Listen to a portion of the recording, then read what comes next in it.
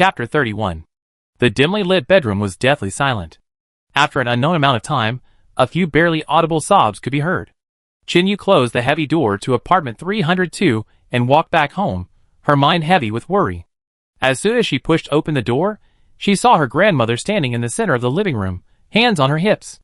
The old woman's usually kind face was now covered with a thin layer of stern frost.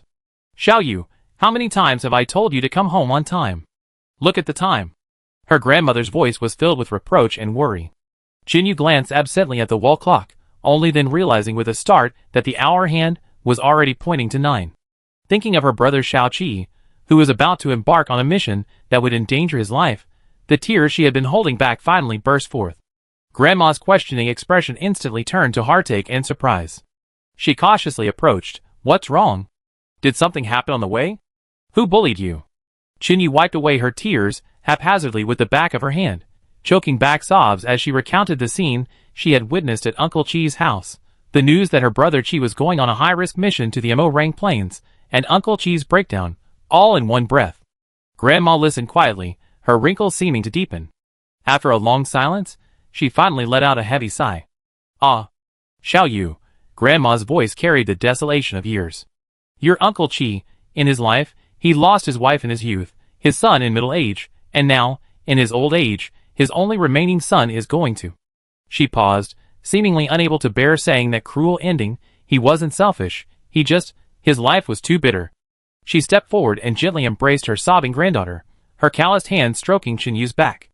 Grandma's gaze drifted to the deep night outside the window, as if she saw her own son and daughter-in-law, who had also died young. She murmured repeatedly, seemingly speaking to Chin Yu, yet also to herself. "It's too bitter, it's too bitter." Chin Yu buried her face in her grandmother's warm embrace, tears soaking the old woman's clothes. In despair, a figure suddenly appeared in her mind. If only Sister Tan could help Uncle Chi, this thought was like a faint light in the darkness. But the next second, she immediately shook her head vigorously. What was she thinking? No matter how capable Sister Tan was, she couldn't change the army's mission, the deadly radiation, or Brother Chi's unwavering determination. This mission is extremely dangerous. The Lava Star people are even more ferocious and warlike than the Water Source Star people. Bien Ruijin's gaze swept over the 3 team members before him, his tone leaving no room for doubt. After being teleported to the world of calamity, regardless of the mission's content, the primary objective is to immediately go to Tan Shixiao's convenience store for help. He paused, a hint of helplessness in his voice. It wasn't that they were deliberately relying on Tan Xiaoxiao. It was simply that as the mission's difficulty increased dramatically, the Fire Seed team was already overwhelmed. If it weren't for Tan Shixiao's repeated, intentional or unintentional, assistance, they would have already been trapped in the abyss. Su Jing, Yinitong, and Lu Luan stood before Bien Ruijin, their faces filled with determination. They wore specially made combat suits, the lines of which were sleek and the tailoring excellent, utilizing Blue Star's cutting-edge technology to enhance their defensive and heat-resistant properties. However, thinking of those violent Lava Star people, Bien Ruijin still felt that this layer of protection was too thin. After a moment of silence, he closed his eyes briefly, then opened them and immediately stood up. "Let's go!" He strode forward first, followed closely by Su Jing and the other 2, walking side by side behind him, each face etched with a resolute determination. The doors to the large reception room opened. Inside, led by Chong Haoqi, all the high-ranking officials of Blue Star and experts from various industries were present. All eyes were focused on these individuals, and a deep respect unconsciously crossed everyone's faces. Bien Ruijin lowered his head, feeling the vibration from the mission bracelet on his wrist. His heart sank. The teleportation time had arrived. He abruptly looked up at the commander at the front, straightened his back, and gave a crisp military salute. "Rest assured, Commander. The mission will be completed." Before his words even finished, a flash of teleportation light engulfed the 4 figures instantly. At the same time, on the huge screen in the reception room, a cold cursor flickered, and a line of scarlet characters suddenly lit up. "Welcome to the ghostly disaster livestream." After the blinding light faded, Bien Ruijin looked at the unfamiliar surroundings and location, his heart sinking. This wasn't the usual secluded street corner waiting area they encountered when entering the game. This was a strange and chaotic train station waiting room. Bien Ruijin carefully observed the environment. His first impression was emptiness, extreme emptiness, an emptiness that was unsettling and created a great sense of oppression. Rows of cold, Hard stainless steel seats were haphazardly arranged, with many passengers huddled on them, carrying heavy luggage, their eyes vacant, as if Bien Ruijin and his group didn't exist. A huge timetable display screen occupied an entire wall at the front, its cracked screen flashing distorted, illegible text. The trash can in the corner was overflowing with garbage, filthy and disgusting. It looked like a place fraught with danger. Bien Ruijin scanned the eerie waiting hall, his heart tightening, for he saw no trace of his opponents, the Lava Star people. So were they teleported elsewhere? Or are they hiding? Suddenly, the station's loudspeaker crackled with a mechanical announcement. The game is about to begin. Players from Blue Star and Lava Star, please prepare yourselves. The game rules will now be read. Bien Ruijin froze, quickly gathering his scattered thoughts, forcing himself to focus on the rules. Lost Train Station, the largest transportation hub in the City of Calamity, has been brought to a permanent standstill by an unknown disaster. All passenger and freight transport has ceased. Passengers and staff are trapped here, forever adrift. Your arrival is the only variable. Player objective: survival and boarding. Within 60 hours, find and board the only last train that will take you out of this station. Victory determination. The winner is determined by the number of civilizations that successfully board the train and survive until the end of the instance. Those who board but die midway do not count towards the winner's score. Winning rewards: 500 points, 20% reduction in home planet pollution, and 1 chance to win a prize. Loss penalty: a massive blizzard strikes the home planet, lasting 2 years. Warning 1. Those without tickets cannot board. Please carefully conceal your identities to avoid being discovered by the inspectors. 2. If discovered, escape. 3. Seemingly safe areas may harbor hidden dangers. 4. The last train only stops at designated platforms. The departure window is extremely short, and latecomers will not be waited for. Boarding the train isn't the end. Surviving to the final destination is victory. May you find your way home and escape successfully. The cold broadcast rules finished, and the scarlet countdown on the wristband mercilessly ticked. 59 hours, 59 minutes, and 59 seconds. 60 hours had clearly passed, but at this moment, it felt incredibly short. The Blue Star viewers, who had been confidently watching the live stream of the ghostly disaster, waiting to be carried by Sister Tan, panicked. What's going on? Why did the waiting area change? Damn it, could it be intentional? We're doomed. If we can't get out, how do we get help from Sister Tan? Captain, what do we do? Yen Yitong's voice trembled noticeably. The familiar street corner waiting area didn't appear. They were directly thrown into this death instance called Lost Train Station. Was it a coincidence? Or was the game patching the loophole of their reliance on Sister Tan? Or was it pure malicious mockery from those higher dimensional beings? Countless thoughts exploded in her mind, her heart pounding with anxiety. Calm down, Yitong. Su Jing's voice wasn't loud, but it carried a calming power. She stepped forward and gently pressed Yen Yitong's slightly trembling shoulder. Panic won't help. The fact that the lava aliens haven't appeared proves they're either somewhere else, or they're hiding in the shadows waiting for us. She paused, lowering her voice even further. So, the more critical the moment, the calmer we need to be. Su Jing turned to look at the captain. The lava aliens are ferocious and enraged, far stronger than us, so we must find the information about the last bus first to gain the upper hand. Su Jing's composure temporarily calmed Yen Yitong's chaotic emotions. She took a deep breath, the unease and anxiety in her eyes gradually disappearing. Yes, we need information. Train number, departure time, platform. Bien Ruijin gave Su Jing an approving look. Su Jing truly was the most outstanding newcomer he had encountered in all his missions. Time is of the essence. The most important thing now is to find out the information about the last train. Lu Luan, you keep an eye on the surrounding passageways and NPCs. He immediately lowered his voice, pointing to the huge timetable in the waiting hall, and whispered, Su Jing, Yitong, come with me. Be careful not to make any noise. The three moved cautiously, trying to avoid the passengers huddled on the cold seats, their eyes eerily empty. The huge timetable was riddled with cracks, the distorted and flickering text on the screen resembling garbled scribbles, making the information completely unrecognizable. The trash can in the corner reeked of an indescribable stench of decay. Yen Yitong frowned, instinctively covering her nose, and couldn't help but glare at the trash can with disgust. As she looked away, her sharp eyes noticed a waist-high metal cabinet standing below the timetable display screen. It looked like an information desk. The cabinet door was ajar, the bottom piled high with messy documents, and on top sat an old-fashioned CRT monitor. Captain, over there! Yen Yitong exclaimed excitedly, There might be a clue. The Enruijian's heart skipped a beat. He signaled Su Jing to keep watch behind them, while he and Yen Yitong quickly approached the information desk. He tried pressing a few keys randomly, but the screen remained unresponsive. Damn it, is it out of power or broken?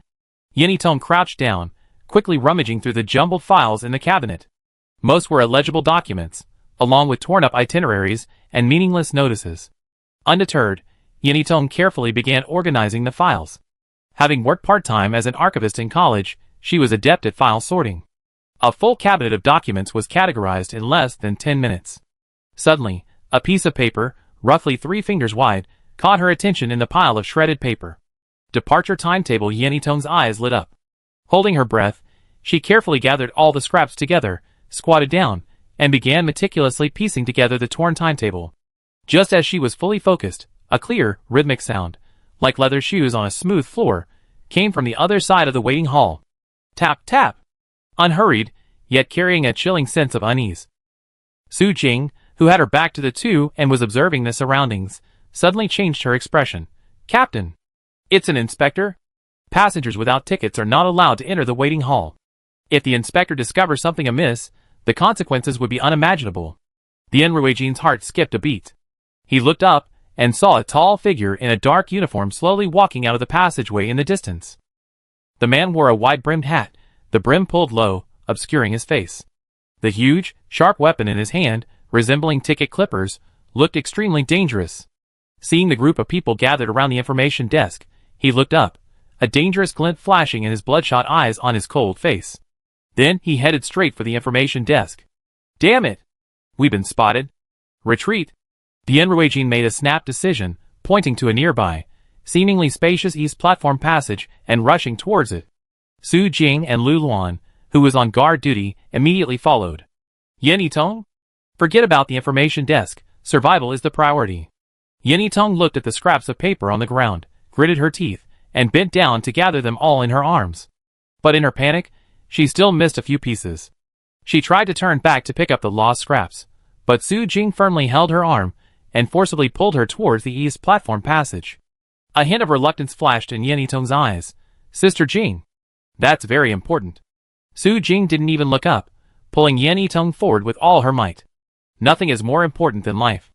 Just as the four were about to rush into the passageway, the clatter of leather shoes behind them suddenly quickened, becoming rapid and threatening. The four of them didn't dare look back, running frantically through the empty passageway with all their might.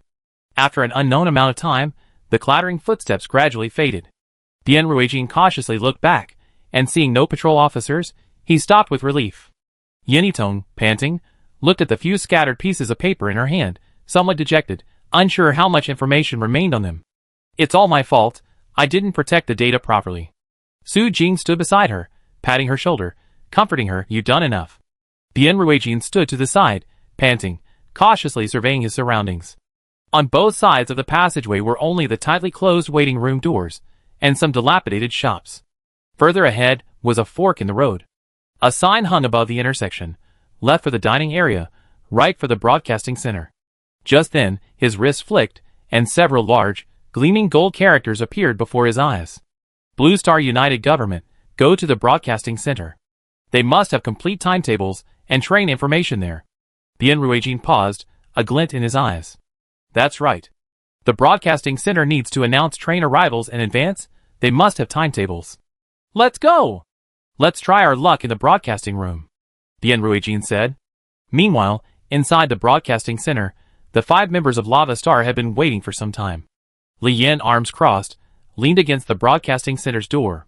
His rugged face wore undisguised contempt and impatience. Captain, would they really come to a place so obviously a trap? Lai Shan asked, squatting on the ground, his face full of doubt, a giant hammer almost as tall as him in his hand. With such crucial information in the broadcast room, it's no wonder they're here. Just wait for them to walk right into our trap.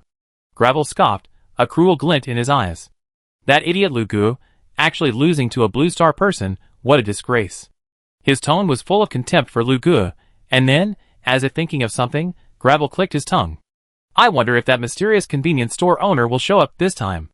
I'm really curious to see just how capable she is.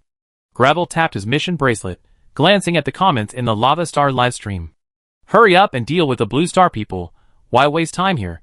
The Blue Star people are so fragile. Why resort to an ambush? Is it necessary? Will we be able to see that mysterious convenience store owner this time? The Lava Star people are born with immense strength and revere force. Because they were born in lava volcanoes, their personalities are also quite fiery and direct. They couldn't quite understand Gravel's ambush tactics. Beside Li Yin, a scantily clad woman leaned against the wall, toying with a dark red whip that sparked. I hope they hurry up. This dawdling is infuriating. Chia licked her lips, her eyes brimming with pre-hunt excitement. In a corner sat a man and a woman in silence. Fan Ling and Yan Lei exchanged a glance, neither speaking. Both were newcomers and had little say here. Time ticked by. Just as Lai Shan stamped his foot in frustration, Li Yan's expression suddenly changed. They're here. In the distance, four disheveled figures were desperately rushing towards the broadcasting center. It was Bian Ruijin, Su Jing, Yin Yitong, and Lu Luan. Ha! They really are here. Seeing the foolish Blue Star people rush unsuspectingly to the broadcasting center's entrance, Li Yan's grin widened instantly, and he abruptly straightened up. The next second, attack! Li Yan roared. Li Shan was the first to rush out of the gate. His lava hammer slashed straight at Bian Ruijin and Su Jing at the front. At the same time, Chia flicked her wrist, and a lava whip, accompanied by a whooshing sound and flying sparks, spawned cunningly towards Yan Yitong and Lu Luan. Bian Ruijin, at the forefront, had the most combat experience and the fastest reaction, roaring loudly. Retreat! Retreat quickly! The hammer slammed down half a meter in front of him, instantly sending debris and lava flying. The shockwave sent the Fire Seed team flying, crashing to the ground in a sorry state. The Blue Star viewers in the disaster livestream watched this scene with despair and anxiety. Damn Lava Star people. Even more insidious than Water Star people. They actually ambushed us. How shameless. Run before you're injured. Go! Escape! Su Jing was the first to struggle to her feet, and called out to her teammates. However, just as they tried to escape, another cold, rhythmic sound, like a death countdown, rang out from behind them. Tap, tap, tap! The inspector, dressed in a dark uniform and wielding a huge ticket clipper, was rapidly approaching from the main waiting hall. A pair of scarlet eyes were locked onto the group of ticketless passengers. They were truly caught between a rock and a hard place. The four members of the Fire Seed squad instantly turned pale. Li Yin also saw the approaching inspector, a flicker of surprise and fear in his pupils quickly turning into rage. Damn NPCs. Captain, what do we do? Lai Shan asked from the side. Li Yin looked at the Fire Seed squad, trapped like lambs to the slaughter, and then glanced at the approaching inspector. Take care of the Blue Star bugs first. Quick! Lai Shan and Chia immediately obeyed, gathering their strength, preparing for another fierce attack. In the nick of time, Lu Luan caught a glimpse of an entrance, half hidden by a collapsed billboard in the distance. Above the entrance, a few small words still hung precariously, Freight Passage. This way. The Freight Passage. The instinct for survival overwhelmed fear, and the four members of the Fire Seed team didn't hesitate, immediately rushing towards the dimly lit passage entrance. They plunged headlong into the unknown darkness. Trying to run? Li Yin roared in fury, raising his hand sharply, a torrent of scorching lava roaring as it slammed into the Freight Passage entrance. But it was too late. He instinctively tried to chase after it, but Chia grabbed him. Wait, Captain! That thing is here! The inspector was getting closer, his scarlet eyes beneath his wide-brimmed hat coldly sweeping over Li Yin and the others. The huge ticket clippers in his hand slowly rose, emitting a chilling metallic scraping sound. Passenger without a ticket found, eliminate. Passenger without a ticket found, eliminate. Passenger without a ticket found, eliminate. Damn annoying monster. Gravel cursed, taking a step back and decisively pushing the two newcomers behind him out to buy time. Then he turned and left with Chia and Lai Shan. They, the Lava Star people, were born with scorching magma and possessed extraordinary strength. An A-rank monster wouldn't be difficult to deal with, but the problem was that there was more than one inspector in this instance. Killing one would attract the attention of a second and a third. It was better to send two newcomers to buy time. Whether they survived was up to fate. Thinking of the Blue Star people who had narrowly escaped, Gravel tapped his bracelet. Unsurprisingly, he saw the Lava Star spectators mocking him for letting the Blue Star ants escape. Gravel gritted his teeth at these sarcastic remarks. Consider them lucky. They can run, but they can't hide forever. This dungeon is only so big, let's see how long they can hide. The cargo corridor was dimly lit, filled with the unpleasant smell of rust and engine oil. The corridor was lined with abandoned cargo boxes. The fire seed team dared not linger, running frantically until they saw a fork in the road at the end. From the left of the fork, they could faintly hear heavy footsteps, like someone dragging a heavy load. To the right was a staircase leading downwards, with a sign that read cold storage, out of service, in large characters. Bien Ruijin made a decisive decision and headed to the right. Cold storage facilities are usually sturdy and have only one entrance, making them easy to defend and difficult to attack. At least this would allow them to temporarily escape the double pursuit from the outside. The four stumbled down the stairs and struggled to push open the heavy metal door. Upon entering, a faint musty smell filled the air. The space was small, filled with empty shelves and freezers that had long since lost power. The only lighting was a flickering incandescent bulb overhead. Bien Ruijin and Lu Luan used the discarded shelves they could find to prop the door shut. Yinny Tong slid down to the floor against the cold wall, panting heavily, sweat soaking her forehead. Su Jing, pale-faced, pressed against the door, listening to the sounds outside. Was it safe? The heavy footsteps overhead and the furious roars of the lava aliens in the distance were shut out by the abandoned cold storage room. But the sense of security was only temporary. The mission countdown on their wristbands continued to tick coldly. 50 hours, 36 minutes, and 37 seconds. They couldn't hide here forever. Yinny Tong was in a state of utter confusion. She pulled out scraps of paper. She rummaged through the information desk cabinet. She began carefully piecing them together. After a long while, a tattered train timetable appeared before her. Something! Yinny Tong exclaimed excitedly, holding her breath as she deciphered the words. Last train, and another K7 time. Yinny Tong's heart sank. The departure time and platform information were incomplete. What use was knowing only the train number? Yinny Tong pursed her lips, her face filled with dejection. They were trapped. Zero information, no tickets, surrounded by formidable enemies. They didn't even know which platform the last train departed from. This abandoned cold storage could temporarily shield them from danger, but it couldn't shield them from the anxiety and the death knell-like countdown of their mission. The viewers in the live stream were just as anxious as they were. The frustration and unease of failure had irritated them greatly, and they even started arguing in the chat. What to do? Continuing like this is a dead end. Should we leave? Leave? Are we just waiting to be killed? But staying here is also waiting to die. Tan Xiaoxiao was extremely frustrated because her freezer had been sent for repair for half a month, and it still hadn't been returned. She frowned, somewhat annoyed. She knew that trying to save money wouldn't work, but a large commercial freezer costs at least several thousand or even tens of thousands of yuan. She couldn't bear to spend the money to buy a new one. Helplessly, she found the receipt the delivery guy had given her. Looking at the website address and tracking number on the back of the scarlet receipt, she took out her phone, entered the website address, and a pair of eerie red eye icons instantly appeared. After spinning a few times, a line of large text appeared before her eyes. Crimson Express Company, Ltd. Goods Tracking Channel. Tan Xiaoxiao frowned as she entered the tracking number, then discovered that her refrigerator had been picked up by the Abyss Repair Company headquarters 12 days ago. Strange, 12 days have passed, and it's still not fixed. Tan Xiaoxiao sensed something was wrong. She closed the web page and found Mr. Sun's phone number to call. The call was answered quickly after only one ring, Mr. Sun's somewhat hesitant and hoarse voice coming through the phone. Miss Tan, is there something you need? Tan Xiaoxiao had a headache. Wasn't my freezer sent for repair?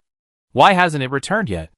Mr. Sun on the other end of the line was taken aback, his voice trembling as he said, Wait a minute, I'm not sure about the repair progress at headquarters.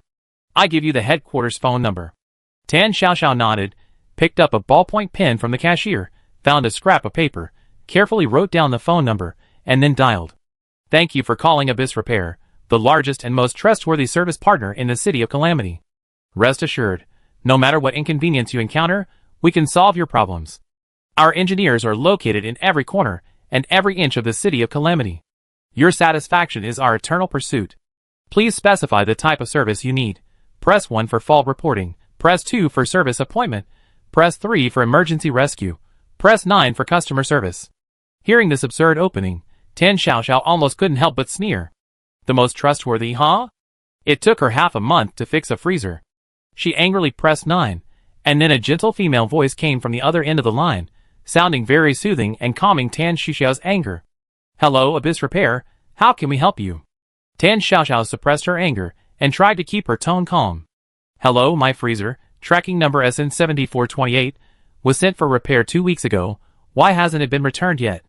The gentle female voice on the other end of the phone was still pleasant. Please wait a moment. Let me check for you.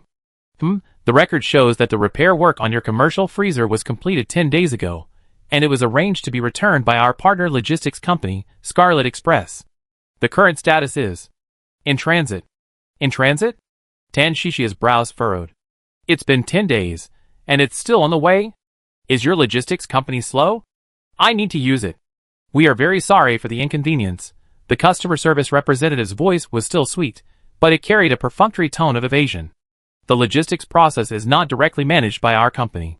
The tracking number I found for Scarlet Express is XS9K7L3M. We suggest you contact Scarlet Express directly to inquire about the specific logistics checkpoint status. Push. Push again. Tan Xiaoxiao instantly felt that the gentle female voice was anything but cute. It was utterly hypocritical. Fine. Fine. Give me the tracking number. She impatiently wrote down the tongue-twisting combination of letters and numbers and slammed the phone down. Abyss Repair. Scarlet Express. Not a single one is reliable. She muttered, seething with anger, but she couldn't do without the freezer. It cost several thousand yuan. She picked up her phone again, searched for Scarlet Express's contact information, and dialed.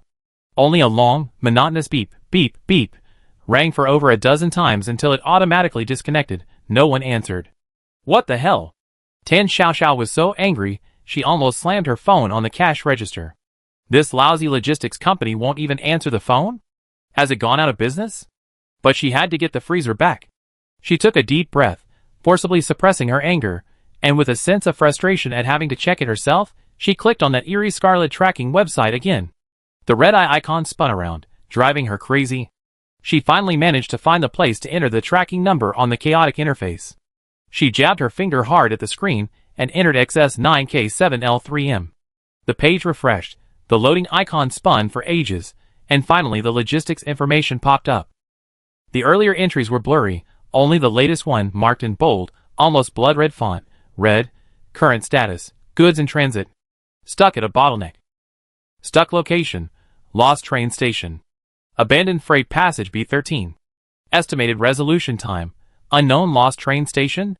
B13 freight passage? Tan Xiaoxiao stared at the screen, her face a mixture of bewilderment and frustration. What kind of crappy place is this? I never even heard of it. A train station freight passage can block my freezer? What on earth is this logistics company doing? Looking at the unknown resolution time, she felt a wave of dizziness wash over her. Half a month. Her freezer had been abandoned in some random train station freight passage, and no one had taken care of it for 10 days? A surge of anger welled up inside her. She wanted nothing more than to rush over there, tear down that damn platform, and snatch her freezer back. Tan Xiaoxiao stared at the message on her phone screen. Lost at train station. Abandoned freight passage B13, her anger blazing.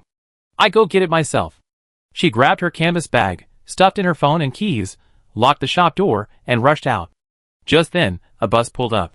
Tan Xiaoxiao glanced at the navigation, confirmed it was the right direction, and immediately jumped on. The scenery outside the window gradually became desolate, with abandoned factories and fields flashing by. Tan Xiaoxiao's mind was completely occupied with her freezer.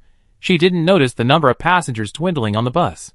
Half an hour later, the bus stopped at a lonely bus stop. Lost train station, we arrived, the driver announced hoarsely. As soon as Tan Xiaoxiao got off, the bus sped away as if fleeing. The scene that greeted her after getting off the bus stunned Tan Xiaoxiao. There were no passenger trains, no gates, only an area enclosed by a huge, dilapidated wire fence, behind which was a thick, impenetrable gray-white fog. What's going on? Municipal renovations? They didn't even put up a sign? This is just a waste of time. Tan Xiaoxiao looked around, but couldn't find an entrance, so she simply tore open the fragile wire fence and squeezed through a gap.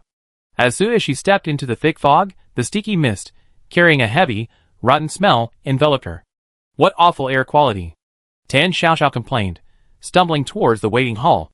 Passing through an open area littered with garbage, she saw the dilapidated waiting hall, and went inside without hesitation.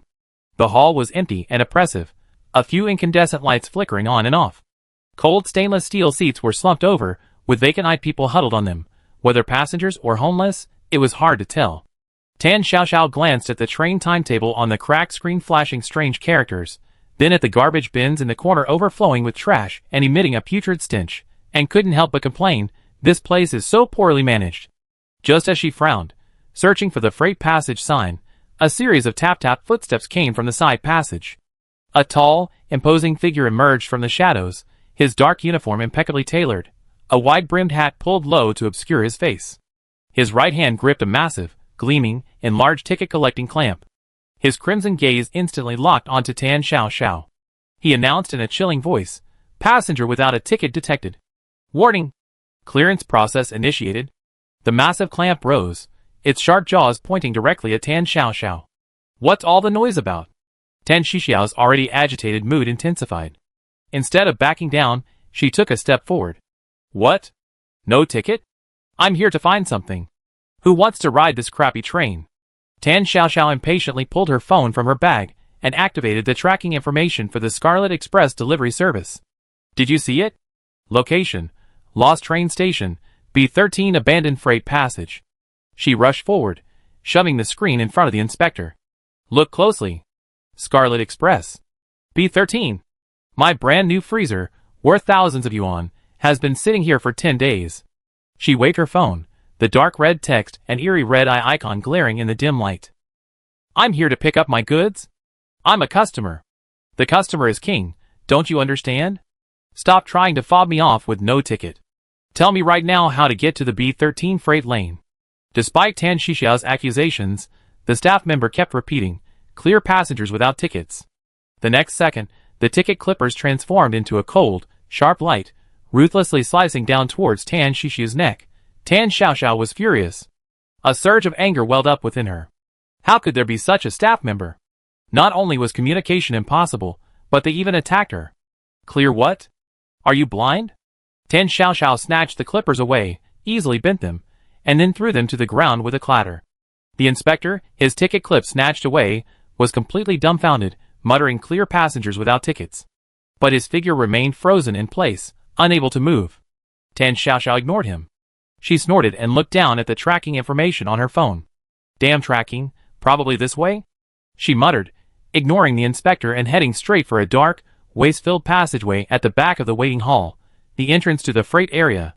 In a corner of the waiting hall, Li Yin was frantically searching for information about the last train. Out of the corner of his eye, he caught a glimpse of Tan Xiaoxiao disappearing into the freight passage. He didn't pay her any mind, assuming she was just an NPC cleaner on her way to work. The freight passage reeked of a strange odor, and was dimly lit. Following the erratic tracking, Tan Xiaoxiao wandered around for a while, before finally arriving at a narrow staircase. A crooked sign above it read "Cold Storage, Out of Service," and a smaller sign next to it read "B13. Found it." Tan Xiaoxiao's eyes lit up, and she rushed down the stairs. A thick metal door instantly appeared before her. She pushed it, but it wouldn't budge. She pushed harder, still no movement. It was as if something was blocking the other end, challenging her to a test of strength. Tan Xiaoxiao's patience completely ran out. She took 2 steps back and kicked the door with all her might. Bang! Bang! Bang! The loud impact echoed in the stairwell. "Open the door. Give me back my freezer." Bang! Bang! Bang! Inside the freezer. The initial banging had already made Bian Ruijin and the other three's hearts stop, but the subsequent violent kick made everyone's hearts tighten even more. "What do we do, Captain? Could it be lava aliens?" Yinitong's voice trembled, her eyes filled with despair. Inside the Blue Star Joint Office, Chang Haoqi's eyes were filled with helplessness and anger. He turned his head, his bloodshot eyes fixed on the experts behind him. "Is there no other way? Speak. Are you waiting for the Fire Seed team to be wiped out if you don't speak?" The experts and think tank members all lowered their heads meekly, their faces also showing reluctance and despair. Chang Haoqi closed his eyes and sent a message. "Blue Star Joint Government, Bian Ruijin, have Yinitong hide in the corner cabinet. She's small enough to squeeze in. The rest of you engage." Upon receiving the message, Bian Ruijin immediately looked at Yinitong beside him, gesturing for her to hide. Seeing Yinitong safely in place, Bian Ruijin took a deep breath and resolutely stood up. "Prepare for battle." The three blocked the door, their eyes resolute, ready to fight to the death amidst the deafening sound of the door being kicked open. The audience on Blue Star, witnessing this resolute yet tragic scene, couldn't help but shed tears. Thank you to the Fire Seed team for their sacrifice for Blue Star. Is there really no other way? I can't stop crying, sob. Amidst this tragic atmosphere, a clear female voice rang out from the doorway. Open the door. Give me back my freezer. Bang. Bang. Bang. That voice? Something's not right. Give me back my freezer. Bien Ruijin and Su Jing stared at each other, their eyes filled with disbelief, astonishment, and absurd hope. The next second, with a crack, the door lock was deformed by the heavy kick. The shelf blocking the door was shaken open a crack. Dim light shone in from outside, and a figure slowly appeared. Tan Xiaoxiao withdrew her foot, leaning against the doorframe, panting. Her gaze swept past Bien Ruijin and Lu Luan at the doorway, precisely locking onto the freezer in the corner. Ah! My freezer! I finally found it! Her eyes lit up, seemingly oblivious to the fully armed, dumbfounded group of people. She shoved aside the staggering Bien Ruijin and headed straight for the freezer, complaining. What are you all doing hiding here? You scared me half to death. And blocking the door. I had to kick it for ages. This lousy platform is terribly managed. How did my freezer end up here? Bien Ruijin, Su Jing, Yinitong, and Lu Luan, their minds completely blank, murmured, eh. Inside the disaster livestream room, the Blue Star citizens, expressing gratitude and respect for the soon-to-be-sacrificed Fire Seed squad, were left wondering? Inside the Blue Star joint office, Chang Haoqi, suppressing his grief, and experts from various fields exclaimed, shock. Chapter 32. Watching Tan Xiaoxiao intently inspect the freezer, Bien Ruijin felt a deep sense of bewilderment and absurdity. Yinitong, hiding in a corner cabinet, cautiously climbed out after confirming there was no danger, her face filled with a mixture of surprise and delight as she looked at Tan Xiaoxiao. Sister Tan. You have no idea how. Tan Xiaoxiao didn't pay attention to what she was saying, her mind was entirely on the freezer. She carefully examined its surface with her fingers for scratches and dents. The others finally snapped out of their shock, realizing they had to make Tan Xiaoxiao understand their dire situation.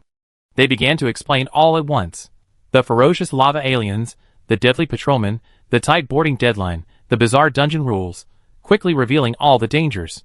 However, Tan Xiaoxiao paid no attention, letting it go in one ear and out the other, her eyes never leaving her freezer. She waved her hand dismissively. Okay, let me get the freezer fixed first. After checking it inside and out, she found it intact except for some dust, without even a scratch, and breathed a sigh of relief. But she was still a little worried. Was the freezer fixed? There wasn't even a power outlet in this cramped place. How was she supposed to test it? It seemed she'd have to move it out first. Tan Xiaoxiao turned her head, her gaze sweeping over everyone, finally landing on Lu Luan. Her eyes lit up immediately. Wasn't this a perfect opportunity? Hey! Lu Luan. Tan Xiaoxiao waved at Lu Luan without any politeness. Come here, help me move the freezer out. Lu Luan was stunned, not reacting immediately. Seeing him not moving, Tan Xiaoxiao put her hands on her hips, her lips turning down. What are you playing dumb for? Did you sign that labor contract for nothing? If you don't want to work, pay back the money. Let's make it clear first, not a penny less interest. Only after paying the interest will you be able to repay the principal. Lu Luan's lips twitched.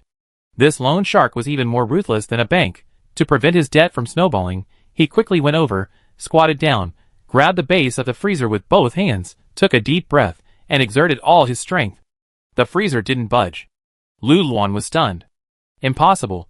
He had been undergoing professional strength training these past few days. Even if he couldn't lift this freezer, it shouldn't be completely immovable. Seeing this, Bien Ruijin immediately stepped forward to help. The two of them worked together, veins bulging, and tried to lift it again. The freezer remained as if welded to the ground, unmoving. The two exchanged a glance, both seeing incredulous shock in each other's eyes. There was definitely something strange about this freezer. Seeing their efforts proving fruitless, Tan Xiaoxiao frowned in confusion. Just a freezer, and you two grown men can't handle it. Her suspicious gaze swept over the two of them. One person slacking off is possible, but both slacking off? That's unlikely, right? The only explanation is, they're too young and their bodies are too weak. Thinking this, a hint of sympathy flickered in her eyes, and she shook her head with a click of her tongue. Forget it, there's no point in counting on them. Tan Xiaoxiao stepped forward, her seemingly slender arms encircling the heavy commercial freezer. To the stunned gazes of Bien Ruijin and the other three, she effortlessly lifted the behemoth off the ground. Her movements were so light, as if she were carrying only an empty cardboard box. In the Blue Star livestream room, the viewers who witnessed this Lin Dayu uprooting a willow tree scene couldn't help but feel a bit overwhelmed. Although I know Sister Tan is strong, it still seems a bit absurd. Am I the only one wondering just how weak Bian Ruijin and Lu Luan are? The two of them couldn't even lift a freezer. Sister Tan's freezer couldn't be an ordinary thing, could it? True. Inside the Blue Star joint office, seeing this scene, Zhang Haoqi couldn't help but smile, instantly dispelling the oppressive atmosphere in the office. He even had the leisure to joke with his adjutant, Xiao Wu, beside him. Looks like we have to get Bian Ruijin and Lu Luan back to work on their training. What will we do if they can't even lift a freezer? Xiao Wu, standing to the side, couldn't help but chuckle, a touch of melancholy in his heart. No matter how dangerous the situation, just seeing Sister Tan made all the problems seem insignificant. He wasn't the only one with this thought. Even the commander probably felt the same way, hence the joke. Tan Xiaoxiao, carrying the freezer as if it were a fragile antique, moved cautiously up the narrow stairs, each step accompanied by a worried mutter to herself. Be careful. Don't bump into it. It was just repaired. The four members of the Fire Seed squad exchanged glances, and silently followed, for they had no choice but to follow Sister Tan. Finally, after safely placing the freezer back on the aisle floor, Tan Xiaoxiao breathed a small sigh of relief, then frowned at the heavy freezer. No, carrying it like this is too tiring. I need a trolley. She looked around the aisle, which was piled high with waste, and complained, such a big train station, and not even a handcart. I'm definitely going to complain when I get out. Just then, thump, thump, thump. Heavy footsteps came from deep within the aisle on the left, mixed with the clanging of metal. At the same time, a nauseating stench, like rotting seafood mixed with the fishy smell of chemicals, filled the air. Tan Xiaoxiao immediately covered her nose in disgust. Ugh, what is that smell? At that moment, a line of cold, black text suddenly appeared before the four members of the Fire Seed squad. Warning, high concentration of mental pollution detected. Source, trash can contaminated by a cleaner at the lost train station. Mental state rapidly declining. Approaching the critical point. From the shadows, a hunched, short figure slowly emerged, drawing ever closer. He wore filthy work clothes, dragging a flatbed cart with a huge metal barrel on it. The viscous black liquid inside the barrel churned and bubbled, emitting a pungent stench and an invisible, mind-distorting fluctuation. As the distance closed, the black liquid in the barrel violently churned, and rings of black mist carrying twisted whispers suddenly spread out. Hold your breath. Retreat. Bian Ruijin's expression changed drastically, and he shouted a stern warning. It was too late. The group was struck dumb, their vision overwhelmed by bloody and terrifying hallucinations, their ears filled with maddening babbling. Their faces were deathly pale, their bodies swaying uncontrollably, frozen in place, completely incapacitated. Ugh! This smell. That's really strong. How long has it been since you emptied this trash can? Standing at the center of the pollution, Tan Xiaoxiao showed no sign of distress, only frowning and fanning the air in front of her, her tone full of disgust.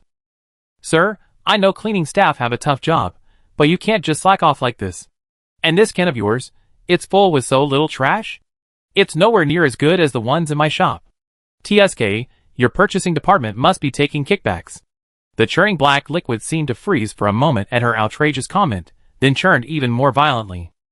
Tan Shishi's gaze, however, was fixed firmly on the flatbed cart. Sir, can I borrow your cart for a bit? I return it after I move the freezer. You can use this time to empty the trash can, so you don't pollute the air here. As she spoke, she reached directly for the filthy bucket on the cart. The cleaner's movements froze abruptly, the shadow beneath her wide-brimmed hat seeming to radiate a chilling anger. The black liquid inside the bucket churned violently, the stench and mental pollution in the air instantly intensifying several times, as if solidifying into a viscous substance. Bian Ruijin and the others, already in excruciating pain, groaned, almost completely fainting. Only Bian Ruijin, with the strongest mental resistance and the most resolute will, managed to maintain a sliver of consciousness. Ugh! This is awful! Tan Xiaoxiao was also overwhelmed by the suddenly intensified stench. She felt waves of nausea, and almost vomited up the instant noodles she had eaten that morning. She quickly rummaged through her canvas bag, and pulled out a small bottle of medicated oil. She unscrewed the cap, and vigorously rubbed it on her philtrum. The cool, pungent scent instantly invigorated her. Out of the corner of her eye, she glanced at the people struggling in pain on the ground and paused. Are your noses so sensitive? You all fainted? As she spoke, she knelt down and generously applied the cooling medicated oil to the philtrum of each person. At that moment, Bien Ruijin and the others were trapped in a quagmire of terrifying hallucinations when a very familiar, invigorating scent of mint and camphor suddenly pierced their nostrils. This crisp scent, like a sharp sword, instantly cleaved through the darkness, instantly bringing them back to reality. The hallucinations receded like a tide, and the group, panting, were pulled back from the brink of collapse. Seeing the four people regain their senses, Tan Xiaoxiao casually tossed the bottle of medicated oil to Bien Ruijin. "Here, take this, it refresh you. Look at how weak you all look. Are you from the heat or the fumes?" Bien Ruijin hurriedly caught the bottle, looking down at the seemingly ordinary bottle of Tiger Balm. A line of bold text appeared. Tiger Balm, cooling and stimulating. Reduces mental pollution index by 50%. Dispels hallucinations. Bien Ruijin paused, then solemnly and carefully put it away. His eyes were full of gratitude as he looked at Tan Xiaoxiao, even standing up and bowing respectfully. Tan Xiaoxiao scratched her head, somewhat puzzled. Just a bottle of Tiger Balm, was it really necessary? Meanwhile, the Blue Star Disaster livestream room was already flooded with enthusiastic comments from viewers. Is Sister Tan a treasure chest?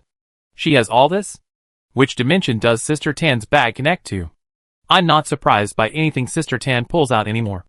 +1, I'm already spoiled by Sister Tan's amazing abilities. The mental pollution he was so proud of was easily neutralized by a small bottle of Tiger Balm. The cleaner stood frozen in place, the shadow under his wide-brimmed hat seeming to reveal deep confusion. Tan Xiaoxiao, however, didn't hesitate. She deftly pulled over the empty flatbed cart, easily lifted the unusually heavy freezer, and placed it steadily on it. Done! She clapped her hands, grabbed the cart handle, and waved enthusiastically goodbye to the frozen cleaner. Master, hurry up and empty the bucket. I borrow the cart for a bit, I return it later. With that, she pushed the creaking cargo cart, calling to the four people who had just regained their senses. Let's go! Don't stand there. Quickly lead the way to the exit. I need to go back and check if this freezer is fixed. Tan Xiaoxiao pushed the creaking flatbed cart, stumbling along the dimly lit freight aisle, muttering incessantly about this unlucky day. I've been having such bad luck lately. I think I need to find some time to pray. I heard there's a really famous temple in the suburbs. Tan Xiaoxiao looked at the narrow, winding passageway, her face full of frustration. What a terrible design.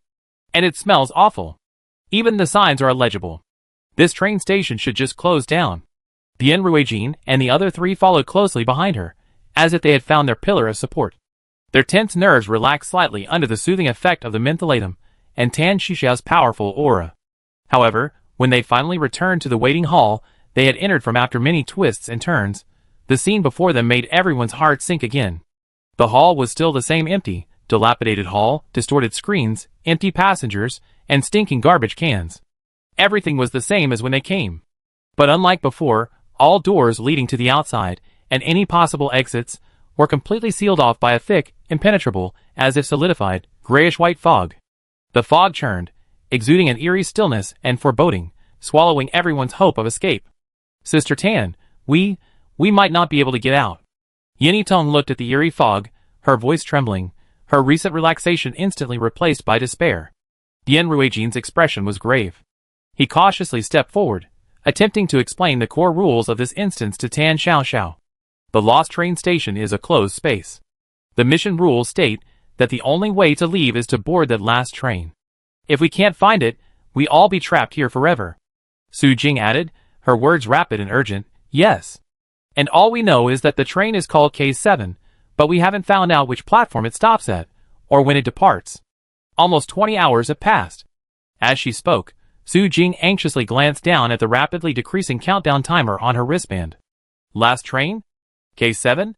Tan Xiaoxiao stopped pushing her cart, frowning, looking at the four anxious-looking people in front of her with a puzzled expression. Since you know the train number. That's easy. Tan Xiaoxiao's gaze swept towards a corner of the empty hall. Then what are we standing here for? Why not just go to the self-service ticket machines? This train station is so big, there must be some, right? As she spoke, she pushed her cart straight towards the right side of the hall, where several dusty self-service ticket machines seemed to be standing.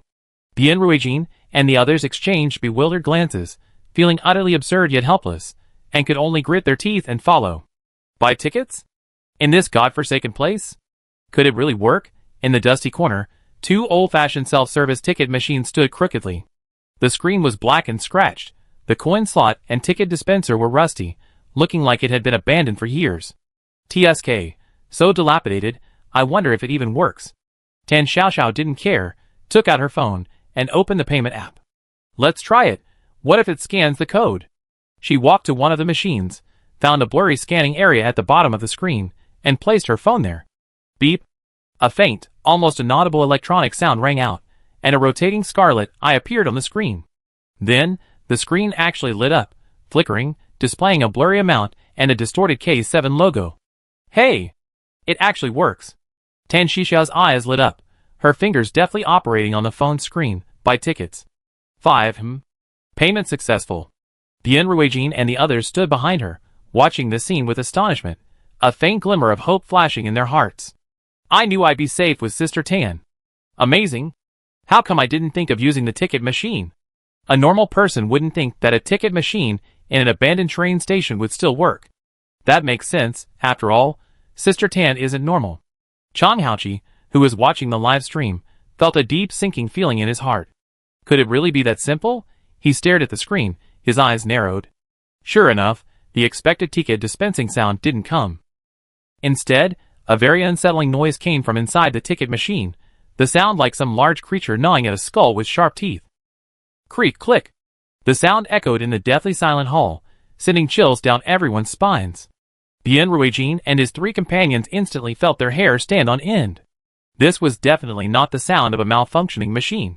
Su Jing instinctively gripped her weapon tighter. Yinitong took a step back, her face pale, and the live stream chat exploded. Holy crap! What's that sound? Is this ticket machine alive? It feels like it's chewing bones. Sister Tan, get back. Tan Xiaoxiao was also annoyed by the eerie sound. She frowned and slapped the cold exterior of the ticket machine. Hey! What's going on? I already paid. Where's the ticket? Stop dawdling. Print it out. Her slapping seemed to enrage the machine. The bone-gnawing sound abruptly stopped, replaced by a low, malicious hiss. A plume of rotten, foul-smelling gas suddenly spewed from the ticket dispenser. At the same time, a metal panel on the side of the machine snapped open, and a metal tentacle covered in sharp spikes, ending in claws, whistled through the air as it lunged at Tan Xiaoxiao's arm as she pounded on the ticket machine. Watch out! Bien Ruijin and Su Jing exclaimed simultaneously, instinctively rushing forward, but Tan Xiaoxiao reacted even faster, or rather, she didn't take the malfunction seriously at all. TSK? This damn machine, it even dares to jam tickets? Tan Xiaoxiao's brows furrowed further, her face filled with annoyance. Just as the sharp claw was about to touch her arm, instead of dodging, she swung her arm in a wide arc and slammed her hand hard on the ticket machine's main screen, her tone stubborn. The machine's not cooperating, a slap will fix it. The next second, a deafening crash echoed throughout the waiting hall. Bang! Click! The lava team, searching for ticket information in the waiting room, looked in the direction of the sound, and saw the Blue Star group gathered around the ticket machine, seemingly preparing to buy tickets. Only newbies would fall into such a simple trap. The Blue Star people are truly foolish. Just wait, this ticket machine will swallow them all whole, leaving not even bones. Seeing this, Greville couldn't help but laugh mockingly. The Blue Star people are really polite, they don't even require us to lift a finger. Standing beside him were his teammates, Liaison and Chia. Newcomer Yan Lei, severely injured and pale-faced, followed behind them, while another newcomer, Fan Ling, had already fallen victim to the patrol officer's pincers. But they didn't seem to think anything was wrong. After all, they were newbies. If they died, they died. They'd just be replaced in the next dungeon run. Tan Xiaoxiao's eyes were fixed on the ticket machine in front of her. With her light tap, a muffled thud followed by a clear cracking sound, and the sturdy screen instantly became riddled with cracks. A large amount of thick, foul-smelling, dark liquid seeped from the ticket dispenser. The metal claws drooped limply. Ah! Yinitong gasped, covering her mouth in shock. Tan Xiaoxiao shook her hand, which was slightly numb from the impact, and looked at the unidentified liquid seeping from the machine and the fallen parts, curling her lip in disgust. Terrible quality. Leaking oil after just one tap? What kind of shoddy product is this? The battered self-service ticket machine seemed to finally give way, emitting a piercing creaking sound from the ticket dispenser. Then, 5 dark red tickets, stained with strange, thick dark grime, and made of an unusually tough and thick material, were shakily ejected. Tan Xiaoxiao, quick as a flash, snatched the ticket, disdainfully pinching it between two fingers and shaking off the sticky liquid. TSK, filthy. Finally out? What a lousy machine. She handed the ominously scented ticket to the four stunned people behind her. I paid for the tickets, remember to pay me back later. So expensive, 120 yuan apiece. Tan Xiaoxiao grumbled about the price as she pushed her beloved stroller, one hand on the handlebars, the other still disgustedly clutching the dirty ticket, turning back and gesturing with her chin. What are you all standing there for? We have the tickets. Hurry up and find the platform to board. I don't want to stay in this awful place for another second. She held the dark red ticket, stained with sticky grime, squinting disgustedly, trying to decipher the blurry writing in the dim light. The printing quality is terrible. Platform 13?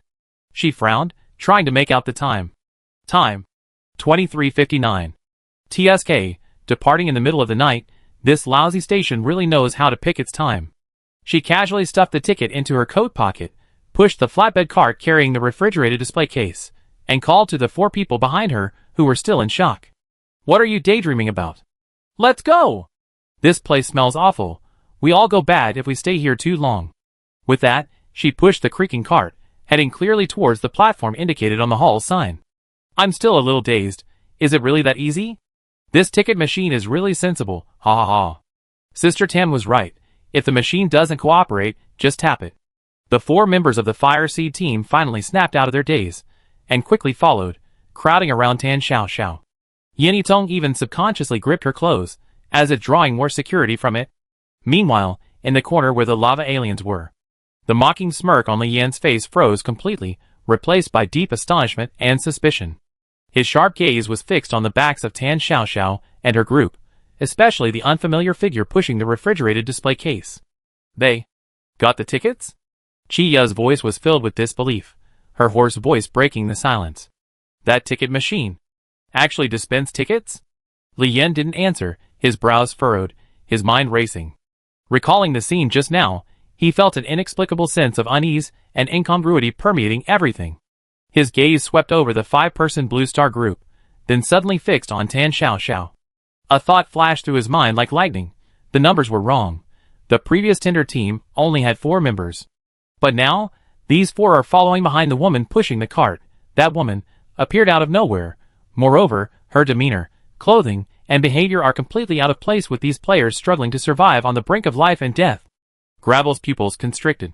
Lu Gu, that fool who suffered such a crushing defeat, the mysterious convenience store owner he had mentioned before. It's her. Gravel spat out the 2 words through gritted teeth, his voice low and cold, tinged with a hint of apprehension. The convenience store owner, who turned Lu Gu into a cripple. How could she be here? Captain?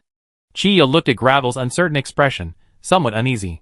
Li Yan forcibly suppressed his turbulent emotions. Now was not the time to investigate the woman's background. The most urgent matter was getting the tickets. The Blue Star people had already taken the lead.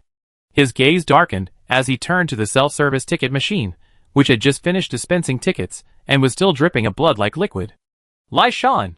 Li Yan's voice brooked no argument. Go! Buy tickets! Lai Shan, without hesitation, strode towards the ticket machine, his face displaying the ferocity characteristic of Lava Star people and disdain for the Blue Star people. In his view, that woman had only gotten lucky or used some special tool. Surely they, the mighty warriors of Lava Star, couldn't handle a broken machine? He imitated Tan Xiaoxiao, extending his thick, highly defensive fingers, attempting to touch the blurry scanning area of the ticket machine. However, just centimeters from the machine's casing. Suddenly, something unexpected happened. The ticket machine's cracked screen suddenly lit up. The metal tentacle, which had been slapped to the ground by Tan Xiaoxiao, swiftly, and with deadly ferocity, reached for Lieshan's head with pinpoint accuracy. Watch out! Xia cried out in alarm. Liaison reacted with lightning speed, instantly forming a dark red protective layer of lava energy on his body, attempting to withstand the fatal blow. The lava alien could withstand temperatures of 800 degrees Celsius. He had absolute confidence in his defenses. However, with a sizzle, the sound of metal tearing and being pierced rang out simultaneously. The metal claw easily ripped through his lava armor and plunged viciously into his skull. Liaison didn't even have time to utter a scream before he instantly died. Then, the cruel metal tentacle slowly retracted, dragging Lieshan's corpse into the ticket machine. A large pool of warm blood seeped from the gaps in the partition, staining the floor. The scene was deathly silent, save for the nauseating sound of chewing. A few seconds later, accompanied by a satisfied burp, the blood-stained ticket machine shakily spat out a dark red ticket. Li Yan's face was so grim it could drip water. His eyes held little grief for Li Shan's death, only a barely perceptible lingering fear. He bent down, expressionless, and picked up the ticket stained with his comrade's blood, his fingers gripping it so tightly his knuckles turned white. One team member had only earned one ticket. Chia stared at the bloodstains on the ground, her face deathly pale, her body trembling slightly. She instinctively took a half-step back, trying to distance herself from the ominous machine. Li Yan's gaze slowly shifted behind him, landing on Yan Lei, the newcomer whose face was deathly pale from his injuries, his breath weak, and who could barely stand. Yan Lei instantly understood. His face drained of color, his eyes filled with terror and despair. "Captain, no, don't!" Yan Lei's voice was weak and trembling as he dragged his heavily injured body, trying to turn and run. Li Yan's face was cold and ruthless. He needed a ticket, and the ticket machine's rules seemed to involve exchanging sacrifices for tickets. Since that was the case, "Yan Lei, it's time for you to contribute to the glory of Lava Star." Li Yan ignored Yan Lei's pleas, throwing him like trash towards the still-dripping blood-stained self-service ticket machine. Thud. Yan Lei's body slammed heavily against the machine's casing, the vicious metal tentacle instantly piercing his heart. The cracking sound of bones breaking echoed again from inside the ticket machine, lasting for a long time. A few seconds later, accompanied by an even more satisfied swallowing sound, the ticket machine shakily spat out a second blood-stained ticket. Inside the Lava Star's disaster livestream room, no one found the scene cruel. In fact, many applauded Leisha's actions. Finally, he's put to some use. Making use of trash, sacrificing himself for glory, is his honor. 2 tickets in hand, Captain's brilliant move. Quick, chase after them. Don't let the Earthlings escape. The comments scrolled by coldly, without a trace of regret or respect for the lost lives. Leisha picked up the ticket, still warm with blood, tossed one to Chia, and then followed towards the exit of Platform 13, where Tan Xiaoxiao and her group had disappeared. Platform 13. The dilapidated platform reeked of a strange odor, and the rusty track stretched into the depths of the thick fog, seemingly without end. Tan Xiaoxiao pushed her creaking handcart, waiting for the last train to arrive, muttering complaints about the dilapidated platform design. What a terrible place. I can't even read the signs. The 4 members of the Fire Seed Squad, on the other hand, were on high alert, scanning their surroundings. Although they had their tickets, the deathly silence of the platform and the billowing fog still filled them with intense unease. Would the last train, K7, really come? Just then, boom, boom. 2 basketball-sized fireballs, radiating terrifying heat, slammed into Tan Xiaoxiao like meteorites. Enemy attack. Dian Ruijin reacted the fastest, shouting for everyone to take cover. Tan Xiaoxiao froze, only then noticing 2 strangely dressed thugs standing not far away, throwing fireballs at her. Tan Xiaoxiao instantly flew into a rage, a surge of fury rushing to her head. These 2 bastards dared to set fire to the train station? And they were even aiming fireballs at her? Fighting and setting fire in the station? Have they no laws? Tan Xiaoxiao hurriedly pushed her freezer to avoid the projectiles, but it was too late. The first fireball grazed the edge of the freezer, slamming into the concrete platform and creating a charred crater. The second fireball struck the side of Tan Xiaoxiao's freezer. My freezer! Tan Xiaoxiao's heart bled. However, the expected explosion and fire didn't happen. Instead, frost quickly spread across the side of the freezer, instantly turning the ferocious fireball into an ice ball. Aside from a shallow dent where it was hit, the freezer itself was completely intact. Li Yan and Chia rushed onto the platform and witnessed this unbelievable scene. Their fear of Tan Xiaoxiao instantly surged to its peak. Tan Xiaoxiao's eyes reddened as she looked at the dent on the freezer. It was the freezer she had gone to so much trouble to retrieve. Lawless. Utterly lawless. Tan Xiaoxiao glanced at the emergency contact number 60321 posted on the platform, and immediately pulled out her phone, angrily dialing it. As soon as the call connected, she didn't even hear what the other person was saying, and just kept complaining into the phone. Hello? Is this the train station management office? I'm on platform 13 at your train station. There are 2 thugs, dressed in weird clothes, covered in smoke, fighting on the platform, and playing with fire. They almost burned my freezer. Yeah. Fireballs were flying everywhere. My freezer got a dent. You have to pay for it. And you have to pay for emotional distress too. If you don't send someone to handle this, I call the mayor's hotline and expose you on TV. What a lousy train station. Chapter 33. Tan Shishu's complaining voice echoed on the empty platform. Lian and Chia paused, staring in absurd disbelief at the woman holding up her phone, muttering that she wanted to complain. They exchanged a glance, their faces contorted with a mixture of bewilderment and a shock to their worldview. Complain? In a dungeon? The 4 members of the Fire Seed Squad, and all the viewers in the Blue Star live stream, were also collectively petrified. Sister Tan is complaining? Will it even work? Sister Tan's thought process is forever beyond the reach of us mortals. That Lava Starman's expression is hilarious. Wait, something's wrong. Unlike Tan Shishia's excitement, there was a strange noise on the other end of the phone, followed by a few indistinct words. Sizzle, price, flesh and blood. Then, a cold, emotionless male voice rang out, stiff as a robot's. Sorry for the inconvenience. Your complaint has been received, and the processing personnel will be heading to platform 13 shortly.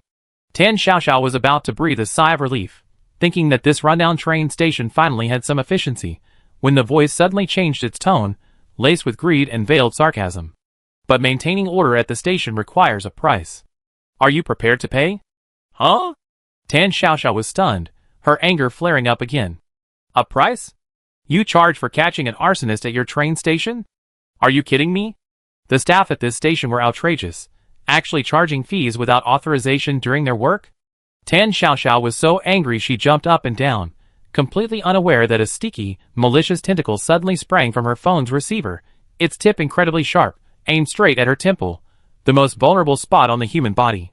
Sister Tan, watch out! Yin Yitong screamed in terror. Tan Xiaoxiao felt the light dim for a moment, and heard a strange hissing sound. Instinctively, she thought the signal had dropped and slapped her phone case in frustration. Hello? Can you hear me? The signal is so bad. I knew second-hand phones were unreliable. It's failed me so many times. She complained impatiently, slamming her hand on the chipped plastic case. Just as she slammed her hand down, the menacing tentacle twitched violently. With a zzz sound, the tentacle retracted into the receiver as if electrocuted. On the other end of the line, the cold, stiff voice suddenly became extremely weak, carrying an undisguised fear. Sorry, signal interference. The voice was broken and barely audible. Our team will be there shortly, please wait a moment. The call was abruptly ended, as if the caller had been greatly frightened. Tan Xiaoxiao put away her phone, muttering helplessly, this is really inexplicable. Lian and Chia, standing not far away, had witnessed the bizarre scene clearly. Lian's face was grim, lost in thought. Chia instinctively took a step back, her eyes filled with horror as she looked at Tan Xiaoxiao. In their live stream, the previously confident Lava Star people were also filled with shock. What happened? Can we really complain? The question is, should we complain? Didn't you see that bizarre scene just now? This woman. Is she the one who caused Water Source Star such a big blunder before? Who is she? I don't understand what you're talking about. Didn't you check the Interstellar Forum? The hot post is still up, the mysterious convenience store owner. Tan Xiaoxiao stuffed her phone back into her canvas bag, glaring again at Lian and Chia. You two arsonists, just wait. Security. The officers will be here to arrest you soon. Pay up. You have to pay up. Just then, clang. Clang. Heavy footsteps echoed from the end of the platform passageway, growing closer and closer, each step feeling like a blow to the heart. A chilling, deathly coldness instantly enveloped platform 13. Everyone present felt their blood freeze. From within the thick fog, an extremely tall figure slowly stepped onto the platform. He wore a loose-fitting uniform, his face completely hidden in the shadow cast by his cap, a metal badge on his chest bearing 3 large characters. Patrol Chief. In his hand, he held an enormous, exaggeratedly large pair of ticket clippers, gleaming with a cold metallic sheen. Lian and Chia, as if facing a formidable enemy, instantly went into high alert, their eyes filled with extreme seriousness. He ignored the Fire Seed team before him, and the prepared Lian and Chia, finally fixing his gaze on Tan Xiaoxiao, who was tenderly touching the dent in the freezer. Sensing someone watching her, Tan Xiaoxiao looked up, her gaze sweeping over the 4 large characters Patrol Chief on the metal nameplate on the other person's chest. Her eyes lit up immediately. Are you the officer in charge? Take those 2 arsonists away quickly, they're too dangerous. This impolite tone made Bian Ruijin, and the others standing behind Tan Xiaoxiao gasped. Even the viewers in the Blue Star Disaster livestream were somewhat terrified. Sister Tan, I know you're skilled and daring, but don't be so reckless. This patrol chief has such a strong aura, so scary. So impolite, won't she anger him? However, to everyone's surprise, the patrol chief didn't immediately attack. He stood frozen for a moment, seemingly processing some extremely reluctant instruction. Finally, under Tan Xiaoxiao's impatient gaze, the patrol chief slowly and stiffly turned around. The massive ticket clipper slowly rose, and a pair of scarlet eyes hidden in the shadows locked onto Li Yin and Qia on the other side. A cold, mechanical voice, tinged with extreme reluctance, said, "Disorderly conduct detected, vandalism, attack on passengers. According to the rules, arrest. Target." Li Yin and Qia's pupils constricted. This monster actually responded to that woman's complaint? This was absurd. They had completed so many missions in the City of Calamities, and had never encountered anything so outrageous. After the absurdity, a deeper fear followed. Being arrested by an NPC like the patrol chief, the consequences were obvious. Move! Li Yin made a decision instantly, his voice filled with madness. He couldn't just sit and wait to die. On Lava Star, only he and Qia remained alive, while on Blue Star, not only were they unharmed, but they also had an unfathomable convenience store owner. According to the survivor boarding number rule, Lava Star was already doomed. Their only hope for a comeback was to kill those 4 vulnerable Blue Star people right now. As long as all the Blue Star people were dead, even if he and Qia were unfortunately eliminated by the patrol chief, it would at least be a draw. Qia instantly understood her captain's intention, and almost simultaneously, the two unleashed all their molten lava energy without reservation. Die! Blue Star bugs. Gravel roared, shoving his arms forward with a powerful thrust. This time it wasn't a fireball, but a towering, surging wall of lava fire, 3 meters high, radiating terrifying heat. Like a roaring tidal wave, the wall of fire, with its insatiable force, instantly swept past the patrol chief, its target clearly set on Bian Ruijin, Su Jing, Yinitong, and Lu Luan, who were gathered together. This attack combined the full power of 2 Lava Star elites. Its speed and power far surpassed the previous one. This is the Li Yin I know. Ruthless. Awesome. Burn those ants to death. Ha ha ha, let's see what the Blue Star people do. A ferocious smile instantly appeared on Li Yin's face. That strange woman might be able to protect herself, but these 4 fragile Blue Star people would definitely be reduced to ashes in an instant. As long as they died, Lava Star would win. At the very least, it would be a draw. The intense heat, carrying the aura of death, rushed towards them. Facing the overwhelming, inescapable wall of lava fire, Bian Ruijin and his companions were filled with despair. All the Blue Star people watching the live broadcast of the cataclysmic disaster on their screens couldn't help but gasp. Some with weaker constitutions even closed their eyes in unbearable horror. The lava people are too much. What do we do? Quick, hide! This wall of fire is so huge, where can we hide? Seeing the wall of fire about to crash into Bian Ruijin and his group, Tan Xiaoxiao almost reflexively shoved the flatbed cart in front of her towards the wall of fire with all her might. The heavy cart, carrying a freezer, suddenly slammed into the side of the wall of lava fire. Boom! After a deafening roar, the expected scene of the freezer melting and being swallowed up did not occur. Instead, it produced a piercing hissing sound and a cloud of white mist from the collision of ice and fire. The seemingly ordinary commercial freezer, upon impact with the wall of fire, suddenly erupted with a blinding, icy blue light. A terrifying chill, seemingly capable of freezing everything, surged forth from within the freezer. Following the crackling sounds of freezing, the seemingly raging wall of fire was visibly frozen solid. In a mere instant, it was completely frozen in midair. Forming a massive, chilling lava ice sculpture, Platform 13 fell into a deathly silence. The sneer on Li Yan's face froze completely, replaced by incredulous horror and bewilderment. Bian Ruijin and his 3 companions stared wide-eyed at the ice wall, so close yet radiating bone-chilling cold, their minds blank. In the Blue Star Disaster livestream room, the chat exploded with messages of gratitude. I knew following Sister Tan was always the right thing to do. Sister Tan, do you sell this freezer?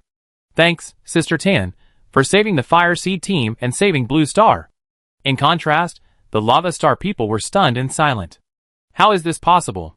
Conglomerate's incinerating firewall melted a high-level defense tower back then. What is that woman's identity? I don't know. Lu Gu said she's a convenience store owner. Do you believe that? So powerful, And she's just a shopkeeper? In the dead silence, only Tan Shuxia's surprised voice broke the silence. She looked at her freezer, its surface covered with a beautiful layer of frost, and clapped her hands excitedly. Wow! This freezer was totally worth the repair. Tan Xiaoxiao rushed forward, lovingly touching the cool exterior of the freezer, looking at Bian Ruijin and the others with surprise and delight, her voice filled with joy. Look! It can cool without electricity? And it works so well.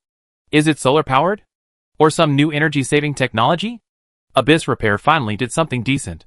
Such good service, and it's even free. Looking at his full-force attack that was easily frozen, and feeling the patrol chief's cold, indifferent gaze locked onto him again, Li Yan's heart sank. Instinctively, he felt danger. Falling into this guy's hands would be worse than death. Run! Li Yan almost roared, grabbing the still somewhat dazed Chiya, turning and running desperately towards the depths of the platform. Chiya stumbled from the pull, but instantly reacted, bursting forth, with astonishing speed, to follow closely behind. The patrol chief's scarlet electronic eyes flashed suddenly, and a cold, mechanical voice rang out without any emotion. Target suspect, resisted arrest and fled, according to rules, apprehend. Warning, apprehended failed. Execute, elimination procedure. Elimination, elimination, elimination. The chilling word elimination echoed, like a death knell on the empty platform. The patrol chief moved. He didn't give chase, but casually raised the massive ticket clippers in his hand. Asterisk snap. Snap. Asterisk two almost imperceptible crisp sounds rang out simultaneously. The fleeing Li Yan and Chiya suddenly froze, as if frozen by an invisible force. The next second, their bodies were silently severed in two, the cuts smooth as mirrors, without even a splatter of blood. The mangled bodies crashed heavily to the cold ground, neither of them even managing a scream. Platform 13 fell into a deathly silence even deeper than when the wall of fire had been frozen. Only the faint metallic scraping sound of the inspector retracting the ticket clippers could be heard. The live stream chat for the Lava Star catastrophe instantly erupted with terror and hysterical insults. Useless. All useless. Gravel Rock Chiya, are you pigs? You can't even run away. A disgrace to Lava Star. Is this all you got? Damn Earthlings. Damn Inspector. Damn convenience store. It's over. It's all over. Our Lava Star. The Lava Star viewers' anger, disbelief, and fear of the impending catastrophe instantly overwhelmed the chat. The previous arrogant support for Gravel Rock vanished without a trace, leaving only endless insults and despair for their future. In stark contrast, after a brief pause, the Blue Star livestream room erupted in jubilant relief and unbelievable excitement. Does this count as a win? Not yet. The mission objective was to catch the last bus out of the instance, and we haven't even boarded yet. The opponents were wiped out before we even boarded. What a surprise! Sister Tan, the cold cabinet goddess. Although the process was terrifying, the result is good. Long live Blue Star. Look at team leader Bian and the others, they're all stunned, haha. Bian Ruijin, Su Jing, Yinitong, and Lu Luan were still in a daze, having gone from the brink of death to victory within reach. The turn of events was too fast for their brains to process. Tan Xiaoxiao seemed startled by the sudden turn of events as well. She blinked, looked at the patrol leader, then at the two motionless thugs opposite her, and muttered to herself. Hiss. That was quite a commotion. It's wrong for these thugs to set fire to something, but surely it shouldn't have been fatal. The patrol chief, however, remained expressionless, as if he had completed some predetermined procedure. His crimson gaze swept coldly over the Blue Star 4, then glanced at Tan Xiaoxiao. Then, dragging his heavy steps, he slowly walked into the mist deep within the platform, quickly disappearing into the darkness. The four members of the Fire Seed squad snapped out of their daze. Yinitong's face was filled with the ecstatic joy of victory. Did we win? Don't be too happy yet. Bian Ruijin's gaze warily swept across the eerily empty platform. The ghostly game loves to deliver a fatal blow to players at the last moment. The lava aliens are finished, but we're not truly safe yet. Just then, a piercing announcement, crackling with static, abruptly rang out in the deathly silence of the platform. Buzz. Attention passengers. Buzz. The last train to Abyss Station will arrive at platform 13 in 15 minutes. Buzz. Train stopping time. 10 seconds. Buzz. Please prepare in advance. Repeat. Stopping time. 10 seconds. This announcement was like a bucket of ice water poured over everyone's hearts. The slight joy of surviving the ordeal froze instantly, and everyone's faces turned deathly pale. 10 seconds? What? Are you kidding me? The 4 members of the fire seat squad exclaimed almost simultaneously, their faces drained of all color. 10 seconds. The 4 of them, plus Tan Xiaoxiao, had to find the correct door and board the train successfully within 10 seconds. This was simply an impossible task. The Blue Star Disaster livestream chat exploded instantly. 10 seconds? Are you crazy? This is definitely intentional. The disaster system is targeting Blue Star. We're doomed. We worked so hard to defeat our opponents, only to be defeated at the last moment? Sister Tan. Think of something, Sister Tan. The chat was filled with despair and anger. Everyone understood that 10 seconds was simply not enough. This disaster game had pulled this stunt at the last minute. They just couldn't bear to see Blue Star win. Tan Xiaoxiao, on whom everyone had placed their hopes, seemed completely detached. She was circling the freezer that had performed the crucial job, her face full of surprise and admiration. Great. The cooling effect is fantastic. It was repaired for free and even upgraded. What a steal. She seemed completely oblivious to the platform's urgent 10 seconds announcement. Her mind was entirely on the freezer. Time ticked by in oppressive despair. 15 minutes felt like an eternity. Bien Ruijin and his 3 companions were on edge, their palms drenched in cold sweat. The live stream chat quieted down, leaving only tense countdowns and silent prayers. Finally, the rumble of a train approaching echoed from the depths of the tracks. An old-fashioned, jet black train, radiating an ominous aura, slowly pulled into platform 13. It's here. Get ready. Bien Ruijin growled, his voice hoarse. The 4 men, like taut bowstrings, stared intently at the slowing train, searching for the nearest door. The moment the train came to a complete stop, the doors opened. The countdown began 10. The 4 men, like arrows released from a bow, unleashed all their strength and sprinted towards the nearest door. However, just as they started moving, an unexpected figure was faster than them. 987. Oh dear, finally here. Tan Xiaoxiao complained, pushing her flatbed cart towards the nearest door. Get on the bus soon, I'm exhausted. 654. Tan Xiaoxiao pushed the heavy cart forward quickly, but the moment the door opened, her hand slipped, and the out-of-control cart, along with the heavy refrigerator, crashed straight into the door. With a loud bang, the cart was stuck in the center of the door. 3, 2, 1. The heavy, rusty metal door slammed shut inwards on the closing command. Bang! With a dull thud, the door wouldn't close. The heavy cart and refrigerator were firmly stuck in the door's closing track. The door was wedged between the cart sides, making a teeth-grinding creak, and no matter how hard the internal mechanisms tried, they couldn't budge the obstacle an inch. Bien Rui and his group of 4, who were halfway there, and all the viewers in the Blue Star live stream were stunned by this sudden turn of events. Huh? Tan Xiaoxiao seemed to realize something was wrong. She glanced back at the jammed car door, then at her cart stuck in the doorway, and at the narrow gap beside the refrigerated display case, enough for one person to barely squeeze through. She slapped her forehead. Ugh, this door, oh well, it won't close anyway. Hurry up and come over. What are you standing there for? The car's about to leave. As she spoke, she pushed the refrigerated display case further into the car, trying to make more room for the people behind. After a brief, deathly silence, Bien Ruijin was the first to react. Overwhelmed with elation, his voice trembled. Quick! Get in through the crack. Quick! A ray of hope suddenly ignited. Without further hesitation, the 4 of them burst forth with even greater speed than before, scrambling and stumbling towards the door, blocked by the refrigerated display case, which served as a lifeline. Su Jing was the first to squeeze in sideways, followed closely by Yan Yitong, and Lu Luan and Bien Ruijin almost simultaneously squeezed through the door. Just as Bien Ruijin's foot stepped into the carriage, a piercing whistle pierced the air. Clang! Clang! The train began to accelerate, the platform scenery outside the window rushing past.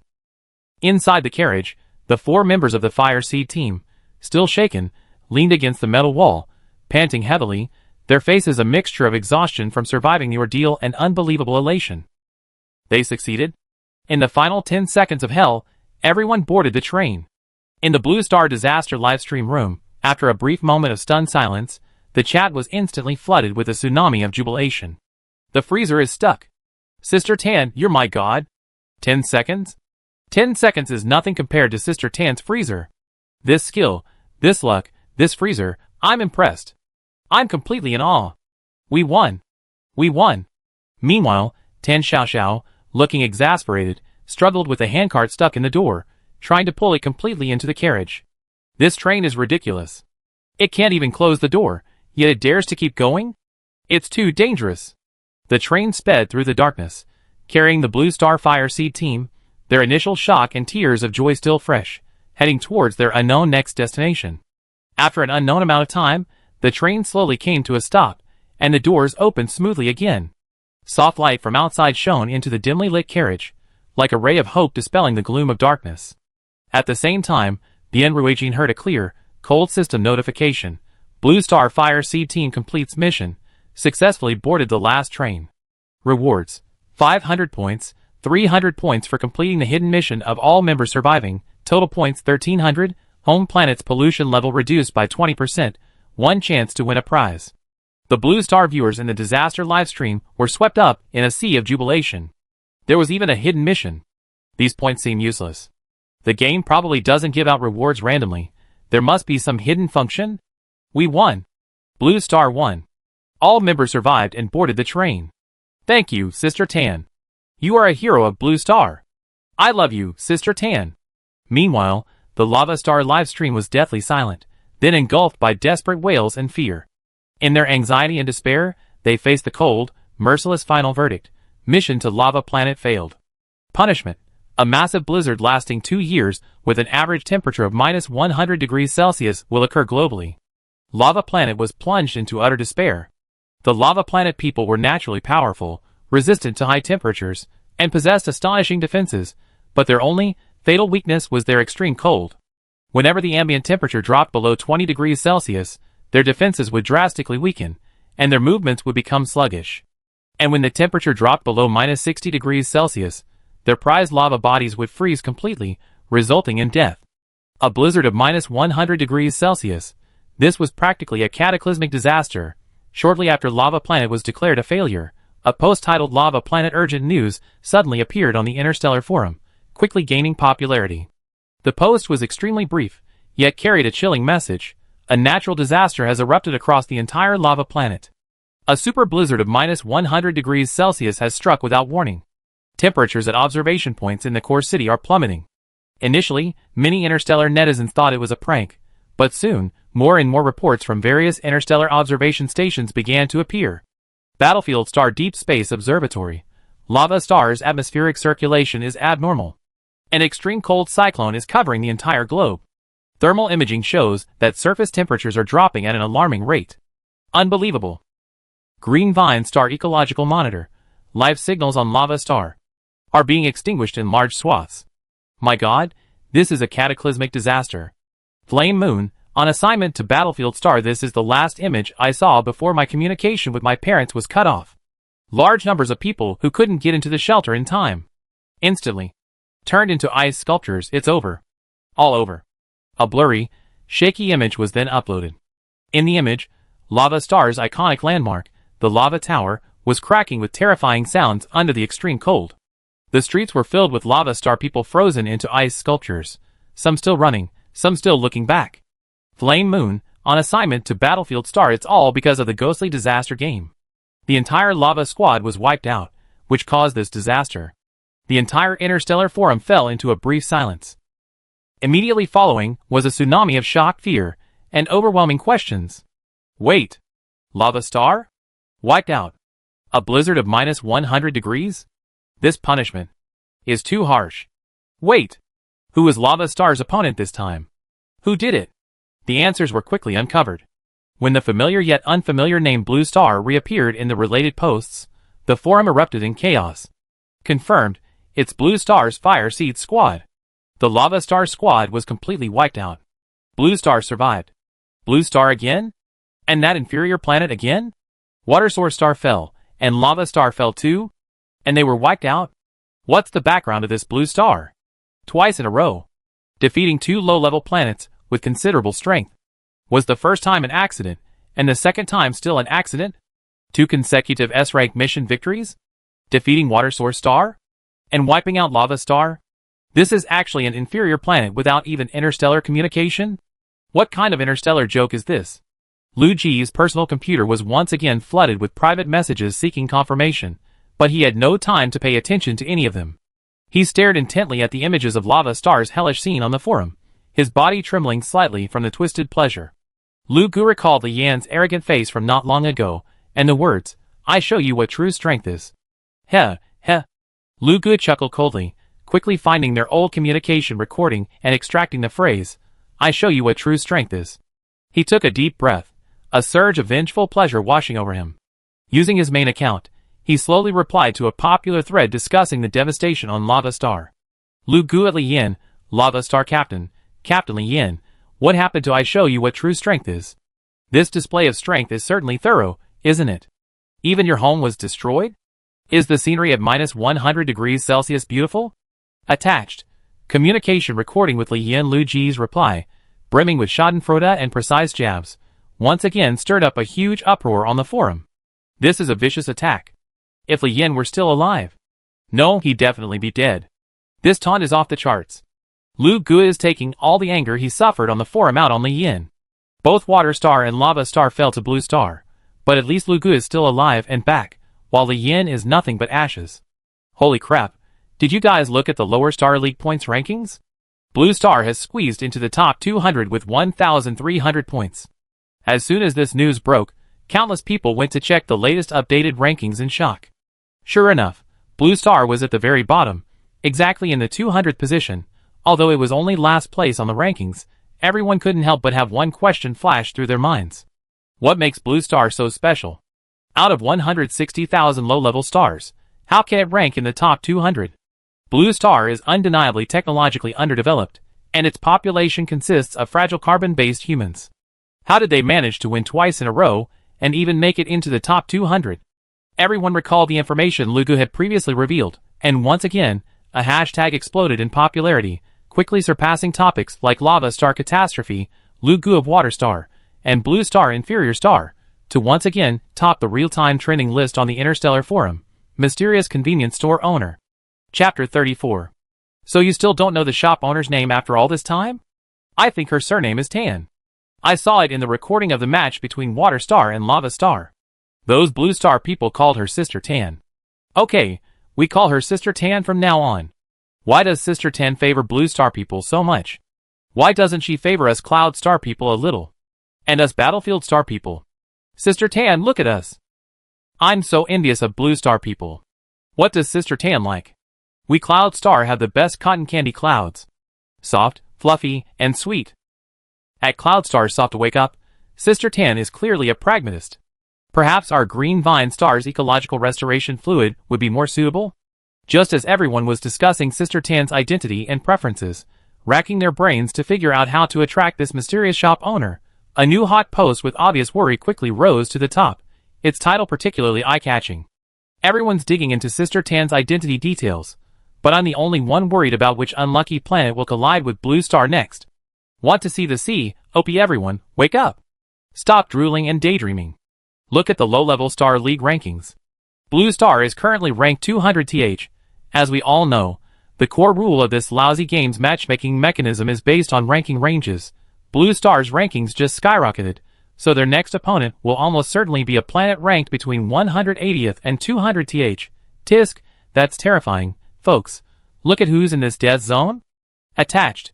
Screenshot of low-level Star League rankings 180th to 200th.jpg. I looked closely, and there's the Dream Planet, skilled in mental attacks and killing silently, the mechanical wasteland planet, with its skewed technology and war machines everywhere, and the Frozen Earth planet, with its extremely harsh environment where survival is a challenge. While none of them are easy to deal with, the problem is, which one of them dares to guarantee? Will I end up, like those on Water Star and Lava Star, inexplicably running into Sister Tan's gun barrel? The planet Waterborne has lost its life-giving lake, Bikana. Lava Planet is engulfed in a cataclysmic blizzard at -100°C. What kind of divine punishment will the next chosen one face? I'm genuinely worried for those 20 planets ranked between 180 and 200. Go lurk in the anonymous section of the forums now. I bet the people on those planets are already shivering, huddling together for warmth, frantically analyzing the meager amount of footage from Earth frame by frame. Floor 1, Battlefield Star Irritable Bro, 180th to 200th? I looked and there were our few nemesis planets from Battlefield Star in there. Ha ha! Why am I suddenly laughing? Attack! Blue Star, attack them to death. Sister Tan is awesome. Waiting to see the show. Slams table and laughs wildly. JPG, Floor 2. Cloud Star soft and fluffy. Aw? I just discovered our planet is ranked exactly 201st. What a close call. Floor 3. Frozen Earth Star Tundra. OB, I'm so pissed off. Surviving in frozen tundra is tough enough as it is. I finally managed to accumulate some points to optimize the environment, and I could finally get a good night's sleep. Seeing your post made my heart stop. What did our frozen Earth do to deserve this? Please have mercy. 4th floor. Mechanical Wasteland Star Gear. Sister Tan's behavior pattern is unanalyzable. She's the biggest variable in the dungeon. I suggest all planets within this range thoroughly study the mission recordings of Water Star and Lava Star. If you're selected, try to avoid provoking Sister Tan. Your survival rate might increase by 0.5%. 456th floor. Water Star Survivor. Looking at the news about the frozen purgatory of Lava Star, and then glancing at this post, I silently lit a virtual cigarette and wished my brothers good luck in the next round. A blood-soaked warning. Don't mess with Sister Tan. The forum's atmosphere was instantly chilled by this sudden outburst. Tension, anxiety, and a strange mix of excitement and amusement mingled together. Everyone was speculating, analyzing, and even secretly placing bets. Who will be Blue Star's next opponent? The names of the 20 planets ranked 180th to 200th on the leaderboard were repeatedly mentioned, magnified, and dissected. Panic spread among users of the relevant planets, while gloating comments flooded other areas. The entire interstellar forum was gripped by a bizarre atmosphere of chaos and euphoria. Bien Ruijin and his group followed Tan Xiaoxiao, cautiously stepping out of the car. Although they knew that these NPCs usually wouldn't attack randomly after the mission was complete, the experience of being lost at the train station was too terrifying. They were still easily frightened, instinctively wary of their surroundings. Tan Xiaoxiao blinked in confusion, looking at their trembling expressions. How can it be this cold in the middle of summer? She yawned widely and struggled to pull the cart out of the door. This train is really strange. It runs without tracks and even stopped right in front of her convenience store? Could it just look old on the outside but be some kind of high-tech contraption inside? Tan Xiaoxiao watched the old train disappear around the corner, wondering to herself. After a whole day and night of this, she was exhausted, but at least it hadn't been for nothing. She had brought her precious freezer back intact. Tan Xiaoxiao snapped out of her reverie, her gaze falling on Lu Luan behind her. She casually ordered, "Hey, you, help me push the freezer back into the store." Lu Luan froze. It wasn't that he was unwilling, but he was still wary of the freezer's weight and strange nature. He hadn't been able to lift it before, let alone move it now. He was full of doubt. He carefully gripped the handle and tentatively pushed it forward. It actually moved. And surprisingly, it was incredibly easy, as if the enormous freezer on top didn't exist. Lu Luan's face was filled with astonishment. He couldn't help but look down and examine the seemingly ordinary trolley closely. Just as he was focusing his attention, a line of clear text appeared on the trolley. Miracle Trolley. Boss Tan Xiaoxiao's trophy. No matter how heavy, it's easy to push. Come and experience it. Lu Luan's heart skipped a beat. He quickly composed himself and carefully pushed the trolley into the store, his movements as light as if he were transporting a priceless, fragile item, afraid that even a slight bump would saddle him with a debt akin to usury. Entering the familiar convenience store, Bien Ruijin activated the communication bracelet on his wrist. The live stream chat for the Blue Star disaster was scrolling wildly, the enthusiasm almost overflowing the screen. Team leader Bien. Hurry! The teleportation countdown is starting. Hurry up. It'd be too late if you don't deliver it now. We're all waiting to see. Looking at these urging comments, a hint of embarrassment flashed across Bien Ruijin's face. He quickly took out a flat box, about 30 centimeters long and 10 centimeters wide, from his backpack. He looked at Tan Xiaoxiao, who was checking the store, and walked over somewhat awkwardly. This is a gift spontaneously prepared for you by the people of Blue Star. We've been wanting to give it to you, but the situation in the instance was too dangerous, and we haven't had time to. A gift for me? Tan Xiaoxiao was taken aback, clearly surprised. Why? Bien Ruijin then recounted Tan Xiaoxiao's numerous acts of assistance to them, the significant improvement in Blue Star's environment as a result, and the people's current hopeful spirit. Someone gave her a gift, just to thank her? Tan Xiaoxiao looked down at the box in her hand, her feelings somewhat complicated. She unwrapped it. Inside was a neatly folded banner. She unfolded it, red background with gold trim, bearing 2 lines of large, gold-stamped characters, miraculous hands and a kind heart, Boss Tan, Rebirth Parents Convenience Store. Seeing this straightforward and exaggerated praise, Tan Xiaoxiao was clearly stunned, looking up with a slightly bewildered expression. I don't think I helped much, have I? No, you helped too many people. Bian Ruijin shook his head, his expression extremely solemn. The pollution level of Blue Star's land has dropped significantly, and the people can finally eat the allocated rice and fruit. Although the quantity is still small, hope is in sight, and the future will definitely be better. He paused, then pulled a small trinket from his pocket, a bracelet made of colorful plastic beads, refracting iridescent light under the convenience store lights. And this? Bian Ruijin remembered the girl he had encountered twice, a warm smile appearing in his eyes. A handmade item by one of your little fans. Tan Xiaoxiao's gaze was instantly drawn to the sparkly little bracelet. She had absolutely no resistance to such glittering trinkets. She immediately took it, happily putting it on her wrist, admiring it from every angle. This is beautiful. I love it. Picking up the banner on the table, she readily said, all right, since it's a gift for me, then hang it up. He walked behind the cashier and hung the banner in a prominent spot.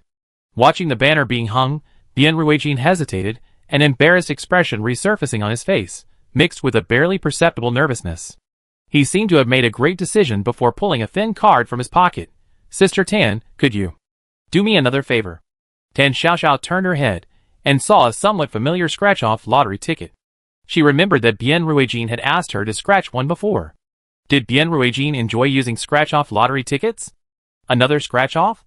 Tan Xiaoxiao didn't think much of it, taking it casually and scratching the coating with her fingertips as if by habit, asking casually, what do you want to scratch? What if I have bad luck and the result isn't what you want? Bian Ruijin shook his head, his smile somewhat forced, his gaze fixed on the leaden-gray sky outside the store, a sky that seemed perpetually shrouded in gloom. He was silent for a few seconds, his Adam's apple bobbing, his voice tinged with a barely perceptible bitterness. Right now, the biggest shortage is probably manpower. Cleaning up contaminated areas. The risks are too high. A group of my comrades will soon be going to high radiation zones. He didn't finish his sentence, his lips pressed tightly together, his jaw taut. Tan Xiaoxiao looked at the undisguised worry and sadness on his face. Although she didn't have a concrete concept of the terror of high radiation zones, the heavy emotions he conveyed made her heart ache. She sighed softly, her tone reassuring, and continued sigh, yes, if only we had machines that could automatically clean up contamination and radioactive materials, preferably remotely controllable, so people wouldn't have to risk their lives. Just then, the old light above the checkout counter in the convenience store flickered slightly without warning. The change was so subtle that no one present noticed. Meanwhile, Tan Xiaoxiao casually picked up a coin and began intently scratching a lottery ticket. After 2 quick swishes, lines of faintly glowing text appeared clearly on the card. Congratulations. You have obtained the miniature cleaning robot blueprint. Features: simplified structure, low cost, easy for mass production. Functions: remotely wirelessly controllable, effective range 30 kilometers, capable of penetrating extreme environments such as high radiation and highly toxic chemical pollution to perform precise adsorption, decomposition, or safe storage of pollutants. The air seemed to freeze for a moment. Bian Ruijin stared blankly at the suddenly appearing blueprint, followed by a profound sense of joy and awe. Was this a coincidence? He didn't think so. At this moment, he finally understood why the commander had specifically asked him to go to Tan Xiaoxiao for the lottery draws twice in a row.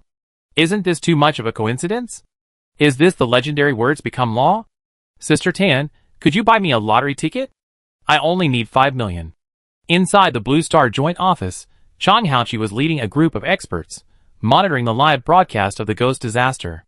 Seeing the mission successfully completed, Chang Haoqi breathed a sigh of relief, a faint smile appearing on his face.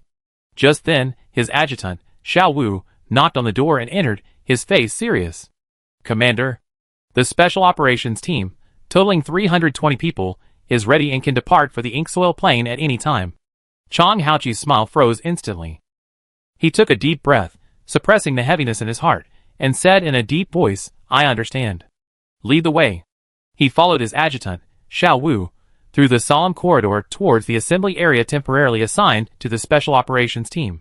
The heavy alloy door opened silently, revealing 320 soldiers in specially designed protective suits already lined up in the small space. They stood ramrod straight, their faces showing no fear, only a profound calm. Each person bowed their head, carefully inspecting the heavy and complex equipment in their hands. A silent, poignant atmosphere permeated the scene, making it hard to breathe. Chang Haoqi's gaze swept across each face, as if trying to memorize them all. Finally, he stopped at the front of the line, then abruptly raised his hand, giving everyone a perfect salute. Then, he bowed deeply, remaining bent over for a long time. On behalf of the Blue Star Joint Command, and on behalf of all the people who will one day enjoy sunshine and breathe clean air, thank you all for your sacrifices and courage. Chang Haoqi's voice was deep and powerful, carrying an undeniable solemnity that echoed in the silent room. Straightening up, his gaze fell on a young soldier standing at the front. His face was still youthful, but his eyes were exceptionally resolute. "What's your name?" Chang Haoqi asked, his voice softening. "Reporting, Commander. Special Operations Team 1, Qi Jun." The young man stood tall, his voice booming, but the knuckles of his fingers gripping the equipment were slightly white. "Anyone at home?" Chang Haoqi's voice became even gentler. Qi Jun's eyes flickered for a moment. His voice remained loud, but it carried a barely perceptible hoarseness. "Report? At home. Father is still here. Mother and brother. Deceased?" Chang Haoqi nodded and continued. "Qi Jun, this mission is fraught with peril.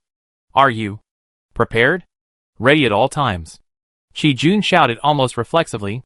But after shouting, his Adam's apple bobbed violently, and his tightly pursed lips betrayed his inner worry. He was concerned about his lonely father's later years.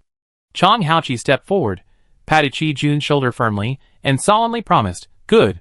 Blue Star will not forget your sacrifices. The Joint Command will take good care of your father. I guarantee it with a soldier's honor." "Yes. Thank you, Commander." Qi Jun's eyes instantly reddened. He straightened his back abruptly, suppressing all his emotions. The entire assembly area fell into a deeper silence. No more words were needed, everyone's eyes conveyed the same message: we are ready. Chang Haoqi surveyed the crowd, his chest filled with complex emotions, respect, sorrow, and a heavy sense of responsibility. He took a deep breath, preparing to issue the final departure order. Just at this critical moment. Bang! The heavy alloy door of the assembly area was violently flung open from the outside. Lieutenant Xiao Wu rushed in like a gust of wind, his face flushed red, his chest heaving violently, clearly having run there. He leaned against the doorframe, breathless, his voice cracking with unprecedented excitement and disbelief. "No! No need to go. Commander. No need to go." This shout, like a thunderclap, instantly shattered the deathly, solemn atmosphere of the assembly area. Everyone stared at Xiao Wu in astonishment, including Chang Haoqi, their faces filled with bewilderment and confusion. Xiao Wu took a few deep breaths, his eyes shining brightly, and spoke rapidly, like a machine gun. "The disaster live stream. Boss Tan. Scratch-off lottery. Captain Bian Ruijin has already taken the blueprints to the Academy of Sciences." He was so excited he was almost incoherent, but the crucial information shot into everyone's ears like bullets. Blueprints. Miniature cleaning robots. Remotely controllable. Able to enter high radiation areas. Able to clean up pollution and radiation. Effective range of 30 kilometers. Low cost and mass production possible. Captain Bian said it's true. The Academy of Sciences has confirmed it. It's true. Everyone's pupils constricted, the solemnity on their faces vanished instantly, replaced by utter bewilderment, confusion, and a profound, incredulous shock. "No need to go?" Chang Haoqi's expression shifted from extreme heaviness to astonishment, then paused briefly after hearing the message, and finally, "Ha! Ha ha!" A low laugh escaped his throat, growing louder and more unrestrained until it became an almost maniacal roar. "Ha ha ha! Good. Good indeed." Chang Haoqi slammed his hand on the table beside him, as if releasing all the emotions pent up inside him. His adjutant, Xiao Wu, stared in disbelief. He had never seen his superior laugh so uncontrollably, so joyfully, so unconcerned with his image. Chang Haoqi laughed for a while before managing to stop. His eyes were now filled with ecstasy and an unprecedented gleam of hope. He turned sharply to face the 320 still bewildered warriors, his voice brimming with barely suppressed excitement and a sense of relief. "Warriors. Mission suspended. On behalf of Blue Star, I thank you again for your fearless courage and spirit of sacrifice." He saluted everyone solemnly once more, his voice filled with power and gratitude. "Now, we have a better choice. Your lives are saved. Rest well. Blue Star needs you alive to build a better future."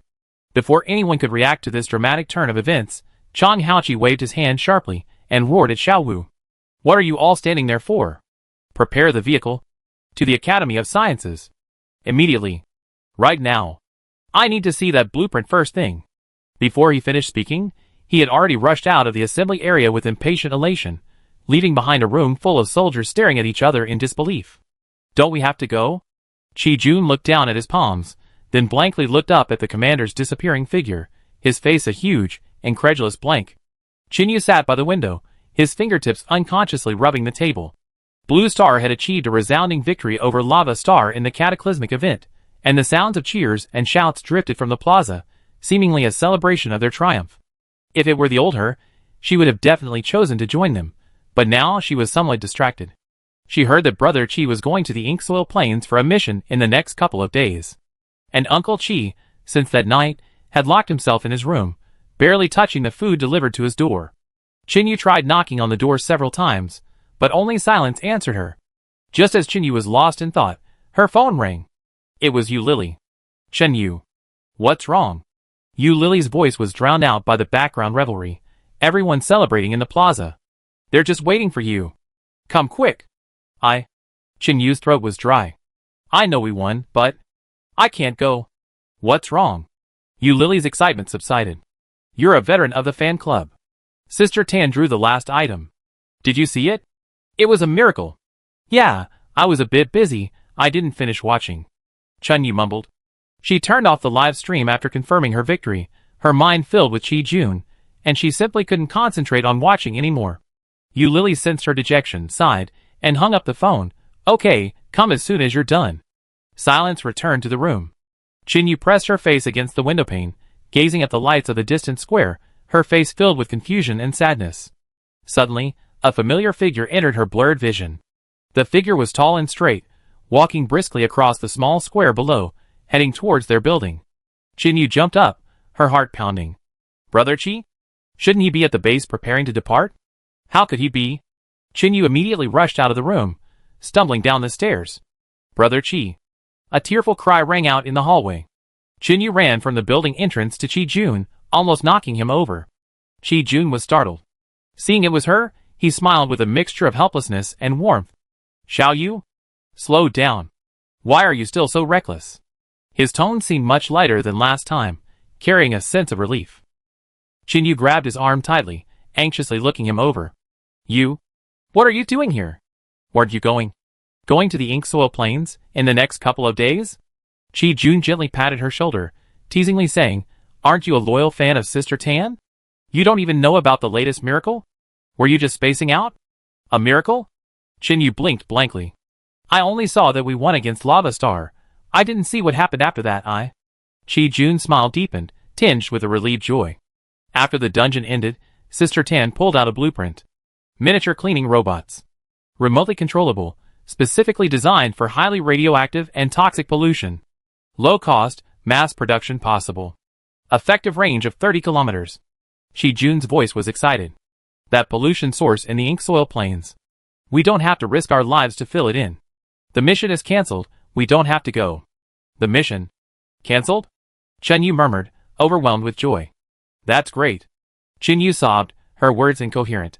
The next second, she suddenly remembered and urgently pushed Qi Jun. Yes. Uncle Qi. You need to go home and see him. He's locked himself up for days. The ease on Qi Jun's face instantly froze, replaced by immense worry. He remembered the despair in his father's eyes when he left. Dad? Qi Jun murmured softly, then turned and strode towards the stairwell. Qin Yu quickly followed. On the third floor, the door to room 302 remained tightly shut. Qi Jun took out his key and gently opened the door. The house was still in the same mess as before, furniture overturned, trash scattered everywhere. The lights were off, the curtains were drawn, and only a hunched figure sat in the center of the sofa. Qi Yongfeng, with his back to the door, looked gaunt. Qi Jun's heart clenched tightly. He closed the door and walked into the living room step by step. Hearing footsteps, the figure on the sofa moved slightly but didn't turn around. Qi Jun stopped behind his father, looking at his father's disheveled gray hair and hunched figure. He paused, his eyes slightly red, and said, Dad, I'm back. The mission, it's cancelled. In the darkness, The hunched figure trembled violently. He turned around almost in disbelief. In just a few days, Chi Yongfeng seemed to have aged 10 years. He stared intently at his son, his eyes filled with shock and uncertainty. What? Chi Jun rushed forward and knelt down, tightly grasping his father's withered hand. Dad! The mission's cancelled. We don't have to go. None of us have to go. Why? Why? Confusion and fear flashed in Chi Yongfeng's cloudy eyes, afraid it was a joke. It's Sister Tan. Qinyu stood at the door, excitedly explaining. Tan Xiaoxiao's Sister Tan. She extracted the blueprint for a miniature cleaning robot from the disaster game. It can be remotely controlled to clean up radiation and highly toxic substances. It's cheap to manufacture, with an effective range of 30 kilometers. The Academy of Sciences has confirmed it. No one needs to risk their lives on the ink soil plane. The mission is completely cancelled. Tan Xiaoxiao? Chi Yongfeng murmured, his expression frozen. Just a few days ago, he had uttered this name with resentment. But now? His son said it was her. Who saved his life? Chi Yongfeng's face went from bewilderment to shock, finally settling on unbelievable, overwhelming joy. Really? He grabbed his son's arm, his cloudy eyes now shining with astonishing light. No need to go. That blueprint can save your lives? Chi Yongfeng choked back tears, shame, and gratitude mingling on his wrinkled face. I was so foolish. I even resented her before. Chi Yongfeng's gaze trembled as he urgently turned to Qinyu standing in the doorway. Those blueprints, that robot, is it really that amazing? Qinyu looked at the long-lost radiance on Uncle Chi's face, and her nose tingled again. Uncle Chi. It's true. Captain Bian Ruijin personally delivered it to the Academy of Sciences. The experts all say it's real. It's already in the experimental stage. It's true. Chi Yongfeng murmured, struggling to stand up from the sofa. He looked around the house he had smashed into a mess, his tone filled with determination and anticipation for the future. Clean up. Yes, clean up the house, he said hoarsely. Xiao Jun, Xiao Yu, help me clean up the house. Hurry up. Chi Jun looked at the renewed vitality in his father, his throat choked with emotion. Okay. Dad. We clean up right away. Chen Yu nodded vigorously, a joyful smile on her face. Yes. Uncle Chi, let's clean up together. The house was filled with joy as everyone hurriedly straightened the overturned furniture and swept up the scattered trash, each face radiating anticipation for the future. The dark clouds that had been hanging over their hearts for days were completely dispelled by this miracle that seemed to fall from the sky. And this scene wasn't just happening in the Chi family, it was happening in many other similar families as well. Chapter 35. After helping Uncle Chi tidy up the house, Qinyu finally breathed a long sigh of relief. She gently closed the door and went downstairs. The cheers from the distant square seemed even louder, faintly mixed with synchronized slogans. Long live Blue Star. The future is bright. Returning to our homeland. It's just around the corner. Thank you, Sister Tan. Qinyu stood in the shadows, gazing at the brightly lit, bustling square. She took out her phone. The screen was still showing the end of her call with Yu Lily. After hesitating for a moment, she opened the large group chat she had previously blocked. Instantly, a deluge of messages almost caused her phone to lag. Messages scrolled frantically across the screen. Video, the moment Sister Tan scraped away a miracle. Screen warning. The Academy of Sciences officially announced it. It's true. Not only can it be used on the black soil plain, but also on other polluted areas. What? I feel like if things continue like this, we'd be able to return to our homeland in a year or two. Really? I really don't want to live underground anymore. The air is too polluted. Qinyu scrolled through the messages one by one, her fingertips trembling slightly. A belated, immense joy and gratitude suddenly surged into her heart, making her nose tingle. Amidst the lively chatter, Yu Lily sent a message in the group. Gather at the square. Let's celebrate the rebirth of Blue Star. Celebrate the bright future. Qinyu didn't hesitate any longer, quickly typing a reply to Yu Lily in the group. Wait for me at the square. Coming right away. Long live Sister Tan. Long live the Fire Seed team. Long live the future. After sending the message, Qinyu took a deep breath, her face filled with renewed excitement and anticipation, and ran towards the light in the distance. At this moment, not far from People's Square, the Blue Star Academy of Sciences was brightly lit. Industry leaders gathered, all staring intently at the blueprint in the center of the conference table, their faces filled with unbelievable excitement. Chang Haoqi strode into the conference room, his hurried movements practically bursting through the door. Inside, a group of scientists with graying hair or dark circles under their eyes were gathered around a huge holographic projection screen, displaying the 3D structural diagram of the miniature cleaning robot. The Enruagian stood to the side, his face beaming with barely suppressed, almost foolish, smiles. "Commander?" Everyone greeted him upon seeing him. "Confirmed? Completely feasible?" Chang Haoqi rushed to the screen, his voice slightly breathless from running and laughing, his eyes fixed intently on the complex and ingenious design on the screen. "Absolutely true." Blue Star's chief engineer, Jai Xinho, trembled in his voice. "The design concept. It's simply genius. The efficiency is incredible. The effective radius is conservatively estimated at 30 kilometers. And the cost is unbelievably low." He pointed to the constantly changing simulation data on the screen. "Look. In our simulation, the radiation level in the core area of the mooring plane is decreasing at a visible rate. Pollutants are being labeled, decomposed, and rendered harmless. The efficiency far exceeds our most optimistic estimates." Chang Haoqi looked at the data on the screen, listening to Jai Xinho's excitedly incoherent explanation, and his chest surged with joy once again. He clenched his fists tightly, barely managing to stop himself from bursting into laughter again. Chang Haoqi's fingertips trembled slightly as he turned to Jai Xinho. "Then, how long do you think? If there are enough machines, it will take for the mooring plane to return to normal and for immigration to begin?" Jai Xinho pondered for a moment, quickly calculating on a piece of paper, before finally saying, "A conservative estimate. 6 months. 6 months. Just 6 months. Good. Good. Good." Chang Haoqi exclaimed 3 times, his heart pounding with excitement, as he abruptly turned to look at Xiao Wu behind him. "Start preparing the production line immediately. Get all the underground bases up and running. I want to see the first batch of prototypes as quickly as possible." Chang Haoqi stood up, his gaze falling on the Blue Star natural geography map hanging in the center of the conference room. The beautiful mountains, rivers, forests, and grasslands depicted on the map were once his dream home. And now, it was no longer a dream. Humanity's return to their home was just around the corner. The glass doors of the convenience store shut out the noise of the street, and the afternoon sun slanted in. Tan Xiaoxiao listlessly rubbed a rag, repeatedly scrubbing the gleaming cash register counter and the already spotless shelves.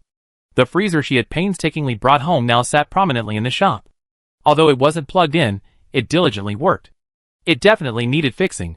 Not only was it quieter, but it could even cool without electricity.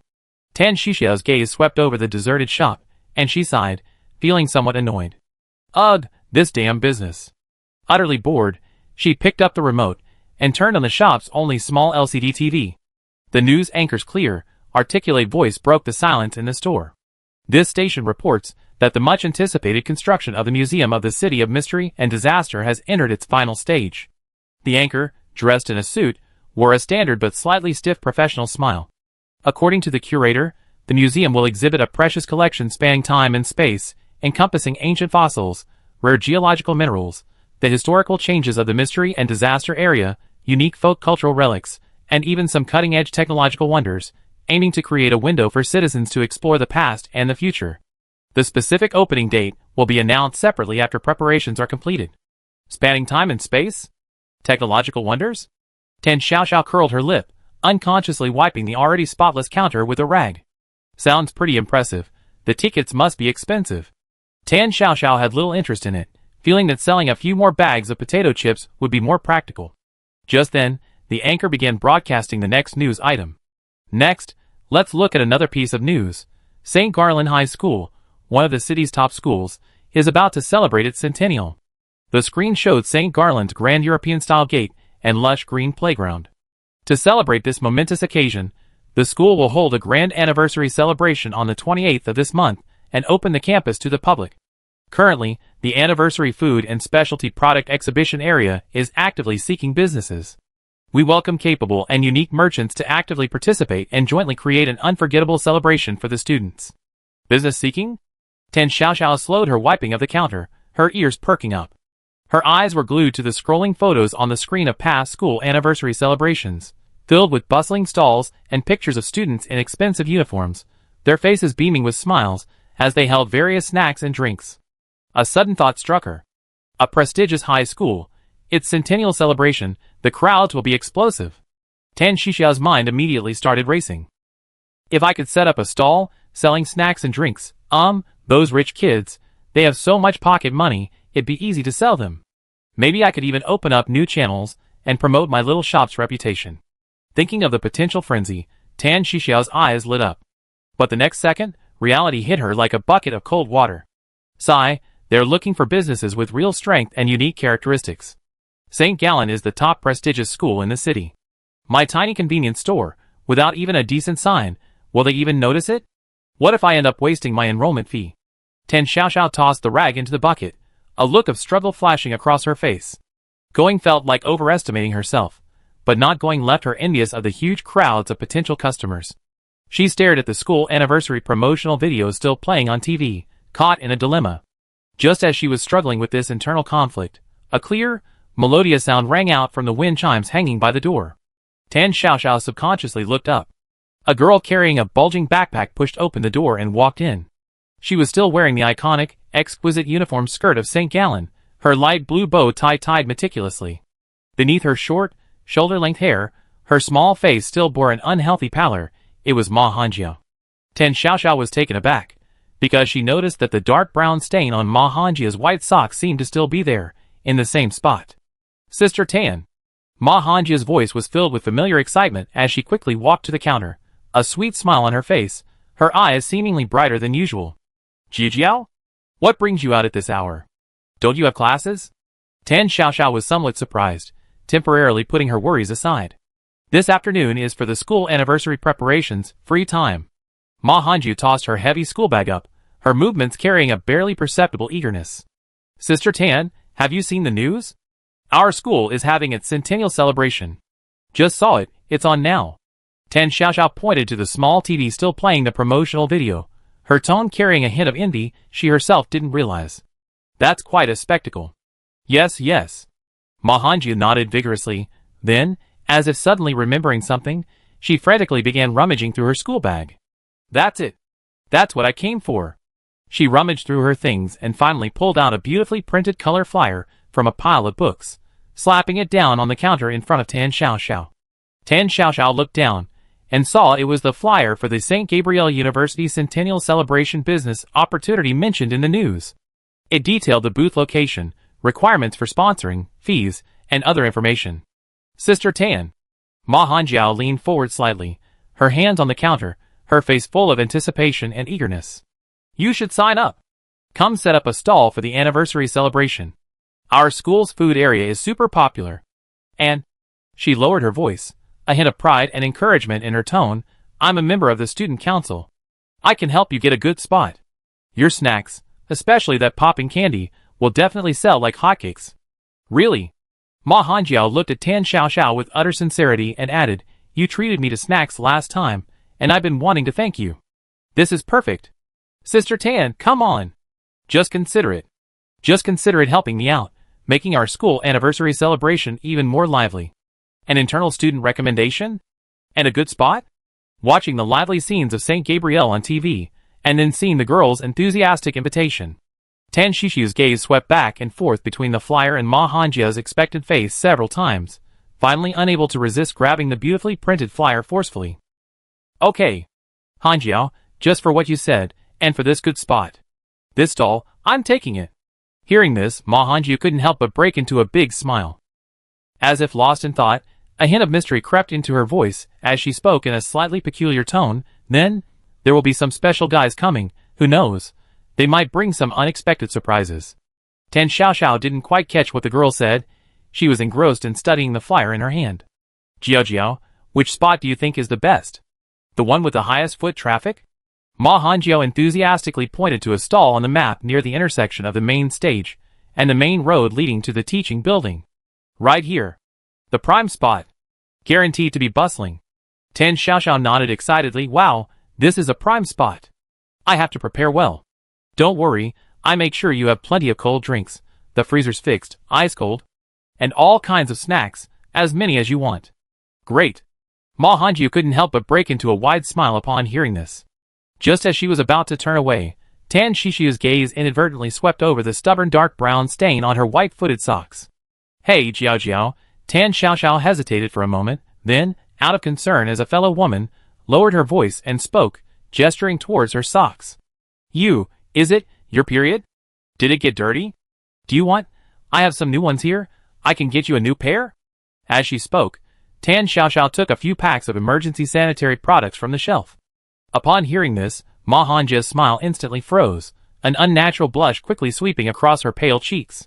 But it was quickly replaced by a deliberate expression, tinged with girlish embarrassment and annoyance. She quickly pulled her foot back, her voice rising half an octave. Oh, Sister Tan.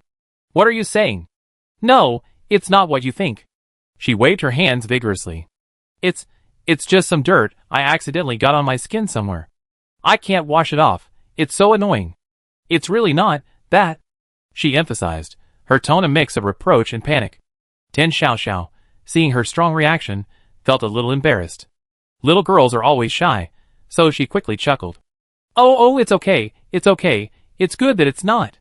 I was just asking casually, worried it might be inconvenient for you. Hee. Ma Hongjiu seemed relieved, her sweet smile returning, but the slight awkwardness in her eyes hadn't completely disappeared. She slung her backpack over her shoulder and hurried towards the door. Before pushing open the glass door, she turned back and added a reminder, her tone returning to its previous cheerfulness. Sister Tan, remember to prepare plenty of popping candy. Plenty! The scene will definitely be hot and lively. She smiled after speaking, then pushed open the door and left the shop. At the same time, billions of light years away on the frozen planet of Frozen Earth, within the Lord's mansion hidden beneath its ice cap, the atmosphere was heavy.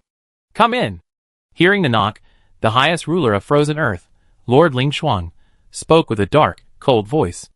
A very tall young man with silver hair pushed open the door and immediately bowed. Reporting, Lord, Captain Ling Zhang, leader of the Frozen Earth squad, is reporting for duty.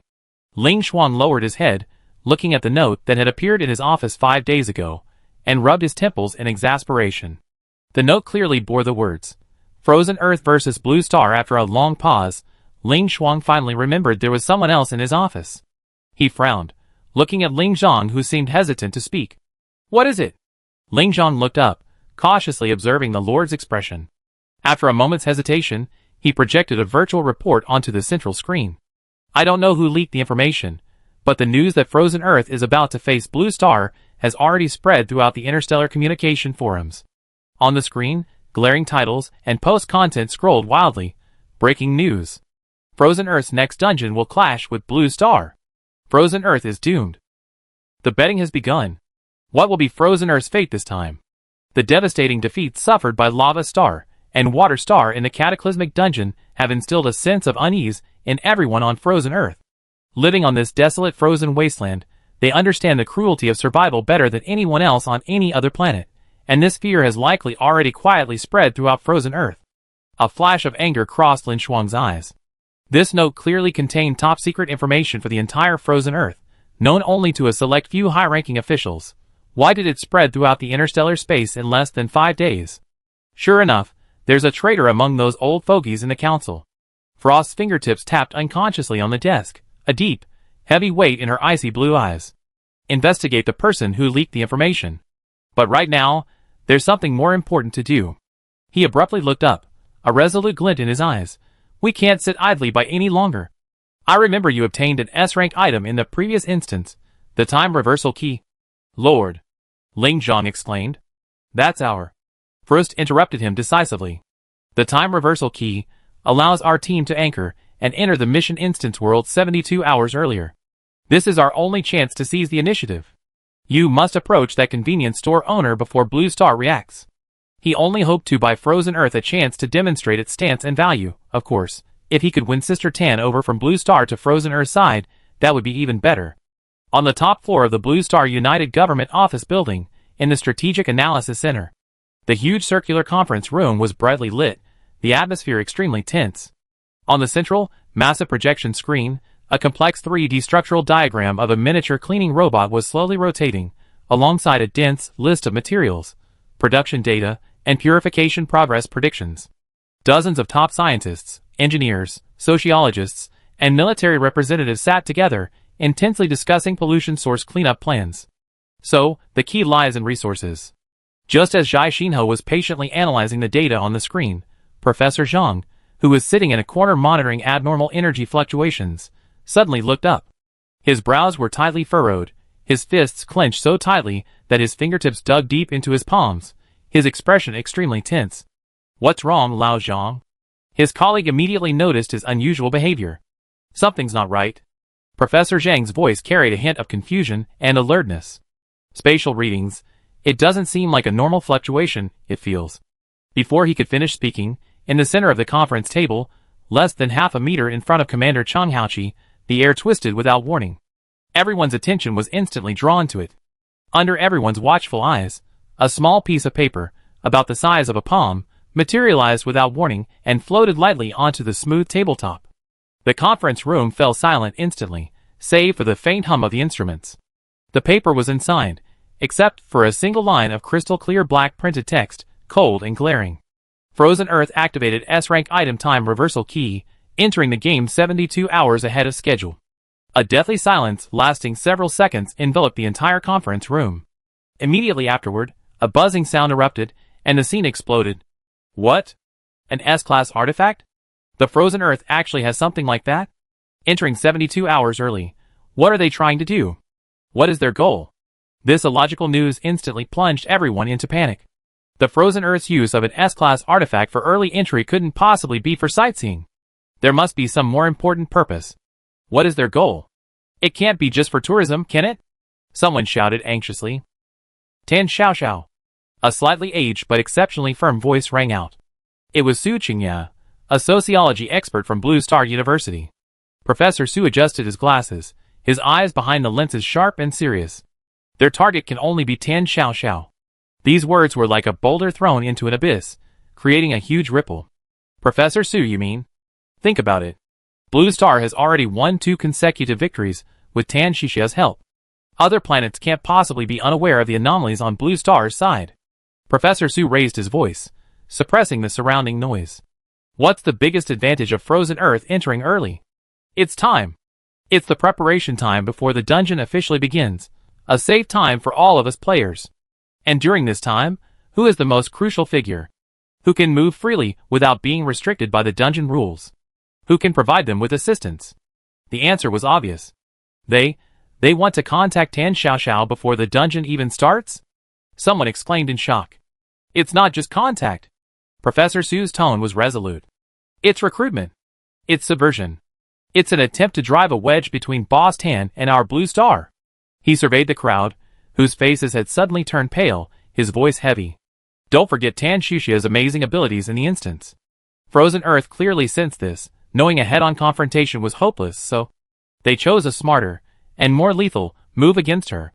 They directly approached her, tried to win her favor, even made promises. Promises what? Someone asked instinctively. Promises benefits. Promises a future more promising than cooperating with our Blue Star. Professor Su's voice carried a hint of bitterness. The temperature in the conference room seemed to plummet to freezing. Everyone was chilled to the bone by this possibility. Chang Haoqi remained silent. From the moment the note appeared, he hadn't uttered a single word. He leaned back in his chair, his gaze fixed on the seemingly ordinary note, his hands clasped tightly on the table, his knuckles turning slightly white from the pressure. Professor Su's words struck a chord with the deepest fear in everyone at the command center. Tan Xiaoxiao had her own thoughts, her own interests. Faced with the carefully prepared sincerity from Frozen Earth, would she truly remain steadfast, if they lost her favor? Would Blue Star still have a future? Could it still flourish as it is now? When the wind chimes rang at the door, Tan Xiaoxiao was taking inventory. Hearing the sound, she stepped out of the storeroom and instinctively looked towards the door. Outside the glass door, several strangely dressed figures sat in front of her shop, discussing something that seemed quite heated. They were dressed in thick, dark casual clothes made of an oddly shaped fabric. The style was neither workwear nor casual wear. Especially the one in the middle, who looked to be only in his early 20s, had a full head of silver hair and wore dark goggles that covered half his face. Was this the cosplay trend popular among young people these days? Tan Xiaoxiao frowned. She vaguely remembered these people. They had come to her shop last night, browsing for hours, and finally, under her impatient gaze, grabbed the cheapest and most common bottled water and compressed biscuits from the shelf. They paid quickly and almost silently. But what bothered her was how long they lingered in the shop, and how they scrutinized her and the shelves with a examining and probing gaze. A bunch of weirdos. Tan Xiaoxiao muttered to herself, pursing her lips. Not only was he dressed strangely, but he also acted suspiciously when buying things. Tan Xiaoxiao didn't take it too seriously, assuming he was just a tourist from out of town or a performance artist. She quickly refocused her attention on organizing her inventory and preparing for the St. Garland High School anniversary sale. Chapter 36. Tan Xiaoxiao spent over an hour in the storage room, finally managing to neatly organize the goods from her school anniversary stall. Looking at the mountain of beverage crates, various snacks, and several boxes of popping candy that Ma Hanju had specifically requested, she couldn't help but feel troubled. There was just too much stuff. She was strong, but she naturally disliked heavy physical labor. Sigh. Tan Xiaoxiao sighed, then thought of Lu Luan, who had signed the contract but was nowhere to be seen, and felt even more annoyed. This contract was a real rip-off. What kind of employee disappears every few days? She frowned, silently adding interest to the 3 million yuan debt in her mental notebook, successfully rolling it up to 5 million. Just as she was getting into the calculations, the wind chimes by the door rang out crisply. Tan Xiaoxiao looked in the direction of the sound, and saw a very tall young man walk in. Under the light, the silver hair was dazzling, instantly capturing her gaze. She couldn't resist anything shiny, even knowing it was impolite to stare. Her eyes were glued to it for several seconds before she could finally look away. She recognized him. He'd been in the store yesterday with a group of weirdos. She heard her companion call him Ling Zhang. What would you like to buy? Tan Xiaoxiao asked, perking up. From the moment Ling Zhang stepped into the store, he felt her gaze lingering on the top of his head. He gave a mumbled reply, his eyes darting around, and casually grabbed something from the shelf. He didn't look closely. It seemed to be tea bags or something. And nothing, just this. Tan Xiaoxiao suspiciously scrutinized the furtive man, her gaze sweeping over him like a searchlight. Ling Zhang's spine straightened instantly, a barely perceptible hint of panic flashing across his expressionless face. Tan Xiaoxiao's gaze fell on the item in his hand, paused for a moment, then her face lit up with sudden understanding, even revealing a knowing smile that said, I understand you. Young people are shy, it's normal to be hesitant to speak. A knowing smile immediately spread across her face, and she lowered her voice, conveying the understanding of someone with experience. No need to explain, sir, I understand. Young people, not liking vegetables, a little annoyed, it's normal. As she spoke, she quickly scanned the code to pay, and then deliberately slipped a pack of tissues into his hand. Take this, just in case. Ling Zhang took the tissues blankly, completely bewildered by this abrupt change in logic, and was led out of the store in a daze. As soon as they stepped out the door, team member Ning Shuang was the first to greet them, nervously asking, Captain, how did it go? You guys were in there for quite a while. Ning Shuang was the only girl in the team, and she was the one who suggested this plan. But seeing Ling Zhang's expression, her heart sank. She guessed the results weren't ideal. A hint of embarrassment flashed across Ling Zhang's face, his eyes darting around, and finally, he simply gave up. Can't you send someone else? Lai Chuan is clearly more suitable than me. This kind of seduction, I really can't do it. Ning Yuan, leaning against the wall with his arms crossed, couldn't help but roll his eyes at his captain's conflicted expression. You think we don't know Lai Chuan is suitable?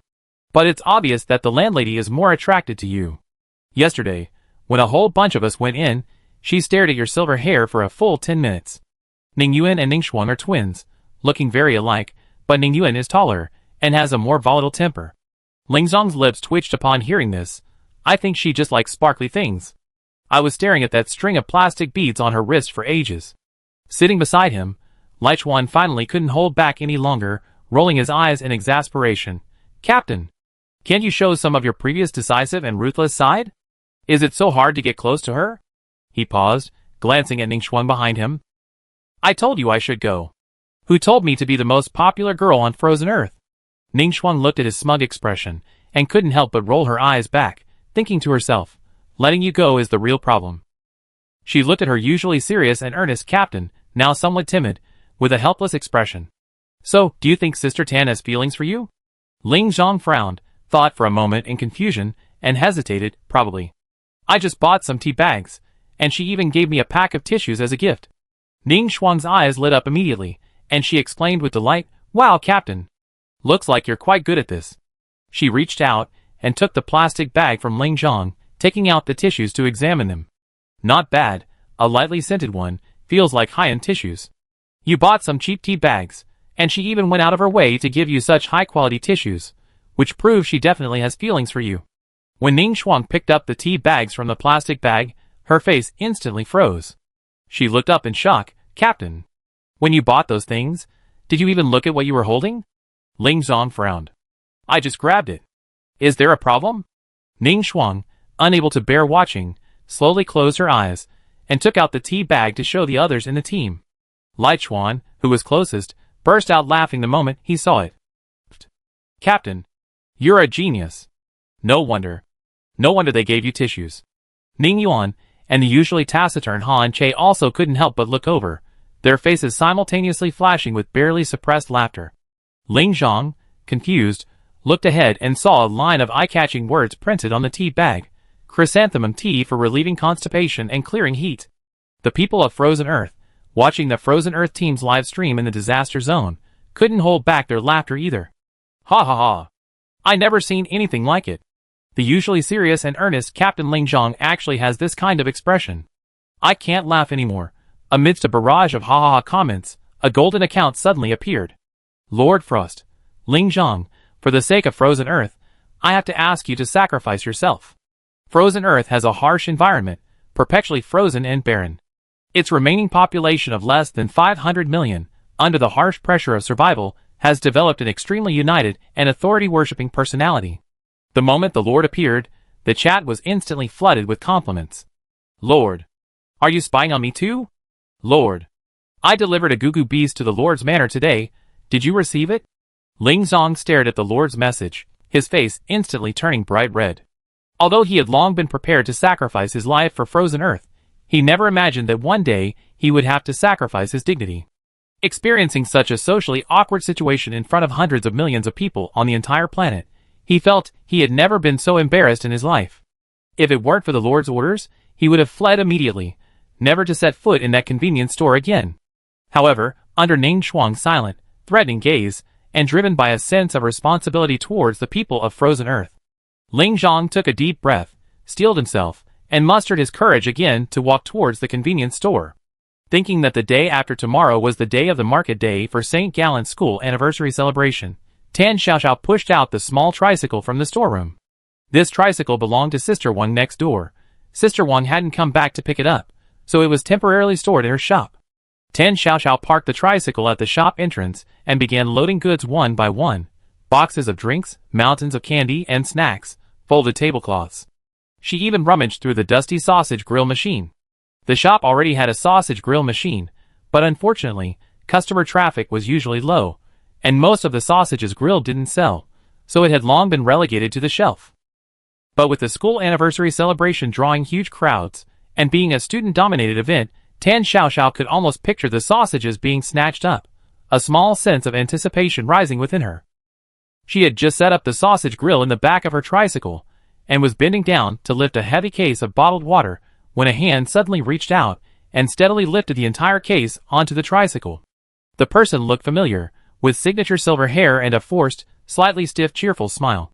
He casually tugged at his shirt, revealing a well-defined 8-pack. Let me help you. You're all alone, and you have so much stuff. Ling Zhang tried to sound natural. Tan Xiaoxiao frowned, suspiciously scrutinizing the man whose demeanor was so different from before. No need, I can do it myself. Ling Zhang's smile froze instantly, his embarrassment so intense he could dig a hole in the floor with his toes.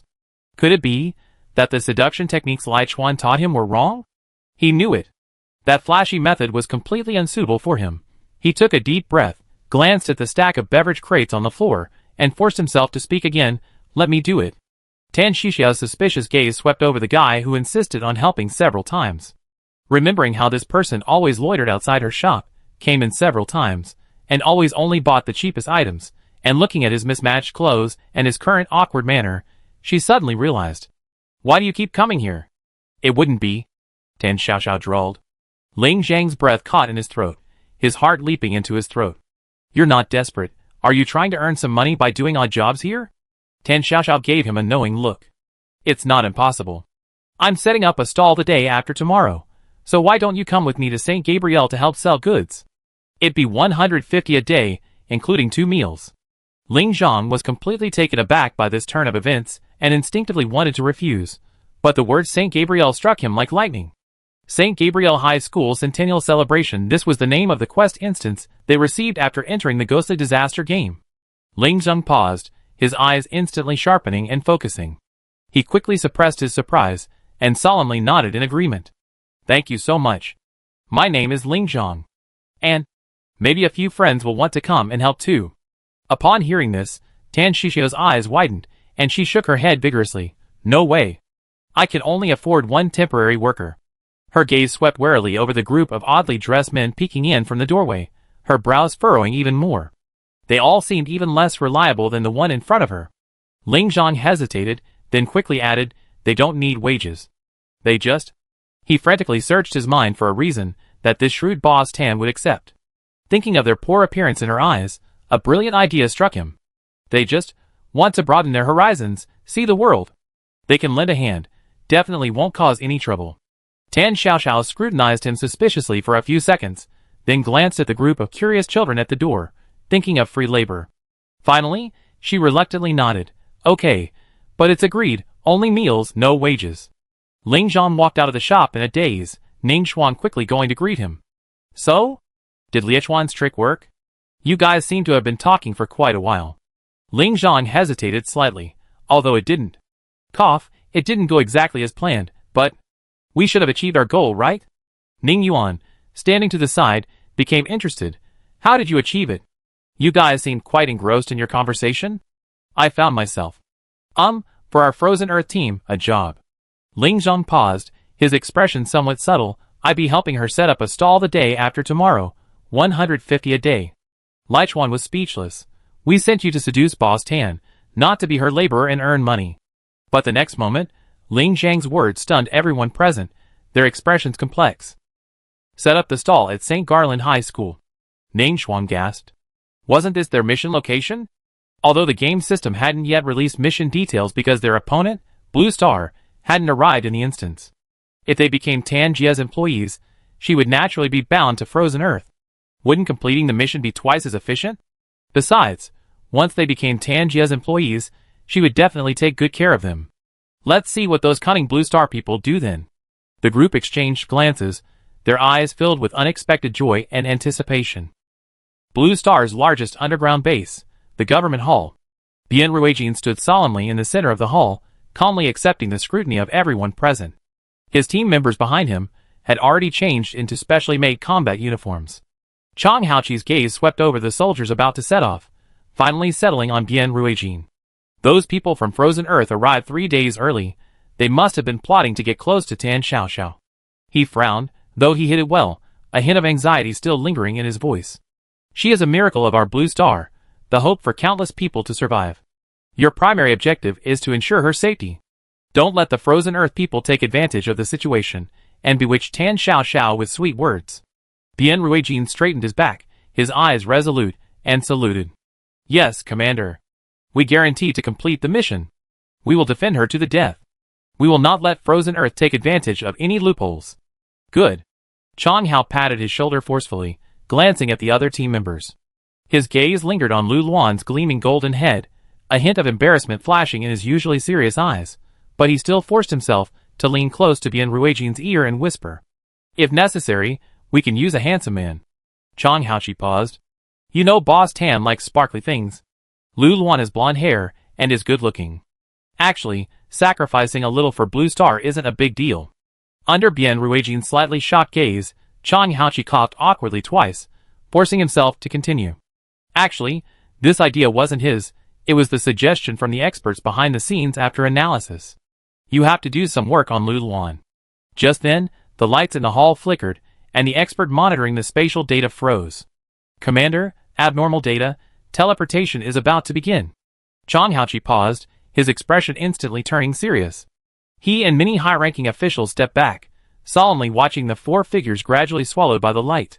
At the same time, in Blue Star's various underground bases, shelters, plazas, and all public screens, a line of cold text suddenly lit up.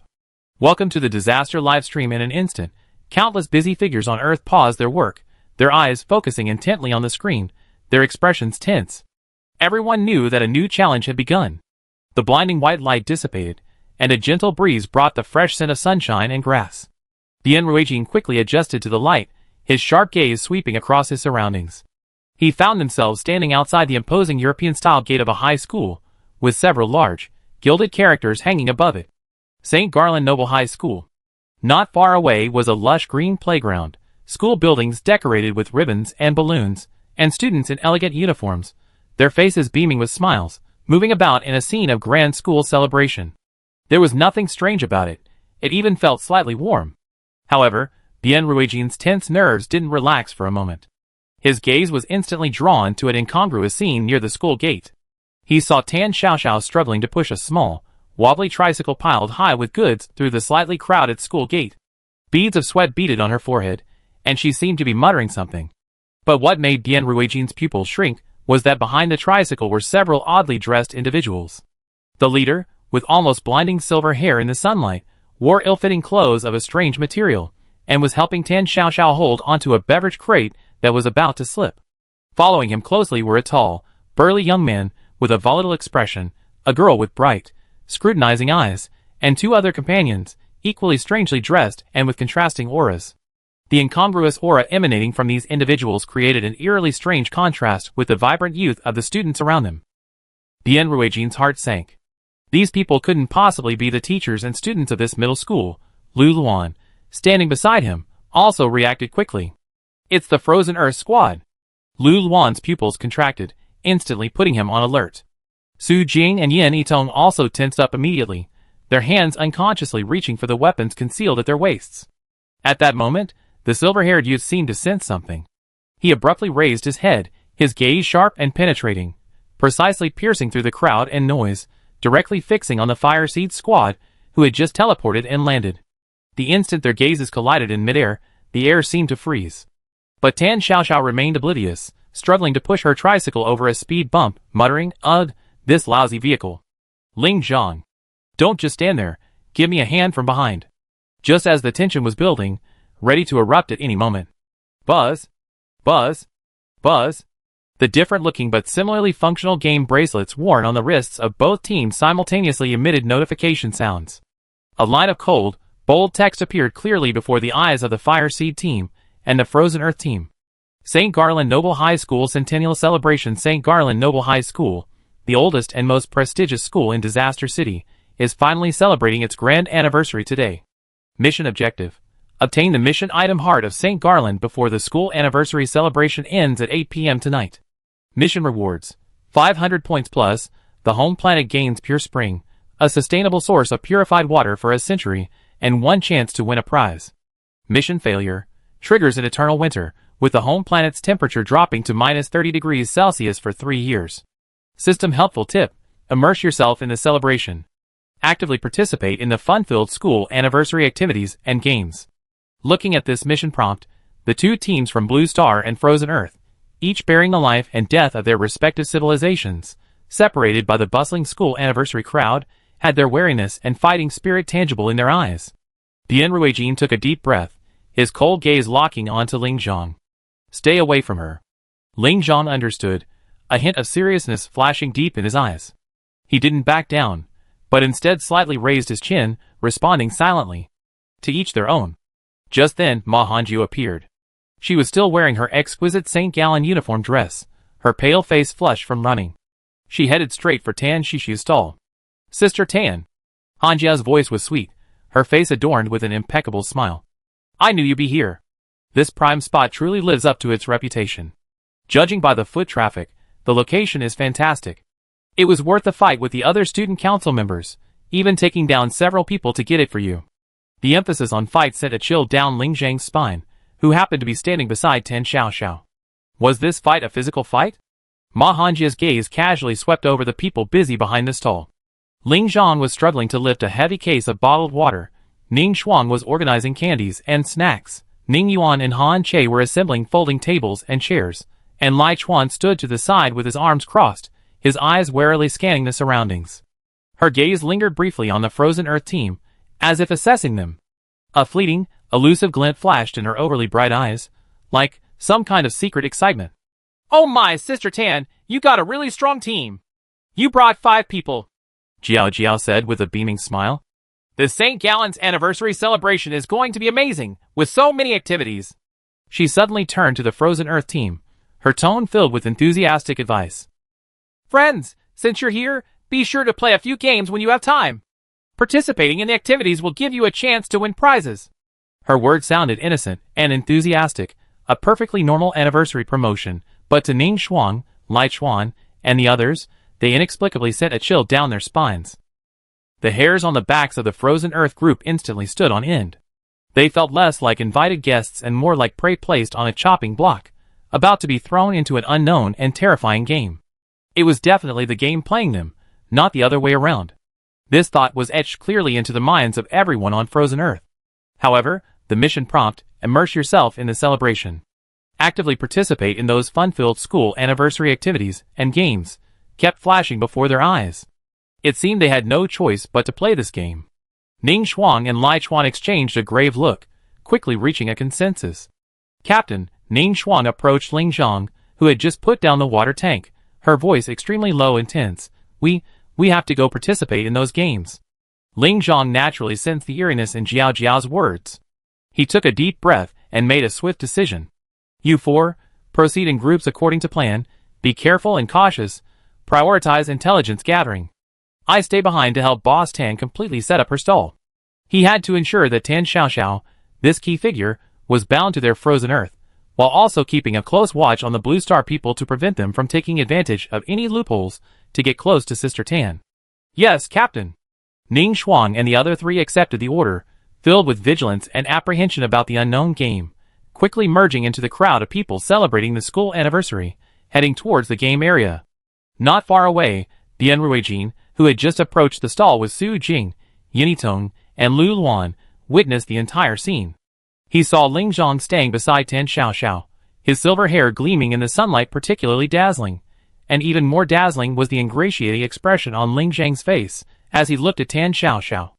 A strong sense of crisis instantly gripped Bian Ruijin's heart. The Frozen Earth aliens had actually managed to befriend Tan Xiaoxiao using the precious 72 hours of advance time. He narrowed his eyes, quickly scanning his three teammates. Su Jing was calm and reliable, Yinitong was meticulous and gentle, and Lu Luan. Bian Ruijin's gaze settled on Lu Luan's equally dazzling short hair, shimmering with a pure golden luster in the sunlight.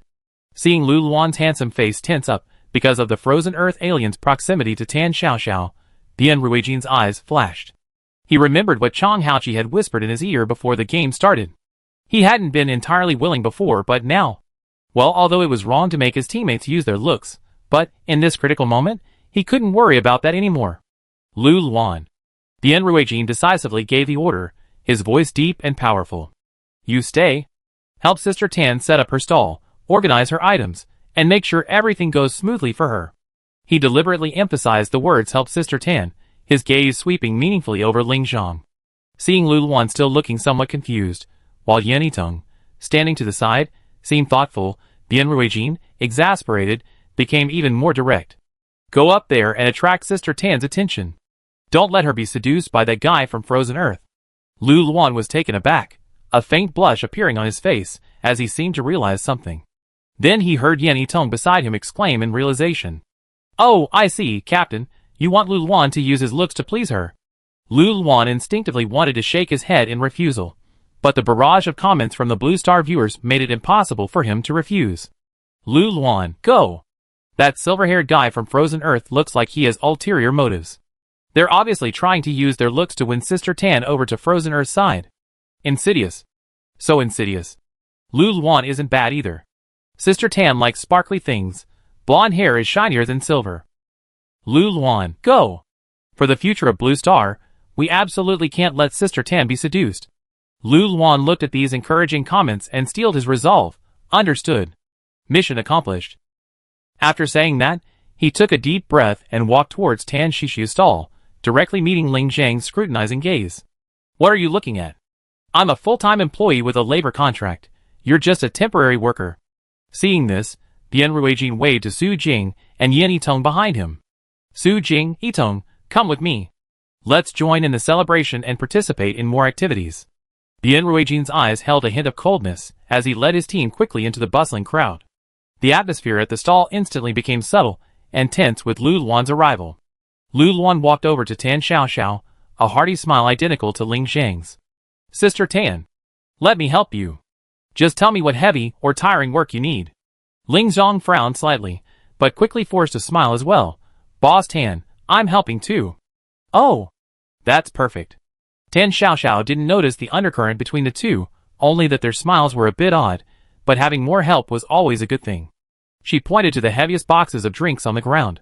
Look, those boxes of cola and orange juice, move them under the table, and stack them neatly for easy access. I do it. Lu Luan and Ling Zhang spoke almost simultaneously, and before their words were even finished, they had both rushed towards the drink boxes. Tan Xiaoxiao looked bewildered. Were all working people this proactive these days? Lu Luan was a step ahead, steadily lifting a can of cola with both hands, deliberately hefting it in his hand. Sunlight fell on his short, golden hair, reflecting a dazzling halo. Ling Zhang wasn't to be outdone.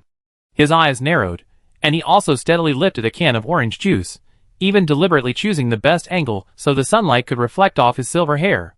The two, one with gold, one with silver, shimmered differently in the sunlight, but both were equally dazzling.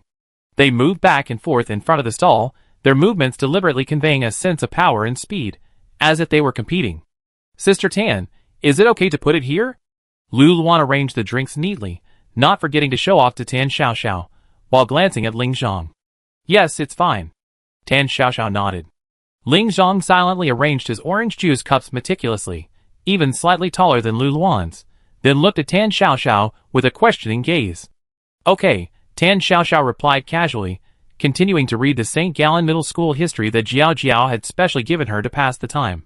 Lu Luan glanced coldly at Ling Zhang, speaking in a voice only the two of them could hear, a temporary worker, but quite efficient. Ling Zhang paused, his gaze sweeping coldly over Lu Luan's blonde hair, his tone calm yet sharp. Temporary workers also have a chance to become permanent employees, unlike some people. He gave Lu Luan a meaningful look. You sign the contract and keep disappearing. Your debts must be snowballing, right? These words struck a nerve with Lu Luan, whose face darkened. You? What about me? Ling Zhang had already picked up another case of drinks, his tone indifferent. Get to work. Don't keep Boss Tan waiting. The two exchanged words, their voices low, but the tense, unyielding atmosphere was impossible to ignore. Especially the fierce competition in their movements, whether moving or arranging goods. Tan Xiaoxiao sat on a newly set up plastic stool, watching the almost blindingly bright golden and silver fur swaying in the sunlight. A strange chill ran down her spine, a bizarre feeling rising within her. This scene. It reminded her of those melodramatic palace dramas she watched out of boredom. Two concubines vying for the emperor's favor, one flattering him while the other engaged in a verbal battle, every word dripping with barbs. All it took was gaining the emperor's favor. Tan Xiaoxiao was stunned by her own thoughts. She rubbed her imaginary goosebumps, internally ranting. I just wanted to set up a stall and earn some money. How did this palace intrigue even start? These two. Are they really going to such lengths for a convenience store clerk job? Chapter 37. Tan Xiaoxiao frowned irritably at the two increasingly outrageous guys in front of her, exuding an air of xiong-jing, a derogatory term for a competitive, but actually arrogant group. Finally, she couldn't take it anymore, her voice filled with obvious impatience. Hey! If you two don't want to work here, you can leave now. Don't get in the way. This low shout was like a bucket of cold water poured over their heads. Lu Luan and Ling Zhang instantly snapped to attention, immediately abandoning their invisible competitive aura and obediently lowering their heads to work. Tan Xiaoxiao relaxed her furrowed brows, glancing at her watch. 7:50, the school anniversary celebration was about to begin. She immediately directed Lu Luan, Quick! Get the sausage grill on the table and preheat it. As soon as the machine was plugged in, the sizzling sound of oil and the rich aroma of meat quickly filled the air. The tempting aroma instantly attracted the noses of passing students. A crowd began to surge towards the stall, quickly forming a small stream. Boss, how much are the sausages? 2, please. Chili? I want cumin. Inquiries and orders rose and fell. Lu Luan and Ling Zhang were instantly engulfed by customers, working tirelessly. Even Tan Xiaoxiao, who had initially wanted to take a break, was forced to stand up by the booming business, deftly helping with packing and restocking. The crowd thronged the stall until noon, when the surging tide gradually subsided. Tan Xiaoxiao finally caught her breath. Rubbing her aching back, she began to check the remaining stock. To her surprise, Besides the sausages, the best-selling item was the candy that Ma Hongyu had previously adored. Now only a few scattered packets remained in the box, lying forlornly at the bottom. This result was completely unexpected. Tan Xiaoxiao frowned, a hint of confusion and curiosity in her eyes, and reached down to pick up the last remaining packet of candy from the bottom of the box. The sensation from her fingertips was exceptionally clear. The candy inside the packaging was restless, constantly jumping around, with an almost living, pulsating energy. TSK. Tan Xiaoxiao squinted, bringing the candy packet close to her eyes, carefully examining the small printed words in the corner of the packaging in the sunlight. Her gaze was sharp, meticulously scanning the production date, the expiration date. Finally, it settled on the manufacturer section. Abyss Food Factory. The moment those 5 words entered her vision, the color drained from Tan Xiaoxiao's face, and her pupils constricted sharply. Wait! I absolutely never ordered any goods from Abyss Food Factory. After the last batch of spoiled instant noodles incident, she had already gritted her teeth and permanently blacklisted that unscrupulous factory. Every snack and drink in her shop now was personally selected by her, after comparing prices at the wholesale market. Besides, Abyss Food Factory had long since ceased production and operations. There was absolutely no way she could have anything from Abyss Food Factory in her shop. A chill instantly crept up her spine, and Tan Xiaoxiao's hand, clutching the packet of popping candy, trembled uncontrollably. It's over. Utterly over. Selling food of unknown origin, suspected of being spoiled. If this is discovered, how much will the fine be? 10 times? 100 times? Will her little shop be able to cover it? Even more terrifying is, won't she be sued? Will her license be revoked? Or even, will she end up in jail? A wave of panic instantly overwhelmed her. This damn box of candy. How did it manage to sneak into her warehouse without anyone noticing? Could it be a competitor's doing? The thought flashed through Tan Xiaoxiao's mind, but she immediately dismissed it. She practically never left the convenience store. How could an outsider possibly sneak a whole box of problematic candy into her warehouse without her noticing? No. That's not right. Could it be those things again? Those invisible, intangible higher-dimensional beings that always cause chaos in her store, like those stubborn stains that appeared out of nowhere before, those inexplicable shelf mishaps. They're provoking her. A surge of furious rage, a feeling of being fooled and manipulated, rushed to her head. These damn things, hiding in the gutter. Tan Xiaoxiao clenched her fists. Don't let me catch them. Otherwise. She forcibly suppressed her surging anger, her gaze returning to the box of evidence that was almost empty on the floor. What to do today? So many bags of problematic candy have already been sold.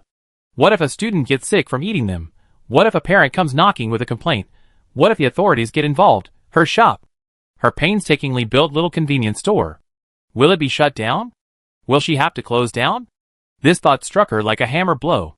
A wave of panic washed over her. No. Absolutely not. The shop can't close. Tan Xiaoxiao lowered her head expressionlessly, staring intently at the few lonely bags of candy at the bottom of the box. Maybe she should secretly destroy the remaining evidence. Her gaze suddenly fell on the conspicuous red trash can not far away. Sister Tan, why are you still standing here in a daze? Aren't you going to eat? A clear, sweet female voice rang out unexpectedly, instantly interrupting Tan Xiaoxiao's thoughts. She saw Ma Hongyu walking towards her with a beaming smile, followed by several student council members, all dressed in equally elegant uniforms, their smiles appearing stiff and unnatural. Jiaoju was still wearing her beautiful, crisp school uniform, her cheeks flushed from exercise, and fine beads of sweat even glistening on her forehead. However, the most jarring sight was a large, dark reddish-brown stain on the cuff of her snow-white shirt, resembling dried blood, standing out starkly against the fabric. Tan Xiaoxiao's heart skipped a beat, and she blurted out, Jiao? You are injured? Ma Hongyu paused, following Tan Xiaoxiao's gaze to look down at her sleeve. A fleeting, unnatural gloom crossed her face, quickly replaced by a brighter smile. Oh, it's nothing. I was playing Eagle Catches Chicks and tripped and fell. It's just a minor scrape. I already taken care of it. Don't worry, Sister Tan. Tan Xiaoxiao stared at the glaring stain, her doubt still lingering. Just then, she noticed Jiao's gaze fixed intently on the candy box beside her. Tan Xiaoxiao's alarm bells rang, and almost instinctively, she hid the candy box behind her back. This candy seems a little spoiled. It can't be eaten. Spoiled? Ma Hongju's eyes widened suddenly, her voice rising abruptly, filled with greed and hunger. Who says? I eaten so much before, and there wasn't a problem at all. It's so delicious. As if eager to prove something, she whirled around, waving excitedly at her group of friends behind her, her voice cloyingly sweet. Look, sisters. This is the super, delicious candy I told you about before. Sister Tan has more. Come and try some. Before she finished speaking, she reached out and grabbed the box containing the remaining candy without further ado. Then, under Tan Shuxia's astonished gaze, she deftly distributed the candies, whose wrappers seemed to pulsate with life. The student council members, upon receiving the candy, immediately tore open the wrappers, practically swallowing them whole, popping the candy into their mouths with a crunching sound, chewing a few times before swallowing. Their pale faces flushed red, a strange excitement spreading across their faces as they stared intently at the candy in Jiao Jiao's hand. Jiao Jiao, hands on her hips, spoke with an undeniable air of superiority. These candies belong to Sister Tan. Giving you even one is already an act of immense kindness. Want more? She drawled, her gaze sweeping over the lingering, greedy student council members. Then you have to trade something. As soon as she finished speaking, the student council members exchanged glances, as if discussing something. Then, a pile of colorful coupons bearing the St. Gabriel's school emblem was tossed into the candy box. Jiaoju bent down, rummaging through the coupons in the box, tilting her head, as if carefully assessing their value. After a moment, she seemed satisfied, a sweet smile returning to her face. Well, about right. She then generously distributed the remaining packets of candy. Here, Sister Tan. Juju shoved a full box of coupons into the arms of the still somewhat dazed Tan Xiao. These lottery tickets are precious. They can be exchanged for so many great things. There's even a chance to win our school's prized possession. She blinked, her tone light and cheerful, as if the transaction had been perfectly normal. Then, as if suddenly remembering something important, she slapped her forehead. Oh dear! I almost forgot. I haven't finished playing Eagle Catches Chicks yet. I have to go catch more chicks. Bye-bye, Sister Tan. As soon as she finished speaking, she turned and, with a group of student council members, skipped and hopped into the noisy crowd of the school anniversary celebration, quickly disappearing from sight. Tan Xiao, clutching the heavy box of lottery tickets, looked in the direction Jiao Jiao had disappeared, then looked down at the messy stack of paper tickets inside the box, feeling utterly speechless. What's going on? A box of candy of dubious origin, from a bankrupt manufacturer, exchanged for a pile of colorful paper scraps? She sighed, trying to console herself. Well, since Jiaojiu and the students ate it and seemed fine, it's probably just ordinary popping candy? She squatted down, closed the candy box, and casually stuffed it under the table, planning to deal with it later when she closed up shop. I focus on business first, she muttered, preparing to continue tidying up the stall. Only then did she belatedly realize that Ling Zhang was gone, and only Lu Luan was watching the stall. That guy, he slipped away quickly. She pursed her lips, guessing he'd gone to find somewhere to eat after finishing up, and hadn't paid much attention. Watching Lu Luan working diligently, Tan Xiao sighed. Sigh, it really is true that a formal employment contract is more reliable. In a secluded corner not far from the stall, under several tall banyan trees, Ling Zhang huddled together, with a worried Ning Yuan and Han Che, the atmosphere heavy. Where are Ning Shuang and Lai Chuan? Ling Zhang's voice was low, carrying an ominous premonition. Ning Yuan's face was extremely pale, as he pointed to an area not far away, surrounded by students, emanating screams and laughter. She went to participate in that Eagle Catches Chicks game. Lai Chuan went in too. Ning Yuan's eyes were filled with lingering fear and anxiety. That woman playing the eagle was so fast she was just a blur. Ning Shuang's shoulder was ripped open by her claw. The bleeding wouldn't stop. Lai Chuan can still fight back, but his stamina is almost exhausted. The people of Frozen Earth are naturally united. Unlike the dog-eat-dog world of Lava Star and Water Star, the chat in the live stream was filled with concern for their teammates. What the hell is that? This isn't a game. Won't Frozen Earth suffer the same fate as Lava Star? Captain Ling Zhang. Save them. Ling Zhang's face instantly darkened, veins throbbing on his forehead. Didn't I tell you to observe the situation first? Who gave you permission to join the game without permission? Ning Yuan shrank back, intimidated by his imposing manner. We just wanted to beat the Blue Star people. Those Blue Star people used some method. They actually won 2 games in a row, accumulating a lot of prize tickets, and Ning Shuang got anxious. That's why. He seemed to remember something, his gaze sweeping over several figures in Blue Star uniforms on the outskirts of the crowd, And he snorted coldly. Those Blue Star people are quite clever. Seeing us getting stuck in the game, they stayed far away, refusing to participate in any activity that showed signs of danger. Cowards! Ling Zhang took a deep breath, forcibly suppressing his surging anger, and strode towards the playground. Pushing aside the excited, almost frenzied students, Ling Zhang finally saw the scene inside. In the center of the playground, Ma Hanjia was moving at inhuman speed. A sweet yet eerie smile graced her face. Each attack was swift, precise, and ruthless. Ning Xuang leaned against an overturned picnic table, her breath weak, her face ashen, and blood gushing from a gruesome gash in her right shoulder. Lai Chuan stood in front of her, breathing heavily, several deep, bone-revealing claw marks on his face and arms, clearly at his last gasp. "Stop!" Ling Zhang shouted sharply, attempting to interrupt the bloody game. The rapidly moving Jiao Jiao abruptly stopped, her empty eyes locking onto Ling Zhang, and the smile on her sweet face instantly widened. "Huh?" She tilted her head, as if confirming something, then her smile widened. "It's you? Silver-haired brother. You're Sister Tan's friend?" Ling Zhang's heart skipped a beat, his muscles tensed, and he prepared for battle. He said in a deep voice, "This game should end." "End?" Jiao Jiao giggled, her voice clear but devoid of warmth. "Our game of eagle-catching chicks has only just begun." Her gaze swept over the heavily injured Ning Xuang and the struggling Lai Chuan, finally settling on Ling Zhang, like an innocent child choosing a toy. "However," she drawled, her laughter ringing out like silver bells. "Ha-ha. Since you're Sister Tan's friend. Well then, I give you a chance." She stretched out her blood-stained finger, pointing it directly at Ling Zhang, her smile both innocent and cruel. "You take her place. If you can hold out for 20 minutes without me catching you, I let them all go. How about that? Fair enough?" Ling Zhang's heart sank. He had no choice. Ning Xuang's breathing grew weaker and weaker, and Lai Chuan could collapse at any moment. As the captain, he had to protect everyone. He took a deep breath, his voice low and resolute. "Fine. I take her place." Bian Ruijin, standing on the outer edge of the crowd, saw this and his heart sank. He turned to Su Jing beside him. "Go and call Boss Tan over. Tell her, her temporary worker is in danger." Su Jing was taken aback. "You want to help those frozen earth people?" Bian Ruijin looked at the few scattered lottery tickets in his hand, tickets they had just won in the photo gallery game. That game was extremely dangerous, each photo was incredibly mentally polluting, and a moment's carelessness could drive you insane.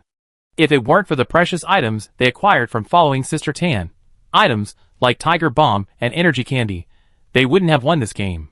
From what I can see, the Frozen Earth people don't attack like the Water Star and Lava Star people from the start, and Bian Ruijin looked at Ling Zhang, who had volunteered to replace a teammate, and judging from the camaraderie within this team, the Frozen Earth people's values were far more sound than those of the people from the 2 planets they encountered before. Su Jing sighed, looking at her captain's expression, and immediately turned and ran towards Tan Shishi's stall.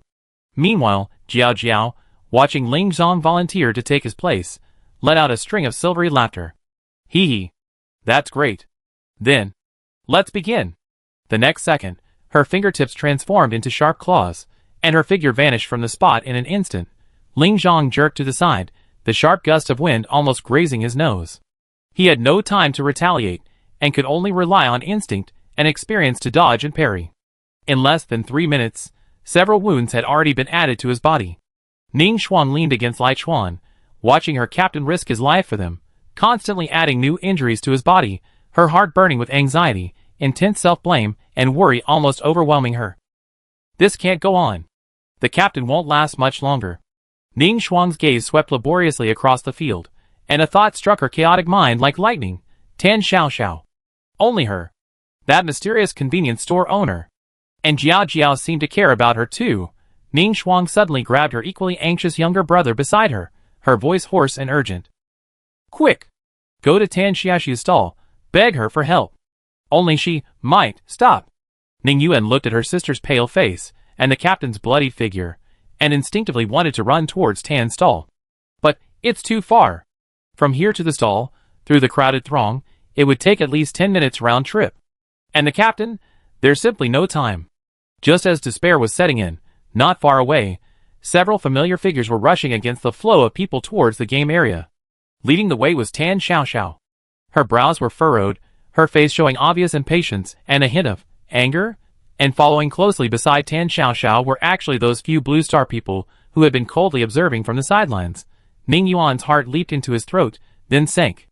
Blue Star people? How could they be with Boss Tan? Were they here to kick him while he was down, to stop Boss Tan's rescue? Or, his mind was a jumble of confusion, overwhelmed by panic, suspicion, and anxiety. In those 2 seconds of stunned silence, Tan Xiaoxiao and her group had already passed him, pushing aside several students blocking their path. Jiujia's figure moved so fast it was almost a blur, pouncing on Ling Zhang, who was covered in blood and whose movements were clearly slow, like a cat chasing a mouse. A nameless fire ignited in Tan Xiaoxiao's heart. How could you play such a dangerous game? Hearing Tan Xiaoxiao's voice, Jiao, who was moving at high speed, suddenly froze, stopping abruptly. She turned her head, saw Tan Xiaoxiao, and the sweet smile on her face froze for a moment, a clear resentment and inner turmoil flashing deep in her eyes. Sister Tan? What brings you here? Her voice was still clear and crisp, but it lacked its previous madness, carrying a hint of barely perceptible guilt. Tan Xiaoxiao completely ignored her question. She rushed to Ling Zhang's side, her gaze sweeping over the wounds on his body. The wounds were deep, but there were quite a few, stained with blood. Several words instantly flashed through her mind. Temporary worker, workplace injury, no insurance. If he was seriously injured and hospitalized, the medical bills, lost wages, nutritional supplements. My God! How much money would she have to pay? Would her convenience store still be able to stay open? This thought made her gaze towards Jiao even more hostile, filled with offended anger. Jiao. What's wrong with you? How could you treat my employee like this? She pointed at Ling Zhang, her tone urgent and forceful. Look how badly he's hurt. An employee? Jiao tilted her head, her gaze shifting between Ling Zhang and Tan Xiaoxiao. Her lips pouted slightly, a hint of grievance in her voice, as if her fun had been interrupted. Sister Tan, we were playing a game. He agreed to it himself, and he's so much fun. Her gaze lingered greedily on Ling Zhang, as if he were a beloved toy. Although she was reluctant, seeing Tan Xiaoxiao's protected demeanor, the resentment and inner turmoil on Jiao's face ultimately turned into helpless compromise. All right, she drawled, a sweet smile returning to her face, though a trace of unfulfilled regret lingered in her eyes. Since he's Sister Tan's employee, then this time it's over. Game over. As her words fell, the suffocating, bloody killing intent in the room instantly dissipated. The scene instantly transformed back into the warm and lively school festival, the air even carrying the sweet scent of cotton candy. Ling Zhang's tense nerves suddenly relaxed, his body swaying as he nearly fell, only to be caught by Lai Chuan beside him. He gasped for breath, his gaze towards Tan Xiaoxiao filled with the complex emotions of relief and an indescribable shock. He actually managed to stop an A-level anomaly with just one sentence. Why are you looking at me? Tan Xiaoxiao said irritably, noticing Ling Zhang staring at her. You inexplicably came to play dangerous games, and now you're injured. You're not trying to extort money from me, are you? Ling Zhang awkwardly shifted his gaze, only to meet the eyes of the Blue Star person standing behind Tan Xiaoxiao. At that moment, Bian Ruiji nodded slightly to him, clearly indicating that their timely summoning of Tan Xiaoxiao had given him a chance to catch his breath. Ling Zhang took a deep breath, suppressing his surging emotions, and solemnly nodded in Bian Ruiji's direction. Thank you. Bian Ruiji also nodded steadily, saying nothing more. At this moment, the two reached a subtle tacit truce. Tan Xiaoxiao had no time to pay attention to their exchange of glances. Looking at Ling Zhang's still bleeding wound, she felt her wallet was bleeding. She waved her hand irritably. All right, stop standing there. Hurry back to the stall to treat your wound. Luckily, I brought some bandages. Tan Xiaoxiao led the group of troublemakers back to the stall, her expression still not very pleasant. She went straight to the box of miscellaneous items piled up under the stall, muttering to herself as she rummaged through it. I shouldn't have been so greedy for that cheap labor. Medical expenses, lost wages. Finally, she pulled a small first aid kit with a red cross on it from a pile of clutter. She opened it irritably, took out a roll of ordinary-looking white bandage, and threw it in front of Ling Zhang and the weakened Ning Shuang. Here, wrap it up yourself. Use it sparingly, Tan Xiaoxiao frowned. Let's make it clear first, the cost of this bandage will be deducted from your wages. This bandage was specially purchased by Tan Xiaoxiao after Lu Luan was seriously injured last time. Ling Zhang and Ning Shuang exchanged a glance, both seeing helplessness and a hint of embarrassment in each other's eyes. Ning Yuan and Han Che quickly stepped forward to help. Ning Yuan carefully tore open the bandage packaging and began to bandage the gruesome bloody hole in Ning Shuang's shoulder. Lai Chuan picked up another bandage, preparing to treat the deeper wound on Ling Zhong's arm. The moment the bandage touched Ning Shuang's skin at the edge of the wound, an indescribable cooling sensation instantly spread from the wound, and the excruciating pain lessened by more than half within a few breaths. Even more miraculously, Ning Shuang could clearly feel the wound beneath the bandage healing rapidly. A visibly flushed color returned to her previously deathly pale face, and even her body, heavy from blood loss, felt much lighter. Ning Shuang abruptly looked up, her eyes meeting those of Captain Ling Zheng beside her. Both understood the astonishment in each other's eyes. Almost simultaneously, they looked down at the bandages wrapped around their bodies. The instant their gazes focused, a line of crystal-clear black printed text abruptly appeared before their eyes. An ordinary bandage instantly stops bleeding, wound healing speed increased by 100%, stamina recovery increased by 30%. The pupils of all members of the Frozen Earth squad dilated instantly, their eyes filled with disbelief. The air seemed to freeze. Although Lu Gu had described the various wonders of this Boss Tan on the Interstellar Forum, and although they had vaguely guessed from the outcomes of Water Source Star and Lava Star that this convenience store owner was unfathomable, they had never imagined this unfathomable depth was actually a cheap bandage she casually tossed out was actually a divine artifact with such heaven-defying effects. This was completely beyond their understanding of items. This was simply the manifestation of power at the level of rules. Ling Zhang's heart began to pound uncontrollably. He finally understood. He understood completely. Why was Blue Star, a technologically backward and resource-scarce inferior planet, able to twice pull off a miraculous comeback in the cataclysmic dungeon, defeating Water Star, and even wiping out Lava Star, and break into the top 200 on the leaderboard? It wasn't just because of Sister Tan's own power, but also because everything she casually produced contained energy powerful enough to overturn the course of battle. This wasn't some convenience store. It was clearly a walking, bottomless treasure trove. Ling Zhang's gaze was fixed on Tan Xiaoxiao, his eyes filled with a mixture of inquiry, longing, and a hint of awe. He instinctively sensed that there were definitely more surprises like this within Sister Tan. So many that they could drive any planet mad. Neither they nor the Blue Star people had even scratched the surface of this treasure trove. The live stream chat on Frozen Earth exploded after a brief silence. Holy crap! Did I see that right? What level of item is this? S rank? SS rank? A casually rolled up bandage? Sister Tan, you're telling me this is just an ordinary bandage? No wonder the Blue Star people are like they've been cheated. Don't just stand there. Quickly find a way to bring Sister Tan to our Frozen Earth camp. At all costs. The livestream chat was instantly flooded with exclamation marks, incredulous screams, and frantic suggestions to bring Sister Tan away. Now that it was confirmed that this was a power capable of changing the fate of a planet, then they had to win her over at all costs. Ling Zhang looked at Tan Xiaoxiao as if she were a sun that could illuminate the future of Frozen Earth and bring hope to it. I must win her favor, no matter what. Tan Xiaoxiao completely ignored the eerie atmosphere around her and the intense gazes of the Frozen Earth people. She watched as Ling Zhang and Ning Shuang's wounds, bandaged and bleeding at a visible speed, healed, and nodded in satisfaction. Looks like it's working well, she muttered, glancing at the two patients and casually handing them 2 burnt sausages. She couldn't sell them anyway, might as well give these two a little nourishment. These sausages were burnt when Lu Luan's skills were lacking, a whole plateful wasted, and Tan Xiaoxiao felt a pang of heartache looking at them. Ning Shuang and Ling Zhang stared at the sausages in their hands, their expressions pausing.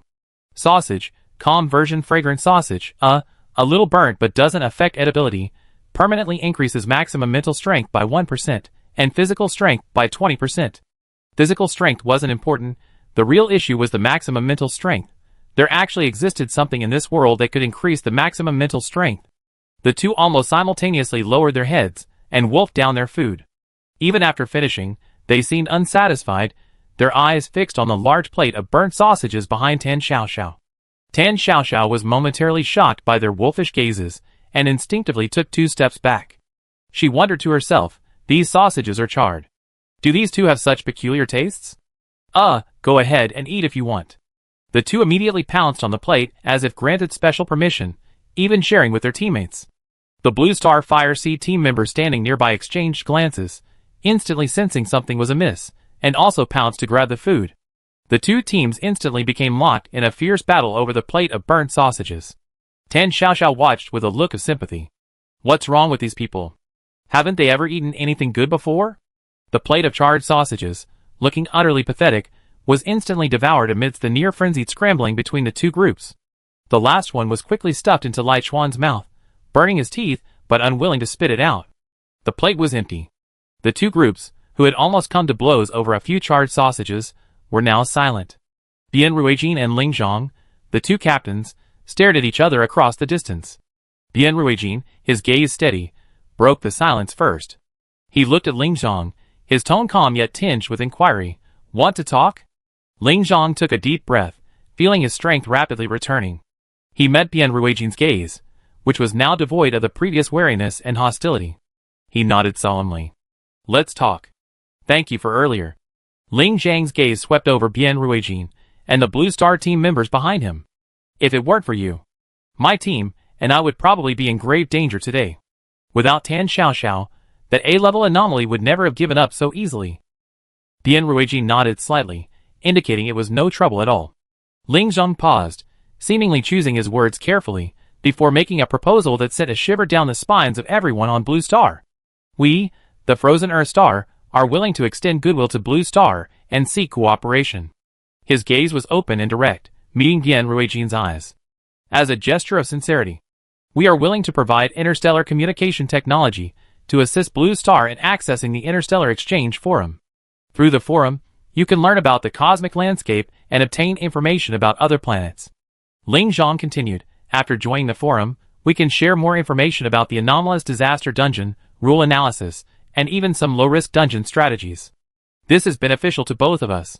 He paused, his tone becoming more solemn. This decision is not my own. It is the will of our Frozen Earth Lord, Lord Frost. Ling Zhang's gaze passed over Bian Ruijin and landed on Tan Xiaoxiao, who was staring at the empty plate with a pained expression not far away. Through this experience, we understand that Blue Star is not as malicious as the public opinion portrays it. On the contrary, you have proven your resilience and a certain degree of goodwill. The fates of Water Star and Lava Star were largely their own fault. And between us, Frozen Earth and Blue Star, Ling Zhang's voice was resolute. There is no fundamental conflict of life or death. The punishment for this mission is an eternal, frigid winter, minus 30 degrees Celsius. As he said this, a hint of the Frozen Earth people's contempt for low temperatures appeared on his face. For us, it's just lowering the daily temperature a bit, nothing more. In contrast, Ling Zhang's gaze refocused on Tan Xiaoxiao, his eyes becoming incredibly fervent and earnest. Getting to know Boss Tan, leaving her with a good impression, establishing a solid connection, this is what is truly crucial for the future of our Frozen Earth. His voice wasn't loud, but it was clearly transmitted to every viewer on Frozen Earth and Blue Star through the live broadcast. Boss Tan's value far exceeds the outcome of a single mission. Her very existence is an opportunity to change the fate of our planet. We on Frozen Earth are willing to show our sincerity and seek long-term cooperation with Blue Star and with Boss Tan. Bian Ruijin fell silent, somewhat astonished by the pragmatism and foresight of Frozen Earth's leadership. Using precious interstellar communication technology and information sharing in exchange for a chance to establish a good relationship? The price is considerable, but the foresight is absolutely astute. Tan Xiaoxiao, standing nearby, blinked blankly when Ling Zhang mentioned her in his last few words. What impression connection! She was completely unaware that the bandages she casually tossed out and the unsold sausages had already drastically changed the diplomatic strategies of the two planets. Bian Ruijin's wristband vibrated, and a message appeared before his eyes. Blue Star United Government, agreed. Looking at Ling Zhang's open and firm eyes, Bian Ruijin extended his steady and powerful right hand. Cooperation, we accept. Two hands from different planets, representing different civilizations, thus crossed the barriers of suspicion and hostility to clasp together. Chapter 38. Blue Star United Government, Top Floor Conference Room. Chang Haoqi's brows furrowed, his deep gaze fixed on the clasped hands on the large screen. The expert standing opposite him hesitated, his face showing uncertainty. Commander, is the alliance with Frozen Earth too hasty and reckless? Chang Haoqi pondered, not answering immediately. Making this decision carried unimaginable pressure. Blue Star was located on the edge of the universe, technologically backward. At the beginning of the cataclysmic game, they tried to seek help from neighboring planets, only to discover, to their despair, that several neighboring civilizations were also struggling to survive. They finally managed to contact the relatively technologically advanced Cross Star, but after only a few exchanges, and before a stable and good relationship could be established, Cross was annihilated in a surprise attack by Lava Star. Frozen Earth was now extending an olive branch, promising to assist Blue Star in accessing interstellar space. For Blue Star, isolated and helpless, this was an immense temptation. He feared it was a trap, but he also feared missing this opportunity. We waited too long. Chang Haoqi's voice was low, his gaze still fixed on the screen. Frozen Earth has shown sufficient sincerity, even offering to abandon this mission. Blue Star, we shouldn't continue to doubt. Just as he finished speaking, a rapid knocking sounded at the door, the urgency palpable. Chang Haoqi's adjutant, Xiao Wu, glanced at his superior's expression, immediately stepped forward, and flung open the heavy door.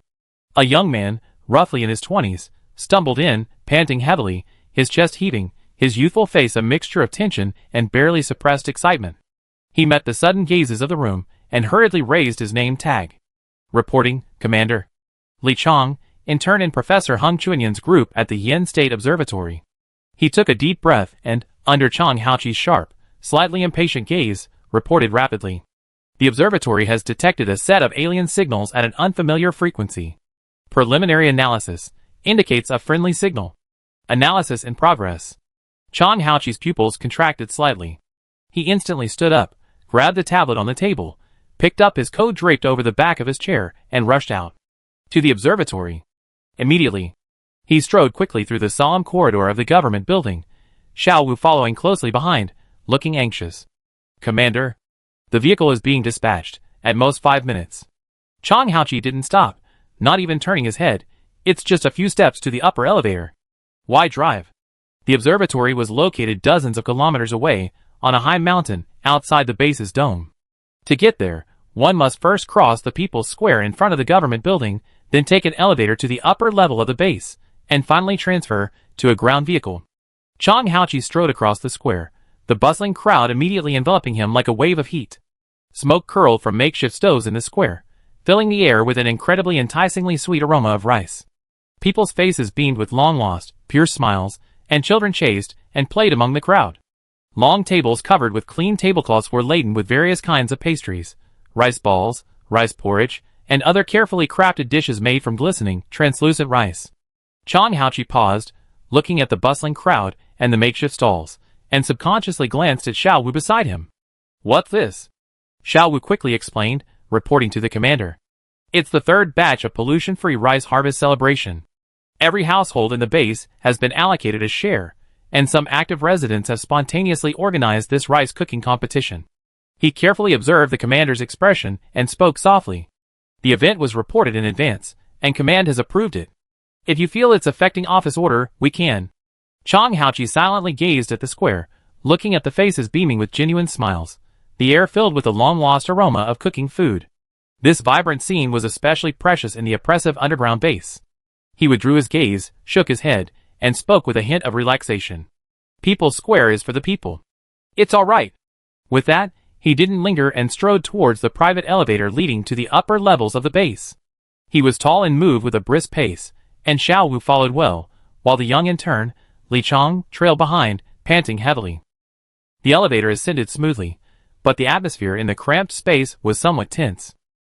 Feeling the serious aura emanating from Chang Haoqi, and glancing at Li Chang beside him, whose legs were trembling slightly with nervousness, Xiao Wu took the initiative to ease the tension. Li Chang? Professor Hung Chuanyan's intern? To be working under Professor Hung, you must be exceptionally talented. Li Chang shook his head shyly. You flatter me, I'm just lucky. Xiao Wu raised an eyebrow, finding the young man overly modest. As one of the top physicists and astronomers on Blue Star, which of Hung Chuanyan's interns wasn't one in a million?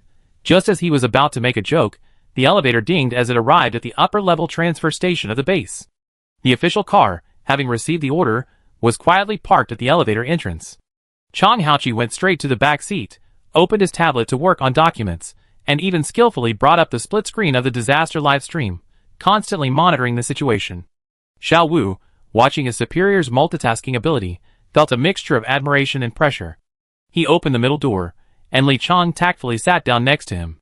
The vehicle started silently, and sped away from the base towards the distant mountains. With their superior working, No one in the car dared to speak or disturb him. A silence fell over the scene, broken only by the soft hum of the tablet. The observatory's location was demanding and remote.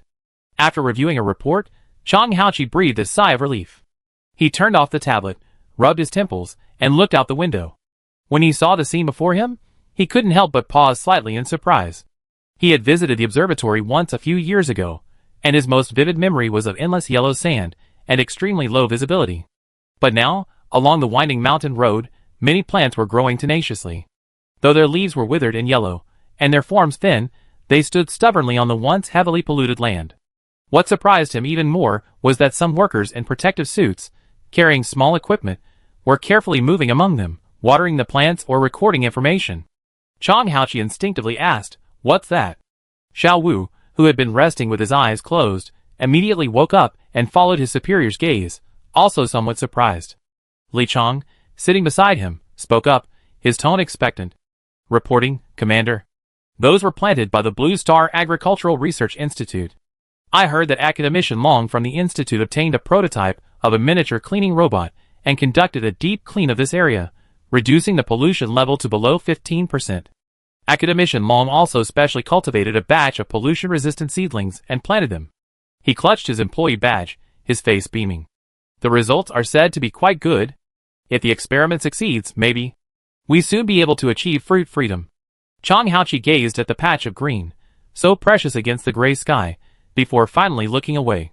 A rare, almost imperceptible warmth crept into his deep voice. "Fruit freedom." Chang Haoqi paused, a slight upward twitch at the corner of his lips, murmuring to himself, "If it really succeeds, that would be wonderful." The vehicle sped along the winding mountain road, and 5 large, elegant characters in regular script, Yingua Astronomical Observatory, came into view. Li Chang led the way, and after passing through several gates, the 3 finally arrived at the core laboratory. On the huge main screen inside the laboratory, a series of exceptionally complex data streams flickered. An elderly woman with gray hair stared intently at the control panel, her fingers flying across the keyboard. This was Professor Hung Chunyin, a leading figure in Blue Star's astrophysical field. Seeing this, Chang Haoqi and Xiao Wu approached quietly. Li Chang whispered, "Professor, the commander is here." Hung Chunyin didn't even look up, her gaze still fixed on the constantly changing screen, muttering to herself. Locking onto the band, almost there. Chang Haoqi held his breath, his eyes also glued to the screen, his fingers unconsciously clenching until his knuckles turned slightly white. "Professor Hung," Chang Haoqi tried to keep his voice steady, "how is the situation?" Hung Chunyin then turned her head slightly, her eyes bloodshot from staying up all night. "The signal structure is complex, but..." She pointed to several highlighted data models on the screen. "Preliminary assessment. No malicious intent. No malicious intent." Chang Haoqi repeated softly, his tense nerves not completely relaxed. Time slipped away quietly amidst the clatter of keyboards and the busy work of the staff. Chang Haoqi and Xiao Wu stood silently to the side, the atmosphere unusually heavy and serious. About half an hour later, a suppressed gasp suddenly rang out in the lab, followed by a chorus of gasps. On the main screen, the decoding progress bar jumped from 98% to 100%. "It's done!" Someone shouted first, their voice filled with unbelievable elation. A huge cheer erupted in the lab. Professor Hung Chunyin jumped to her feet, her face also showing barely concealed excitement. On the screen, the green indicator light representing established communication flashed frantically. A few seconds later, the lab's main screen suddenly lit up, the image becoming incredibly clear. A strange face with an overwhelming presence filled the entire screen. His long hair was tied back, and his skin was a pale, sunless white. He was calmly scrutinizing everyone in the laboratory through a screen. He wore a simple yet strangely made dark uniform. His gaze slowly swept over the excited crowd in front of the screen, finally settling on Chang Haoqi, who wore a commander's uniform and possessed a composed demeanor. A deep, but exceptionally clear voice resounded throughout the laboratory through the loudspeakers, spoken in standard interstellar language that had been automatically translated. "It seems, you Blue Star people aren't as backward as I imagined." There was no obvious praise or criticism in Lin Shuang's voice. It was more like a fact-based, slightly surprised reassessment. "I am Frostbite, Lord of the Frozen Earth." The cheers in the laboratory abruptly ceased. Chang Haoqi straightened his back, meeting the cold eyes on the screen. "Hello, Chang Haoqi, Commander-in-Chief of Blue Star." He knew that the real dialogue between Blue Star and Frozen Earth had only just begun. Just as Chong Haochi and Frostbite were engaging in this significant first exchange across the screen. On the other side of the vast universe, in the discussion section of the Interstellar Forum, a trending post with a striking title was climbing at an astonishing speed, even being marked with the explosive tag. Opening. Place your bets. Rational analysis. Frozen Earth versus Blue Star, who will emerge victorious? Frozen Earth is low-key, but possesses deep resources, consistently ranking in the top 200 of the leaderboard. They excel in icefield warfare and boast maximum survivability. This time, they even gone so far as to utilize the S-rank item time reversal key to enter the fray 72 hours early. Seizing the initiative, the advantage lies with Frozen Earth. Blue Star? TSK, a dark horse among inferior stars, winning against Water Star and wiping out Lava Star, their points have skyrocketed into the top 200, but it's rumored that their own strength is severely lacking, relying entirely on the mysterious convenience store owner, Sister Tan. Frozen Earth comes prepared. Will Blue Star's winning streak come to an end? Dear readers, don't miss out. The analysis is logical and well-founded, and the betting is fair and square. Come and place your bet on your favorite winner. This post instantly ignited the passion of countless interstellar netizens, with replies flooding in, creating a heated debate. Battlefield Star temperamental old man, is there even a question? Bet on Blue Star. We must bet on Blue Star. Water Star has fallen, and Lava Star has even had its home destroyed. Frozen Earth Star is probably doomed too. Blue Star will win. I bet 1,000 star coins.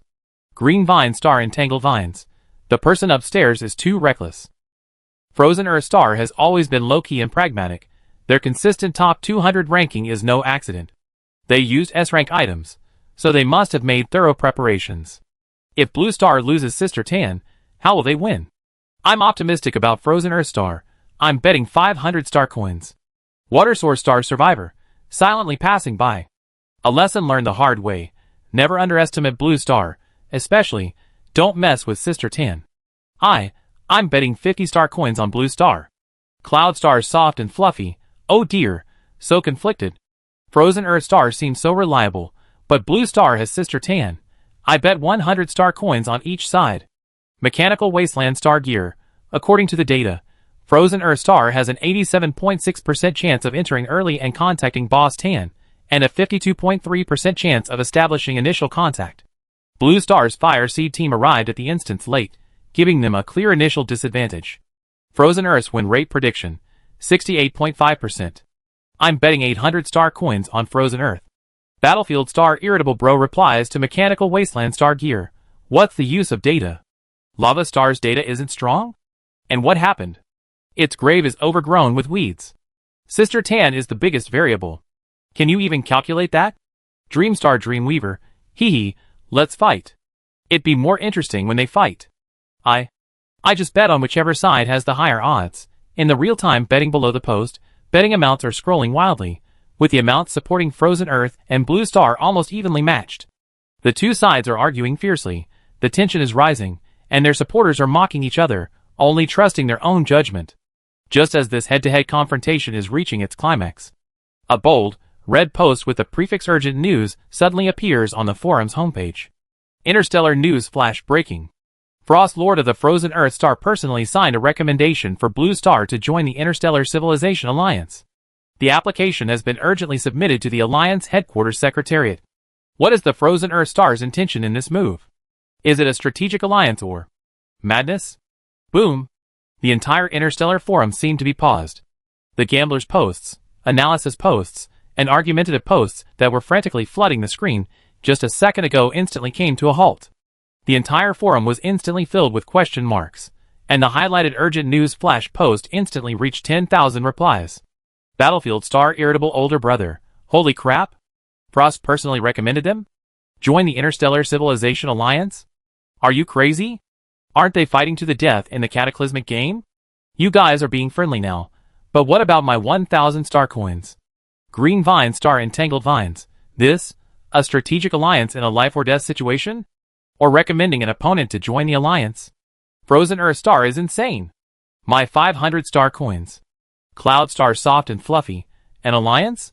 Aren't they in a competition? How did they suddenly become a loving family? After the initial shock, Dissenting voices sprang up like mushrooms after rain and quickly became the mainstream. Lava Star Ember, impossible. Absolutely impossible. The teams from Frozen Earth and Blue Star are clearly facing off in the cataclysmic game, locked in a fierce battle. An alliance? A recommendation? What kind of interstellar joke is this? It's definitely fake news. That cunning old fox, Frost, would recommend his opponent? You're kidding me. Green Vine Star Observer 007. I heard from a friend who works at the Frozen Earth Foreign Affairs office that the higher-ups on the two planets seem to be, indeed, in secret contact. He also said, Lord Frost seemed to have a very high opinion of that mysterious Sister Tan. Battlefield Star Information Vendor, upstairs. Who is your friend? Which department? What's their name? If this news is true, your friend has seriously leaked information, and the Frozen Earth Intelligence Bureau will definitely not let them off the hook. The next second, the poster Green Vine Star Observer 007's avatar immediately went gray, and then the ID instantly displayed as user has been deleted. The entire post fell into an eerie silence again, and a few seconds later, more replies appeared. Cloud Star Bystander, holy crap. Deleted account instantly? This reaction, it's too real. No, it can't be true, right? Lava Star Ember, deleted account? Could it be true? Why would Frozen Earth ally with Blue Star? They're consistently in the top 200 of the leaderboard. Even if they didn't beat Blue Star, they should be able to protect themselves. Now they actually want to exchange peace by making concessions and giving Blue Star a huge gift? Dreamstar Dreamweaver, cowardly? Concessions for survival? I doubt it. Have you ever seen that guy Frostbite suffer a loss? For him to willingly bow his head and hand over his ticket to the Interstellar Alliance, Blue Star definitely has something that Frozen Earth has to take seriously, even covet. The forum completely exploded. Forum members from various planets were posting and replying, especially the survivors from Water Star and Lava Star, who were as excited as if they were directly involved. But strangely, despite the high level of interest in this event, not a single Frozen Earth person stood up to reply. They had all disappeared. Although the Frozen Earth inhabitants number only 500 million, which is indeed a small number compared to other planets with populations in the tens or hundreds of billions, surely there must be at least one person speaking up on the entire forum. Some busybodies proactively sent private messages to some well-known figures from the Frozen Earth planet who were previously active on the forum. But most received no reply. Even those who did reply were vague, but judging from their tone, they seemed to support Frost's decision. There was even a hint of, barely concealed, joy. Had the Frozen Earth people finally had their brains frozen by the constant sub-zero temperatures? Suddenly, doubts, shock, anger, conspiracy theories, and wild interpretations of Frost's motives, various trending posts swept across the entire interstellar forum, and the heat lingered for a long time. Meanwhile, within the game of the strange disaster, neither the Blue Star Fire Seed team nor the Frozen Earth team knew that a simple handshake would stir up so much turmoil. Since we decided to cooperate, information sharing is paramount. Bien Ruijin spoke first, his scrutinizing gaze sweeping over Ling Zhang and the bandaged team members behind him. You arrived 3 days early. Did you get any clues about the heart of St. Garland? Ling Zhang's face showed a bitter expression. He subconsciously touched the rapidly healing wound under the bandage on his arm, and coughed awkwardly twice. Ahem, to be honest. We arrived early, and most of our energy was spent on. He paused, seemingly finding the word seducing Boss Tan too difficult to say, and glossed over it. We sped at getting close to Boss Tan. We neglected everything else. Ling Zhang was silent for a moment, and seeing Bien Ruijin's serious expression, he continued, however. The mission prompt mentioned integrating into the celebration and actively participating in the activities, so we speculate that the key clue might be in the school anniversary game. And then? He paused, looking bitterly at his wound. You saw the result too. It wasn't a game, it was a deadly trap. The only information we got was, this game is deadly. Bien Ruijin nodded understandingly, deeply agreeing. We were a bit lucky, we completed 2 games. One was the photo gallery, extremely mentally polluting, and the other was a quiz with bizarre and tricky questions. If it weren't for the things Sister Tan gave us for protection, we would have been completely wiped out. He spread his hands, revealing a few paper tickets printed with the school emblem in various colors, a meager number that looked particularly shabby. That's all we got, a few lottery tickets. As for how and where to obtain the heart of St. Garland, we still have no clue. The two captains exchanged a glance, both seeing a deep bitterness and pressure in each other's eyes. Just as this heavy atmosphere settled over the small stall, an enticing aroma of grilled sausages, rich with oil, wafted over. Tan Xiaoxiao was chewing on a perfectly grilled sausage, her cheeks slightly puffed out, a bit of oil still glistening on her lips, as she walked towards them. This sausage was given to her silently by Lu Luan after he noticed her staring at the empty grill pan. Although Tan Xiaoxiao inwardly grumbled at the guy for using her as a front, she couldn't resist the temptation after seeing how much they were scrambling for it. Tan Xiaoxiao mumbled between chews, What are you talking about? The Heart of St. Garland? I heard that name before. Whoosh. In an instant, the eyes of the Frozen Earth Squad and the Blue Star Fire Seed Squad, a dozen eyes, focused on Tan Xiaoxiao like searchlights. Her eyes were a mixture of shock, elation, and anticipation. Startled by the sudden barrage of over a dozen intense gazes, Tan Xiaoxiao instinctively took a step back, nearly tripping over the box beneath her feet. Why are you looking at me like that? It's creepy. In the live stream of the ghostly disaster, viewers on both planets erupted in chaos. Holy crap! What did Sister Tan say? She's heard about it? Impossible. How could she know? Sister Tan. A goddess. Tell me. Sister Tan hasn't left her stall except to rescue Ling Zhong and the others, has she? How does she know? Su Jing's voice trembled with excitement. Sister Tan, you said you heard of the Heart of St. Garland? Where did you hear about it? Bian Ruijin also held his breath, his eyes fixed on Tan Xiaoxiao. Tan Xiaoxiao felt extremely uncomfortable under their gazes. She swallowed the sausage in her mouth and mumbled, It's in that book. With that, she bent down and laboriously pulled out a thick, hardcover book that she'd been using to prop up a table leg. The title read, The History of St. Garland Noble High School Star. Everyone, shock. Such an important book. Tan Xiaoxiao used it to prop up a table leg? It even had oil stains and dust on it. Tan Xiaoxiao was completely oblivious to the stunned expressions around her. She frowned, trying hard to remember. I remember it was, the chapter about the school anniversary traditions. She muttered as she skillfully turned the pages.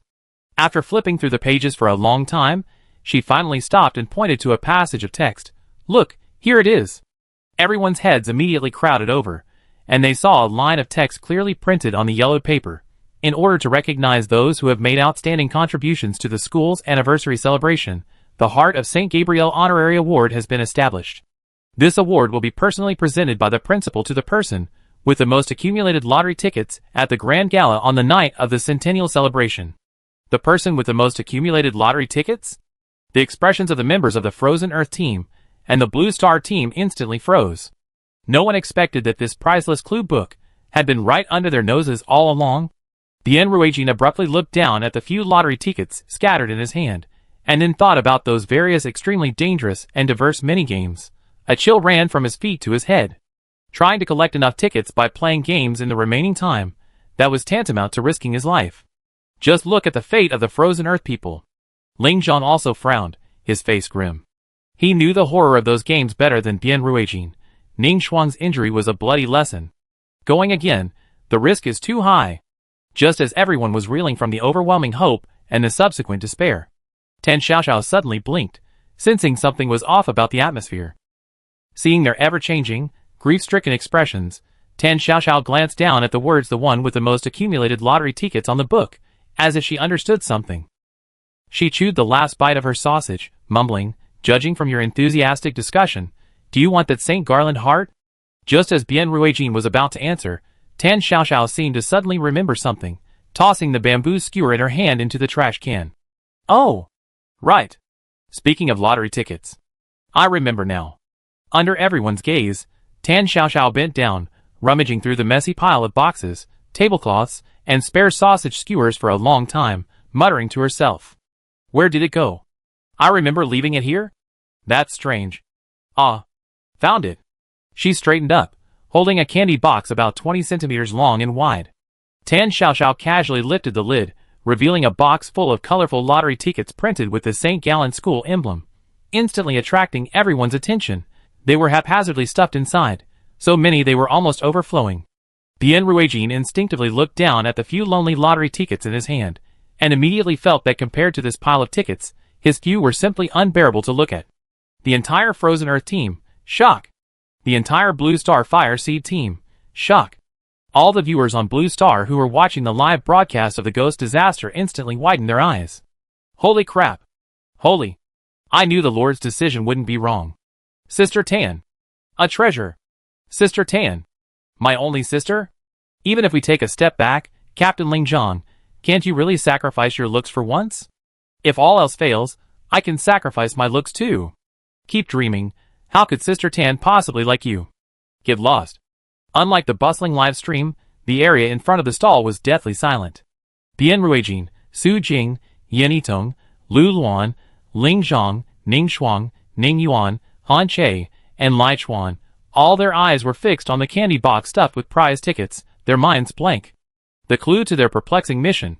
It turned out the answer was hidden in the book Tan Xiaoxiao had used to prop up the table leg.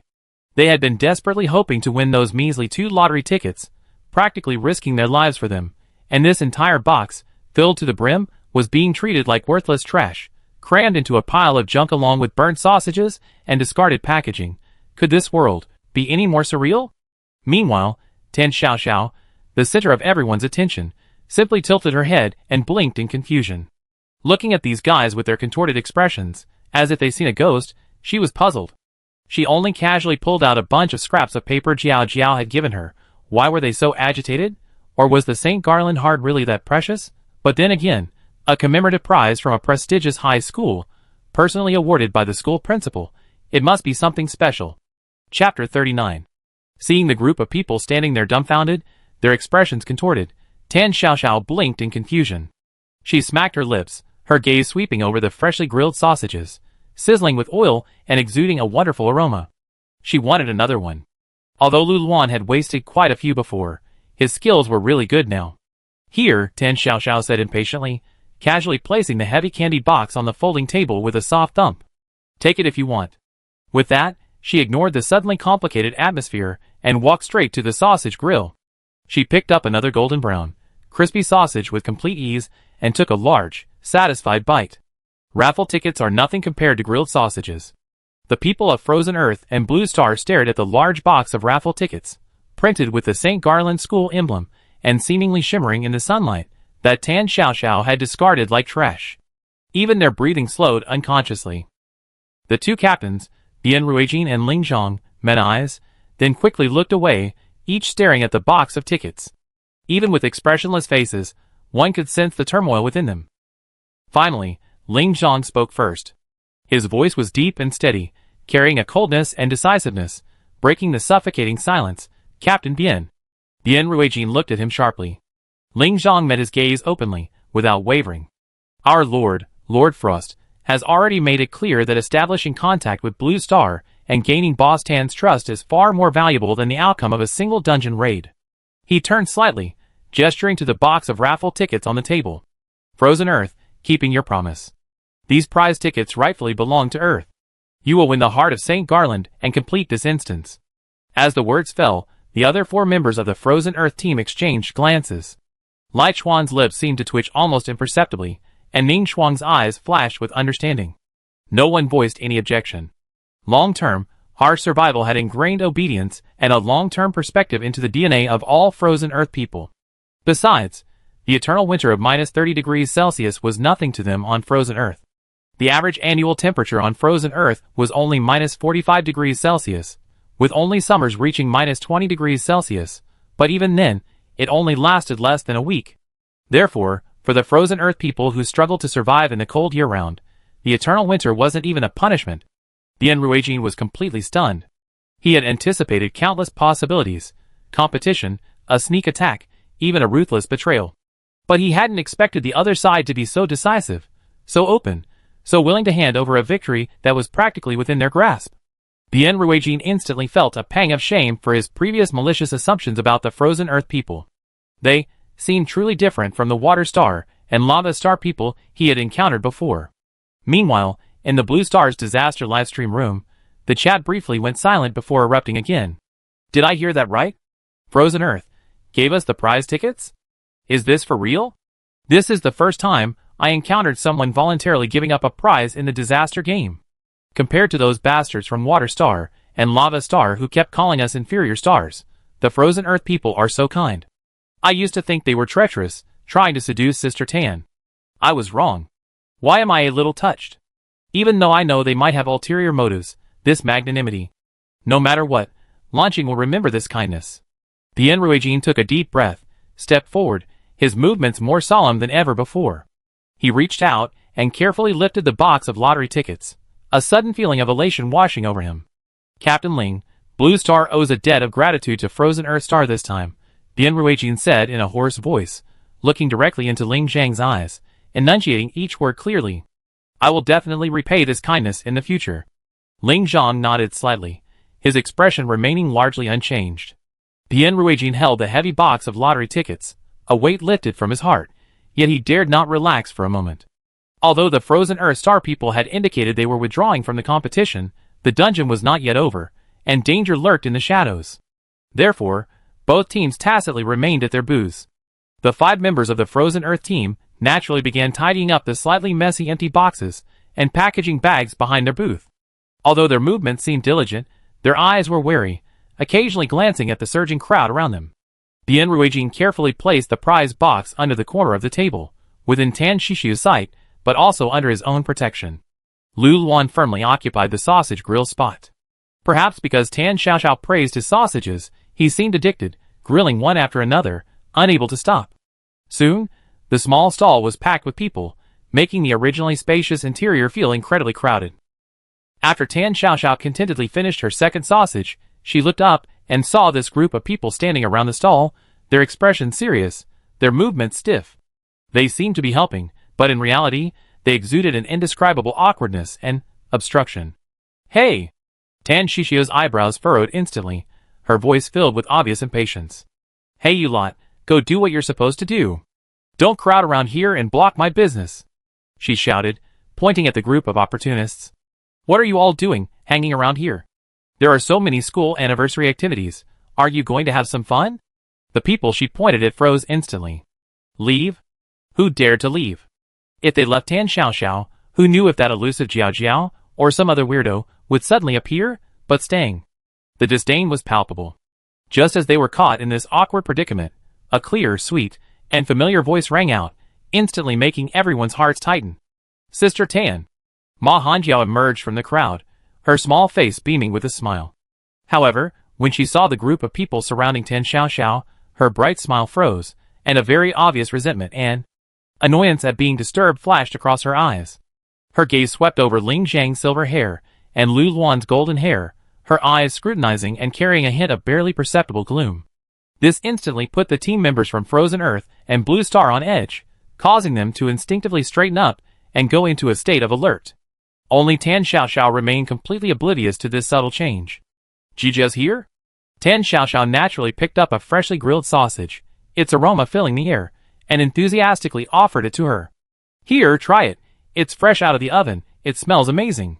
The gloom on Jijia's face vanished instantly. Thank you, Sister Tan. I knew Sister Tan was the best. She took the sausage, eagerly took a bite, and squinted her eyes in satisfaction. Seeing Jiao Jiao enjoying her meal, and remembering Ling Zhang's bloody ordeal earlier, Tan Xiaoxiao couldn't help but sternly reproach her. Jiao Jiao, you can't organize those dangerous games anymore. She pointed to the bandage still wrapped around Ling Zhang's arm, speaking earnestly. It's much better for children to play safely and civilly. Jumping rope and kicking shuttlecock are perfectly fine. Jiao Jiao paused, her face filled with reluctance, muttering softly, but Eagle catches chicks is so much fun. She secretly glanced at Tan Xiaoxiao, seeing the other's serious expression and unwavering resolve, and finally lowered her head dejectedly. Okay. Since it's Sister Tan who said it, then I listen. She agreed very reluctantly, with the resentment of someone deprived of a beloved toy. After saying that, she took another big bite of the sausage, as if venting her dissatisfaction. Bye-bye, Sister Tan. I'm going to play something else. With that, she turned and squeezed into the crowd, her small figure quickly disappearing into the noisy school anniversary throng. Watching the direction Jiao Jiao disappeared in, and then looking at the group of people around her, who were clearly relieved by Jiao Jiao's departure, yet still stubbornly refusing to leave, Tan Xiaoxiao sighed heavily and resignedly sat back down on her plastic stool. When are these guys going to stop lingering? Soon, as time passed, the last rays of the setting sun were swallowed by the night, and colorful lights began to illuminate the campus. After a huge, eerie blood moon appeared, radiating an ominous halo. A strange atmosphere began to permeate the campus. At this moment, the school's public address system blared without warning, a sweet but flat, unusually hollow voice echoing throughout the campus. Attention! The closing ceremony of St. Gallen's Centennial Celebration will be held in the auditorium. All students, faculty, staff, and guests from outside the school, please enter immediately. Before the announcement even finished, a chilling scene unfolded. On the playground, along the paths, in front of the teaching buildings, all the previously lively students and teachers instantly stopped moving, turning their heads in unison, their faces stiff with smiles, staring blankly towards the auditorium. Then, as if simultaneously receiving a command, they marched in unison, forming a silent and eerie tide, surging towards the brightly lit auditorium. Bian Ruijin and Ling Zhang, the two experienced captains, tensed up almost simultaneously. Their gazes were fixed on the auditorium, both feeling an unprecedented pressure. Tan Xiaoxiao yawned widely, rubbing her sore eyes, before belatedly glancing at her watch. "Wow, it's already 8 o'clock?" she muttered, her gaze sweeping over the teachers and students marching in perfect unison, like a military honor guard. A hint of admiration crossed her face. A prestigious school is something else, so orderly. Their marching is even more precise than military training. The members of the Blue Star Fire Seed Squad and the Frozen Earth Squad exchanged a deeply serious look. The group quickly composed themselves, cautiously following the silent and eerie crowd towards the auditorium that exuded an ominous aura. Inside the auditorium, brightly lit, with exquisite crystal chandeliers and crimson velvet curtains, everything proclaimed the school's immense wealth. On the stage, the principal stood politely in the center, microphone in hand.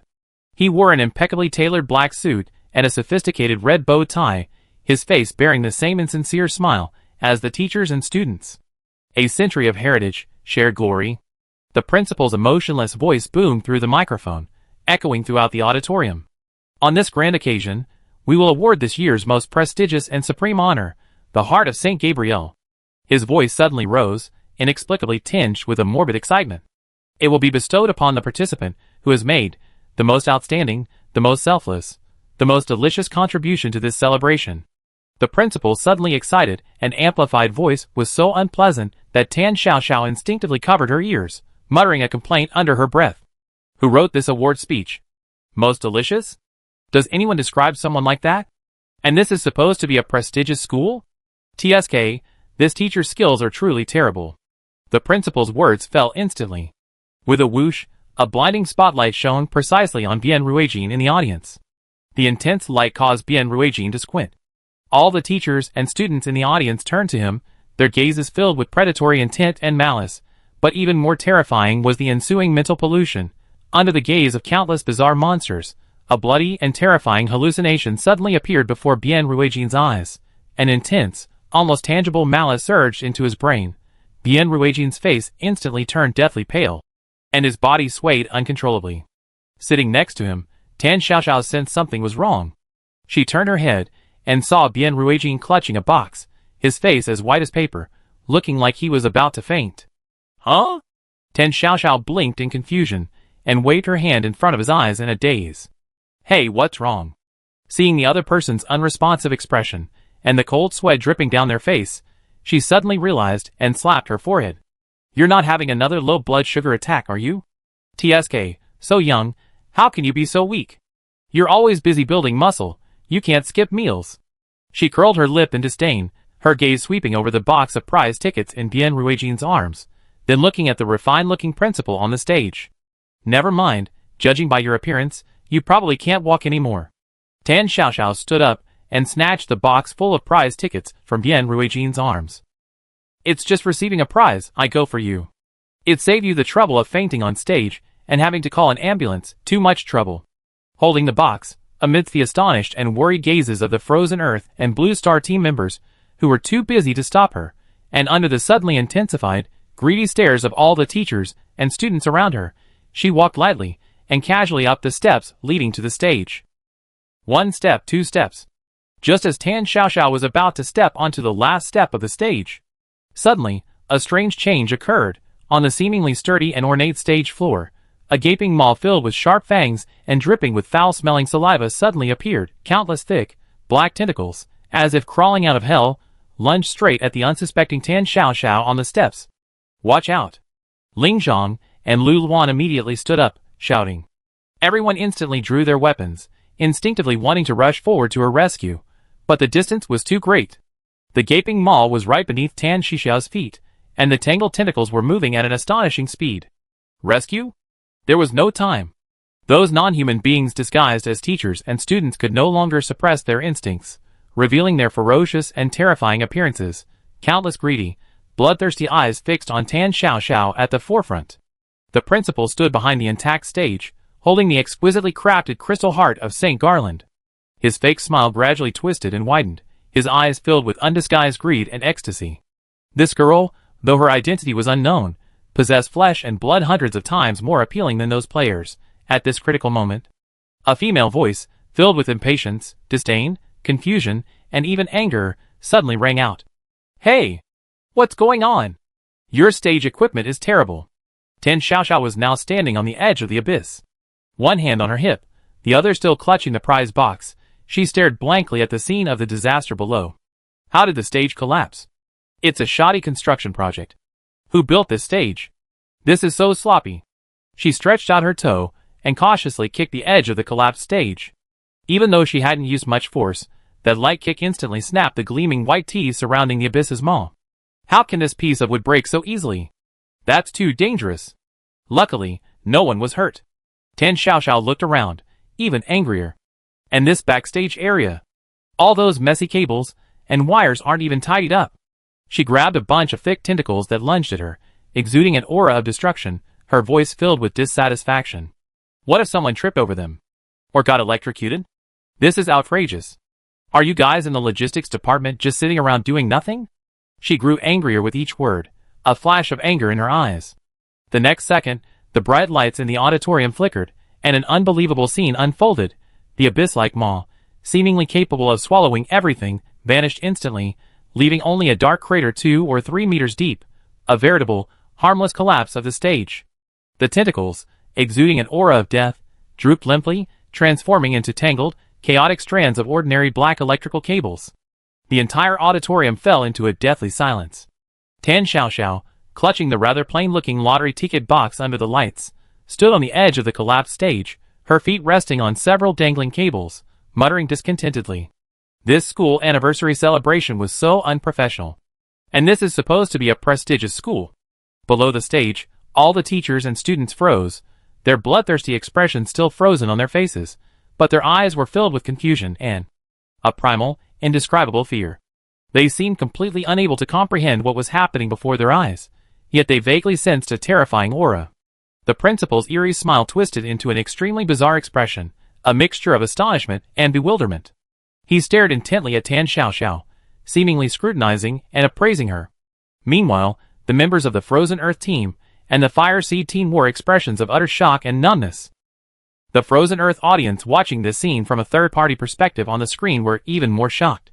Bandages, sausages, now even the abyss and tentacles can. Sister Tan, what kind of deity are you? TSK? Tan Xiaoxiao glanced at the collapsed stage on the ground, frowned impatiently, and walked around the large crater and the few obstructing cables, quickly reaching the still-frozen principal. Upon seeing Tan Xiaoxiao, a flicker of something crossed the principal's empty eyes. But before he could react, Tan Xiaoxiao, with utter nonchalance and even a hint of disdain, snatched the shimmering heart of St. Garland from his hand. The object was cool and heavy to the touch. The perfectly cut crystal trophy refracted a dazzling array of iridescent colors under the spotlight. Tan Xiaoxiao subconsciously weighed it in her hand, a hint of delight flashing across her face as she gazed at the iridescent light. So beautiful. It perfectly suits her taste. Although the school's logistics are terrible, this trophy is truly beautiful, sparkly. She asked Bian Ruijin later if she can take it back to her shop and display it as a prized possession. Oh right, she won an award. She has to give an acceptance speech. Tan Xiaoxiao completely ignored the principal's instantly ugly expression, his suppressed anger, and the countless pairs of instinctively fearful eyes below the stage. Holding the trophy, she cleared her throat towards the audience. Ahem, I'm honored to receive this grand prize. Thank you to the school? Thank you to the organizing committee? Although the stage quality isn't great, this trophy is really well made, bright and sparkly. It looks so luxurious. The audience remained deathly silent, only Tan Xiaoxiao's voice echoing in the empty auditorium, creating a rather comical scene. Tan Xiaoxiao paused, feeling her thank you speech was a bit dry. She shrugged, bowed somewhat awkwardly in thanks, and then, clutching the heavy, glittering crystal trophy, walked lightly off the stage. Then she went straight to Bian Ruijin, whose face was still somewhat pale, and casually stuffed the priceless symbol of victory into his arms. Here, your prize. Bian Ruijin subconsciously reached out, and took the heavy crystal trophy. The next second, the gaming bracelet on Bian Ruijin's wrist vibrated violently. A cold system notification sounded in his ear. Congratulations to the Blue Star Fire Seed team for completing the dungeon mission St. Garland Noble High School Centennial Celebration. Mission reward, points plus 500. The home planet has obtained the Spring of Purity, a water resource that can be purified sustainably for a century. Gain 1 dungeon lottery chance. Across Blue Star, all the viewers who were nervously watching the live broadcast of the cataclysmic disaster erupted in thunderous cheers, almost simultaneously. Long live Sister Tan. Long live Blue Star. Water source. We have clean water now. A water source that can be purified sustainably for a century. Can I take a shower every day from now on? Meanwhile, in the commander's office of the Blue Star United Government, Chang Haoqi had just reached a preliminary cooperation agreement with Frostbite, the Lord of the Frozen Earth Star. The negotiations had gone relatively smoothly. He let out a long sigh, rubbed his tense temples, and then looked up at the large projection screen in his office. On the screen, Tan Xiaoxiao was casually stuffing the crucial heart of St. Garland into Bian Ruijin's arms. A smile instantly appeared on Chang Haoqi's lips, a look of relief flashing across his face. However, before this relief could dissipate, his expression suddenly froze. A semi-transparent screen suddenly popped up before his eyes, a panoramic map of the entire Blue Star. The map was breathtakingly detailed. It not only clearly outlined natural landscapes such as glaciers, rivers, and deserts, but also marked every vital location on Blue Star: underground bases, military fortresses, research centers, resource reserves, large-scale storage facilities. Everything, big and small, was meticulously marked on it. It was conceivable that if this map fell into enemy hands, it could instantly bring annihilation to Blue Star. Chang Haoqi's heart sank, his fists clenched instantly, his nails digging deep into his palms, using the stinging pain to force himself to maintain his last shred of sanity. A line of cold, bold text mercilessly covered the top of the map. Please select the location for the Spring of Purity deployment. Hint: this device can continuously purify water resources for a century. Please choose carefully. Spring of Purity. What a beautiful name, but Chang Haoqi's face showed no joy, only a cold heaviness. His gaze swept over the completely exposed panoramic map, an unprecedented sense of powerlessness in the face of a higher dimensional being almost overwhelming him. Blue Star's lifeline was thus held in the hands of others. How could he accept this? Perhaps Chang Haoqi's silence angered the other party, for the bold text flashed impatiently. 60 seconds countdown. Please select the location for the Spring of Purity deployment. 60:59. Chang Hao's mind churned beneath a heavy pressure.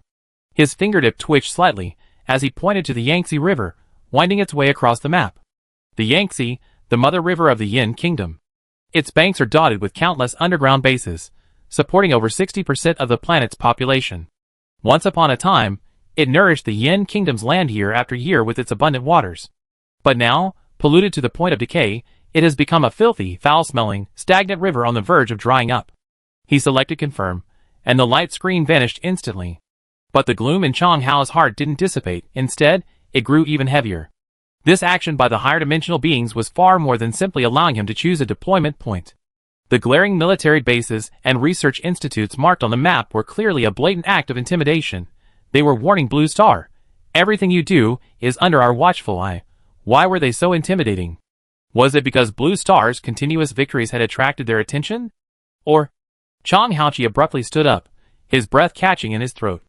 Was it because Tan Xiaoxiao's incredible abilities had already aroused the fear of higher dimensional beings, who were powerless against her and had turned their attention to Blue Star behind her, attempting to use this as a form of intimidation? No, it seemed there was some crucial point he had overlooked. Chang Haoqi frowned, pacing anxiously back and forth in the room, a habitual action when he was deep in thought. Just as his thoughts were churning. Bang! The office door was violently flung open, instantly interrupting his thoughts. He looked towards the doorway with displeasure. The person who rushed in was his secretary, Xiao Wu. He didn't even notice his superior's displeasure, practically tumbling in. His face was flushed, his expression filled with wild joy, and his voice even cracked with excitement. Commander! Commander! The river! The mother river! The Yangtze? It's recovered! It's clear again! Xiao Wu's voice trembled with barely suppressed sobs. No son or daughter of Yin could forget this mother river that had nurtured them for thousands of years. The monitoring station just transmitted data. The Yangtze has resumed its flow. The water quality has returned to the pure standards before the catastrophe. And it's continuously purifying the surrounding water sources. Even though he had expected it, hearing the news with his own ears still dispelled the gloom in Chang Haoqi's heart with joy. His voice was steady, yet carried a barely perceptible hint of excitement. Immediately issue an announcement to share this good news. Yes. Xiao Wu straightened up, answered loudly, and then rushed out instantly. Not long after, the official account of the Blue Star United Government suddenly posted an image. There was no lengthy text description, only a real-time satellite image. On the image, a wide river was rushing forward, its clear water shimmering in the sunlight. That familiar, winding outline, any Yin country native who had studied geography could instantly name it. The Yangtze River. Below the image, the real-time comment section was flooded with excited, incoherent comments, almost blindingly so. I didn't see it wrong, did I? This shape, this location. The Yangtze River? It really is the Yangtze River. It's alive. The mother river is alive. Clear. It's clear. Sister Tan. It's Sister Tan and the heroes of the Fire Seed Squad. I cried. I really cried. Meanwhile, in an underground base in Yin country, in a middle school classroom, geography teacher Zhao Qiong stood on the podium, pointing to the magnificent historical photos and maps projected on the screen, explaining to her students. This is the Yangtze River, our mother river. Originating on the roof of the world, it rushes eastward, traversing the heart of China. For thousands of years, it has nourished countless lives along its banks with its abundant waters, nurturing a brilliant civilization. She paused, looking at the photos on the screen, with a touch of emotion. This is the Cutong Gorge, the clouds and rain over Wushan, the Three Gorges Dam. Back then, the river was clear and full of life. On the screen, magnificent scenes unfolded before their eyes, the children watching intently, their faces filled with amazement and longing. Just then, a clear, longing voice rang out in the quiet classroom. It was Qin Yu, one of the class's top students. Teacher Zhao.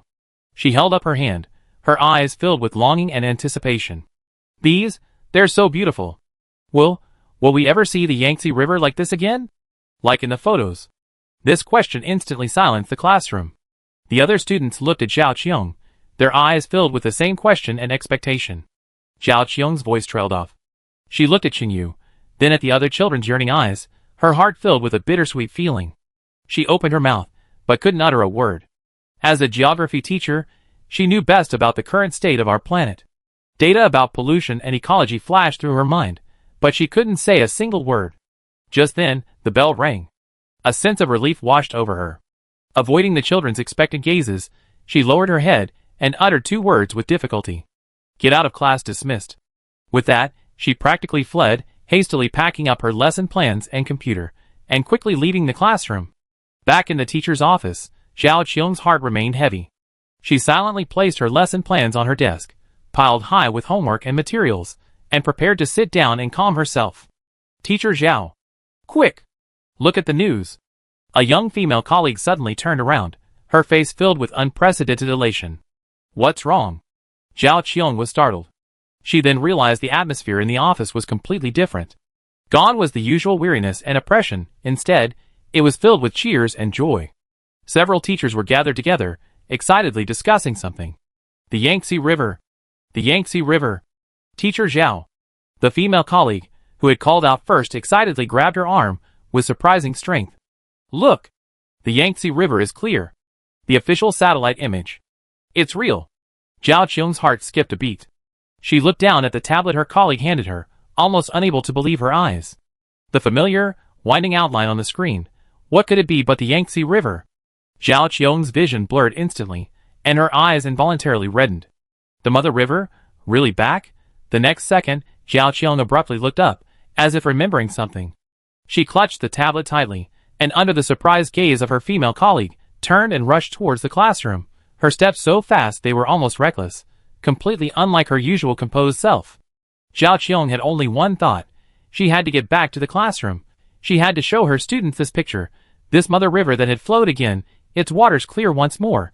She had to tell her students, this is the Yangtze River, our mother river. She has returned to this land, bringing hope and vitality. Chapter 40.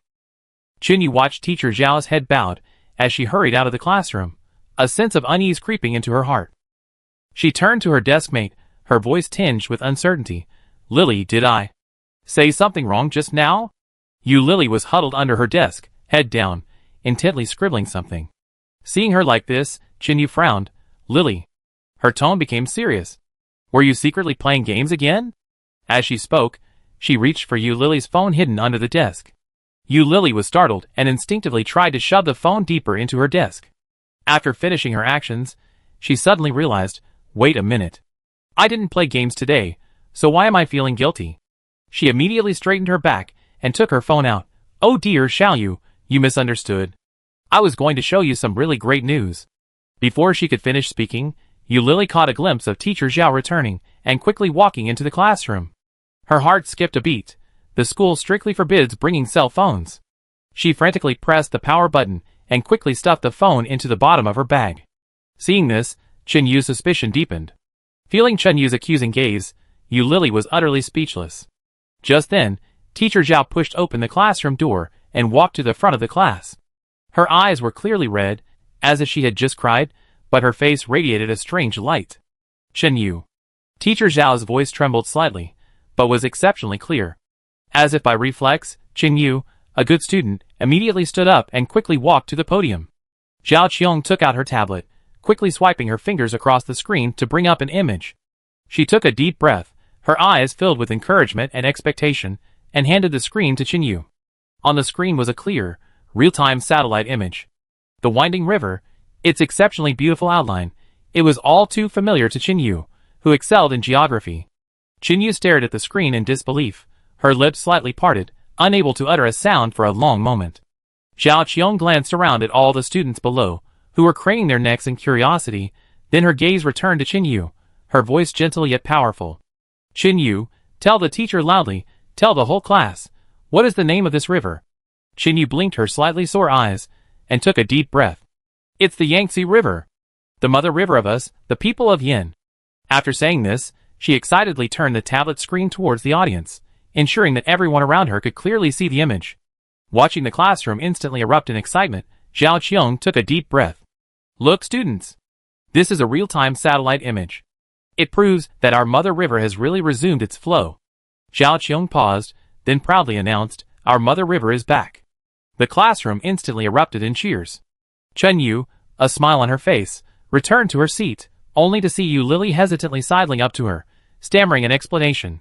Xiaoyu, I wasn't playing games just now. I saw the news about the Yangtze River resuming its flow, and I was so excited. I was just about to tell you before teacher Zhao came in. Qinyu glanced at Lily, her eyes full of teasing. Actually, it's not a big deal if you admit you're playing games. We have a big celebration today, so you're allowed an hour. Lily's eyes widened. I really wasn't playing games, you have to believe me. Qinyu, with a smile on her face, was carefully sketching the outline of the Yangtze River on a draft paper with a pencil. Hearing Lily's words, she nodded perfunctorily. Okay, I know. Lily was practically in tears. How could she explain? She really wasn't playing games. After a busy day, Tan Xiaoxiao couldn't help but stretch as she walked out of the auditorium. She glanced at her watch. The hour hand was almost pointing to 9:30. Oh dear, I have to hurry back to the shop, she muttered, subconsciously glancing back.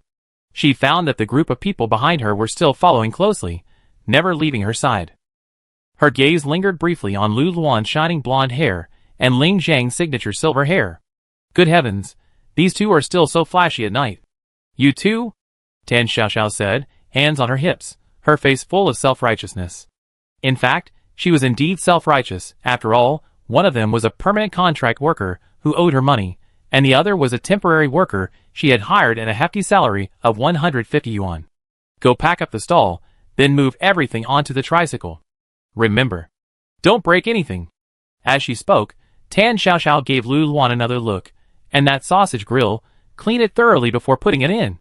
She thought for a moment, figuring that you can't expect an ox to plow the field without feeding it.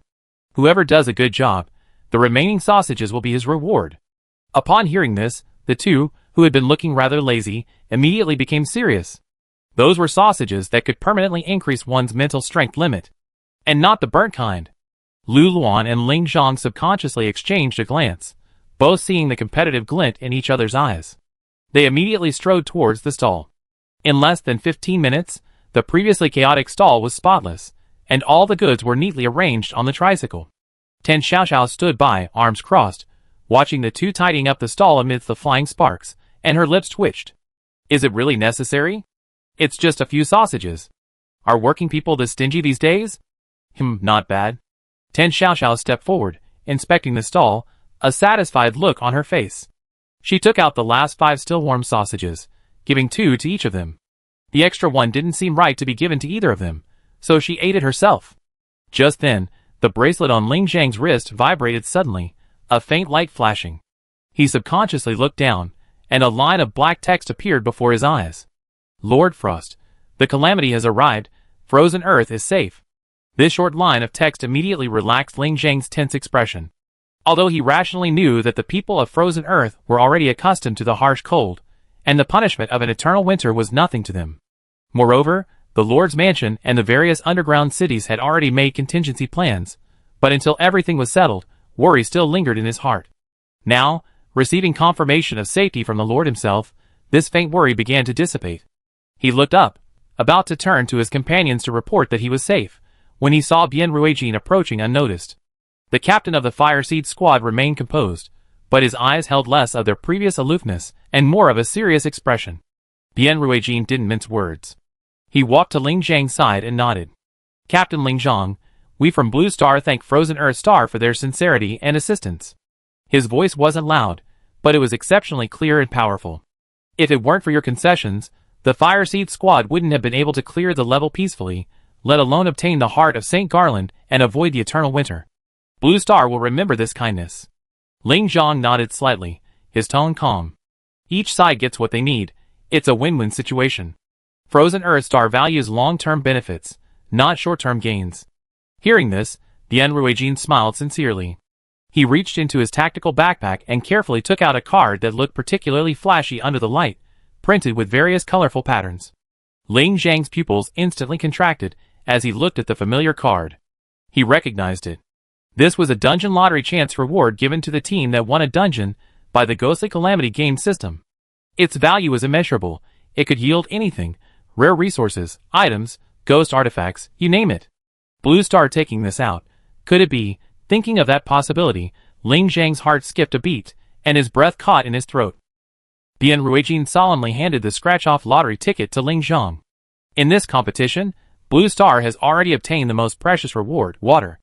Bian Ruijin paused, a genuine smile flashing across his face. He had just received news from the commander that the Yangtze River had resumed its flow, the mother river of Yan Kingdom. The third longest river in the world. Bian Ruijin looked directly at Ling Zhang with an open and honest gaze. Since Frozen Earth Star has shown sincerity and demonstrated its magnanimity, Blue Star should naturally reciprocate. This isn't charity, but a gesture of reciprocation between partners. Please accept it. Ling Zhang looked at the faintly glowing scratch-off lottery ticket so close to his face, then at Bian Ruijin's sincere and resolute eyes, and felt a warmth in his heart. At this moment, he truly acknowledged Blue Star as an ally of Frozen Earth Star. He remained silent for a few seconds, then, without refusing, extended his calloused hand and solemnly accepted the scratch-off ticket, which felt both light and heavy. Captain Bian, Ling Zhang's voice was low and firm. Frozen Earth Star has received Blue Star's sincerity and friendship. At the same time, a line of large characters flashed before Bian Ruijin's eyes. Please confirm whether to transfer one lottery chance to Frozen Earth Star's Frozen Earth team. Bian Ruijin replied firmly, confirm. Lottery chance ownership transferred. The brightly colored scratch-off lottery ticket gleamed in Ling Zhang's hand, as if proclaiming its extraordinary nature. The Frozen Earth Star livestream room erupted in cheers after a brief silence. My God! Earthstar is giving away a lottery chance. So generous. Earthstar people's generosity. I'm impressed. Tears welling up. True interstellar friendship. Scratch it now. Let's see what treasures we can get. No matter what we get, this sentiment is priceless. The other members of Frozen Earth Star immediately surrounded him, for pairs of eyes fixed on the shimmering scratch-off ticket in Ling Zhang's hand, their gazes filled with excitement and urging. Captain! Scratch it now! Lai Chuan was the most impatient. Although Ning Xuang didn't speak, her clenched fists betrayed her nervousness. Ling Zhang took a deep breath, his fingertips already pressed against the scratch-off lottery ticket. Just then, ahem! Bian Ruijin suddenly coughed, successfully drawing everyone's attention. Ling Zhang paused, somewhat puzzled. Bian Ruijin's eyes were deep. He glanced seemingly unintentionally in Tan Xiaoxiao's direction, then lowered his voice, speaking in a volume only the Frozen Earth team could hear. Captain Ling, the lottery ticket is random. However, before scratching, why not think about what Frozen Earth needs most right now? Sometimes, a strong will combine with a little luck. Might. Bian Ruijin paused, giving a meaningful look to Tan Xiaoxiao, who sat bored in the corner. Ling Zhang, being incredibly clever, instantly understood Bian Ruijin's implication. He turned to Tan Xiaoxiao, who was looking relaxed, and combining this with the strange occurrences of the bandages and the grilled sausage, a bold and heart-pounding thought exploded in his mind. He immediately walked over, his expression extremely solemn, even somewhat pleading. Boss Tan, Ling Zhang's voice carried a hint of barely perceptible tension. Could you do me a favor? Tan Xiaoxiao looked up blankly. Huh? What favor? Wasn't the stall already packed up? She looked at Ling Zhang suspiciously, then at the scratch-off lottery ticket in his hand, as if she understood something, and her brows furrowed immediately. I say, why do you have the same problem as Bian Ruijin? You both like playing scratch-off lottery tickets, and you both like me to scratch them for you? Ling Zhang ignored her disdain, and stepped forward, carefully handing the scratch-off lottery ticket to Tan Xiaoxiao. He took a deep breath, his mind flashing through images of the desolate landscape of Frozen Earth, the unpalatable synthetic nutritional pastes on the people's tables, and the Lord's furrowed brow due to the food crisis. Boss Tan, Ling Zhang's voice was steady and firm. On our Frozen Earth, extreme cold makes it difficult for crops to grow. What we need most are seeds that can tenaciously survive in the extreme cold of the frozen ground, and preferably, seeds that can purify the barren frozen soil, making it suitable for cultivation. He almost gritted his teeth as he uttered this request, which sounded like a fantasy to others. He knew his request was outrageous, but a faint thought kept creeping into his mind. What if Bian Ruijin was telling the truth, and Boss Tan could really do it? Tan Xiaoxiao listened, stunned. His long list of demands sounded incredibly complicated. She pursed her lips, looking at Ling Zhang's solemn expression, as if he were making a wish, and felt utterly bewildered. She was just an ordinary person, not some turtle in a wishing well. So why were all these people starting to wish upon her? Tan Xiaoxiao thought for a moment, then pulled out some hand sanitizer from her pocket and sprayed it on her hands. She heard that many people liked to bathe and burn incense before participating in a lottery, supposedly to increase their chances of winning. Although Tan Xiaoxiao didn't quite understand the logic behind it, washing her hands with hand sanitizer was probably similar to bathing and burning incense. After drying her hands, Tan Xiaoxiao casually scratched the scratch-off coating a couple of times with her fingernail. 2 sharp swish sounds rang out. The scratch-off lottery card suddenly emitted a faint glow. Then, to everyone's astonishment, lines of incredibly clear, shimmering text appeared before their eyes. Congratulations on obtaining polar ice wheat seeds.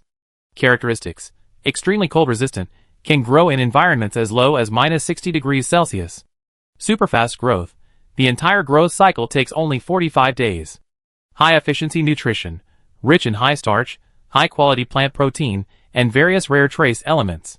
Permafrost improvement. Can decompose organic matter in deep permafrost, improves soil fertility, and has a weak radiation purification effect. Yield. Yields up to 500 kilograms per mu. The scene instantly fell into a deathly silence. The 5 members of the Frozen Earth team, including the usually calm and collected Ling Zhang, were all dumbfounded. Ning Xuan covered her mouth, Lai Chuan's eyes widened, and Ning Yuan and Han Che were completely petrified. They stared at the card, then at Tan Xiaoxiao, whose expression remained calm as if she had merely scratched it casually, and felt as if their breath had stopped. This isn't just simple luck. This is wish fulfillment. It's almost a power to change the rules of the game. She simply swiped the card, and the survival problem that had plagued Frozen Earth for millennia was given a perfect solution with a single, effortless gesture? How could she possess such unbelievable power? Meanwhile, the Frozen Earth livestream exploded. After a brief silence, a tsunami of comments flooded the screen. A miracle! A miracle has descended upon frozen Earth.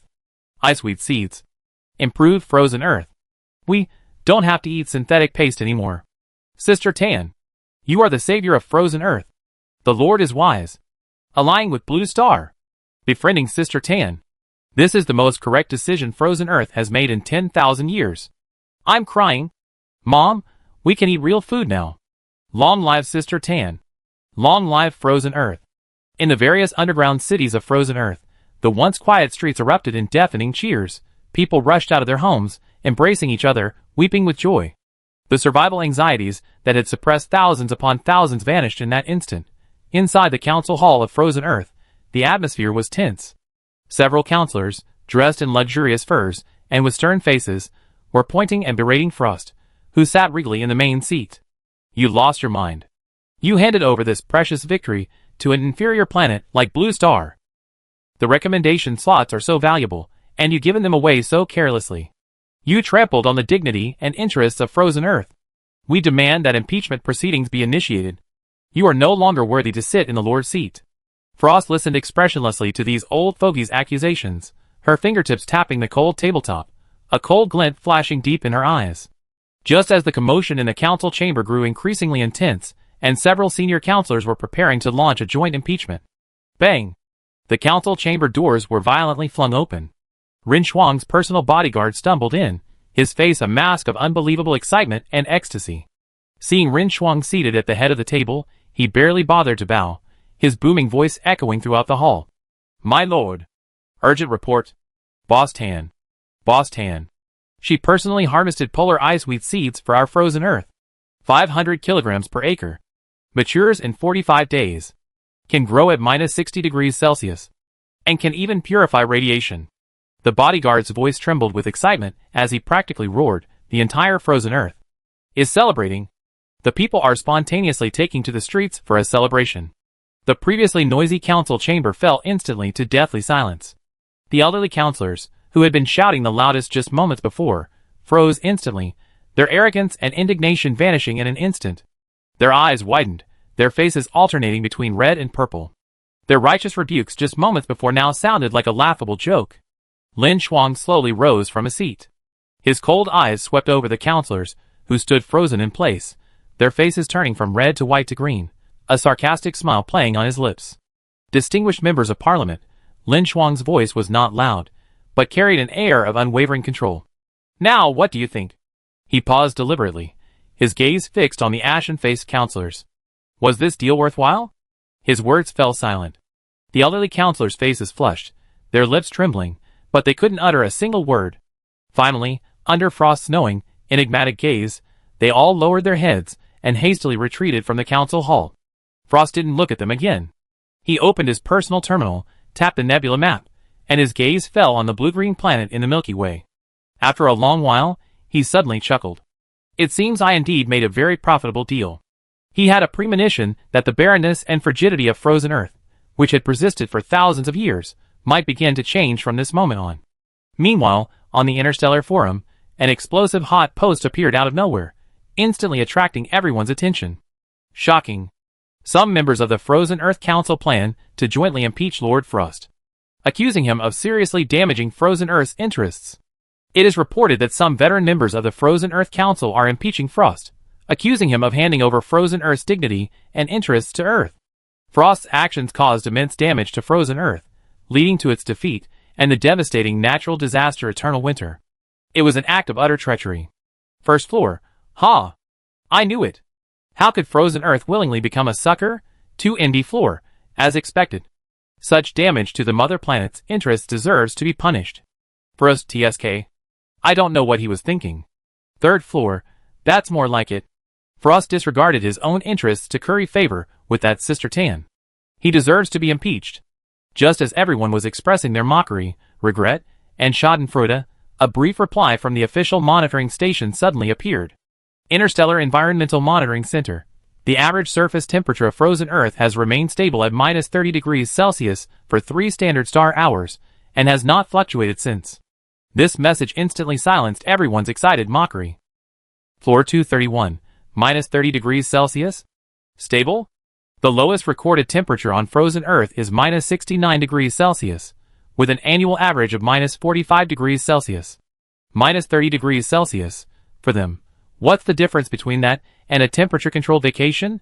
Floor 236, minus 30 degrees Celsius. Stable and constant temperature?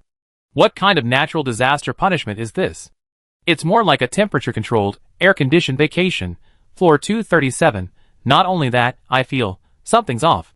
Frozen Earth lost the game, suffered a natural disaster, and its lord was impeached. But why do the people on that planet seem even a little happy? Floor 239. Yes, yes, yes. I felt the same way. I just messaged a Frozen Earth artist friend to comfort her. She replied with a huge smiley face and said, "Thank you for your concern, we're better than ever." This reaction is so wrong. Post number 410, more than that. I just contacted an acquaintance on Frozen Earth and subtly asked them what they thought of the match result. That guy went crazy, sending a bunch of cheering emojis. He showed absolutely no sign of the frustration of losing the match, his home being destroyed, and his lord being impeached. Just as the forum was filled with doubt, mockery, and confusion, another major official news item suddenly appeared. Interstellar News Flash. The Interstellar Civilization Alliance Committee has officially accepted Blue Star as the Alliance's 7,892nd member civilization. The Alliance Committee's Special Working Group has initiated interstellar jumps to Blue Star to assist in building a communication-based station. 511th floor. Holy crap. Blue Star. Blue Star is really joining this forum. No way. I don't want to communicate with barbarians from inferior planets. The forum environment is doomed. 513th floor. I disagree. Blue Star harmed the Water Star team, wiped out the Lava Star team. Now, they use some underhanded means to bewitch Frozen Earth, making them lose the game and suffer natural disasters. They're utterly insidious and cunning. Just as the slander and conspiracy theories against Blue Star were rampant on the forum, a live notification from the Frozen Earth official website suddenly appeared. Frozen Earth Lord's Mansion emergency broadcast. Lord Frost will issue an important statement in 1 minute. Countless people instinctively clicked on it. In the live stream, Lin Shuang, dressed in a solemn lord's robes, showed no trace of the gloom of being impeached. Instead, he exuded an indescribable composure, as if suppressing immense joy. He didn't waste any words. Getting straight to the point, his voice clearly transmitted to every viewer through the Interstellar Communication Network. Fellow Interstellar comrades, I am Frost, Lord of the Frozen Earth. First, regarding the numerous speculations and rumors surrounding Frozen Earth's performance in the cataclysmic game, I hereby formally clarify and announce. The Frozen Earth team indeed failed to achieve final victory in that instance, thus triggering the eternal winter punishment. He paused, and just when countless viewers thought he was about to begin his explanation or lament, his tone suddenly rose, carrying an almost fanatical excitement. But we, the Frozen Earth, received a gift far more precious than a single instance victory, a gift far more capable of changing the fate of our entire civilization. The scene shifted, and a faintly glowing virtual blueprint was magnified and displayed, showing polar ice wheat seeds. These are polar ice wheat seeds.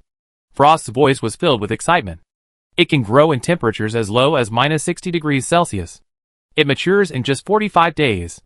The yield can reach 500 kilograms per acre. It can even improve our barren permafrost and purify weak radiation. This is a divine seed that our Frozen Earth has searched for over 1,000 years without success. All the doubts, mockery, and conspiracy theories on the entire interstellar forum vanished at that moment. Ling Shuang looked at the camera and said, word by word, "Thank you to Blue Star for generously gifting our Frozen Earth the lottery chance they obtained in the dungeon." His gaze became incredibly solemn, even carrying a hint of awe. At the same time, we on Frozen Earth must pay the highest respect and deepest gratitude to that mysterious and great being. Thank you, Boss Tan, for personally carving out this future for Frozen Earth. Frozen Earth will forever remember this kindness. The live stream abruptly disappeared after Lin Shuang bowed deeply. The entire interstellar forum erupted once again because of this speech. The forum sentiment reversed dramatically the moment Lin Shuang revealed the truth. Polar ice wheat seeds? Growing at minus 60 degrees Celsius? 500 kilograms per acre? Improved permafrost? Drawn? Did Blue Star give away the lottery chance? Given away for free? My God. Our Blue Star people angels? Sister Tan won it? It's Sister Tan again? The Frozen Earth Star made a killing. A vacation with a constant temperature of minus 30 degrees Celsius bought them a divine artifact to solve their millennia-long food crisis? No wonder the frozen Earth star people are ecstatic. I'd be ecstatic too. The previous slander and stereotypical image of Blue Star as ruthless and cunning seemed so ridiculous and narrow-minded in the face of the shocking facts. Envy, jealousy, disbelief, and all at Blue Star's generosity and Sister Tan's miraculous feats became the dominant sentiment on the forum. Blue Star doesn't seem as cruel and stingy as the legends say. While the entire interstellar space was abuzz with excitement, Tan Xiaoxiao remained oblivious, even furious, because she discovered that things had been disappearing from her shop for several days in a row. The story begins the day she returned to her shop after setting up her stall. Upon returning, fearing that more goods of unknown origin might have infiltrated, Tan Xiaoxiao began her daily inventory check. This check, however, revealed a problem. While no more strange, unidentified goods appeared in the shop, some food items on the shelves kept vanishing, hard-boiled eggs, sausages, and the like. The items weren't valuable, but this theft infuriated her. Stealing right under her nose? This is outrageous, and this thief's appetite seems to be growing. A couple of days ago, he only stole some braised eggs and sausages to satisfy his cravings. But yesterday, he dared to steal 2 whole bags of braised chicken legs. These chicken legs cost 8 yuan a bag. And this guy, he ate 2 whole bags. Tan Xiaoxiao reviewed all the store's security footage, but found nothing. She angrily decided she wouldn't sleep tonight. She had to stake out this audacious thief. Once she caught him, she stuffed him in the trash. So that night, she closed the store early. As soon as the lights went out, Tan Xiaoxiao hid in the storeroom, cautiously peeking through the crack in the door. She waited and waited, but nothing happened. After more than 2 hours of tossing and turning, just as Tan Xiaoxiao's eyelids began to droop, a rustling sound finally came from inside the shop. Tan Xiaoxiao jolted awake. Afraid to turn on the light, she could only squint, staring intently at the large, indistinct black shadow gradually approaching from the shadows. Quite cunning, knowing to crawl. Looking at the thief, who had appeared out of nowhere, sneaking around furtively, Tan Xiaoxiao was furious. With a snap, she slammed on the shop's main light. Seeing the light suddenly illuminate the room, the unknown monster let out a low growl, its eerie green eyes fixed on Tan Xiaoxiao. It had no reason. Its bloodthirsty mind held only one thought. Smells good, smells so good, I want to take a bite. I caught you. You little... Tan Xiaoxiao's voice stopped abruptly, her tone filled with disbelief. A dog? The dog opened its blood-red mouth, thick saliva dripping onto the ground, and pounced on Tan Xiaoxiao without hesitation. Tan Xiaoxiao nimbly dodged backward, noticing the thick saliva mixed with blood on the ground. She immediately realized the dog must be suffering from stomatitis. The dog hissed, its eyes fixed on Tan Xiaoxiao, trying to scare her away. Tan Xiaoxiao frowned. Stop howling, it sounds awful. She turned and pulled out a roll of nylon rope used for tying cargo boxes from somewhere. Come here. Tan Xiaoxiao beckoned with her finger.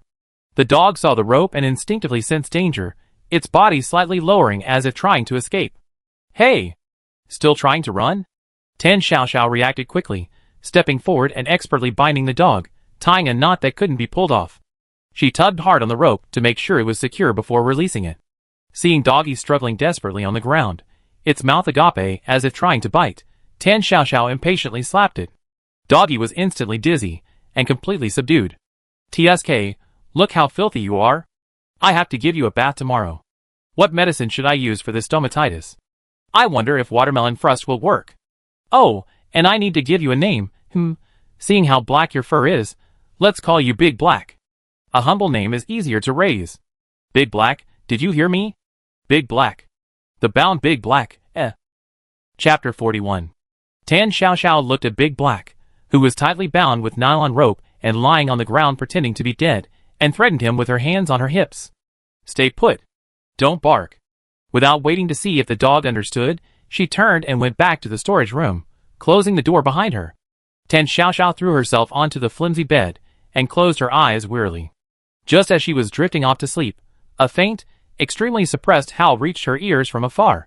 The sound seemed to come from the depths of the earth, like the wailing of some creature in an abyss, sounding extremely oppressive and painful. Woo! A woo! The sound was exceptionally unpleasant, lingering in her ears, constantly testing her patience. Tan Xiaoxiao rolled over irritably, pulling the covers tighter around herself, then grabbed a small ornament from beside the bed and tossed it towards the door, muttering under her breath. So noisy, you damn dog, if you bark again, I throw you out. The howling paused, as if trying to identify something, or perhaps contemplating something, before resuming. This time, besides the suppressed pain, the sound seemed to carry a hint of resentment and grievance. Tan Xiaoxiao slept very restlessly all night. She felt as if a blurry black shadow was howling at her in her dreams, its eerie green eyes staring intently at her, appearing extremely sinister. The next morning, Tan Xiaoxiao was awakened by a soft rustling sound outside the door. She groggily opened her eyes and realized that dawn was just breaking. It was still more than 2 hours before she had to open her shop. She yawned as she walked out of the storage room and immediately saw Big Black still lying on the floor in the same position as last night. Tan Xiaoxiao stood with her hands on her hips, her voice hoarse and annoyed. This was normal. Anyone who was sleep-deprived would be particularly irritable. Big Black, were you barking all night? You kept me up all night. Big Black growled, ignoring Tan Xiaoxiao completely. Hey! What kind of attitude is that? Tan Xiaoxiao was instantly furious, but seeing the dog's disheveled state after being tied up all night, she took a deep breath and suppressed her irritation. Forget it, I can't argue with a stray dog. After all, no one taught it manners since I decided to keep it. Tan Xiaoxiao muttered to herself, as if trying to convince herself. I have to take responsibility. She walked to the shelf, opened a bag of braised chicken legs, and the rich aroma of meat instantly filled the air. The previously listless Dahe suddenly raised its head, its eyes fixed on Tan Xiaoxiao. Thick saliva uncontrollably dripped from the chicken leg in its hand, the droplets making a sizzling, corrosive sound as they hit the tiles. Tan Xiaoxiao, oblivious to the anomaly on the floor, tossed the chicken leg over. Here, eat. Dahe reacted swiftly, stretching its neck forward and opening its blood-red maw. With a snap, the chicken leg was swallowed whole. Its ferocity was more like that of a monster from the abyss than a dog. Only then did Tan Xiaoxiao notice the corrosive stain left by the saliva on the floor, her brows furrowing even more deeply. TSK, this stomatitis. Looks like I need to treat it quickly. She glanced again at the dog's lingering green eyes. It eats so much, keeping it might be a bit expensive. She reluctantly tore open 2 more chicken legs and tossed them over. Eat up, eat up. Big Black opened its mouth, its tongue flicked, and in the blink of an eye, the 2 chicken legs vanished. It licked the crumbs from its mouth, its eyes clearing slightly. Watching the dog wolf down its food, Tan Xiaoxiao felt a strange sense of satisfaction. Although her memory was hazy, she vaguely remembered having owned a dog before, and it was also black. You remember this after eating my chicken legs? Tan Xiaoxiao put her hands on her hips, her tone carrying an undeniable firmness. From now on, you're my dog. Got it, Big Black? Big Black seemed somewhat dissatisfied with the name, letting out a series of suppressed growls. Tan Xiaoxiao, however, took this as Big Black's response. Looks like you agree. After watching the dog finish eating, Tan Xiaoxiao glanced at the wall clock. It was still early, more than an hour before leaving the shop. Come on, Dahe. Let's go for a walk.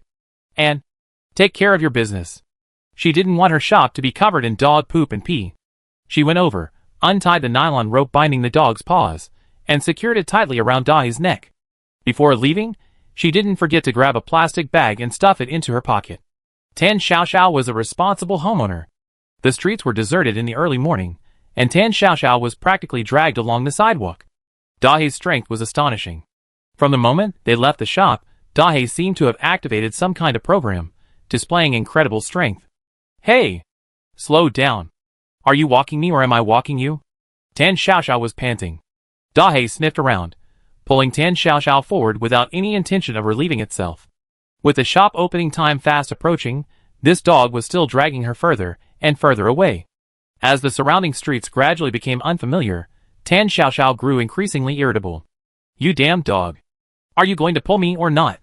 If you don't pull me back now. Tan Xiaoxiao tugged hard on the leash, trying to pull Dahe back. Just then, Dahe suddenly stopped, letting out an excited whimper. It ignored Tan Xiaoxiao's pulling, proudly raising its head, its eyes fixed straight ahead. Tan Xiaoxiao followed its gaze, and was stunned. Before her stood an extremely magnificent building, with towering stone pillars, a classical-style dome, and wide staircases. Tan Xiaoxiao looked up, and a line of brand-new, metallic-looking characters appeared before her eyes. Natural History Museum of Gizai City. Tan Xiaoxiao blinked, feeling the name sounded familiar. She remembered. She seemed to have heard it on the local news before. A new museum, costing a fortune and years in the making, was about to open grandly, a new landmark for the city's cultural development.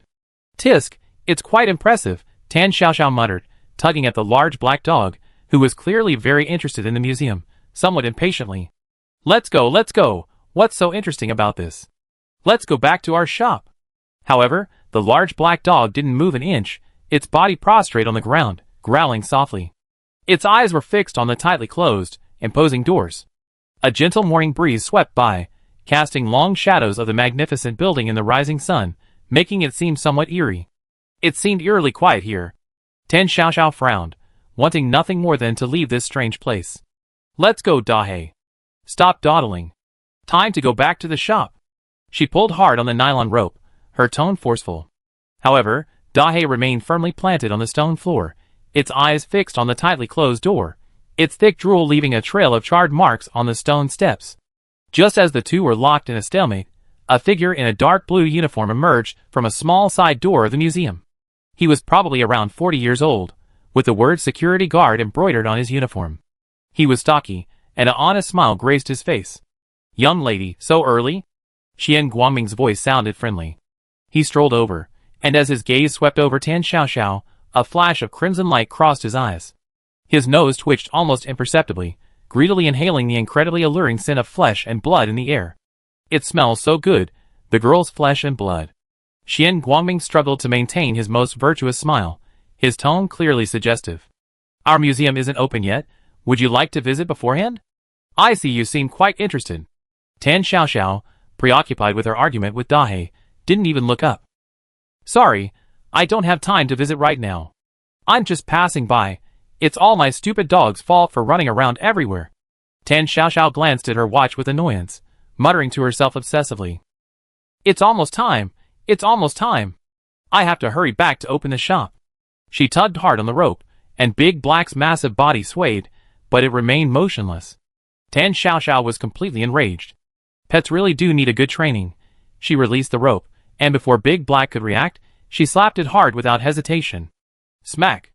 Big Black's head snapped to the side, its massive body staggering. The impact made it see stars, its head buzzing. Its eerie green eyes instantly filled with disbelief, and a hint of confusion. This woman, what kind of monster is she? The force of her casual slap left him powerless to retaliate. It's... Tan Xiaoxiao didn't care about the complex emotions in the dog's eyes. She grabbed the leash and yanked hard. Now. Immediately.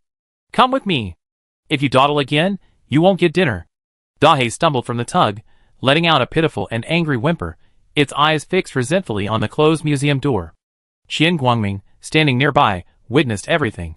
His usually amiable smile froze for a moment, a hint of suspicion in his eyes. That dog, it's a bit strange, it feels strangely familiar. Seeing Tan Xiaoxiao about to leave with the dog, Qian Guangming suppressed his suspicion and quickly stepped forward, a smile plastered on his face. But that smile looked rather eerie. He swiftly pulled a beautifully printed flyer from his uniform pocket and shoved it into Tan Xiaoxiao's hand without a word.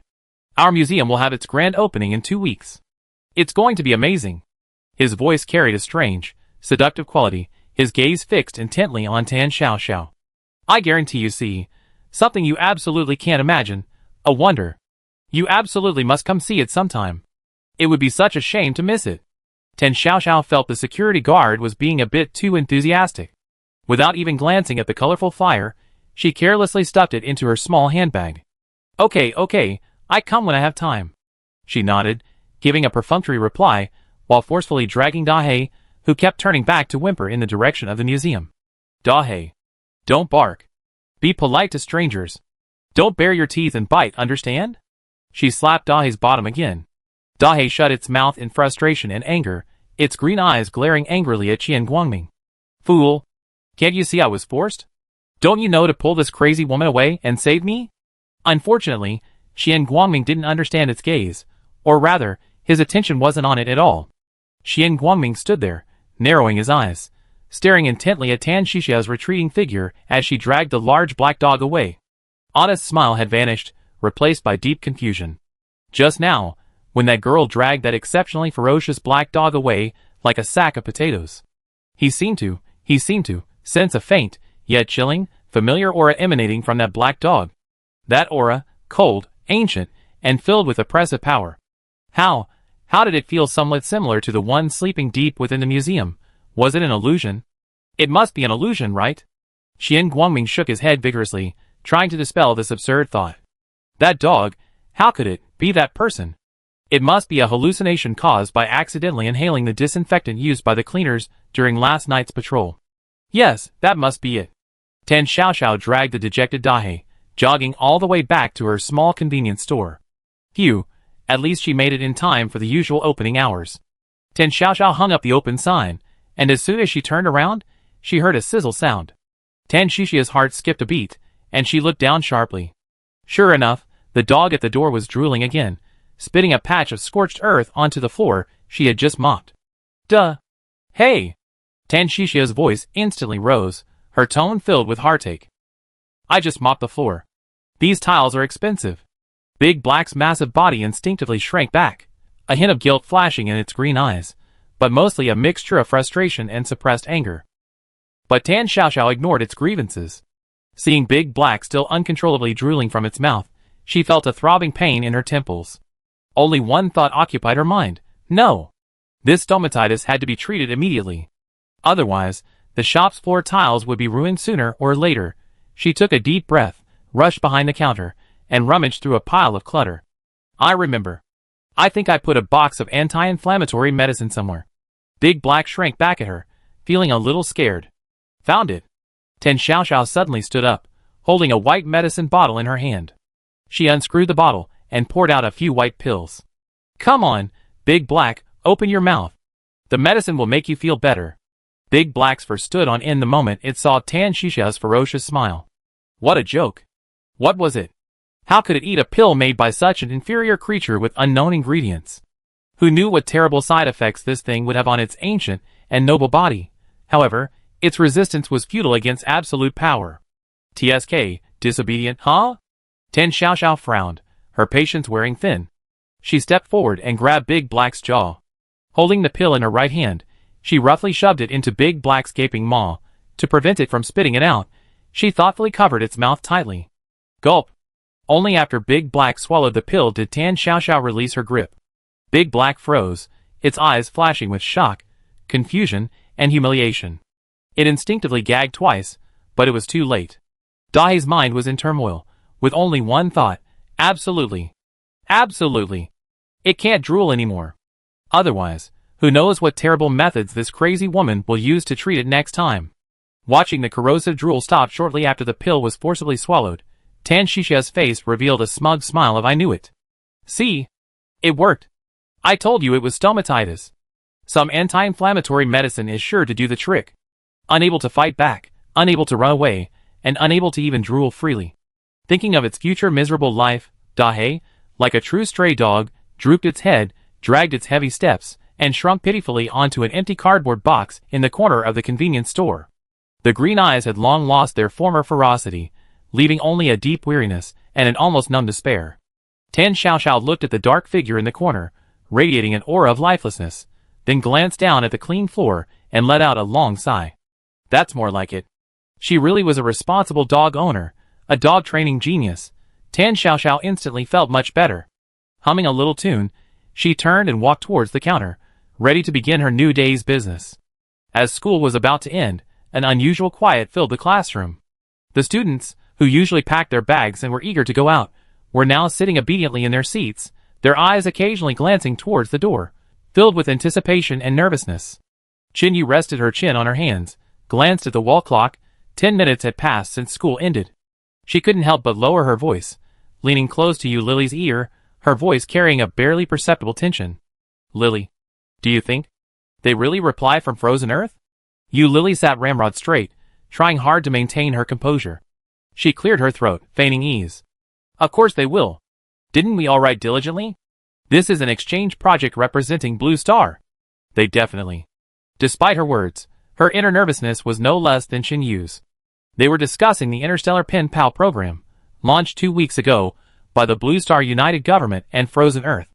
Their class was very fortunate to be selected, becoming the first group of students to communicate with their peers on Frozen Earth. In the first letter they sent, Chin Yu was particularly excited, almost unable to contain her excitement. She wrote about her kind grandmother, her experience volunteering on the edge of the purification zone over the weekend, everyone's joy after the Yangtze River was restored to its former flow, and the subtle changes on Earth. She described how amazing Sister Tan at the convenience store was, especially her section on Sister Tan, which took up a full 3 pages. Finally, she wrote 7 or 8 pages, only stopping when the envelope couldn't hold them all. After mailing the letter, her initial excitement was quickly replaced by trepidation. Chin Yu regretted her writing too much. On the frozen planet, they needed a translator to read the letter. Would they find such a thick stack troublesome? What if the recipient found it boring and didn't want to reply? Just as Chin Yu was anxiously fidgeting, the classroom door finally opened. Teacher Zhou, the homeroom teacher, walked in with a knowing smile. She glanced around the classroom at the expectant faces, a teasing smile playing on her lips. Classmates, I know what you're thinking. Teacher Zhou smiled and beckoned the class monitor forward, handing her a bulging file folder. Under the watchful eyes of dozens of people, the monitor began distributing the letters one by one. When the heavy, thick letter, bearing the unique seal of Frozen Earth, was placed on Chin Yu's desk, she was overjoyed. Not only had the sender replied, but the reply was just as substantial as hers. Chin Yu practically tore open the envelope, and a thick stack of letters slid out. Under Teacher Zhou's tacit, smiling gaze, she quickly pulled out her phone and opened the newly launched Frozen Earth/Blue Star Universal Translator app. Lines of text, after translation, appeared clearly.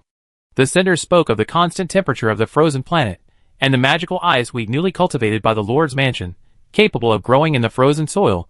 The words were filled with anticipation for the future. The letter also expressed curiosity and longing for Earth, saying that they definitely wanted to travel there someday, to see the Yangtze River, to see the blue sky and white clouds. Most importantly, the sender, like her, liked Sister Tan, and devoted even more space in the letter to describing their affection for her. They had something in common. Chin Yu's eyes lit up instantly, her lips involuntarily curving upwards, a feeling of joy and satisfaction welling up within her. She immediately pulled out the prepared stationery and pen from her bag and excitedly wrote, "Dear friend from the frozen planet, I'm so happy to receive your reply." But she had only written a simple opening when Teacher Zhou's angry voice suddenly came from the direction of the podium, instantly shattering Chin Yu's thoughts. "Sammy! Stand up!" Chin Yu's pen paused, and she instinctively looked up. Teacher Zhou stood at the front of the classroom, holding a letter, her face extremely grim, her eyes filled with severity and disappointment. Sammy, the boy whose name had been called upon, had a healthy bronze complexion, slightly curly hair, and features unlike those of a typical Yin person, possessing instead an exotic charm. This boy, who always sat alone in the corner, slowly rose from his seat, his face expressionless, as if Teacher Zhou's anger had nothing to do with him. "Tell me, what's going on?" Teacher Zhou's voice rose slightly with anger, as she waved an envelope in her hand. Such an important exchange between Blue Star and Frozen Earth. Every student wrote a letter carefully, sending their heartfelt wishes. But what about you? Sammy, you actually sent them a blank letter. Teacher Zhou practically spat out the words blank letter, her fingers trembling with anger. Do you know how outrageous this behavior is? This isn't just perfunctory. It's disrespectful. The classroom fell silent instantly. The students, who had just been immersed in the joy of receiving the letters, stared at Sammy in astonishment. Oh my God, a blank letter? How could he do this?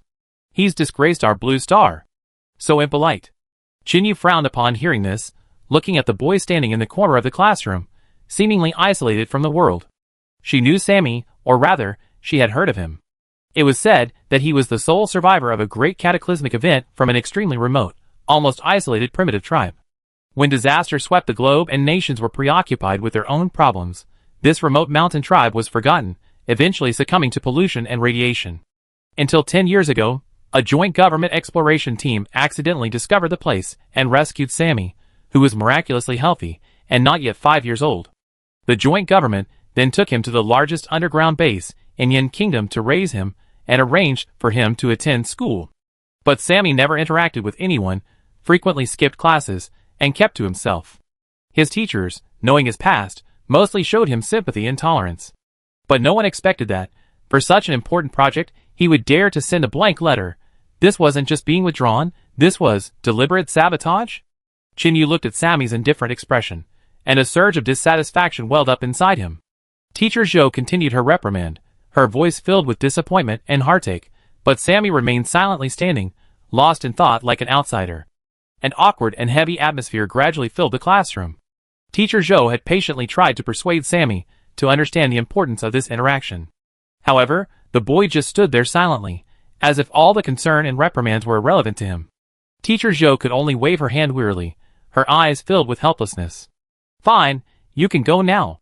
Sammy, like a robot receiving a command, turned and shrank back into his seat. Teacher Zhou sighed, her gaze sweeping across the classroom before finally settling on Chenyu. She composed herself, her voice softening. "Chenyu, come out for a moment." Chenyu immediately put away the letter, carefully placing it in her school bag before leaving the classroom. "Teacher Zhou, you wanted to see me?"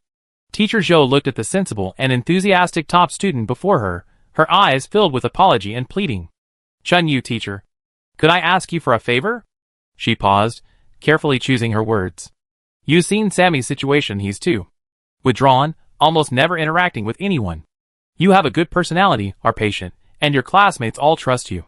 Teacher knows this request might be a little unfair." Before Teacher Zhou could finish speaking, Chenyu understood her meaning. Looking at the heaviness and expectation in the teacher's eyes, she nodded almost without hesitation. "Don't worry, teacher. Sammy is part of our class too. Seeing him like this makes me feel bad too. I try my best to talk to him." A relieved smile appeared on Teacher Zhou's face. "Good child, I knew you were reliable." "Well, thank you."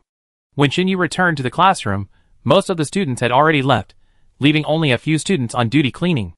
Yu Lily, carrying her school bag, saw her return and immediately waved excitedly. "Xiao Yu. Quick! A new bookstore opened at the back gate of the school. I heard they have the latest Xiaozhou manga. Shall we go check it out together?" Chen Yu's gaze involuntarily drifted towards the back door of the classroom. That solitary figure, carrying a faded old school bag, was walking quickly away with her head down. "Sorry, Lily," Chen Yu said apologetically, her words coming out quickly. "I have something to do today. I have to go home early. Tomorrow. I definitely go with you after school tomorrow." With that, she grabbed her school bag and chased after her. Sammy walked very fast, taking large, hurried strides, and Chenyu barely managed to keep up by jogging. They hadn't gone far from the school gate when Sammy abruptly stopped, his eyes filled with impatience and rejection. "What are you doing? Following me?" Chenyu was startled by his sudden outburst and instinctively took a small step back. Sammy, Teacher Zhou asked me to spend more time talking to you, to comfort you. I don't need that." Sammy rudely interrupted her, turning and continuing to stride forward, his back radiating keep out. Chenyu felt a little awkward, but remembering her promise to Teacher Zhou, she gritted her teeth and followed, trying to find something to talk about. Sammy, do you like playing video games? I heard that new game, StarCraft, is super popular." Sammy tilted his head and glared at her, then silently continued walking. "Or, do you like small animals? The new pet shop at the base has some kind of glowing jellyfish. They're really pretty." Still silence. This time, Sammy didn't even turn his head. "Then model kits? Or?" Just as Chenyu was racking her brains for the next topic, she suddenly caught a glimpse of a poster of Tan Xiao Xiao on a shop window. Chenyu's eyes lit up, and she pointed at the window and blurted out, "Wow, Sammy! Look! It's Sister Tan." Sure enough, Sister Tan's fans are everywhere. Her words trailed off, because Sammy suddenly stopped. He turned around abruptly and shoved Chenyu hard on the shoulder. "Shut up. I don't want to hear this. Get away from me." Sammy's voice was hoarse, filled with suppressed pain. Chenyu was completely caught off guard by his sudden attack and fell to the ground with a thud. She looked up blankly, only to see Sammy's angry back. Chenyu tried to stand up, but touched a small, cool object. She looked down and saw a small, clear glass bottle. She picked up the bottle and examined it curiously. Inside were only a few withered yellow petals. Like lifeless flower petals? What was this? Something Sammy dropped? Was it like a plant specimen? Chenyu held the small glass bottle, her mind filled with questions. Sammy stormed back into the orphanage's small room and slammed the door shut. He collapsed weakly onto the bed, a surge of unvented anger and despair welling up inside him. Sister Tan? Tan Xiao Xiao? Hope? Future? Everyone was immersed in the joy of the Yangtze River's revival and joining the Interstellar Forum, discussing a bright, hopeful future. But where was his future? Before his eyes floated the familiar faces of his tribe, one by one, dying painfully from organ failure after consuming highly polluted food. And that once vibrant land, now only desolate silence. Gone! All gone! Only he, the lucky one, remained alive. Living like a monument. Why was he still alive? Even the micro-orchid, protected by the tribe for generations, symbolizing life and purification, had become extinct in the pollution. Why was he still alive? Hope. What hope did he have left? Could his people be resurrected? Could the extinct micro-orchid reappear? Sammy abruptly rolled over, instinctively reaching for the small glass bottle hanging around his neck. That was his only remaining connection, to his past, to his people, to his mother. Empty? He touched it again, still empty. Sammy's body froze instantly. He sat bolt upright. He frantically searched his neck and inside his clothes. The glass bottle containing the last few withered orchid petals was gone. Chapter 42. The next morning, Chin-Yu, clutching the small glass bottle in her school bag, frowned as she stared at the empty seat in the corner. Strange. Why isn't Sammy here today? Yu Lily, engrossed in her textbook, scoffed without looking up. It's normal he's not here. Doesn't he often skip school? Never mind him. But Chin-Yu felt a lingering unease. Lily, I'm sorry. I have something to do after school today. I can't go to the bookstore with you. Yu Lily paused, then sighed. Sammy again? You're too. Never mind, you go ahead. As soon as the school bell rang, Chin-Yu slung her bag over her shoulder and hurriedly left the classroom. She took public transportation and finally arrived at the orphanage on the edge of the base. Upon hearing that Chin-Yu was Sammy's classmate, the headmistress's eyes lit up immediately. Oh dear, is that Sammy's classmate? Come in, come in. This child. Finally, a friend has come to visit him. The headmistress poured water for Chin-Yu, sighing worriedly. That child has been locked in his room since he came back yesterday afternoon and hasn't come out yet. It's driving me crazy. He's usually withdrawn, but he's never been like this before. Chin-Yu's heart sank. She thanked the headmistress, walked to the closed door, and gently knocked. Sammy? It's me, Chin-Yu. A furious roar immediately came from inside. Get out. Don't bother me. Chin-Yu's hand froze in midair, hesitating for a moment. Sammy, I didn't come to bother you. I came to return something. She paused, then added, You left in such a hurry yesterday, you dropped something. A small glass bottle. A few seconds later, the lock clicked open, and the door was flung open. Sammy's haggard face appeared in the crack in the door, his eyes sunken, his empty gaze fixed on Chin-Yu. Where is it? Chin-Yu immediately pulled the small frosted glass bottle from his bag and handed it to him. Sammy quickly snatched it, clutching it tightly in his hand. Silence fell over the room. Sammy leaned against the doorframe, a barely perceptible flicker of gratitude in his eyes as he looked at Chin-Yu. He lowered his eyelids, and under Chin-Yu's curious gaze, spoke first. Perhaps because he hadn't eaten or drunk anything in a long time, his voice was somewhat hoarse.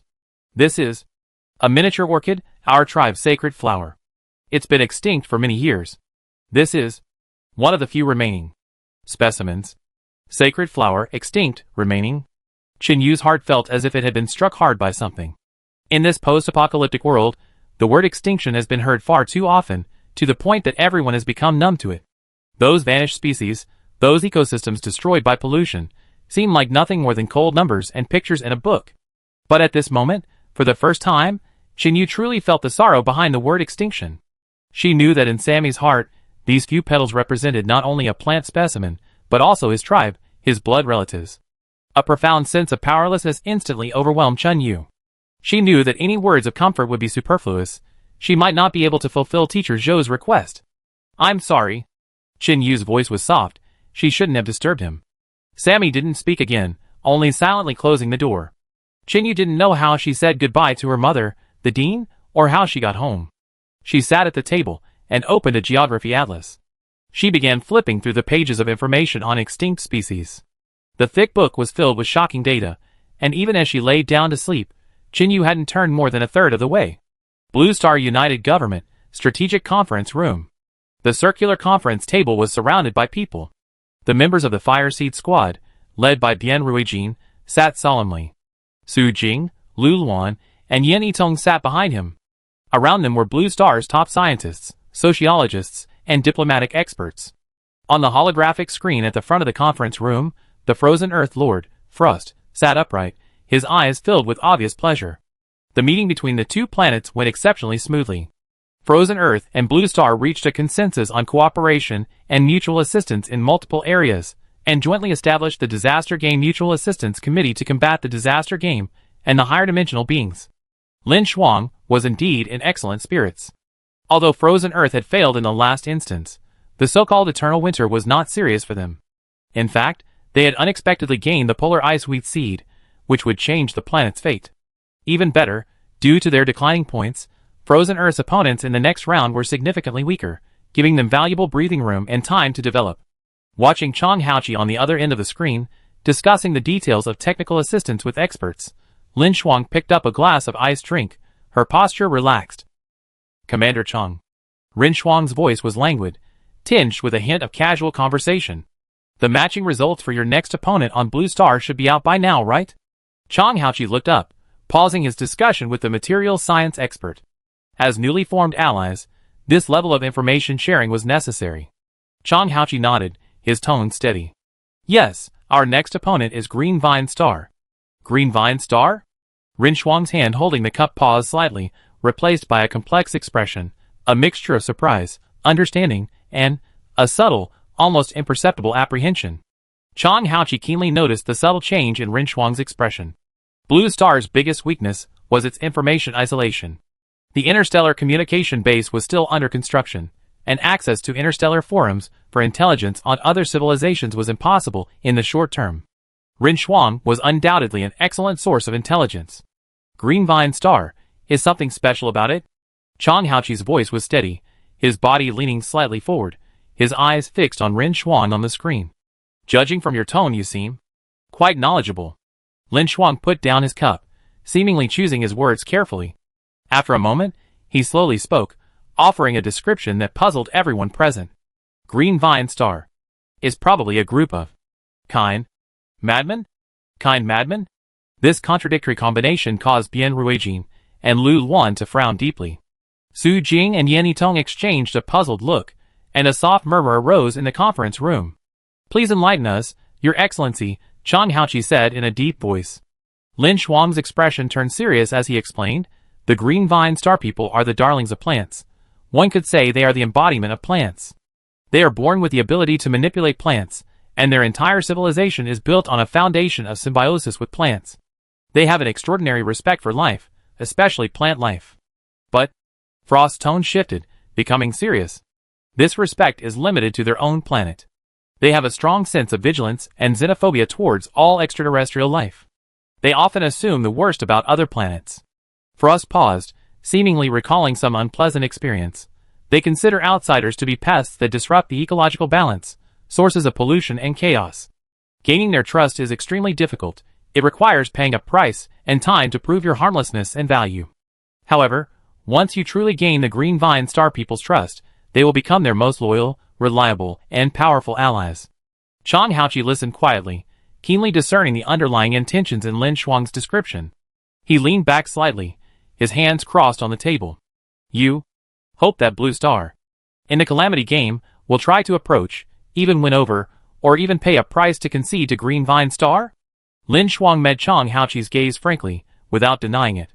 Green Vine Star's capabilities in ecological modification and life maintenance are a tremendous asset to any civilization.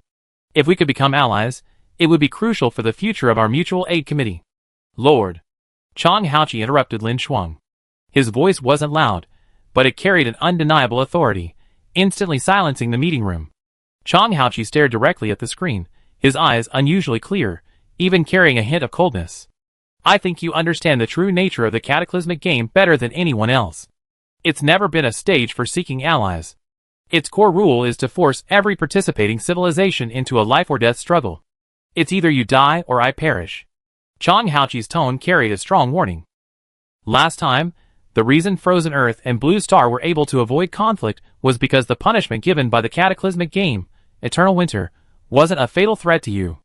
That was an extremely rare, almost impossible to replicate exception. He glanced around at the solemn-faced Blue Star members in the conference room, finally focusing his gaze back on Lin Shuang's face. Such an opportunity, the cataclysmic game, or rather, those high and mighty beings, will absolutely not give us a second chance. Chang Haoqi took a deep breath, his heart heavy. Because of Boss Tan, Blue Star has undergone several transformations and miracles, but now it's only maintaining a fragile balance. Any divine punishment could be annihilation for us. What Blue Star needs is to survive.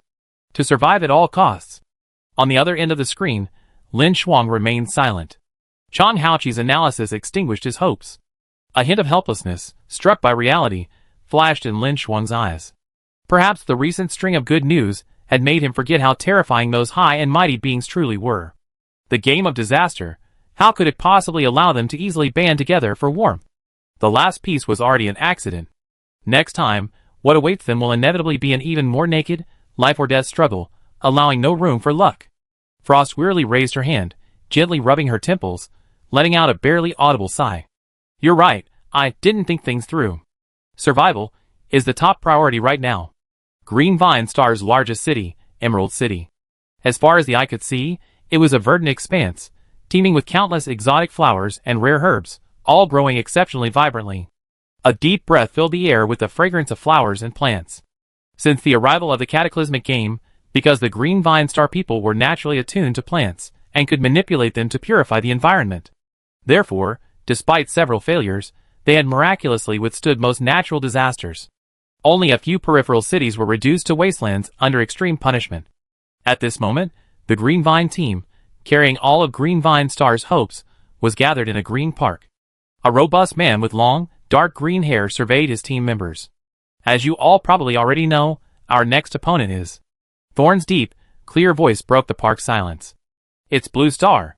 Tung Lu immediately brought up a virtual screen, and with a tap of her finger, various rumors about Blue Star instantly appeared on the screen. The forums are in an uproar. Some say they won because Frozen Earth threw the game, others say they cheated with that mysterious Sister Tan, using ruthless methods, with Lava Star and Water Star serving as cautionary tales. Thorn shook his head slightly, a hint of wariness flashing in his eyes. The opinions on the forums are hard to discern, and there's too much exaggeration. But it's a fact that Blue Star won several matches in a row, and it's also a fact that they used Frozen Earth. More importantly, he paused, his tone heavy. They directly caused the annihilation of Lava Star, and even more so, the destruction of Lake Vikana on Water Star. Mentioning Lake Vikana, everyone present felt a pang of sorrow. Tung Lu was especially heartbroken. She had traveled to Water Star and witnessed that sacred lake firsthand. The lake water was crystal clear, and most importantly, it nurtured countless rare aquatic plants, making it a unique ecological treasure in the universe. Blue tear algae, starlight water lily. Thinking of those strange plants, incredibly precious even to the Green Vine Star people, that disappeared with the lake. Tung Lu's initial curiosity about Blue Star ultimately transformed into intense resentment. Even knowing the destruction was caused by a natural disaster orchestrated by the game of deception, she couldn't help but feel anger towards Blue Star. Iron Fur was equally heartbroken. Thinking of this, he sneered, his words filled with disdain for Blue Star's strength. They're just relying on that mysterious boss named Tan Xiao Xiao. As long as we're careful around her and fight head-on, the Fire Seed squad might not be a match for us. A bunch of luck-dependent guys. Another team member, Xingtai, remained silent, only slightly raising his eyes to look at the clear, transparent sky. However, judging from his frowning expression, he probably didn't have a good impression of Blue Star either. Just then, the bracelets worn on the wrists of all 5 people simultaneously began to vibrate violently. A cold and powerful will instantly envelop the entire Green Vine Star. All the operating quantum computers and floating light screens, regardless of what they were displaying, had their images instantly switched. A line of cold, black text appeared in the center of the screen. Welcome to the Disaster Livestream Room. Thorn's eyes sharpened. It's starting. Get ready. Before he finished speaking, a burst of white light engulfed the 5 members of the Green Vine squad. When the light dissipated, the group found themselves in a completely unfamiliar environment. Before them stood a magnificent yet oppressive building. Towering stone pillars supported a heavy dome, and wide steps were paved with polished, high-quality marble. A line of cold, large metal characters hung high on the building. Disaster City Natural History Museum. The air here was cold and dry, carrying an unpleasant odor. Sunlight was blocked by the towering building, casting only heavy shadows. The entire museum was shrouded in a solemn and eerie atmosphere, as silent as a stone coffin. Thor's heart sank. For some reason, he felt that this wasn't a museum, but more like a huge, magnificent coffin built on the ground. What kind of terrifying creatures might be buried here? Thorn felt a chill run down his spine, just thinking about it. Just as he warily surveyed his surroundings, a cold, emotionless, mechanical synthesized voice echoed in everyone's minds. Instance loading complete. Natural History Museum of the City of Calamity, opening countdown. 48 hours, quest objective. Find and submit the rare exhibit, the wooden mask of a lost tribe's priest within the museum. Quest success reward, 500 points, seed of abundance, 1 chance to win a prize. Quest failure penalty. A random core area of a major city is cursed, the land permanently desertified, vegetation completely killed, irreversible. System reminder, exhibits are valuable, please visit respectfully, keep quiet, and follow the rules. Those who damage exhibits will bear the consequences. Enjoy your exploration. Thorn's gaze quickly swept over the simple task information, his brow furrowing. The seed of abundance. What is it? Although the system didn't explicitly say, just from the name, it's definitely related to plants, and certainly of great significance to Green Vine Star. More importantly, the punishment for failure is too severe. Permanently turning an eco-city into desert. This punishment almost strikes at the very lifeline of the Green Vine Star people. For them, it's far more painful than physical disappearance. Thorn's heart sank. Sure enough, it's because of Blue Star and Frozen Earth. To prevent such underhanded dealings from happening again, the disaster game specifically targets the vital points of enemy planets. It seems this disaster game is very dissatisfied with Blue Star, and even wants to use them to attack Blue Star. A wooden sacrificial mask from a lost tribe? Tun Lu murmured. As the team's most perceptive member, she felt inexplicably uneasy, sensing something eerie about it. Tai Shan, standing to the side, didn't think much of it. He stared at the mission penalty, his gaze fixed on the words permanent desertification, his fist clenched. Whatever the mask, we find it and take it. Qi Ning and Xing Tai stood in the shadows, silently observing the strangely atmospheric museum. Captain, it doesn't open until 2 days later. Should we sneak in early? Jingji looked at the system notification. The exhibits are precious. Please visit respectfully, remain quiet, and follow the rules. He took a deep breath, his gaze sharpening and clearing as he looked at the eerie museum that resembled a giant stone coffin. No, we visit in a civilized manner and follow the rules. Since this is a red line indicated by the system, we shouldn't cross it. The mission penalties are cruel, we have no way out. Thorn said in a deep voice, his tone not loud but undeniably firm. As for Blue Star, it's already a matter of life and death for us. Thorn glanced at the mission list, his gaze darkening. But remember, our primary objective is the exhibits. Before the mission is completed, avoid unnecessary conflict. Thorn and his team had just stepped down the museum steps, when a figure in a dark blue uniform silently emerged. He was stocky, with an overly naive smile on his face, his eyes greedily sweeping over the group. Oh, what a pleasant surprise to you guests from afar. Security guard Qian Guangming quickly approached, holding a stack of brand new flyers. You're here to visit our museum, aren't you? You have excellent taste. We just finished building it, and it's full of treasures, he said, shoving a brochure into Hemlock's hand without warning, his tone almost coaxing. If you're interested, I can take you in early while it's still less crowded. Hemlock looked at the bizarre pictures of the exhibits on the brochure, a thought flashing through his mind. Go in early?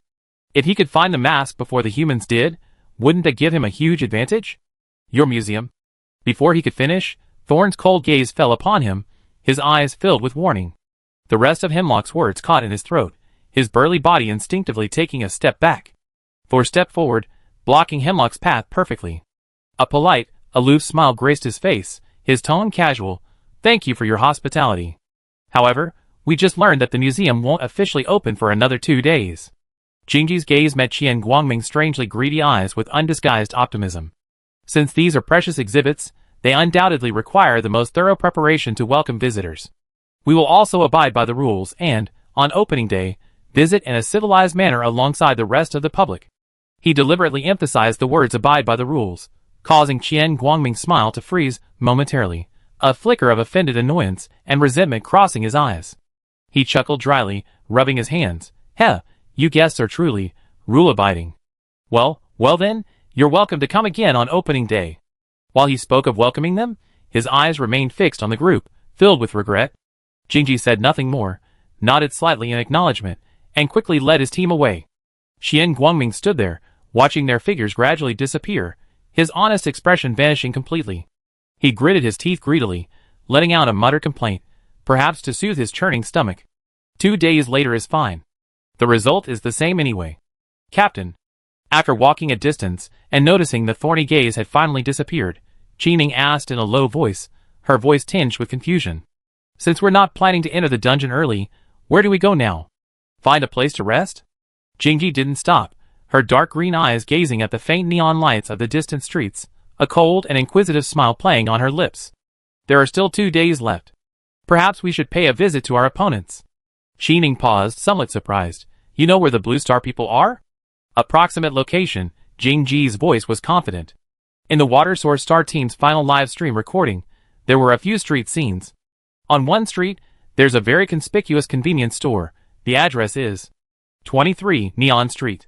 If the ghostly disaster game has placed them nearby, given their dependence on that Sister Tan, that will undoubtedly be their primary target.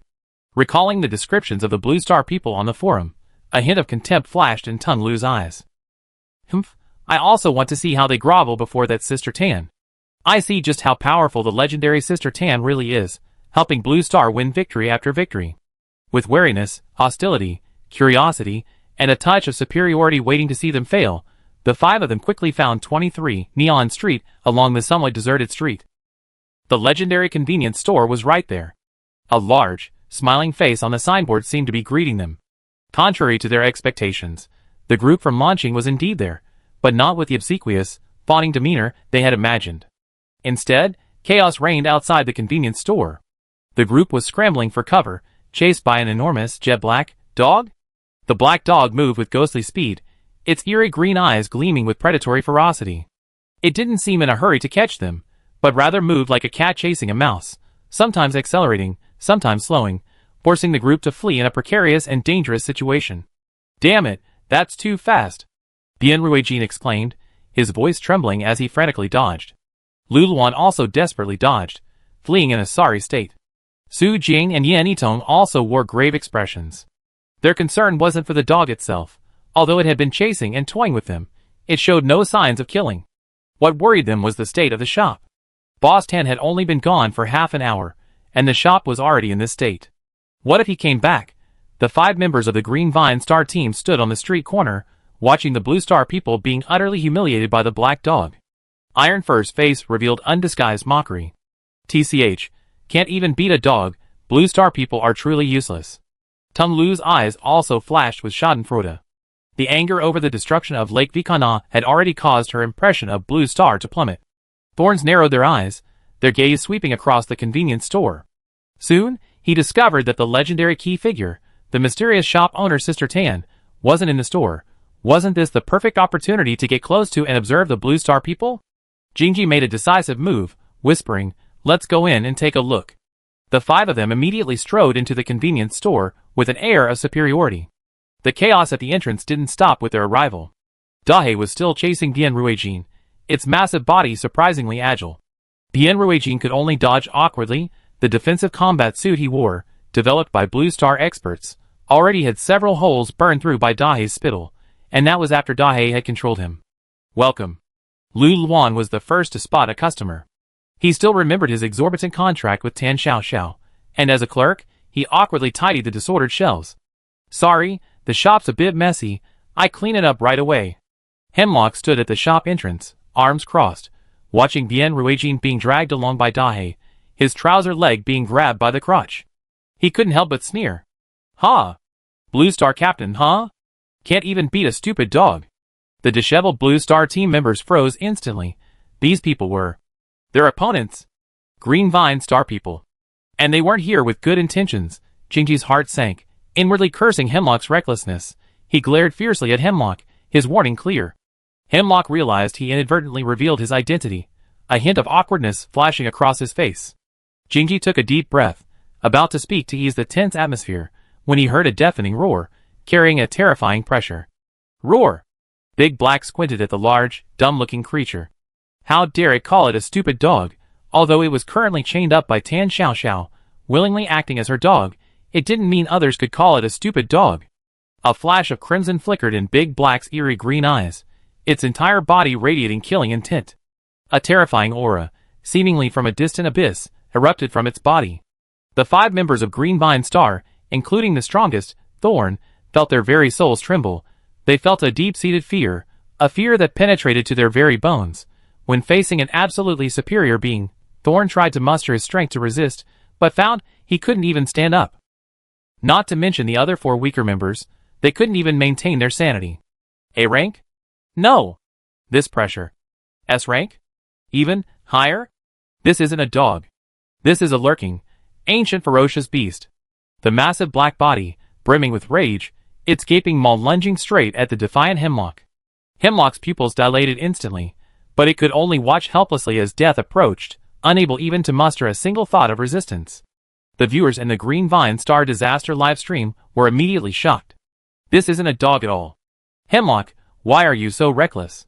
Damn it, are we going to lose a team member so early in the game?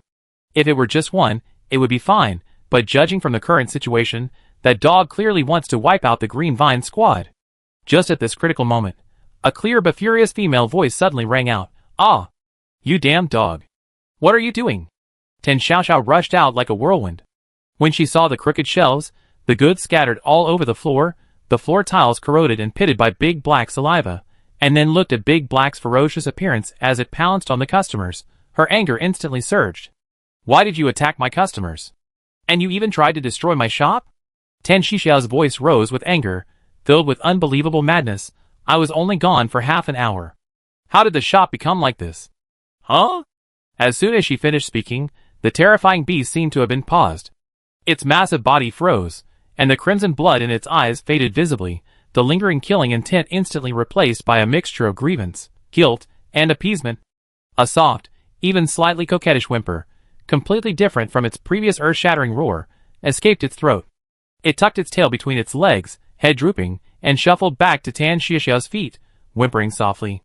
Its large, watery eyes blinked pitifully, as if the ferocious beast that had threatened to devour people alive wasn't it at all. The terrifying pressure emanating from the 5 members of Green Vine Star vanished abruptly, but they stood frozen in place, staring blankly at the utterly absurd scene before them. That terrifying being, possibly S rank or even higher, was now acting like a large dog that had done something wrong and was afraid of being punished by its master, begging and begging at her feet? Tan Xiaoxiao completely ignored the stunned gazes of the strangers. She grabbed the thick fur behind the big black dog's neck, a move that made the hearts of the 5 members of Green Vine Star skip a beat. Tan Xiaoxiao grabbed the big black dog by the scruff of its neck, shaking it violently, pointing to the crater and scattered goods on the ground, her expression one of heartbreak. Look at what you've done. The floor. My floor. Do you know how expensive it is to repair? And all this stuff. You messed it all up. If this happens again, you can forget about dinner. No chicken legs either. What? Big Black was being pulled so hard it was grimacing, but it didn't dare to resist at all. Its green eyes looked pitifully at Tan Xiaoxiao, and the whimpers at its throat became even more aggrieved. The 5 members of Green Vine Star exchanged a strained glance, all seeing the same thought in each other's eyes. This convenience store, this woman, and this dog, they're definitely not simple. Chapter 43. Looking at Dahe lying at her feet, looking pitiful, trying to be cute and endearing, occasionally letting out a pitiful whimper. Tan Xiaoxiao remained unmoved, even letting out a cold laugh, clearly not buying it at all. It wasn't that she was heartless, it was just that this damn dog had used this tactic countless times after causing trouble recently, and Tan Xiaoxiao was already immune. Weren't you so majestic when you were tearing down the shop, biting people and spitting? Tan Xiaoxiao grabbed Dahe by the scruff of its neck, her tone full of dissatisfaction. Don't give me that. Go to the corner and reflect on your actions. And there's no chicken leg for tonight, you only have dog food. Woof. Dahe's whimper instantly filled with unbelievable grief and indignation. But faced with Tan Xiaoxiao's furious face, it could only resignedly lower its head and tail, shuffling to the corner, looking back every few steps, and sulking in despair against the wall. It's all those damn guys' fault. I get my revenge when I get the chance. After dealing with the culprits, Tan Xiaoxiao took a deep breath and looked at Lu Luan, who was gloating in the corner, ordering him around without any politeness. Hey! Are you slacking off? The shop is a mess. Why don't you go clean it up? Looking at the filth on the floor and the haphazardly tilted shelves, Tan Xiaoxiao's face was full of disgust. Then she looked at the customers, who were still in a state of shock, giving them a once-over. These people were dressed strangely, all in green. Especially the girl in the middle, although her dress was pretty, it looked like it was made of leaves. Could it be environmentalists? Seeing the group frozen in place, looking utterly shaken, Tan Shuxiao's heart skipped a beat. Sure enough, Dahei's ugly appearance had frightened the customers. Maybe she should keep Dahei in the storage room from now on. As for now, the most important thing, of course, was to appease the customers and apologize. Tan Xiaoxiao quickly switched to a standard, apologetic, business smile, rubbing her hands together, her tone sincere. Gentlemen, I'm so sorry. This dog. Cough, it's a stray I just picked up a while ago. It's wild and untamed, still being trained. She paused, speaking with deep remorse. Did I scare you? I'm so sorry. Here's what I'm saying. Everything you buy in the store today will be 20% off. Consider it a small token of my appreciation. She pointed to the shelves, now a mess thanks to Dahei, her voice strained with forced confidence. Take whatever you like. The Green Vine Star members exchanged glances, but none of them showed any intention of buying anything. This Sister Tan always favored Blue Star people, and kept a strange dog, who would dare buy anything from her. They weren't stupid. Tan Xiaoxiao looked at their pale faces, unfocused eyes, and slightly trembling bodies, and her heart skipped a beat. Oh no, they seem really scared. If word got out that her dog bit a customer, would she still be able to do business? Fines, compensation, license revocation. A series of terrifying thoughts instantly flooded her mind. Tan Xiaoxiao became increasingly frightened. She gritted her teeth, quickly walked to the beverage refrigerator, and opened the door. This refrigerator, having undergone repairs and factory maintenance in the abyss, now boasts excellent cooling performance. Most importantly, it doesn't even need to be plugged in, saving electricity. The moment the refrigerator door opened, a chill far more intense than that of a regular refrigerator instantly rushed out. Because Green Vine Star maintains a warm temperature suitable for most plants year-round, the members of Green Vine Star, whose cold resistance is poor, all shivered, goosebumps instantly rising on their skin. Just a refrigerator, such a powerful cooling effect, is it really okay? It actually caused the previously comfortable temperature in the convenience store to drop by more than 10 degrees. More importantly, this chill was exceptionally fierce, a bone-chilling cold that penetrated to the very soul. Among the group, Tung Lu, with the strongest mental power, instinctively wanted to mobilize her mental power to resist. However, the moment she looked up at the refrigerator, her gaze was involuntarily drawn to an extremely inconspicuous indicator light on the top of the refrigerator, flashing a faint red light. That red light wasn't dazzling, it was even somewhat dim. But Tung Lu seemed to feel an indescribable, chaotic, and deathly mental shock. Tung Lu felt a sudden darkness before her eyes, her mind went blank, and all she could see was that eerie red light flashing incessantly. She groaned, her body swaying uncontrollably, her face instantly turning deathly pale. Tung Lu? Jingji noticed her abnormality immediately, his heart tightening. At this moment, Xing Tai, who had been the most attentive, standing beside Tung Lu, suddenly fixed his gaze on the bottom of the freezer. He stared intently at the power source, his face filled with shock, almost letting out a gasp. Captain, no! That refrigerator, it's not plugged in. Not plugged in? How could that be? Thorn suddenly followed Xing Tai's gaze and, sure enough, there were no wires connected to the bottom of the freezer. Then where did this freezer, radiating a terrifying chill, get its energy? How is it cooling? A terrifying thought flashed through Thorn's mind in an instant. In the world of the supernatural, such a freezer that defies common sense and twists the rules can only be some kind of anomaly. Damn, a freezer. Thorn didn't dare to think about how many terrifying things might exist in this seemingly ordinary convenience store. He was startled and hurriedly withdrew his gaze. Tan Xiaoxiao was completely unaware of the ghostly expression on the Green Vine alien's face behind her. She was frowning, rummaging through the freezer for a long time, finally picking out a few bottles of grape juice labeled special offer near expiry date. Then she slammed the freezer door shut. As the freezer door closed, the terrifying chill and the faint sense of mental oppression vanished instantly. Tung Lu gasped for breath, her eyes regaining some focus, but her body was still trembling slightly, her gaze still filled with shock and lingering fear. Tan Xiaoxiao's eyes held a hint of heartache as she slammed 5 bottles of grape juice onto the counter, pushing them towards the 5 members of Green Vine Star, her tone incredibly generous. I give each of you a bottle of grape juice. To calm your nerves. Although it's almost expired, it's definitely not spoiled. It tastes great. As she spoke, She shoved the bottles into the hands of Tung Lu and Qin Ying, who were closest to her, then bypassed the still-dazed Hemlock, handing the bottles to Thorn and Star Moss. After stuffing the bottles away, she didn't forget to glare fiercely at the large black dog in the corner. Feeling Tan Shisha's glare, the massive black dog shrank back, looking as if it wanted to bury itself. Meanwhile, the Blue Star Fire Seed team members, who had witnessed the whole thing, stared intently at the bottles of grape juice Tan Xiao had given away, their eyes filled with naked longing. That was grape juice from Sister Tan's shop. Even though it had an expiration date label, who knew what magical effects it contained? Thinking about the candy, the milk, and that sausage that could increase mental strength limits. Bien Ruijin stood to the side, thinking with a touch of jealousy, if being scared by the black dog could earn him Sister Tan's grape juice as a reward, he'd be willing to be chased by the black dog dozens of times a day. If even the usually upright Bien Ruijin felt this way, the Blue Star viewers felt even more so. The chat in the Blue Star Disaster livestream room had already exploded. Grape juice. Grape juice from Sister Tan's shop. Near expiration? So what if it's near expiration? It's still a treasure. Ah! Why is it for the Green Vine Star people? I'm so jealous. Sister Tan. Look at our own Blue Star people. We need to calm down too. Our captain was chased by Big Black for ages.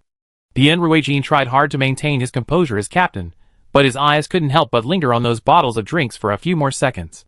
Su Jing and Yan Yitong exchanged a helpless yet envious look. The 5 Green Vine Star people held their cold grape juice bottles, looked at the special offer near expiration label on the bottles, and then looked at the envious gazes of the Blue Star people across from them. They were suddenly a little confused. It was just a few bottles of near expiration special offer drinks, wasn't it? A sense of utter absurdity welled up within him. Had the people of Blue Star become so impoverished? They even coveted a few bottles of discounted drinks? Looking at the undisguised longing in the eyes of the Blue Star people, a sense of superiority surged within him. He sneered, his voice filled with undisguised mockery. Ha! Look at your pathetic state. You haven't even had a few bottles of discounted, near-expiry grape juice? Have the people of Blue Star fallen to this level? He emphasized the word pathetic, his face blatantly contemptuous. Fine. Since you're so eager, here you go. We Green Vine Star people wouldn't even look at such cheap juice. He wasn't wrong.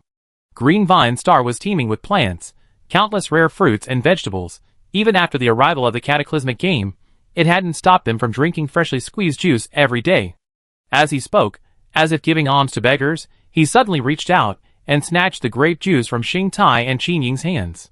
Caught off guard, the two frowned slightly at Hemlock's provocative expression, but glancing at the spineless earthling opposite them, they figured his actions, though somewhat pointless and rude, weren't worth stopping. Using a few cheap, near-expiry drinks to humiliate a disliked opponent seemed like no big deal. Hemlock, clutching 3 bottles of grape juice, a malicious smile on his face, raised his arm high and slammed it to the ground, the motion resembling feeding a stray dog stealing food. Here, take it. You're welcome. He looked down at the earthling, his eyes filled with mockery and insult. However, the expected anger and humiliation from the earthling did not materialize.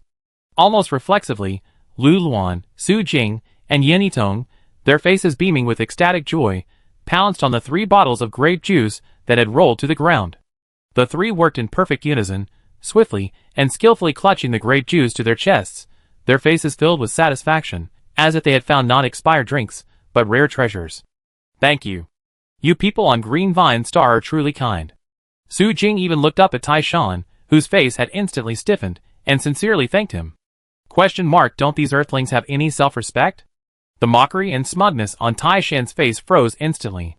He felt a stifling sense of frustration, like punching cotton, unable to vent his anger, a tightness in his chest. Are these earthlings crazy? They thrown away all their shame for a few bottles of cheap grape juice? Just then, Bien Ruijin, the seemingly composed earthling captain, who had been standing to the side, rubbing his hands together, his face filled with embarrassment and expectation, he stammered over, his gaze precisely fixed on the unopened bottle of grape juice in Tung Lu's hand. Bien Ruijin's voice was tinged with hesitation and embarrassment. Brother Taizan, look, the other 3 all have grape juice, but I don't. He pointed to the people behind him, then looked expectantly at Tung Lu. Miss Tung Lu's bottle, could it, also?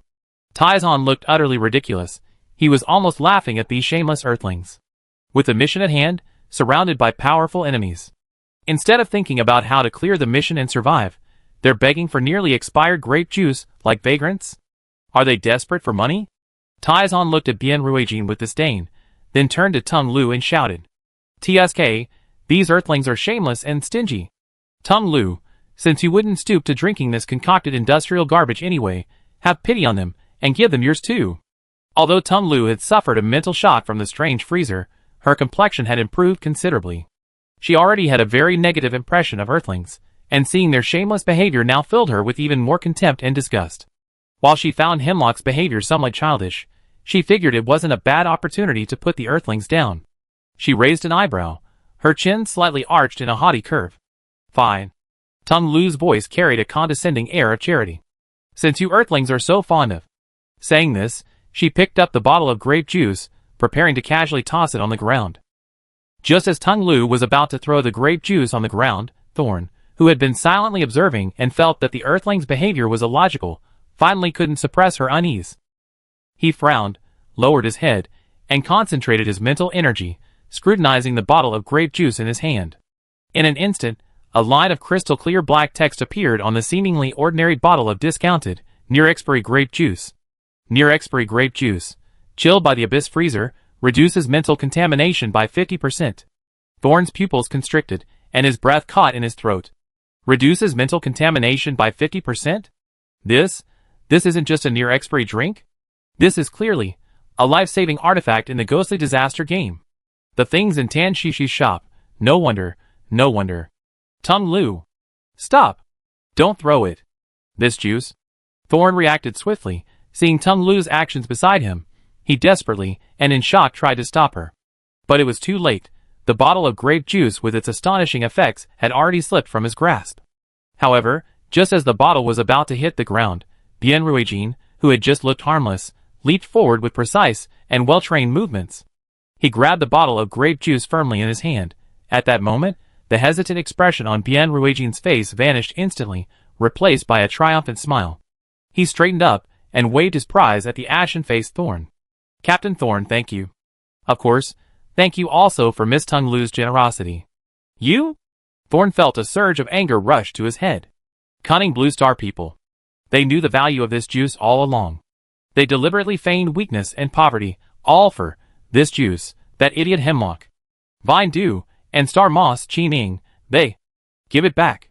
Thorn's voice was hoarse with anger, his tone clearly exasperated. Demanding it was indeed beneath him, but the thought of the juice's effects made him unable to remain calm. It was all the Blue Star people's fault for being despicable and shameless, deliberately concealing information and setting a trap. "Captain?" Looking at Thorn's expression, Hemlock and Vine Dew were somewhat confused. "It's just a bottle of lousy grape juice, and it's almost expired. The Blue Star people have never tasted anything good, so they just gave it to them." Vine Dew also felt Thorn's reaction was a bit excessive, her eyes filled with confusion. Star Moss and Chi-Ning exchanged bewildered glances, completely unable to understand how a bottle of nearly expired juice could cause their usually composed captain to lose her composure like this. Thorn jerked his head, glaring at Hemlock with a mixture of rage and disappointment. He felt like he was about to be driven mad by these idiot teammates. "Open your eyes wide and look carefully. Use your mental power, your senses. Take a good look. What is this thing?" Thorn shoved the only bottle of grape juice he had left in front of his four foolish teammates. The group looked confused and bewildered, then held their breath and looked closely. A line of cold, clear black text immediately appeared before their eyes. Near-expiry grape juice, chilled in the abyss freezer, reduces mental contamination by 50%. The four people froze, their disdain and confusion vanishing instantly, replaced by utter shock and regret. Mental pollution reduced by 50%? What had they just lost? Tung Lu's arrogant expression completely disappeared. She stared intently at the words, her face turning from red to white, then from white to green. She finally understood why Jing Ji was so angry, and finally understood the Blue Star people's seemingly insane behavior. She actually threw away the artifact meant to combat the bizarre mental pollution. Like trash to her opponent. Meanwhile, the Green Vine Star livestream room, which had witnessed the entire unfolding events, erupted in chaos after a brief silence. What did I just see? Mental pollution reduced by 50%? Sister Tan. Even something she casually gave away was an artifact? Hemlock, you brute. You idiot. The Blue Star people did it on purpose. They deliberately provoked us. They deliberately made us throw it away. Ah! My heart is bleeding. This kind of life-saving item. The bottle in Captain Thorne's hand. We must protect it. We absolutely cannot let the Blue Star people trick us again. Hemlock Vine, Du has ruined Green Vine Star. Now I suddenly understand why Frozen Earth Star is so eager to lick Sister Tan's boots. To be honest, I actually want to lick her boots too. You can't even get a taste now, tears streaming down my face. Sister Tan must have seen what happened just now. Seeing the guest throw the gift I gave him on the ground and insult his friend. So desperate. Will Sister Tan's impression of our planet plummet to rock bottom? Damn it, bro. Jingji clutched the only bottle of grape juice in his hand tightly, watching the fire seeds squat across from him each with a bottle. An indescribable sense of frustration and anger welled up inside him. He suppressed his dissatisfaction and feigned calmness, saying, Captain Bien, what happened just now was an accident. We didn't mean to give it to you. Please give us back our juice. Bien Ruijin wore a gentle smile, but his eyes were unusually sharp. He shook his head slightly, his tone calm yet undeniably firm. Captain Thorne, that's not right. We Blue Star people are just poor and shameless, picking up some trash that others didn't want. Since it's on the ground, it's naturally unclaimed, whoever picks it up keeps it. At the same time, the live stream chat for the Blue Star disaster exploded. Exactly. They're asking for what they gave away. Don't the Green Vine Star people have any shame? They looked down on what Sister Tan gave them, and now that they found it's a treasure, they want to back out. Pa! Exchange? Where's that condescending attitude from before? Now they're panicking? Blue Star successfully picked up a bargain. Hee hee. Captain Bien, well done. You can't be polite to this kind of person. Standing behind Bien Ruijin, Su Jing looked at Tai Shan's face, twisted with shock, regret, and anger, and recalled his arrogant and condescending attitude from before. A surge of anger rose within her as well. Mr. Hemlock, I was truly impressed by your generosity in offering me the juice. What? Now that you've found your generosity exceeded expectations, you can't accept it? She paused, her voice calm and gentle. Excuse my bluntness, but you really seem like a sore loser throwing a tantrum. You? Hemlock trembled with anger at Su Jing's words, his fists clenching so tightly they cracked. A cold glint flashed in Thorne's eyes, and his hand instinctively reached for the weapon at his waist. The Fire Seed squad immediately went on alert. The atmosphere in the store instantly became tense, threatening to erupt into a full-blown brawl. Just then, a clearly impatient voice rang out. Everyone's heart skipped a beat. Tan Xiaoxiao, who had been tidying the shelves, had stopped at some point. She narrowed her eyes slightly, her gaze sweeping over the two opposing groups like a searchlight. Although she still wore a professional smile, the smile didn't reach her eyes. Instead, it carried a chill. I said. Tan Xiaoxiao's tone carried an undeniable warning. Fighting is strictly prohibited in this store. She strolled over slowly, her chunky heels clicking crisply on the tiled floor. If you don't obey. Tan Xiaoxiao stopped a few steps away from them, her eyes exceptionally dangerous. I'll shove you all in the trash can. The word shove in the trash can instantly sent chills down the spines of the Blue Star team. That bizarre trash can that can swallow anything and inflict intense mental pollution? The Fire Seed squad members almost reflexively stood at attention. Sister Tan. There was absolutely no fighting. Lu Luan was the first to raise his hand and swear, his voice loud and clear, his expression sincere. Yes, yes, yes. Sister Tan, you misunderstood. Su Jing immediately echoed, forcing the gentlest smile on her face. We just got a little excited chatting with some new friends. Our voices were a bit loud. Absolutely friendly. Good friends. We're all good friends. Yenny Tong nodded like a chick pecking at rice, gesturing with her eyes for the Green Vine Star people to cooperate. Bien Ruijin reacted even faster, stepping forward and putting his arm around Thorne's shoulder in a friendly manner. Boss Tan, we hit it off with Captain Thorne right away, we're just getting to know each other. Right, Brother Thorne? Thorne was made uncomfortable by Bien Ruijin's sudden enthusiasm. He shrugged and unceremoniously shook Bien Ruijin off. Who would hit it off with this jerk? Although Iron Fur was also inexplicably intimidated by Tan Xiaoxiao's words, seeing the Blue Star people's sudden cowardice, his strong sense of superiority and previous frustration made him unable to resist being stubborn again. Humph. Blue Star people really are spineless. They're even afraid of a broken trash can? It's laughable. However, before he could finish speaking, he was interrupted.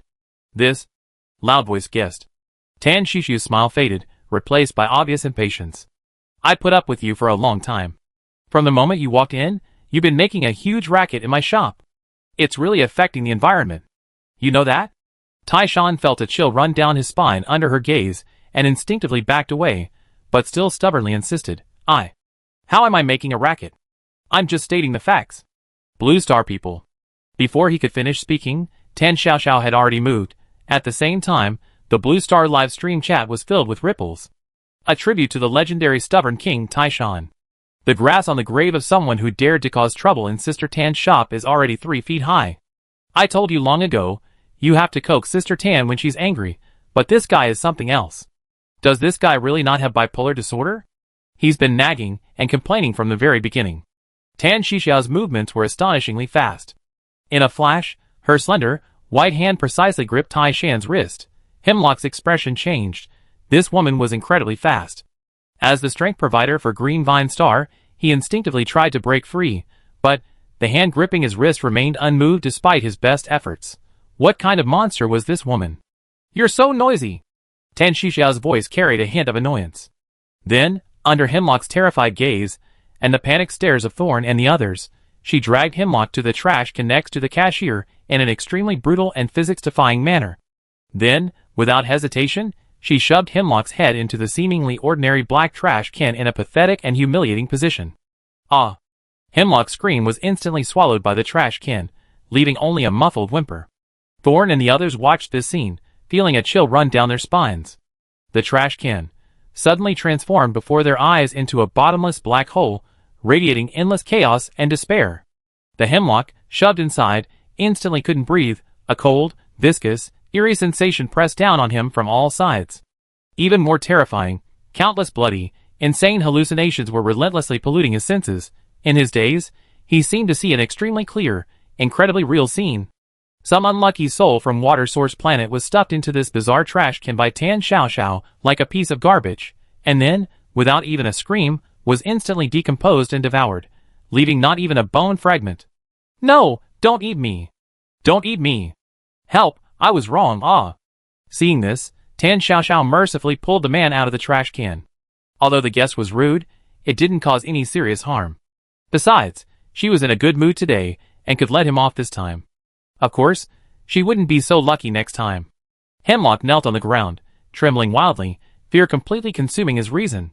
His body was convulsing violently, his eyes completely unfocused, empty, filled only with madness and insanity. Thorn's heart sank. Although Hemlock was reckless and foolish, he was the most reliable shield in the team, always the one rushing to the front in times of crisis. He couldn't just watch Hemlock become useless. Thorn lunged at Hemlock, unhesitatingly unscrewing the only bottle of grape juice in his hand. Open your mouth. Drink it. Thorn pressed Hemlock down firmly, while gushing the cold grape juice down his throat. The moment the juice flowed down his throat, a cool sensation instantly flooded Hemlock's chaotic consciousness. The frantic whispers, the bloody hallucinations, the extreme fear, they began to fade. Hemlock breathed heavily, his face filled with the immense terror of surviving a near-death experience. Seeing Hemlock regain his senses, Thorn felt a huge weight lifted from his heart, but then a deeper chill and lingering fear washed over him. He clutched the half-empty bottle of grape juice in his hand, his gaze complex as he looked at the convenience store owner, who was slowly dusting the shelves. Thorn immediately stood up, grabbed the still fearful Hemlock, and led the rest of his team to Tan Xiaoxiao. Afraid of disturbing her and violating the store's no loud noise rule again, they spoke in unusually soft voices. I'm sorry, Sister Tan, my teammates were being unreasonable. I apologize on their behalf, Jingji said softly. Tai Shan's face was filled with terror. When Tan Xiaoxiao looked up at him, he almost fainted, but he still forced himself to bow and apologize. Not to mention Tung Lu, Xing Tai, and Qi Ning, who had witnessed everything. They all bowed low, their bodies trembling uncontrollably. Tan Xiaoxiao glanced at the solemn group and waved her hand, somewhat bewildered. It's all right, just don't make any more noise. She paused, her gaze falling on Taishan, seemingly remembering how this customer had previously run away in a panic.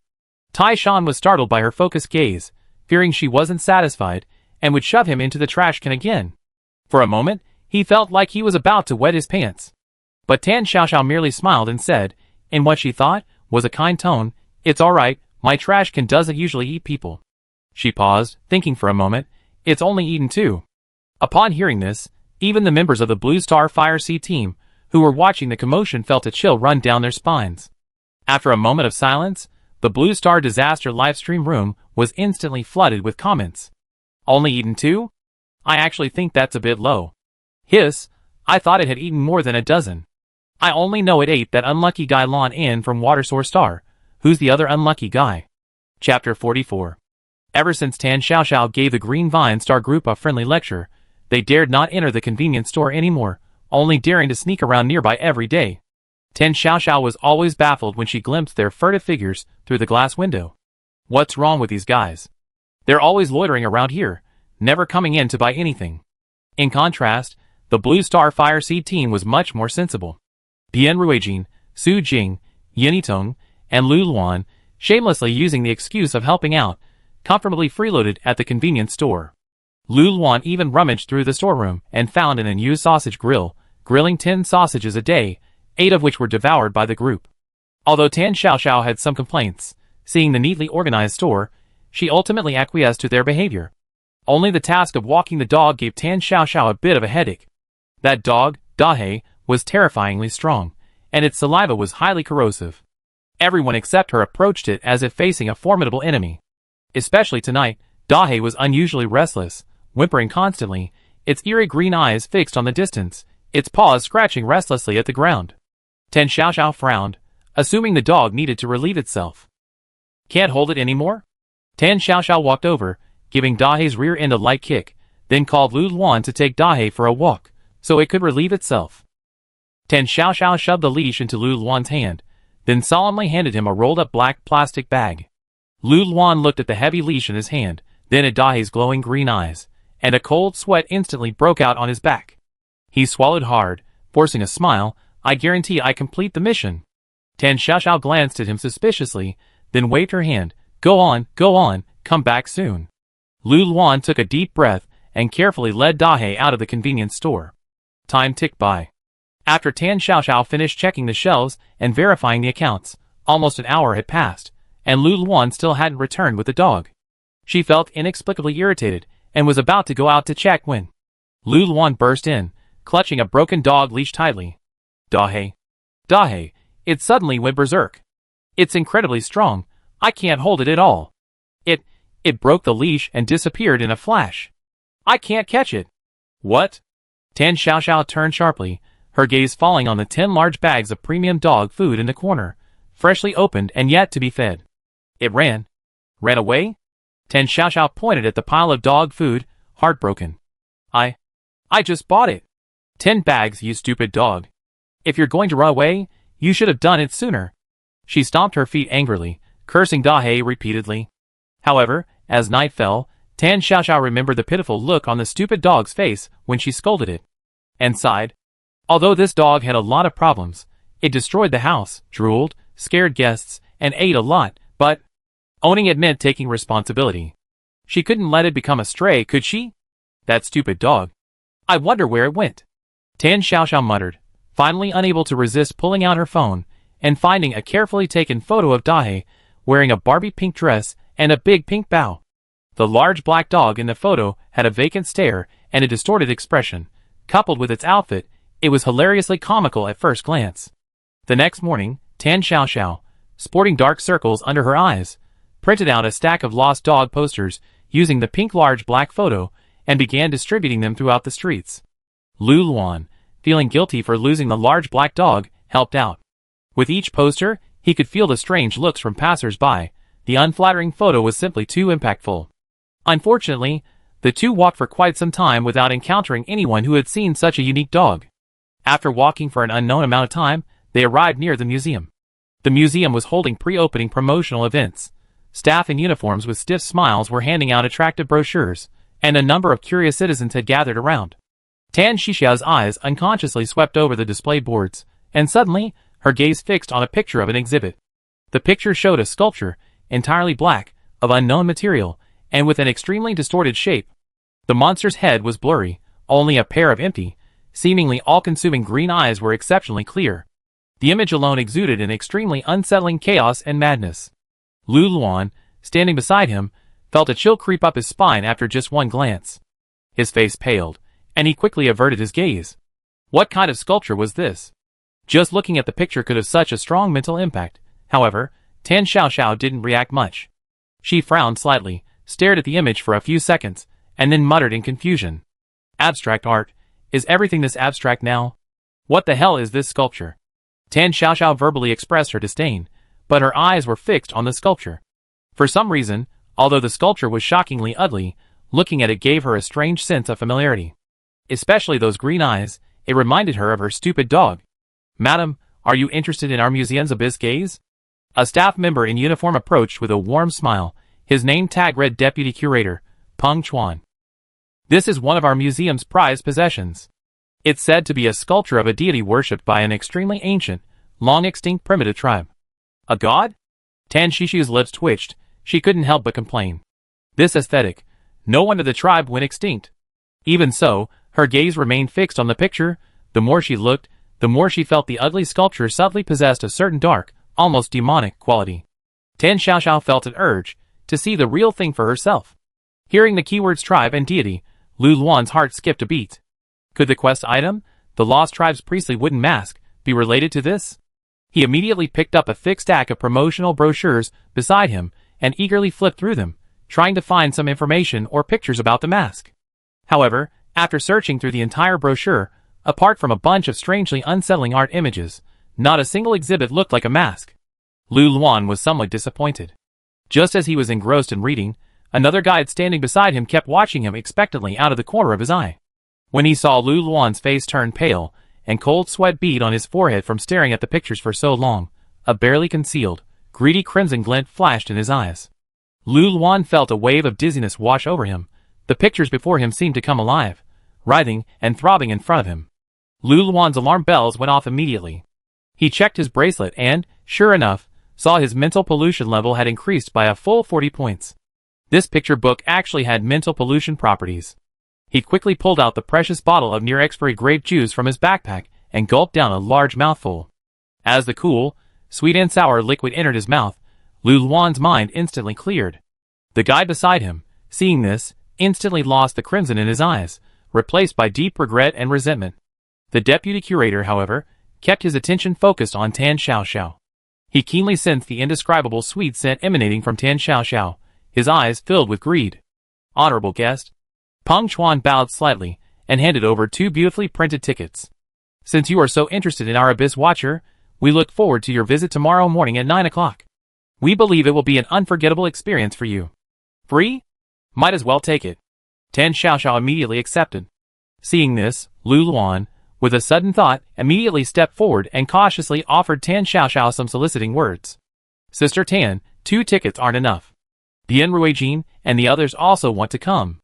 Tan Xiaoxiao stared at the picture of the ugly sculpture that resembled the great black god, thinking it wouldn't hurt to see the real thing, since it was free. She nodded in agreement with Lu Luan. If it's convenient, could you give me 3 more? I have a few friends who also want to come. Peng Chuan's smile froze for a moment. He kept telling himself, no rush. Once we're inside the exhibition hall, he'd be completely at Peng Chuan's mercy. Of course it's convenient. Please be on time at 9 o'clock tomorrow morning. Tan Xiaoxiao casually stuffed the 5 tickets the other person gave her into her pocket, then couldn't help but glance back at the picture of the Abyss Watcher on the promotional board. Hiss, it really does look more and more like it. As Lu Luan left the promotional booth, he couldn't help but look back at the staff member with a stiff smile. As if noticing Lu Luan's peeping, the staff member's eyes turned cold, filled with murderous intent and greed. Lu Luan shivered and quickly followed Tan Xiaoxiao. In the Blue Star Disaster livestream room, viewers who witnessed the entire event instantly flooded the chat with comments. 5 tickets. Just like that? Sister Tan is awesome. Following Sister Tan guarantees tickets. Those 2 staff members' eyes were terrifying. Lu Luan reacted so quickly. He knew to leverage Sister Tan's influence. The museum opens tomorrow. I have a feeling Sister Tan will lead us to an easy victory. Let's go! Those idiots from Green Vine Star are still peeking around outside. Haven't even gotten tickets yet, lol. Back in the shop, Tan Xiaoxiao held up her phone, sighing at the pink and black dog's lifeless expression on the screen. That damn dog. I wonder where it ran off to. Tan Xiaoxiao muttered, stuffing her phone back into her pocket. Seeing this, Su Jing gently comforted her. Don't worry too much. The dog knows its way around. Maybe it come back on its own when it's had enough. Ten Xiaoxiao pouted, reluctantly believing Su Jing's words. The next morning, Ten Xiaoxiao heard a noise outside the door. She hurriedly and excitedly opened the door, but what she saw was not the big black dog she had imagined, but the fire-seat squad, fully prepared for action. Bian Ruijin stood calmly at the front, while Su Jing and Lu Luntong looked wary, and Yan Yi appeared somewhat nervous. All four of them kept glancing towards the museum. Seeing it wasn't Dehei, a hint of disappointment flashed in Tan Shishu's eyes. She waved and looked towards the magnificent building in the distance. Alright, let's go. Let's finish this quickly. We need to get back to the shop. Not far behind them, from a street corner, the 5 members of the Green Vine Star team hurriedly followed. When they saw the Blue Star people successfully reach the museum entrance, while they were stopped by a staff member with a strange smile and asked to show their tickets, the Green Vine Star people realized something was wrong. At the museum entrance, the staff member expressionlessly took the 5 tickets from Tan Xiaoxiao and stiffly tore off the stubs. 5 distinguished guests, please enter. We wish you a pleasant visit. Entering the museum's lobby, a conspicuously displayed museum civility regulations was posted on the cold marble wall. The agreement was ridiculously long, covered in densely packed tiny print. Tan Xiaoxiao only glanced at the first few lines. Keep quiet, do not touch the exhibits, before looking away. It seemed no different from other places' rules. But Bian Ruijin, following behind her, was on high alert. His eyes quickly scanned the outrageously long list of 52 rules, his gaze fixed on the last one. 52. Before leaving the museum, please ensure all your belongings are complete. If you have any souvenirs with the museum's logo in your backpack, please do not take them. Place them in the storage box at the exit. Bian Ruijin found this rule particularly strange. He frowned and silently memorized it. Watching Tan Xiaoxiao and her group swagger through the turnstile, their figures gradually disappearing. Tai Shan's face was filled with resentment and apprehension. Since being taught a lesson by Tan Xiaoxiao, he had become much more obedient, but his naturally dim-witted nature sometimes still caused him to lose his temper. Damn it! They got in! In the Green Vine Star livestream room, the viewers watching this scene were also somewhat confused, even indignant, feeling that something was amiss. How the damn Earthlings got in? A conspiracy? Why is this game discriminating? How did they get tickets? Weren't the Earthlings in the store these past 2 days? Where did they get tickets? Don't worry, let's go in too. Jing Ji frowned, took a deep breath, and led her team quickly towards the ticket window not far away. Behind the window sat a ticket seller in a dark blue uniform. His face was pale and lifeless, his dark eyes staring blankly at people, making him particularly unsettling at first glance. Tickets, Thorne said in a deep voice. The ticket seller slowly raised his head, his unfocused gaze sweeping over the 5 members of Green Vine Star. Before purchasing tickets, you must recite the entire museum civilization treaty. He held up a pale finger, pointing to the despair-inducingly long notice on the wall behind him. Recite, recite? Hemlock's voice instantly rose, filled with disbelief. Are you kidding me? 52 articles? Hemlock squinted at the notice, the densely packed small characters sending chills down his spine. Thorne's face was also extremely ugly. Why could the Blue Star people get tickets without having to memorize them? Why couldn't they? This is clearly making things difficult for them. Is this ticket seller in cahoots with the Earthlings, deliberately wasting their precious time? Jingji suppressed her anger and tried to reason with them. Sir, could you please make an exception? We can pay double, even triple the price. Rules are rules. The ticket seller's voice was unusually cold, carrying a warning. If you don't want to carry it, please leave, and don't disturb others. Just as Jingji was considering whether to fight back and force her way into buying the ticket, an argument erupted from another ticket booth nearby. What's going on? Carrying this thing? I paid to see the exhibition. What kind of stupid rules are these? Get out of the way. A burly man, with a face full of scars, slammed his hand on the ticket window, expressing his dissatisfaction. The ticket seller slowly turned her head, a flicker of emotion flashing in her dark eyes. The next second, a horrifying scene unfolded. The ticket seller's mouth was ripped open at an angle completely defying human anatomy, his entire head transforming into a bottomless maw filled with gleaming white teeth. Thorns and his companions only had time to catch a whiff of a foul stench before witnessing the previously arrogant burly man let out a blood-curdling scream. Then with a splat, his head was bitten off, leaving only his struggling body. The ticket seller, who had just devoured the man, slowly turned his head, a trace of blood still lingering at the corner of his mouth. He licked his lips with a lingering smugness, his tone as cold as ever. Next, please recite the treaty. Looking at the blood splattered at the ticket window, smelling the faint, metallic scent of blood in the air, the 5 members of Green Vine Star, including the usually composed Thorn, froze on the spot, their faces ashen. Tung Lu's legs went weak. She almost collapsed to the ground if Qi Ning hadn't supported her. Xing Tai covered her mouth tightly to keep from screaming. We carry. Thorn's voice was hoarse, trembling slightly. He forced himself to calm down and looked at the long, tedious museum civilization treaty. Hearing Thorn's words, the ticket seller let out a barely audible snort, a hint of regret flashing in her eyes. What a pity, I thought we'd get a good meal. Inside the museum, Tan Xiaoxiao, who had just entered the lobby, was casually looking around.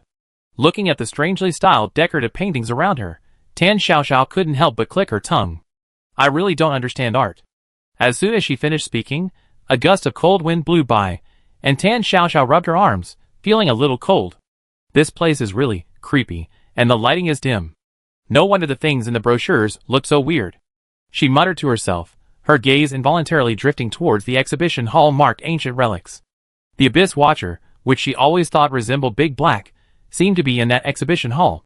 Behind Tan Xiaoxiao, Bian Ruijin and the other 3 stood at the entrance of the hall, staring in shock at the ticket booth not far away, having witnessed the ticket seller devouring the passengers.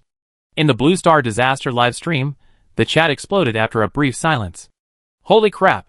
The ticket seller is eating people? Swallowing them whole. This museum is so creepy. They were terrified when they saw the Green Vine alien. Ha ha ha. Let them be arrogant before. Thorn's face turned pale. After zooming in on the screenshot, I found that Hemlock's legs were shaking. I'm dying of laughter. Sister Tan. Sister Tan, look back. There's someone eating people outside. Luckily, we have the tickets Sister Tan brought. Let's go straight in. We won without lifting a finger. Tan Xiaoxiao walked at the front of the museum corridor, her eyes darting around, her mind filled with that ugly statue that looked remarkably like that stupid dog, Big Black.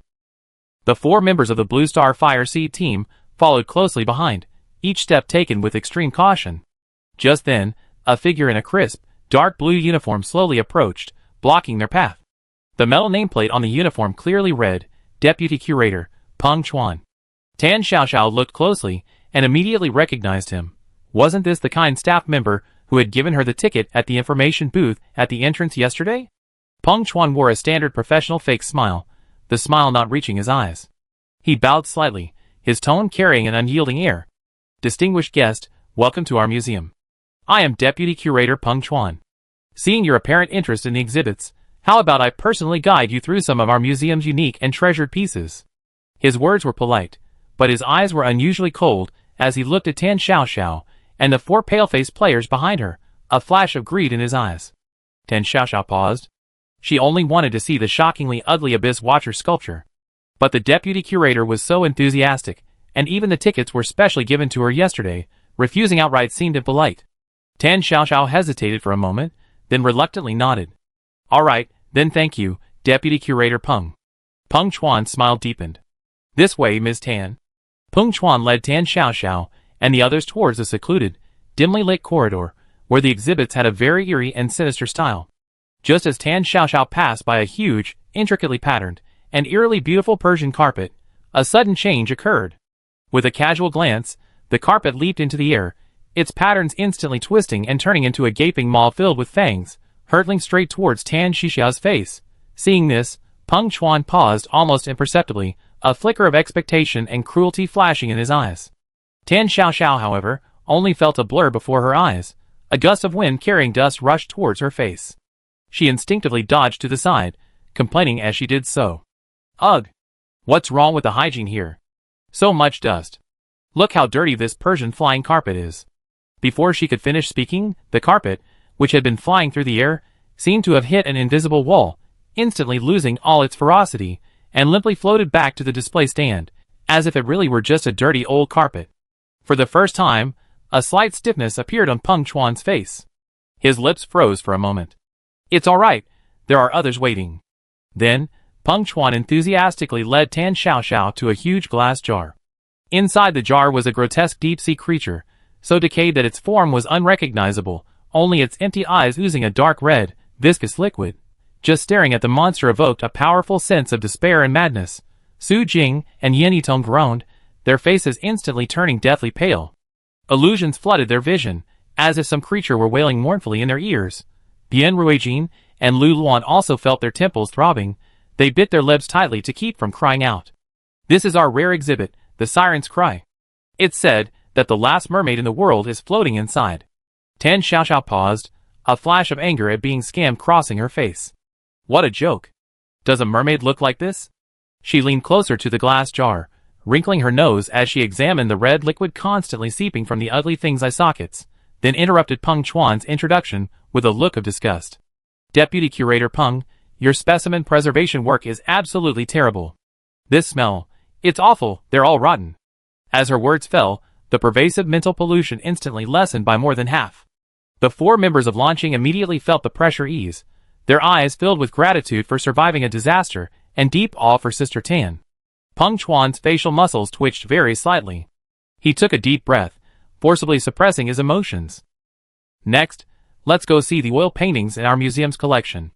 After a moment, Tan Xiaoxiao frowned as she looked at the long corridor filled with ancient portraits. The eyes of the figures in these paintings seemed to come alive, all staring intently and venomously at every passerby.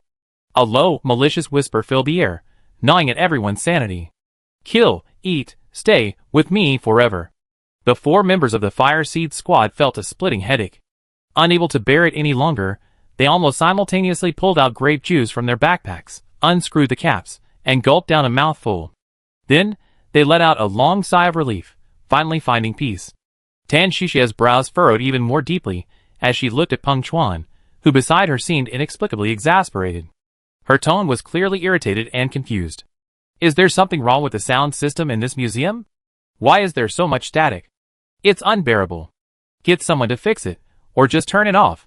Peng Chuan, the deputy curator, completely lost his professional smile. The muscles in his cheeks twitched uncontrollably.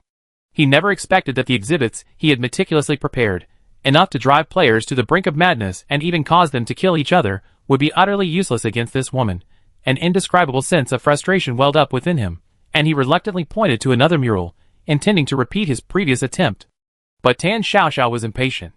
She turned around, forcing a reasonably polite smile. Deputy Curator Peng, thank you very much for your professional explanation. Tan Xiaoxiao paused, her gaze sweeping across the dimly lit corridor, subtly indicating that they should leave. We just wanted to wander around casually, soaking up the atmosphere. You understand, right? Peng Chuan, His lips twitched stiffly, his eyes darkening. Heh. Peng Chuan let out a dry, chilling laugh.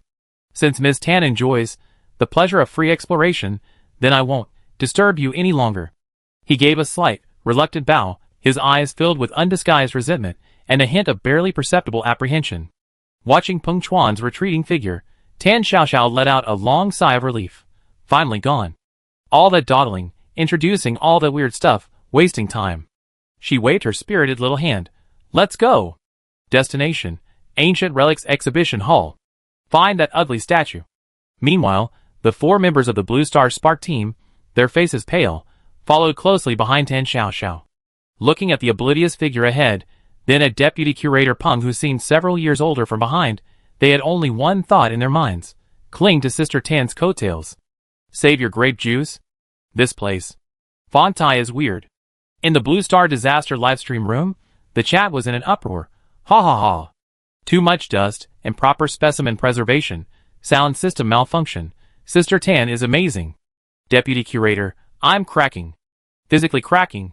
Sister Tan is the best at dealing with all kinds of dissent. Peng Chuan's face. Professional fake smile, stiff, twitching, about to turn evil, helpless. Sister Tan, what's weird? It's all due to poor management. At the museum entrance, Thorn stood before the museum civilization treaty covered in text, straining her mental strength to memorize it. However, these 52 seemingly ordinary rules, each word exuding a kind of mental pollution, not severe, but frantically disrupting his concentration. Forbidden to linger after closing time, consequences at your own risk. Thorn's voice was hoarse and dry as he forcibly concentrated his almost collapsing mental energy, reciting each word carefully. Beside him, Hemlock was as anxious as an ant on a hot pan, several times wanting to remind him, but each time Xingtai glared at him fiercely. Tinglu closed her eyes, mobilizing all her mental energy, trying to weave a barrier around Thorn to resist the mental interference. The air was filled with suffocating malice. Behind the ticket window, the cold, stiff ticket seller stared intently at Thorn, unwilling to miss any mistake. Time ticked by in the deathly silence. Place it in the storage box at the exit, that's all. Thorn practically roared the last few words. After reciting them, his body swayed uncontrollably, and Qi behind him immediately caught him. At this moment, an eerie silence fell over the entire entrance. The ticket seller's faint expectation froze instantly, a flash of disappointment and resentment crossing his eyes. After several seconds, the ticket seller reluctantly squeezed out 2 words, "Pass." He angrily pulled open the drawer, finally pulling out 5 crumpled tickets, which he tossed out the window like trash. "Take these, remember the rules, violators will bear the consequences." "Let's go!" Thorn grabbed the 5 tickets and rushed towards the turnstile. Hemlock, Star Moss, Qi and Vine Dew followed closely behind. Regardless, they never wanted to stay at that shabby ticket booth again. In the Green Vine Star Disaster livestream room, after the suffocating recitation process, the chat exploded. "They got in! Finally got in! Captain Thorn is awesome! Wha, I was so scared! One wrong word and it was all over. The ticket seller's look. I almost peed my pants. The mask? We have to find the mask before the Blue Star people. Captain Thorn looks terrible, he's exhausted. He has to hold on. Green Vine Star. Go for it. For our home. Charge."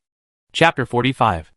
The Ancient Relics Exhibition Hall was dimmer than the rest of the museum, with only a sliver of light emanating from the massive central display stand. Moreover, perhaps due to poor ventilation, the air smelled of something utterly decaying. Tan Xiaoxiao frowned, a sense of unease creeping in. Was this truly the museum's prized possession? Why was it placed in such a remote location, and why did it look like it hadn't been cleaned in ages? On the display stand stood the sculpture, identical to the one in the promotional brochure. The impact of the real thing was indeed far greater than the picture. Whether it was her imagination or not, Tan Xiaoxiao felt that the distorted sculpture wasn't inanimate, but rather slowly and silently writhing. Just accidentally meeting those green eyes sent a jolt of madness through her. Hiss. Lu Luan felt a chill run down his spine after just one glance. Without hesitation, he unscrewed the nearly expired grape juice he carried with him, took a large gulp, and only then did his complexion barely improve. However, Tan Xiaoxiao, standing at the very front, seemed completely unaffected. She wasn't even scared off. Instead, she excitedly took a few steps closer. The real thing is even more abstract than the photo. She stared intently at the sculpture's uneven surface. What kind of cheap materials are used? And the carving is so poor. The lines look so rough. Tan Xiaoxiao scrutinized the ominous sculpture, her gaze lingering on a slightly curled tentacle, and her eyes suddenly lit up. Huh? It even has a little paw. Tan Xiaoxiao tiptoed to a higher angle, and was pleasantly surprised to find that from this angle, the ugly sculpture somehow looked like it was drooping its head, looking dejected. Tan Xiaoxiao blinked, then suddenly realized, this silly, pitiful, unlucky look is exactly like my big black when it gets scolded. The more Tan Xiaoxiao looked, the more she thought it resembled it, and she even took out her phone to find the photo of the pink big black. Such a resemblance. So much like it. Even the paws are similar. The 4 members of the Blue Star Fire Seed Squad listened to Tan Xiaoxiao's critique of a bizarre sculpture that was at least S-rank, and felt a cold sweat pour down their backs. Bien Ruijin couldn't help but twitch his lips. He lowered his voice, struggling to suppress the mental pollution brought on by the terrifying sculpture. As planned, spread out and search the nearby display cases and information panels for any clues that might be related to the lost tribe, rituals, and masks. Lu Luan, Su Jing, and Yinitong immediately accepted the order, suppressing their intense discomfort as they quickly scanned the surrounding exhibits and information panels, all possessing a similarly eerie style and exuding an ominous aura. However, after a thorough search, aside from various bizarre tribal totems and distorted ritual implements, not a single exhibit seemed to be related to the masks. This lack of results instantly made the atmosphere heavy. Could the masks not be here at all? Or were they hidden? Meanwhile, at the museum entrance passage, the 5 members of the Green Vine Star team finally stepped into the museum's interior. The cold, deathly atmosphere and the omnipresent sense of being watched made their nerves extremely tense. Just as they hesitated about which direction to pursue the Blue Star people, a deep blue figure silently approached them. It was Deputy Curator Peng Chuan. His face still wore that standard professional fake smile. He gave the Green Vine Star team a practiced, slight bow, as if he had done it countless times. "Welcome, distinguished guests. I am Peng Chuan, the Deputy Curator of this museum. It seems you are visiting for the first time. Would you like me to give you a guided tour, highlighting the museum's treasures?" Although his tone was warm, his cold eyes held a scrutinizing gaze. Jing Ji's heart sank. This deputy curator gave him an extremely dangerous feeling, even more so than the ticket seller. He stepped forward, shielding his team members behind him. Although his body went into a state of alert, he still tried his best to maintain a smile. "Thank you for your kind offer, Deputy Director Peng, but we prefer to explore freely and experience the museum's unique atmosphere. We won't trouble you." Peng Chuan's expression remained unchanged despite the refusal, as if he had anticipated this answer. His tone carried a hint of regret. "Oh, I see. I understand. Young people these days prefer to explore and discover on their own." He even nodded with apparent understanding, then casually remarked, "Just now, there was another group of guests who, like you, declined my guided tour and insisted on exploring on their own." Jing Ji immediately grasped this crucial information. Suppressing his excitement, he casually inquired, "Oh really? Could you tell me, Director, which exhibition hall did those guests go to? Perhaps we can run into them and exchange our experiences." A triumphant smile flashed across Peng Chuan's face, as he pointed a pale finger at the Ancient Relics Exhibition Hall. His gaze lingered for a long time in the direction of that deep, dimly lit corridor. They seemed particularly interested in the Abyss Watcher, especially that lady leading it. "Thank you, Deputy Curator Peng."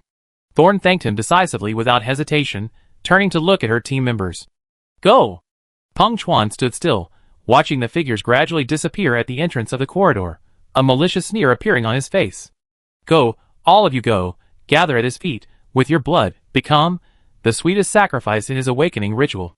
When Green Vine Star and the others rushed in, Tan Xiaoxiao was still studying the Abyss Watcher sculpture, trying to figure out where it resembled Big Black, while the Blue Star Fire Seed team anxiously looked around, trying to find clues about the mask. As soon as they rushed in, they saw the 4 members of the Blue Star Fire Seed squad huddled around an inconspicuous display case containing several unidentified artifacts, whispering amongst themselves as they pointed at an object covered in strange patterns. Having entered the museum much later than the Blue Star people, they instinctively thought they were too late. Tung Lu, looking at the Blue Star people, exclaimed in a low voice, "They found it. What do we do?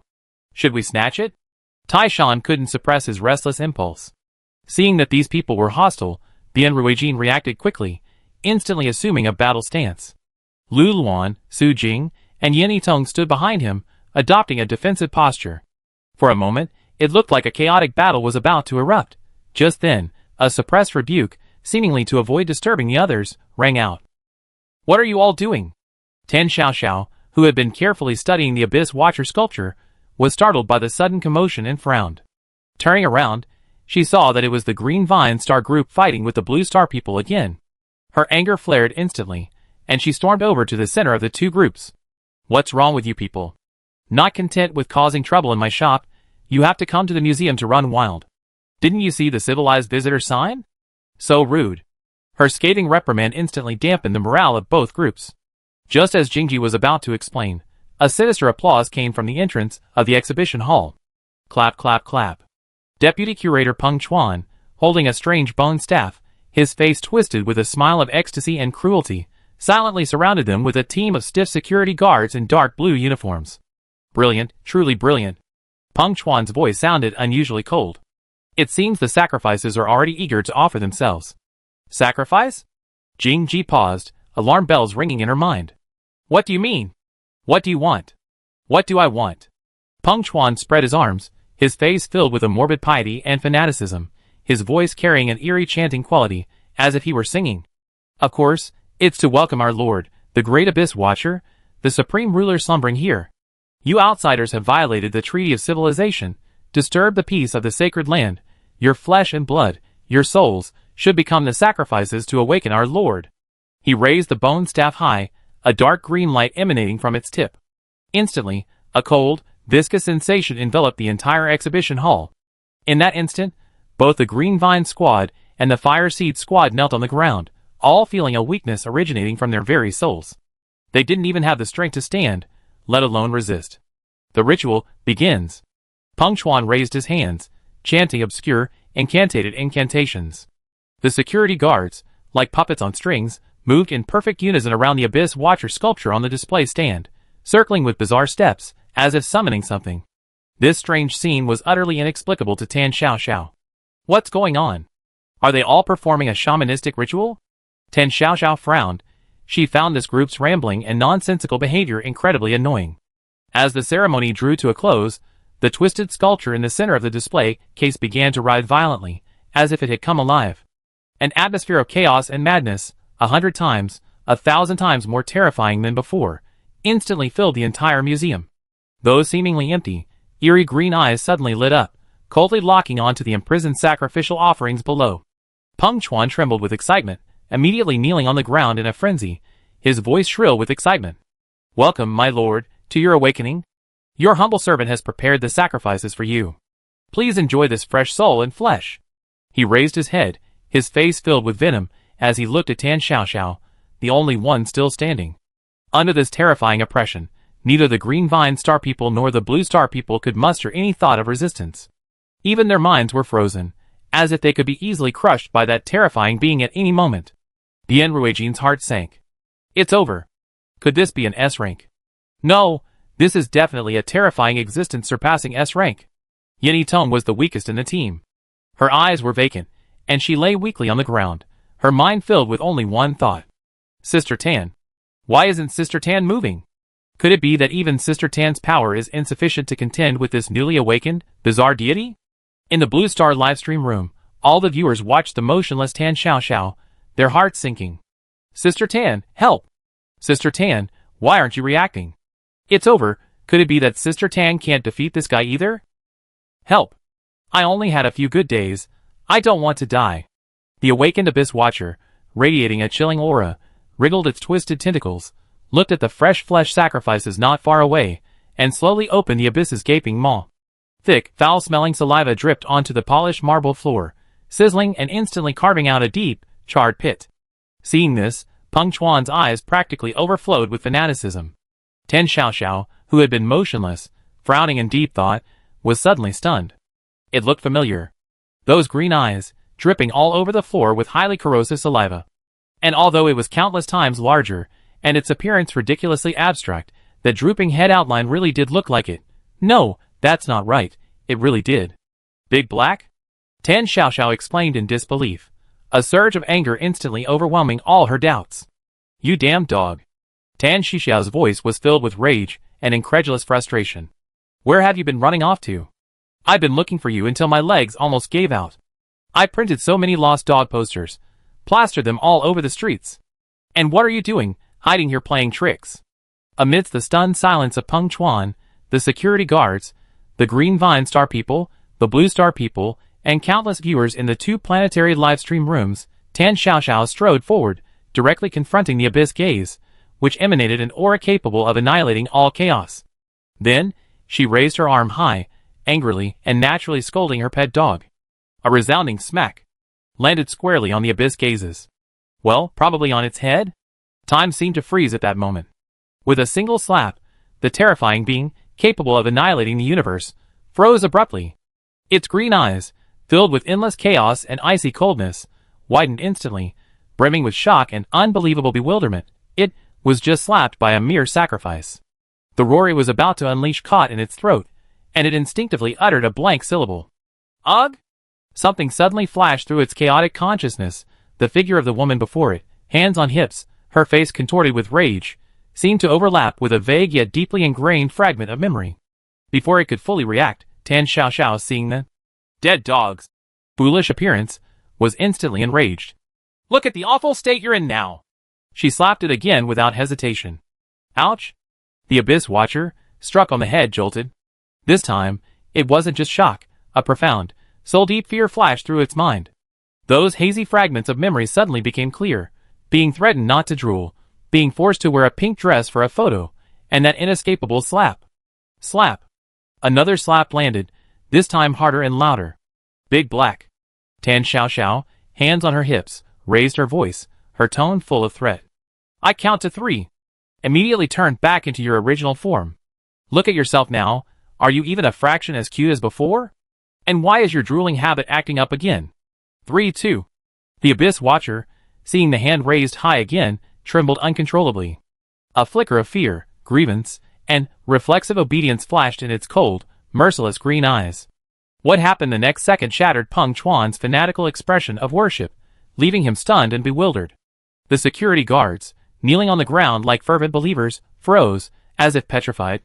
The entire Green Vine squad and Blue Star Fire Seed squad were utterly dumbfounded. And the billions of viewers in the 2 planetary livestream rooms were completely dumbfounded, their chat filled with question marks. The previously ferocious Abyss Watcher suddenly twisted, its terrifying pressure vanishing, and then emitted a sickeningly contracting crunching sound. Finally, before everyone's eyes, it rapidly shrank and morphed, its gaping maw stopped drooling, and its writhing tentacles disappeared, transforming into furry claws. In the blink of an eye, it transformed into a massive, jet-black dog with glossy fur, its head drooping, tail tucked between its legs, and its green eyes bulging with a pitiful, aggrieved expression, as if saying, "I was wrong, I never do it again." It even instinctively shrank its head, letting out a soft, extremely aggrieved whimper, "Woof." The entire Ancient Relics exhibition hall fell into a deathly silence, broken only by Tan Shishia's scolding voice. "You damn dog. Get over here. Look how dirty you made this place, drooling everywhere. Are you going to make me pay for it? Wait till we get back, I teach you a lesson. You won't get any chicken legs tonight, or even this week." The giant black dog tilted its head, only able to whimper pitifully, but without daring to argue. "Woof?" Looking at the giant black dog's drooping ears, Tan Xiaoxiao sighed helplessly. Sigh. Her tone softened completely, and she ruffled Dahei's fluffy head with a mixture of disgust and tenderness. All right, stop looking like that. Okay, you can have a chicken leg tonight," she emphasized. "Just one. No more." Dahei's big, watery green eyes lit up instantly, its tail wagging obsequiously, all traces of its previous majesty gone. Tan Xiaoxiao finally turned her gaze away from her silly dog and towards Deputy Curator Peng Chuan, who was still frozen in place. She glanced at the bone staff in Peng Chuan's hand, engraved with runes, then looked down at the twisted symbols drawn on the floor by the staff, still radiating an ominous light. Deputy Curator Peng, right? Thank you for, the special folk performance." She paused, struggling to find the right words of praise. "Quite unique. Next time, at least give an announcement beforehand, like, next, please enjoy a folk sacrificial dance performance, so the audience can be prepared." Peng Chuan's expression shattered completely, filled with the bewilderment of a collapsing faith. This scene was too absurd for him to comprehend. His lips trembled, and he involuntarily looked at the big black dog whose head Tan Xiaoxiao was rubbing. The moment his gaze met those eerie green beastly eyes, a chilling, bloodthirsty aura emanating from the deepest recesses of his soul washed over him. The despairing pressure belonging to it was still there. Thump! Peng Chuan's knees buckled, and he instinctively knelt on the ground, his forehead pressed firmly against the cold marble floor. Tan Xiaoxiao was startled by his sudden, dramatic bow, and instinctively reached out to help him up. Hey! Deputy Curator Peng. No. Older people should rest, and take care of their health. This kind of jumping and hopping performance should be left to the younger generation. Get up. Peng Chuan, terrified by her help, stammered, I wouldn't, please spare me." Tan Xiaoxiao, seeing his incoherent state, was even more baffled. She didn't bother with him anymore and called to Dahei, "Let's go, Dahei. We've seen the museum. It's not very interesting. It's pitch black and has a strange smell. Let's go home." "Wait! Sister Tan." Bien Ruijin finally regained his senses from the series of shocks. The quest. They hadn't found the quest item yet, the Lost Tribe's priestly wooden mask, with Sister Tan gone, leaving them alone in this awful place, facing the eerie deputy curator and his security guards. Certain death was the only outcome. Just as Bien Ruijin was racking his brains for a reason to keep Tan Xiaoxiao here, Dahei suddenly barked excitedly, nimbly darting to the spot where the Abyss Watcher sculpture had once stood, now reduced to a mere base. Dahei sniffed the edge of the base with its shiny black nose, then pawed at it a few times, and actually pulled something out from the bottom. It wagged its tail proudly, and trotted to Tan Xiaoxiao, gently placing the object at her feet. It was an extremely ancient wooden mask, carved with incomprehensible, twisted ancient totems. The moment the mask appeared, a spiritual pollution far more filthy and malicious than any of the previous exhibits instantly spread. Ah! Bien Ruijin and Jing Ji, who were closest, were the first to be affected. They instantly felt as if they were falling into an abyss, their visions filled with insane hallucinations, and their ears filled with countless venomous curses. Before completely losing his mind, Bien Ruijin pinched his thigh hard, the sharp pain bringing him back to his senses. Then, almost trembling, he unscrewed the last half bottle of grape juice. The sweet and sour liquid brought a brief moment of clarity to his mind, and he immediately tapped his bracelet. A line of cold, black text instantly popped up.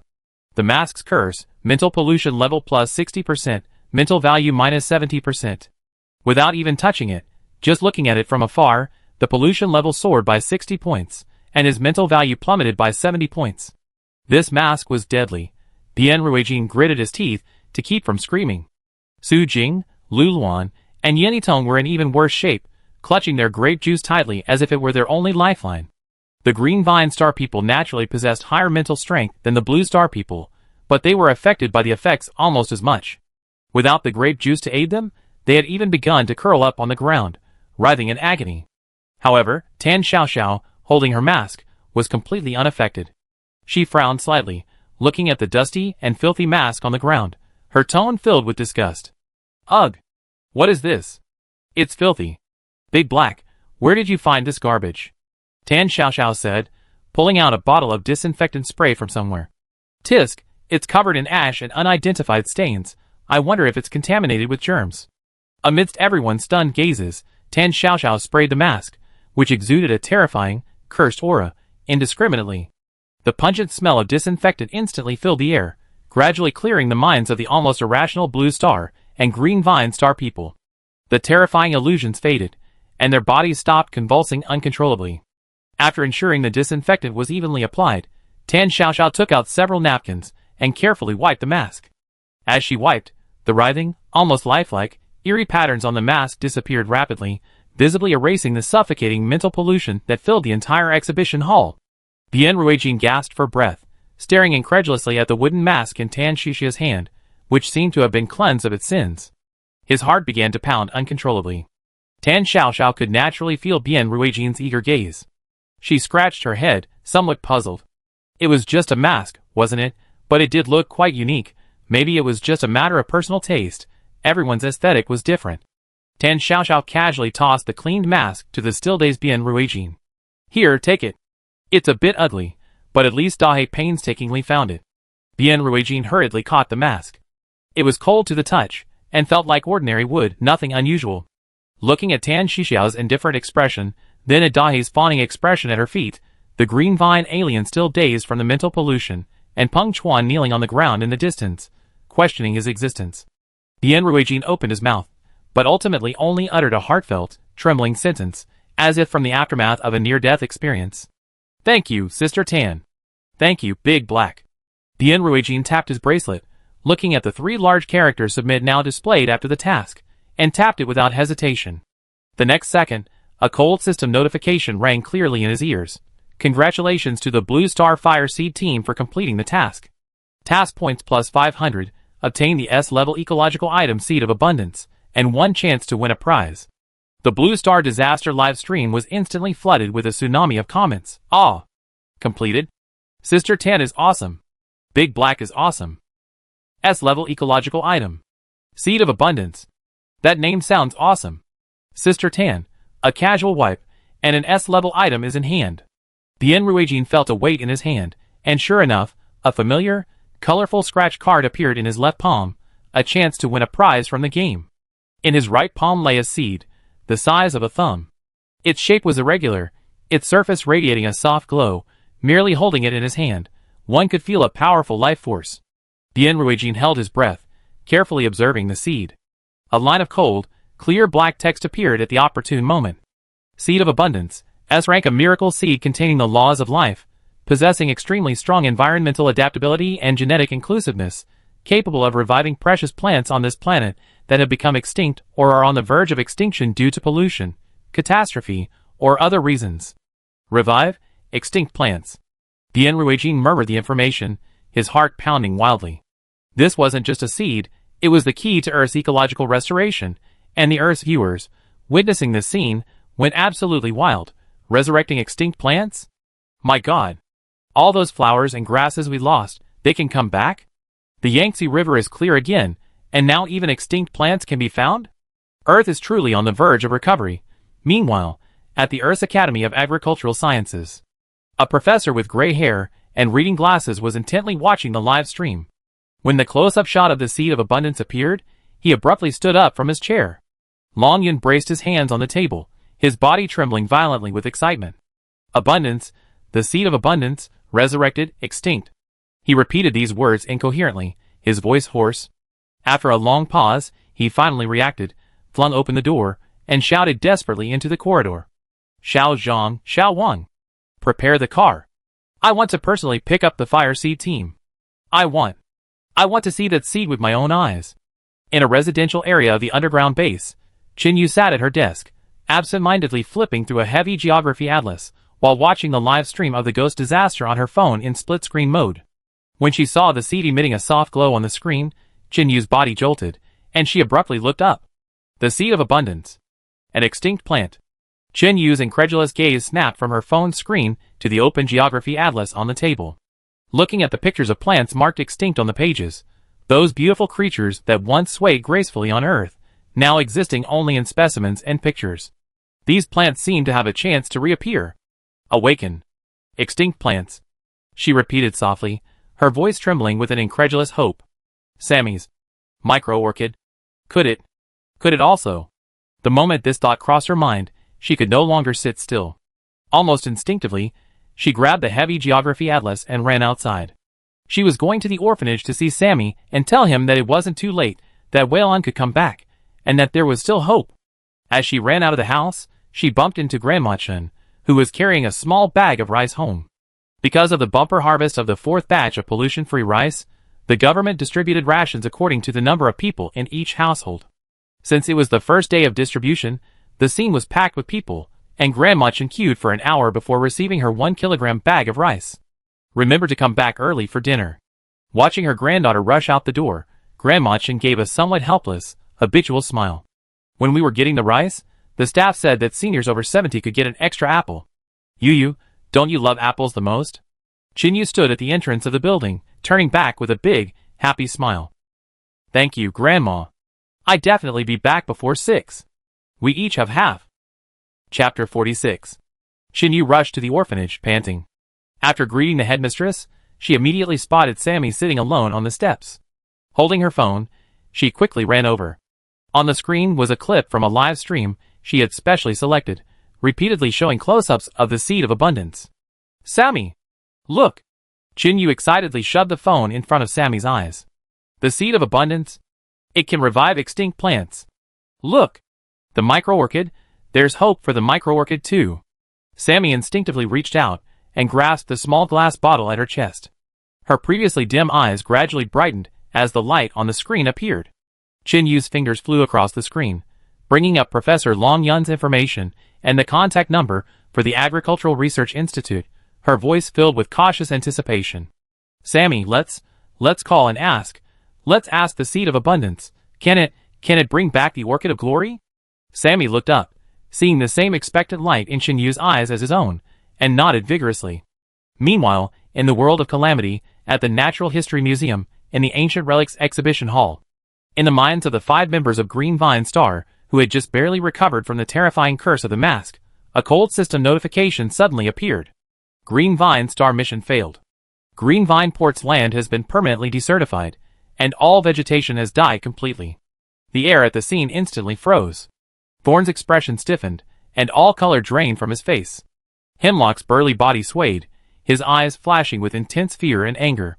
That was Green Vine Port, the 3rd largest city on Green Vine Star, with a long history, and once the capital of Green Vine Star. Xingtai and Qining instantly turned pale, their lips trembling, unable to speak. Qingting Port. Tung Lu was somewhat dazed, her eyes filled with unfathomable fear and grief. That was the place where she had grown up, permanently desertified.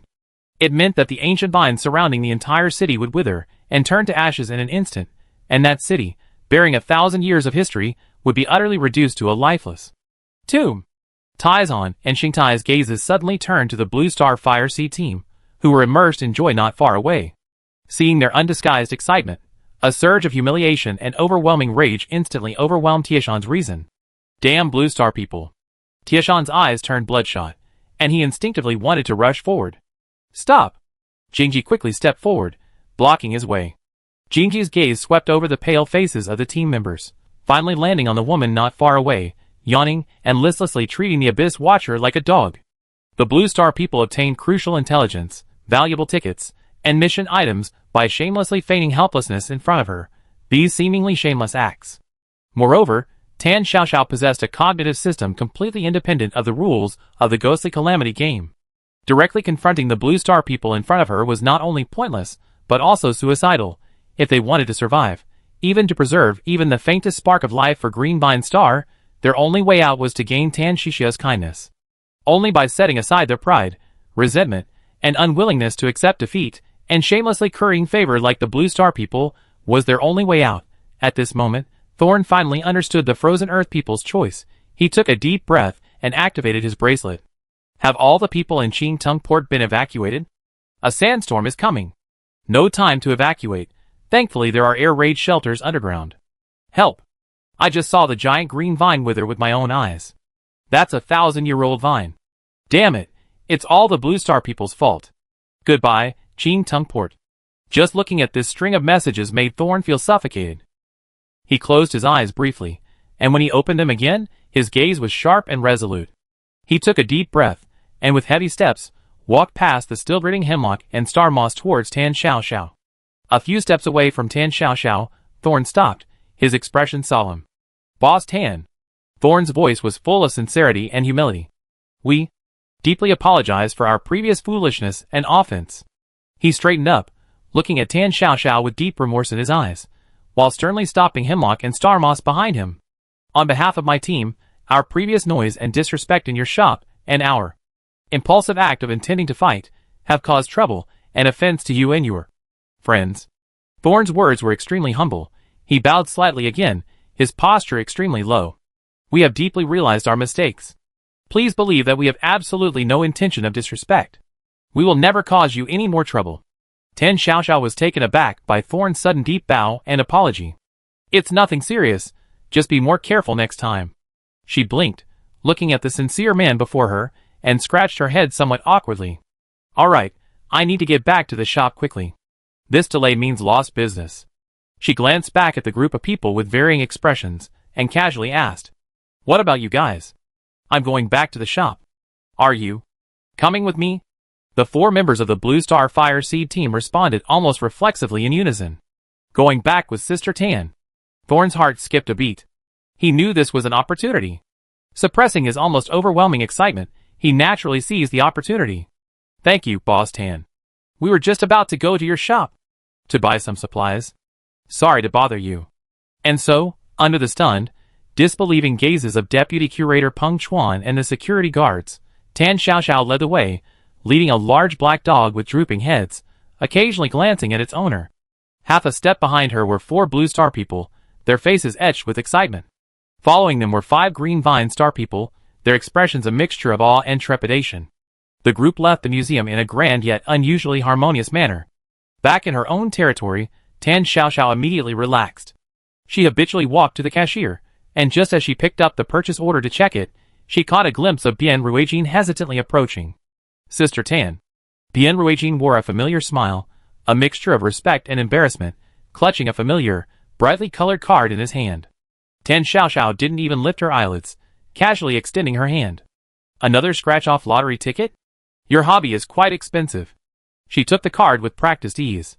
Bian Ruijin chuckled, following her lead and beginning to complain. Sister Tan, you don't know, the situation on Blue Star has improved quite a bit. Test reports from many places show the soil meets standards, so theoretically we can all go back to live there. He changed the subject, his face showing difficulty. But the air. Sigh, the quality is terrible, it's all polluted. Without a protective mask, it's impossible to live there. Sigh, who knows when we'll be able to immigrate back to Earth. Tan Xiaoxiao pulled a coin from the cash register and said casually, Poor air quality. That's indeed troublesome. If only we had, a high-powered air purifier. As she spoke, she casually scratched the scratch-off card twice with the coin. The moment she finished speaking, The scratch-off card suddenly lit up with a soft light, and lines of clear text appeared. Congratulations! You have obtained the large-scale ecological air purification tower blueprint. Core function: highly efficient filtration of toxic gases, dust, and other pollutants, efficiently releases high concentrations of oxygen and negative ions. Here you go. Tan Xiaoxiao didn't even glance at the thick stack of blueprints that suddenly appeared, shoving them all at Bian Ruijin. Bian Ruijin's hands trembled as he received the blueprints, which seemed to carry the future of Blue Star. A huge look of surprise appeared on his face. Air purification. This was precisely the key technology Blue Star desperately needed to return to the surface. Thank you, Sister Tan. It's so timely. The Blue Star Disaster livestream room instantly filled with thank you messages. Air purification tower. Sister Tan is dreaming. Tears welling up. It feels like we can really go back to the surface soon. What? Can we really immigrate back? I never want to be an underground person again. Sister Tan's wishing well confirmed. Next time I want a robot that can cook. Team leader Bian's complaint was perfect. I learned something. Meanwhile, the 5 members of Green Vine Star who witnessed the entire process of making a wish, scratching a prize, and having their wishes fulfilled were completely dumbfounded. Xingtai's eyes widened as she pointed at the blueprint in Bian Ruijin's hand, her fingers trembling. This lottery is done like this? They, Green Vine Star, had opened scratch-off tickets as dungeon rewards before, getting powerful weapons, rare materials, and also useless decorations. But they had never seen anything so precise, so absurdly fulfilling wishes. This was simply mind-blowing.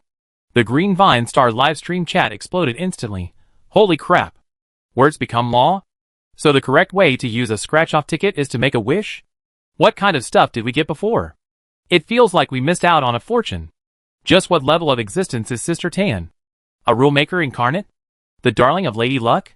Taishan looked at Bian Ruijin's ecstatic expression, and thinking of the now-dead Green Vine Harbor, an indescribable jealousy and bewilderment welled up inside him. Captain! Why are we standing here watching them gloat? Ching Tung Port. Ching Tung Port is... Hemlock. Shut up. Thorn hissed, stopping the increasingly out-of-control Hemlock. He took a deep breath, his gaze sweeping over his teammates, who were filled with despair, grief, and confusion. Finally, his gaze locked onto Tan Xiaoxiao, who was sitting behind the cashier. He knew that Ching Tung Port's only chance of survival might depend on this woman before him. Thorn didn't hesitate any longer.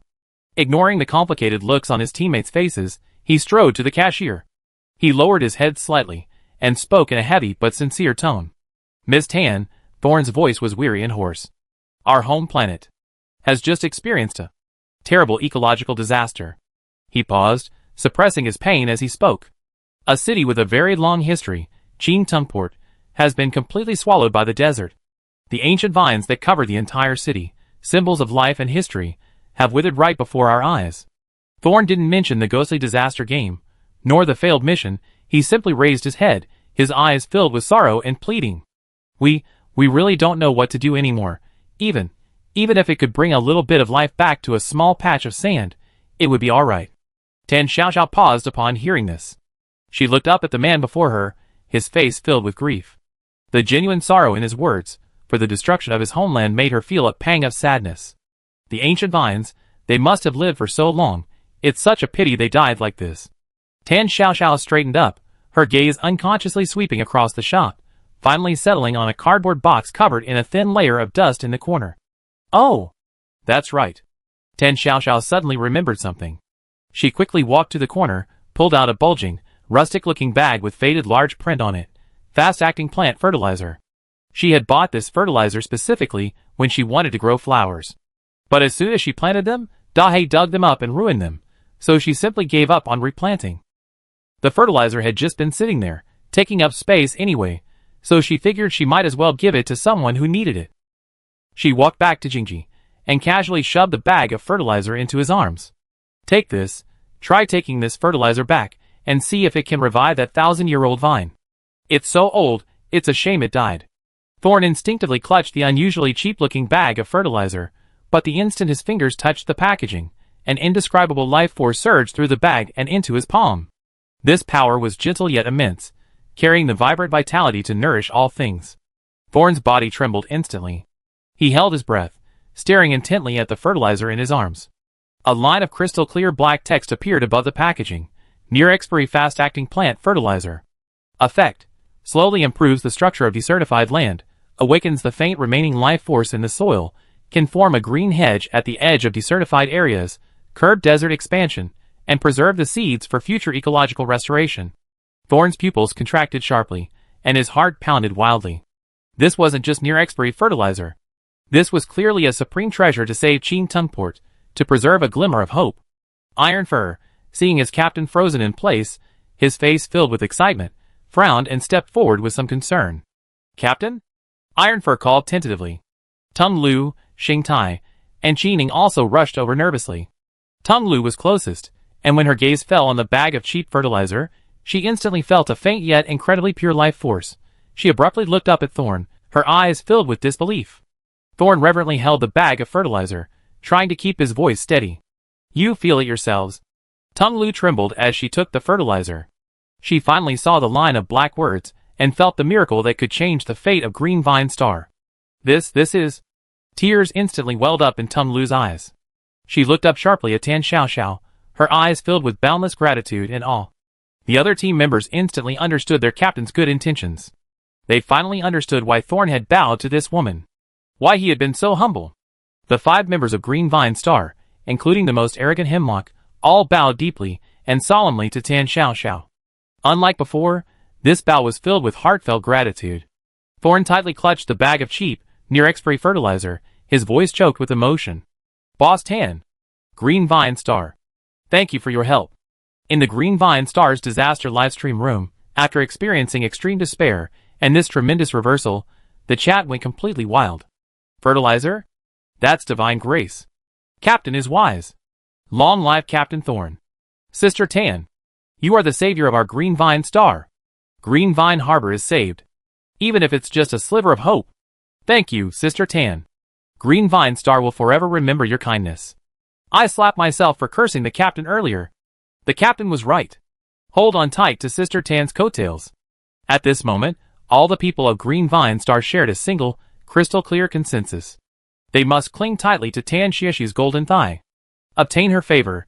Tan Xiaoxiao, meanwhile, looked at the 5 people in front of her, so grateful for a bag of expired fertilizer, and felt both embarrassed and somewhat bewildered. Chun Yu, along with Sammy, made several calls to the Agricultural Research Institute's hotline, only to receive a cold busy signal. What to do? I can't get through. Chin Yu stamped her feet in frustration, then suddenly remembered the news she had seen on the community bulletin board a few days ago. The Ecological Research Center has introduced state-of-the-art equipment, and Professor Long Yun's team is currently based there. Sammy! Come with me! Chin Yu's eyes lit up, and he grabbed the bewildered Sammy, dashing off towards the Ecological Research Center at the other end of the base. However, after finally reaching the block where the Ecological Research Center was located, they were stopped by uniformed security personnel a few hundred meters from the gate. Children, there's an important event here today. Entry is prohibited. Please take another route, a stern-faced security guard said politely, but with an undeniable authority. Uncle! We're looking for Professor Long Yuan. It's very important. Chin Yu shouted urgently, trying to peek inside. The security guard frowned, looking at the 2 unreasonable children. Professor Long is very busy. Not just anyone can see him. Go home quickly, don't cause trouble here. Just then, a black sedan drove across the police cordon. Chin Yu, with her sharp eyes, caught a glimpse through the windshield of a gray-haired man wearing glasses in the back seat. It was Professor Long, the very same professor she'd seen in news photos. Professor Long. Professor Long. Chin Yu nimbly bypassed the security personnel and rushed to the slowly moving car. Sammy, seeing this, also rushed forward. The car window quietly rolled down a few centimeters, and Professor Long Yun looked at the 2 children outside with a slightly weary expression. Children, stopping the car is dangerous. A security guard quickly stepped forward to explain, Professor, I'm sorry, these 2 children insist on seeing you. Chin Yu pulled Sammy close, her voice trembling with excitement, Professor? Sammy! Sammy has something to say. Sammy was pushed forward, his palms sweating nervously. Looking into Professor Long's questioning eyes, he took a deep breath and mustered his courage to speak. Professor Long. Professor Long. My name is Sammy. I heard the Fire Seed Squad obtained the Seed of Abundance. Our tribe. Had a sacred flower called the micro-orchid. It's extinct. I still have the last few petals here. Sammy trembled as he held up the glass bottle he cherished like life itself. I want to ask, can the seed of abundance bring it back to life? He looked at Professor Long with hopeful anticipation, his face filled with a desperate gamble, terrified of rejection. Professor Long's gaze fell on Sammy's features, so different from those of the Yin people. Long-buried memories were stirred. He recalled the files he had recently come across, and his tone softened immediately. It's you, Sammy. Professor Long stepped out of the car and gently patted Sammy's thin shoulder. I rushed to the research center this time to study the seed of abundance. He paused, his tone earnest. As for the micro-orchid, it's very precious, an important yet regrettable piece in the biodiversity map of Blue Star. The seed bank of the Agricultural Academy preserves many specimens and genetic data of it. We have never given up on it.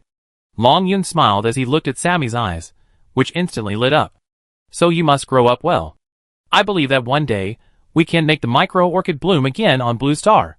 And you will definitely see that day with your own eyes. After saying this, Professor Longyun gave Sammy an encouraging look before getting up and returning to the car. Sammy! Did you hear that? Qin Yu was extremely excited. Professor Long said they've been working hard, and one day you see the micro-orchid bloom again. Sammy stared blankly at the departing car. So the Agricultural Research Institute also had specimens of the micro-orchid. So everyone had been working hard. The micro-orchid hadn't been forgotten.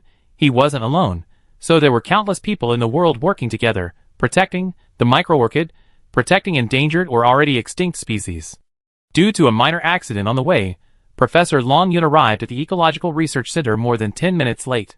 He anxiously pushed open the door to the reception room, only to be greeted by the anxious face of his assistant intern. Where's Captain Bien? Professor Long frowned, his tone clearly displeased. Didn't we agree to come here today to hand over the seed of abundance, and then work together on the preliminary plan? Where is he? The intern trembled, his voice almost breaking into a sob. Professor, it's Professor Zhai. Before Captain Bien even arrived at the door, he and the people from the Academy of Sciences took him away. They said, the blueprints for that large-scale ecological air purification tower are urgent, crucial to the immigration process, and we must race against time. They also said you're not in a rush.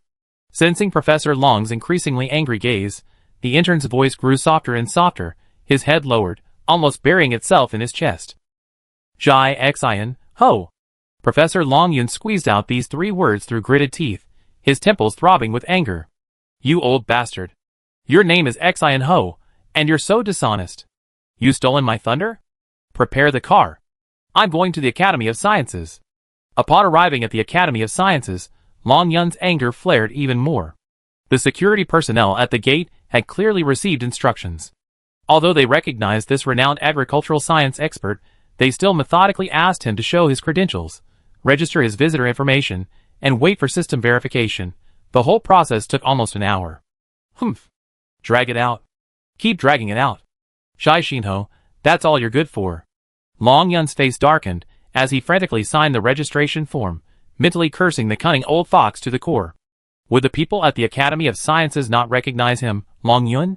This was clearly at the behest of that Zhai fellow, deliberately stalling for time.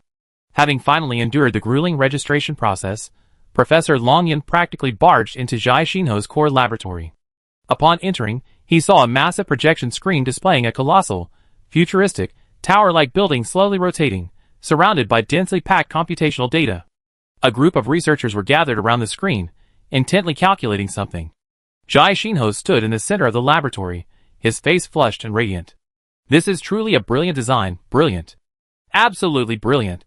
Theoretically, as long as the energy supply keeps up, once this purification tower is completed, it can bring the air quality of the covered area to a habitable standard within a year. The return of immigrants to the surface will be just around the corner. Good. A resounding shout of approval rang out, and only then did Longyun notice the Commander-in-Chief, Chang Haoqi, standing in the center of the crowd. This usually composed leader of Blue Star could no longer hide his excitement, his face filled with a relieved joy. Professor Zhai, experts, thank you for your hard work. This is a crucial step in Blue Star's return to its home. It's of great significance. As soon as he finished speaking, a burst of enthusiastic applause and cheers erupted in the laboratory. Everyone's face was filled with excitement and pride, and even Professor Long was infected by the atmosphere. Thinking of the gray sky soon regaining its clarity, and the people being able to return to the surface and breathe freely, a wave of emotion and warmth welled up in his heart. No! This feeling of being moved lasted only a fraction of a second before Professor Long Yun instantly snapped back to reality. He was here to cause trouble. He was here to take his seed of abundance. He had almost been led astray by that Jai fellow. His sharp gaze swept across the crowd, as if searching for a target, then instantly locked onto Bien Ruijin standing next to Jai Xinho. "Shy, old man." Professor Long Yun's roar instantly drowned out all the applause and discussion. He stormed up to Jai Xinho, his finger almost poking the man's nose. "You bastard. You promised to let Captain Bien go to my place first. This is called intercepting, breaking your promise, and disrespecting your elders." Jai Xinho was startled by the shout, then forced an innocent smile onto his face and rubbed his hands together. "Oh dear, calm down, calm down. Look at you, what's the rush? The purification tower is crucial to the immigration plan. It's the highest priority. Besides, I just finished the simulation and was about to have Captain Bien bring the seed of abundance to you." Bien Ruijin quickly stepped forward, his face full of apologetic smiles. "Professor Long, the seed of abundance is right here with me. I was just about to send it to you as soon as I finished here. I absolutely wouldn't dare delay your business. I didn't expect you. You actually came in person." He felt like he was caught in the middle, unable to offend either side. Professor Long Yun glared fiercely at Jai Xinho, clearly not believing his nonsense. His gaze shifted to Commander-in-Chief Chang Haoqi, who stood to the side with a smile in his eyes, as if watching a show, and his tone instantly took on an indescribable, accusatory tone. "Commander Chang." Professor Long Yun's voice carried a hint of resentment and realization. "What are you doing here? Is this air purification tower more important to you than the seed of abundance? Do you also think that old geezer Jai Xinho was justified in stealing it?" Chang Haoqi, This was practically a death sentence. He looked at Long Yun, whose face screamed "I'm so wronged, I'm so angry," then at Jai Xinho, whose face screamed "I'm so innocent, I'm so dedicated," then at Bien Ruijin, who was practically sweating in the middle, and finally his gaze swept over the magnificent blueprint of the purification tower on the large screen. A helpless yet amused expression appeared on Chang Haoqi's face. He cleared his throat, trying to smooth things over. "These are the cornerstones of Blue Star's revival. Both of you are indispensable to me. There's no question of one being more important than the other." He paused, his tone sincere, and gave Jai Xinho beside him a look. "Professor Long, I assure you, the Academy of Sciences and the United Government will fully support any resources needed for the research on the seed of abundance. Professor Jai, don't you agree?" Seeing Jai Xinho nod immediately and agree without hesitation, Professor Long's anger finally subsided. He snorted heavily and grabbed the still somewhat dazed Bien Ruijin. "What are you standing there for? Come with me. I have to study this seed of abundance carefully once we get to the lab." Bien Ruijin quickly saluted Chang Haoqi and Jai Xinho, carefully carrying the seed of abundance in his backpack, and jogged to catch up with the furious Professor Long Yun. Watching Long Yun drag Bien Ruijin away angrily, the people in the lab exchanged bewildered glances. Chang Haoqi shook his head helplessly. "Looks like you really offended Professor Long today." Jai Xinho rubbed his nose, realizing he acted somewhat unfairly. "I just wanted to verify the purification tower's blueprint as soon as possible. I got a little impatient." The two exchanged a glance, a tacit, warm, and hopeful smile spreading across their eyes. The air purification tower was about to rise, and the life miracle contained within the seed of abundance was about to sprout in the Agricultural Research Institute's greenhouse. Returning to their homeland seemed imminent. The future? Just imagining the scene of golden waves of wheat rolling along clear rivers under blue skies and white clouds was enough to stir one's heart. The current disputes, the snatching, the petty squabbles, all were for striving with all their might towards that bright tomorrow. After saying goodbye to Sammy, Jinyu returned home and saw the clock pointing exactly to 6. She breathed a sigh of relief.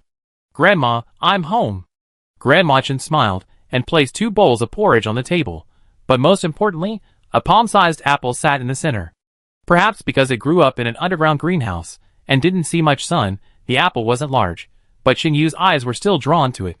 Seeing her granddaughter's envious look, Grandma Chen shook her head and, somewhat helplessly, took out a fruit knife and cut the apple in half. A faint, sweet, and sour aroma instantly filled the air. "I told you to eat this after you finished your meal, but it seems our little glutton couldn't resist." Xinyu chuckled, picked up the apple, and happily nibbled on it, savoring the refreshing sweet and sour taste. She chewed it, almost reluctant to swallow. "Grandma, the apple is so delicious." Chinyu paused, then began to recount what she had seen and heard that day, mentioning Sammy and the kind Professor Long, before looking at Grandma Chin with hopeful eyes. "Grandma, there will be more and more plants on our planet in the future. We'll be able to eat more delicious and sweeter fruits, right?" Grandma Chin nodded and patted Chinyu's head. "Of course, because we have countless research experts like Professor Long who dedicate themselves silently." Chapter 47. Green Vine Star, Parliament Hall. The atmosphere here was completely different from the hopeful and warm one in the underground base on Blue Star. The highest power center of Green Vine Star was currently shrouded in a heavy and anxious atmosphere. Disgrace. This is a tremendous disgrace. An elderly counselor, with a full head of silver hair and a face full of wrinkles, slammed his fist on the table angrily, spill almost splashing onto the face of the counselor opposite him. Green Vine Harbor. The 1,000-year-old vines turned to ashes before our very eyes. That was the root of our Green Vine Star. And you still think of shaking hands with your enemy? Across from him, a young female counselor in a turquoise robe, with a calm demeanor, met his gaze without flinching, her voice not loud but full of penetrating power. "Elder Monthing, the culprit behind the destruction of Ching Tung Port is the game of deception, those high-dimensional beings who manipulate us. Blue Star, like us, is merely a player under these rules, struggling to survive just like us. To vent our anger on another persecuted planet is incredibly short-sighted." Another burly, vengeful counselor sneered repeatedly upon hearing this. "You're clearly cowards, scared. The vengeance for the ancient vine must be avenged. We should also make the people of Blue Star taste the bitterness of having their home destroyed." "Enough." A deep yet authoritative voice rang out, instantly silencing all the arguing. Seated on the central throne, the Grand Elder Song Qing surveyed the tense counselors below. He raised his hand, gently rubbing his temples, his eyes revealing an undisguised weariness and contemplation. Song Qing turned to look at Jing Ji, who stood at the foot of the steps. Thorns immediately understood, and cautiously gestured for his attendant to present the unassuming bag of quick-acting fertilizer. The packaging was cheap and rustic, with faded lettering. But as soon as it was presented, a powerful and pure life force instantly permeated the air. Sensing this aura, Elder Monthing, who advocated revenge, paused, a look of astonishment and bewilderment flashing across his face. "Did you feel it?" Thorns looked around at everyone, his voice devout. "This powerful life force." Song Qing nodded slightly, signaling Thorns to activate the holographic projection. The next second, the projection screen in the center of the council hall suddenly lit up, showing the current state of Ching Tung Port. It was now a vast expanse of yellow sand, bearing no resemblance to what it once was as the third largest city and the largest port on Green Vine Star. However, when the camera zoomed in, focusing on the ancient vine that symbolized Ching Tung Port and even the entire Green Vine Star, a 1,000-year-old vine that had completely withered just days before, all the counselors held their breath. Beside the withered trunk, a vibrant, exciting green shoot stubbornly emerged from the sand. It was an extremely fragile vine seedling, its leaves no bigger than a fingernail, as if a gust of wind could snap it in two. Yet it undeniably existed, standing tall in the sea of sand, swaying in the wind, a stark contrast to the lifeless, withered ancient vine beside it. Song Qing sat on his throne, surveying everyone's expressions from his elevated position, before finally speaking after a long pause. According to monitoring data from the Green Vine Academy of Sciences, the soil activity in Ching Tung Port is slowly increasing, with this vine seedling as its radius. At the current rate, it is projected to completely halt soil desertification in 3 years. The entire council chamber fell into a deathly silence. The counselors, who championed revenge, gaped, their eyes fixed on that tiny green dot, especially Elder Monthing, who had been the most agitated moments before, his eyes glistening with tears. Everyone held their breath, their eyes filled with excitement and unbelievable elation. After an unknown amount of time, Elder Song Qing's calm and steady voice broke the silence once more. "Now, let's begin the vote on the motion regarding whether Green Vine Star should formally establish diplomatic relations with Blue Star and join the Mutual Aid Committee of the Mysterious Disaster Game." The voting screens lit up in front of each counselor, and the results quickly appeared on the central main screen. In favor, 32 votes. Against, 11 votes. Abstain, 7 votes. The motion passes. Song Qing's voice carried a sense of relief. From this moment forward, Green Vine Star and Blue Star established formal diplomatic relations, and formally applied to join the Mutual Aid Committee for the ghostly disaster game. From this day forward, Green Vine Star, Blue Star, and Frozen Earth Star will fight the ghostly disaster together. Interstellar Exchange Forum Ghostly Disaster Game Zone Public Discussion Area Pin Breaking News Green Vine Port Falls. A true account of the desertification of Green Vine Star's Millennium Holy City. Video link OP. Breaking news. Green Vine Port on Green Vine Star, just now, under the punishment of the ghostly disaster game, is completely gone. Look at the speed of desertification. It's too tragic. Attached video. Green Vine Port turned into yellow sand in the blink of an eye, disintegrating, and the huge ancient vines covering the city withered at a visible speed. First floor. Green Vine Port? That ecological holy city surrounded by millennium-old vines? Gone. 2 indie floor. His. This punishment is too harsh. This is practically tearing out the heart and liver of the Green Vine Star people. 3L Water Source Star Lugu fanboy. All I can say is, Blue Star people, haha. They harmed Water Source Star, wiped out Lava Star, and now they screwed over Green Vine Star. They bring death wherever they go, like a plague. 4th floor. Blue Star and Green Vine Star have probably formed a blood feud. 5th floor. The people of Green Vine Star must be furious. 1,000-year-old vine, its symbolic significance is too great. 6L Frozen Earth Star Frost Lord is the best. Please be kind, everyone. The tragedy of Green Vine Harbor stems from the punishment mechanism of the cataclysmic game. Both Blue Star and Green Vine Star are victims. 7th floor. Frozen Earth Star is talking without understanding the pain. It wasn't your core city that was annihilated. Amidst the news of sympathy for Green Vine Star, a breaking news item suddenly appeared, instantly causing an uproar on the forum. Interstellar News Flash. The Green Vine Star Council, the Blue Star United Government, and the Frozen Earth Lord's Mansion jointly declare the three parties have formally established an alliance.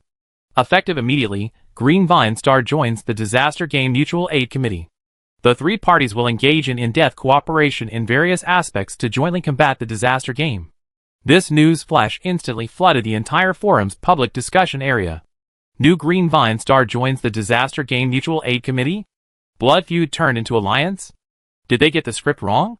Hot an alliance formed. Did the Green Vine Star leadership lose their minds in the sandstorm? Hot what kind of bewitching potion did the Blue Star people give Green Vine Star? 1st floor. Crazy. Green Vine Star and Blue Star are allied. Is this right? What happened to your blood feud? 2 indie floor. Heh, so cowardly. We Water Source Star are much tougher. 3rd floor. Green Vine Star's actions are indeed baffling.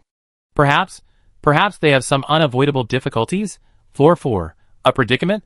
What predicament could make them let go of the blood feud over the destruction of their ancient holy city? Unless the Blue Star people restore Green Vine Port. Is that even possible? 5L Frozen Earth Star Icefield Traveler at 4L. Don't be so sure, maybe it's possible. Boss Tan is really all-powerful. Floor 6. You Frozen Earth people are tough and resistant to the cold, but can Green Vine Star be the same? Their lifeblood is plants. The desertification of Green Vine Port is irreversible. This feud between the two planets is inescapable. Suddenly, various conspiracy theories arose on the forum. No one could understand why Green Vine Star, burdened with the blood feud of Green Vine Port, would suddenly ally with the culprit, Blue Star. Just as the argument was escalating, an anonymous post without a planetary affiliation appeared quietly, with an unusually simple title, I am a Green Vine Port resident, thanking Sister Tan with tears in my eyes. This anonymous post contained only one photo and one line of text. Home is gone, but roots remain. Thank you to those who brought life.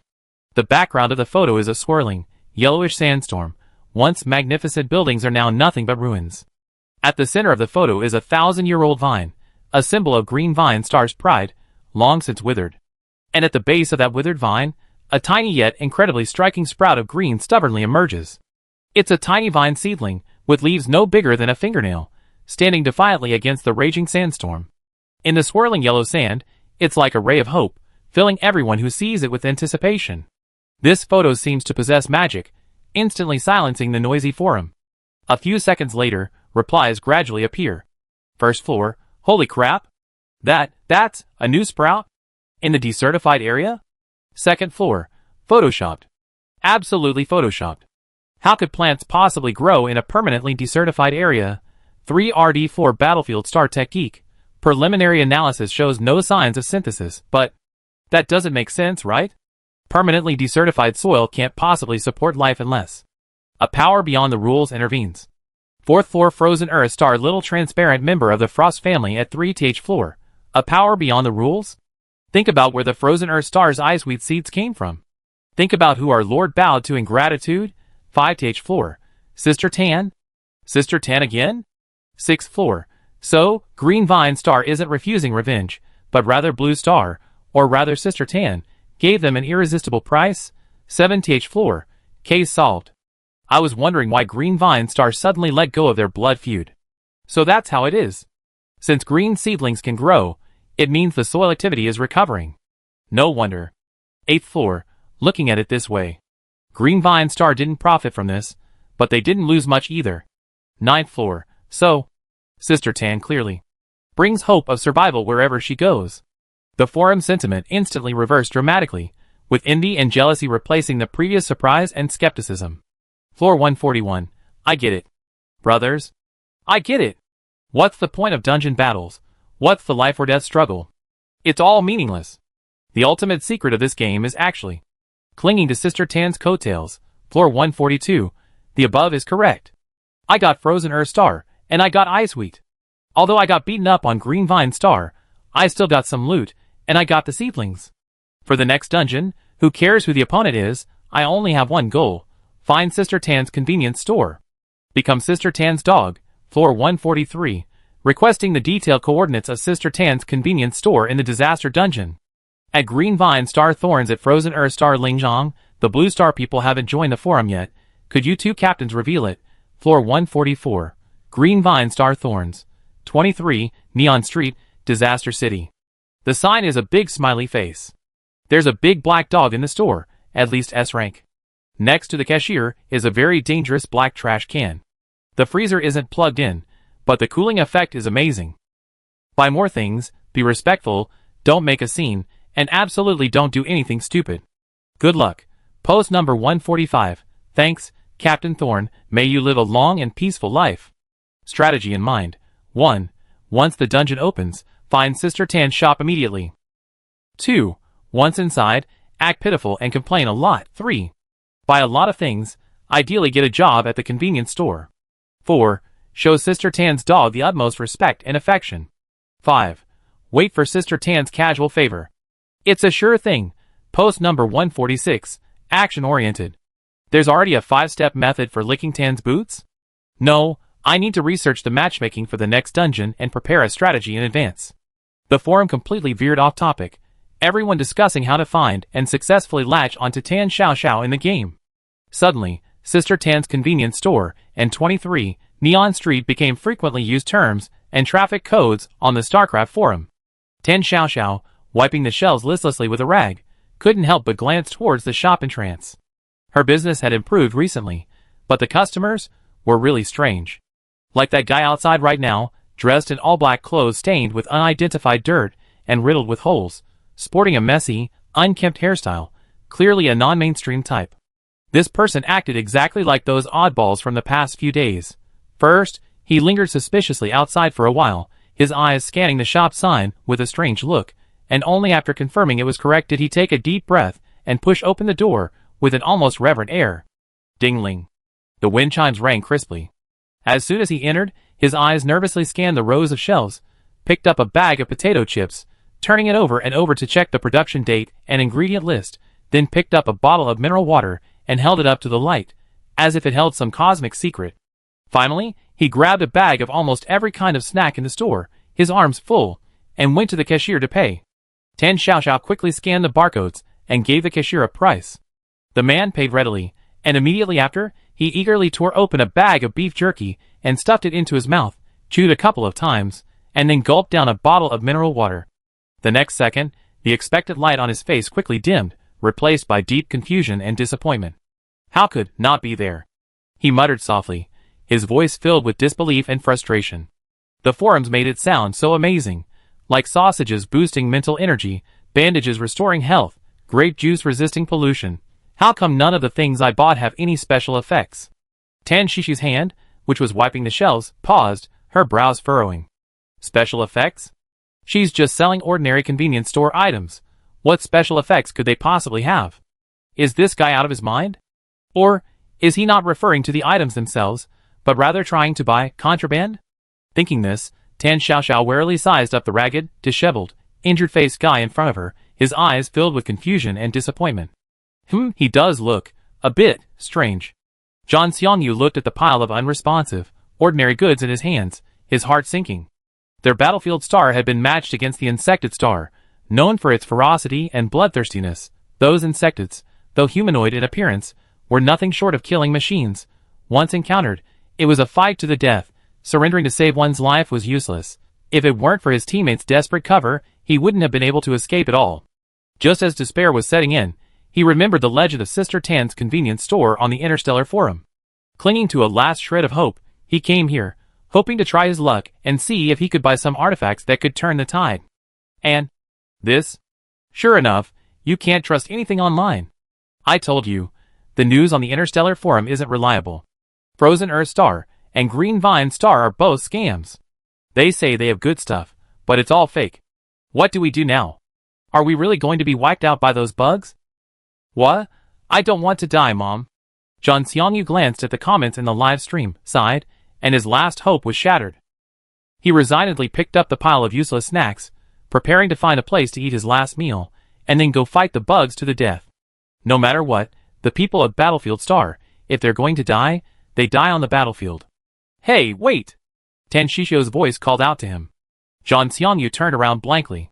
Tan Xiaoxiao rummaged under the counter for a moment, then pulled out a green cardboard box with a chrysanthemum pattern and placed it on top of the pile of snacks in his arms.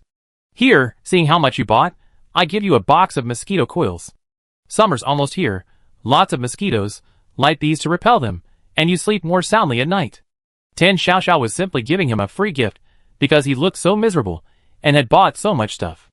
Zhang Xiangyu subconsciously took the cheap mosquito coils, glancing at them dejectedly. Just as his gaze focused on the words insect repellent mosquito coils, a line of cold, clear black text suddenly appeared before his eyes. Insect repellent mosquito coils. Mosquito coils that keep people alert and prevent hallucinations, reduce mental pollution by 60%, and have a suppressive effect on insects. Zhang Xiangyu's eyes widened, his blood boiled, and his heart pounded. He stared intently at the words, his mind blank, even his breath caught in his throat. Mental pollution reduced by 60%. Effective against insects. The Battlefield Star Disaster livestream room was instantly flooded with a tsunami of comments. Holy crap! It appeared. Black text. The legendary black text. Insect repellent. Mental pollution reduced by 60%. Effective against insects? Sister Tan. My God. The forum wasn't lying. It's real. Ah! We're saved. Battlefield Star is saved. Sister Tan. From now on, you're my only sister? The entire Battlefield Star team kowtows to you. Quick! Captain! Wake up! Don't just stand there. It's a divine artifact. It's a divine artifact. Zhang Xiangyu, watching the surging comments in the livestream room, suddenly snapped back to reality. He looked up in disbelief at Sister Tan behind the cashier. Clutching the pile of snacks and the precious box of mosquito coils, he bowed deeply to Tan Xiaoxiao at a 90-degree angle, his voice trembling with elation and excitement. Thank you, Boss Tan. A debt of gratitude beyond words. I, Zhang Xiangyu, will remember this. With that, he carefully carried the mosquito coils like a priceless treasure, turned, and rushed out of the convenience store, his steps filled with determination and unprecedented hope. He was going to settle accounts with those damned insectids. Tan Xiaoxiao was bewildered by his sudden, overwhelming gesture. Watching his figure disappear in the blink of an eye, she couldn't help but shake her head and mutter to herself. There are more and more weirdos every day, but at least this one didn't shamelessly ask me if I was hiring. Thinking of those guys who came in with shining eyes, rubbing their hands together and asking, Boss Tan, do you need any help? I can sweep, watch the store, and walk the dog. I'm good at everything. Tan Xiaoxiao felt a headache coming on. Her little shabby shop barely makes enough to support herself, and that good-for-nothing Dahe. Hiring another employee? She go bankrupt. She shook her head, banishing these chaotic thoughts, and continued wiping the shelves. In the corner, Dahe was happily munching on a braised chicken leg, making satisfied smack sounds. Just then, ding-ling. The wind chimes at the door rang again. Tan Xiaoxiao didn't even look up, habitually saying welcome. Xiaoxiao busy? A familiar, smiling middle-aged woman's voice rang out. Tan Xiaoxiao looked up at the voice, her face immediately breaking into a genuine smile. "Oh! Sister Xiaofan. It's you? Long time no see. Come in, come in." She put down her rag and warmly greeted her. The visitor was none other than a regular customer, Ma Hanjiao's mother, Li Xiaofan. She looked unwell today, a lingering melancholy on her face. Sister Xiaofan bought a bottle of soy sauce and tissues, her face still clouded with worry as she paid. Tan Xiaoxiao asked, somewhat puzzled, "Sister Xiaofan, are you unhappy today?" Sister Xiaofan seemed to have finally found someone to confide in. "I heard our neighborhood is going to be demolished, so I'm looking for a place to live everywhere." She carried her purchases with a heavy heart. "I found a real estate agent today to help me find a place, but their prices are outrageous. Juju is still so young, and I don't dare live in any dangerous areas. What if she gets kidnapped while we're out playing?" She muttered to herself, head down. "I looked at several places, but none of them are quite right. Some are unsafe, and some are too far from Jijia's school." Tan Xiaoxiao scratched her head, a little puzzled. She thought the security situation couldn't be that bad these days. She paused, then grasped the key point Xiaofan was making. "This neighborhood is going to be demolished?" Xiaofan nodded, somewhat surprised. "Haven't you heard? Apparently, the higher-ups plan to build a large stadium here." She muttered to herself, "What a strange plan. Our area is right next to an industrial zone. Why build a stadium here?" She paused, glancing at the time. "Oh dear, it's almost 4 o'clock. I need to hurry back and cook." Jiaju said she wants sweet and sour pork ribs tonight. After seeing Li Xiaofan off, Tan Xiaoxiao kept hearing Xiaofan's words. The shop had finally started to pick up, customer traffic was just beginning to pick up, and now it was going to be demolished? Could this be another scheme orchestrated by those higher dimensional beings hiding behind the scenes? Deliberately trying to ruin her life? Demolish it if you want. It's a bit of a shame, but Tan Xiaoxiao isn't dependent on this place. Perfect. She previously complained about the location being too remote and not attracting enough customers. Now that she had some savings, she could find a better location in the city. No sooner said than done. Tan Xiaoxiao took out her phone and quickly searched for nearby real estate agencies. Jixiang Real Estate Agency's ad immediately popped up. It wasn't far, and the reviews, well, they were all uniformly enthusiastic service, genuine listings, and fair prices. Tan Xiaoxiao scoffed. It was obviously fake. She checked the time, there was still some time before dinner, and the shop was quiet. She decisively hung up the temporarily closed sign and locked the door. The big black dog in the corner immediately looked up at the sound, its eerie green eyes staring unblinkingly at Tan Xiaoxiao. Tan Xiaoxiao glanced at it and instructed, "You stay here and watch the shop. Don't wander off. I'll be right back." Half an hour later, Tan Xiaoxiao finally arrived at the entrance of Jixiang Real Estate Agency. The shop wasn't large, and the interior was simply furnished. A young real estate agent, wearing an ill-fitting, cheap suit and with slick-back hair, immediately greeted her with a warm smile. "Welcome. Madam, are you looking to view an apartment or rent? Let me know what you need." The young man spoke rapidly, his eyes subtly scanning Tan Xiaoxiao, seemingly sizing her up. Tan Xiaoxiao didn't pay attention and rattled off her requirements. "Rent a shop. I'll be opening a convenience store. The location needs to be good, preferably in the city center with high foot traffic. The area doesn't need to be too big, but it must be clean, have a toilet, and ideally a small storage room for storage or living quarters.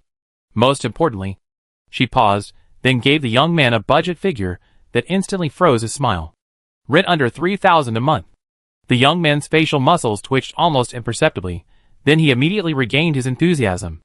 "Oh dear ma'am, your budget is indeed a bit challenging. Rent in good locations in the city center is high." He rubbed his hands together, feigning difficulty, but his eyes darted around rapidly. However, he suddenly clapped his hands, his voice rising a few decibels, tinged with deliberate excitement. "Isn't this a stroke of luck? I happen to have a commercial property available in the worry-free community. It's practically tailor-made for you. Excellent location, mature community amenities, guaranteed foot traffic. The size is just right, with a small room and a separate bathroom in the back. And most importantly, the rent is low." Tan Xiaoxiao looked at him suspiciously. Is it really such a coincidence? And the rent is so low? That place. Could something have happened there? She had quoted such a low rent to give the agent some room to raise the price, but she hadn't expected him to directly say he had a suitable property. Could there really be such a low price for a downtown shop? The agent's smile remained unchanged, even becoming more enthusiastic. Oh ma'am, don't worry. It's absolutely clean. How about this? It's still early, I take you to see it in person. Seeing is believing. Tan Xiaoxiao hesitated for a moment, but the keywords good location and low rent were simply too tempting. Okay, let's go take a look. Alright. This way, please. The agent smiled brightly, and immediately stepped aside to lead the way. Worry-Free Community was a typical old-style residential area from the 1990s, the red brick walls bearing the marks of time. Although it was an old community, because it was in the city center, the surrounding amenities were very complete. At the entrance of the residential compound, an elderly man in a white vest, fanning himself with a tattered palm leaf fan, was squinting in the sun. Seeing the real estate agent leading a group of people over, he raised his cloudy eyes and fixed them on Tan Xiaoxiao. Oh, showing someone a shop? The old man asked slowly, his voice hoarse. Yes, Uncle Wang. This is Miss Tan, who wants to take over the convenience store in our compound. The agent, Xiao Zhang, immediately introduced enthusiastically.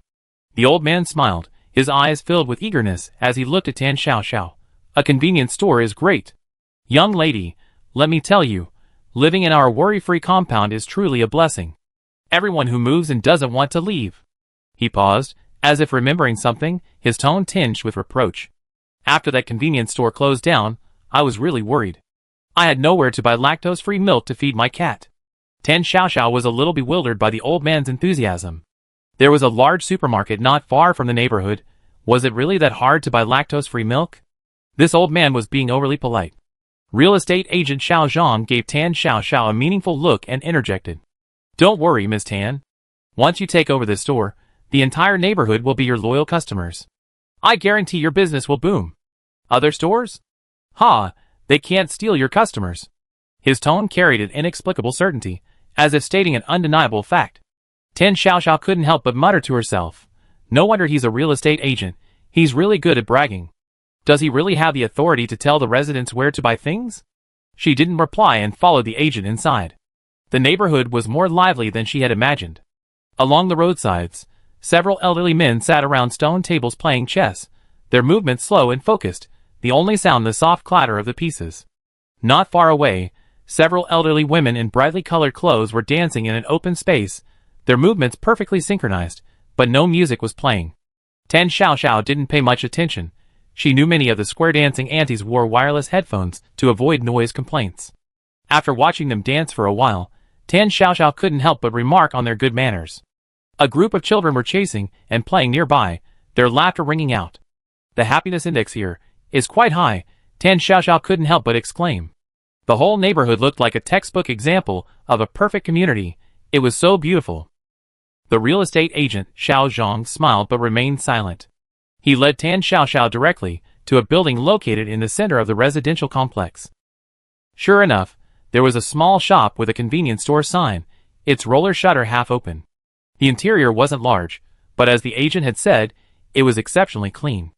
The shelves were old-fashioned iron racks, spotlessly polished, and the glass counter gleamed. Behind the counter was a small door. Look, behind this door is a small suite, where the owner used to live. The agent pushed open the door, revealing a cramped room that could only fit a single bed and an old wardrobe. Further in was a small, separate bathroom, also exceptionally clean and tidy despite its old-fashioned facilities, the tiles dazzlingly white. These conditions, combined with this rent, are practically a steal, Mr. Tan. Xiao Zhang's tone was enticing. There's just one thing though. The neighborhood has a fairly regular schedule. After 10 p.m., there might not be many people around. He shrugged. Living here might be a little inconvenient in terms of coming and going, but I guarantee you make money. A sure thing. Tan Xiaoxiao looked at the almost perfect shop and small suite, her excitement growing stronger. The budget, location, size, amenities, it was practically tailor-made for her. But the more perfect it seemed, the more uneasy she felt. It's too cheap. Unnaturally cheap, could it be? Someone died in this place? Agent Zhang, Tan Xiaoxiao suppressed her inner turmoil, trying to make her voice sound calm. The location is indeed very good. But I need to think about it some more. After all, this is a big deal. Agent Zhang's smile faded instantly, a coldness and scrutiny flashing at his eyes. It's all right. He forced a stiff smile. No rush. Miss Tan, Take your time to consider. He watched Tan Xiaoxiao turn and disappear around the corner, muttering to himself, no rush. Chapter 48. Tan Xiaoxiao hurried back to the shop. As soon as she pushed open the door, the large black dog in the corner immediately raised its head, its eerie green eyes fixed on her. It didn't pounce on her as usual, wagging its tail. Instead, it tilted its head, circling her, sniffing her scent, seemingly trying to discern something. Stupid dog, you don't recognize me after just a short time out? Tan Xiaoxiao said irritably. The large black dog's tail swished impatiently from side to side, emitting a low growl, its paws scratching incessantly at the ground. Its movements were clearly agitated, its eyes flashing with wariness. Tan Xiaoxiao was annoyed by its circling and had to stop, hands on her hips, glaring at the large black dog. Stop it, you're making me dizzy. The large black dog looked up at her, its growl growing louder, and even pawed at her. Tan Xiaoxiao was taken aback, looking at Dahai's expression, and then suddenly realized. Oh! You need to go to the toilet, don't you? You stupid dog eats so much and poops so much. You're like a poop-making machine. Although she complained vehemently, her body betrayed her as she rummaged behind the counter for a leash. Wait here, I really owe you one. She skillfully looped the leash around Dahai's neck and patted the dog's big head. Let's go, let's go! Let's get this over with. I still have to clean up.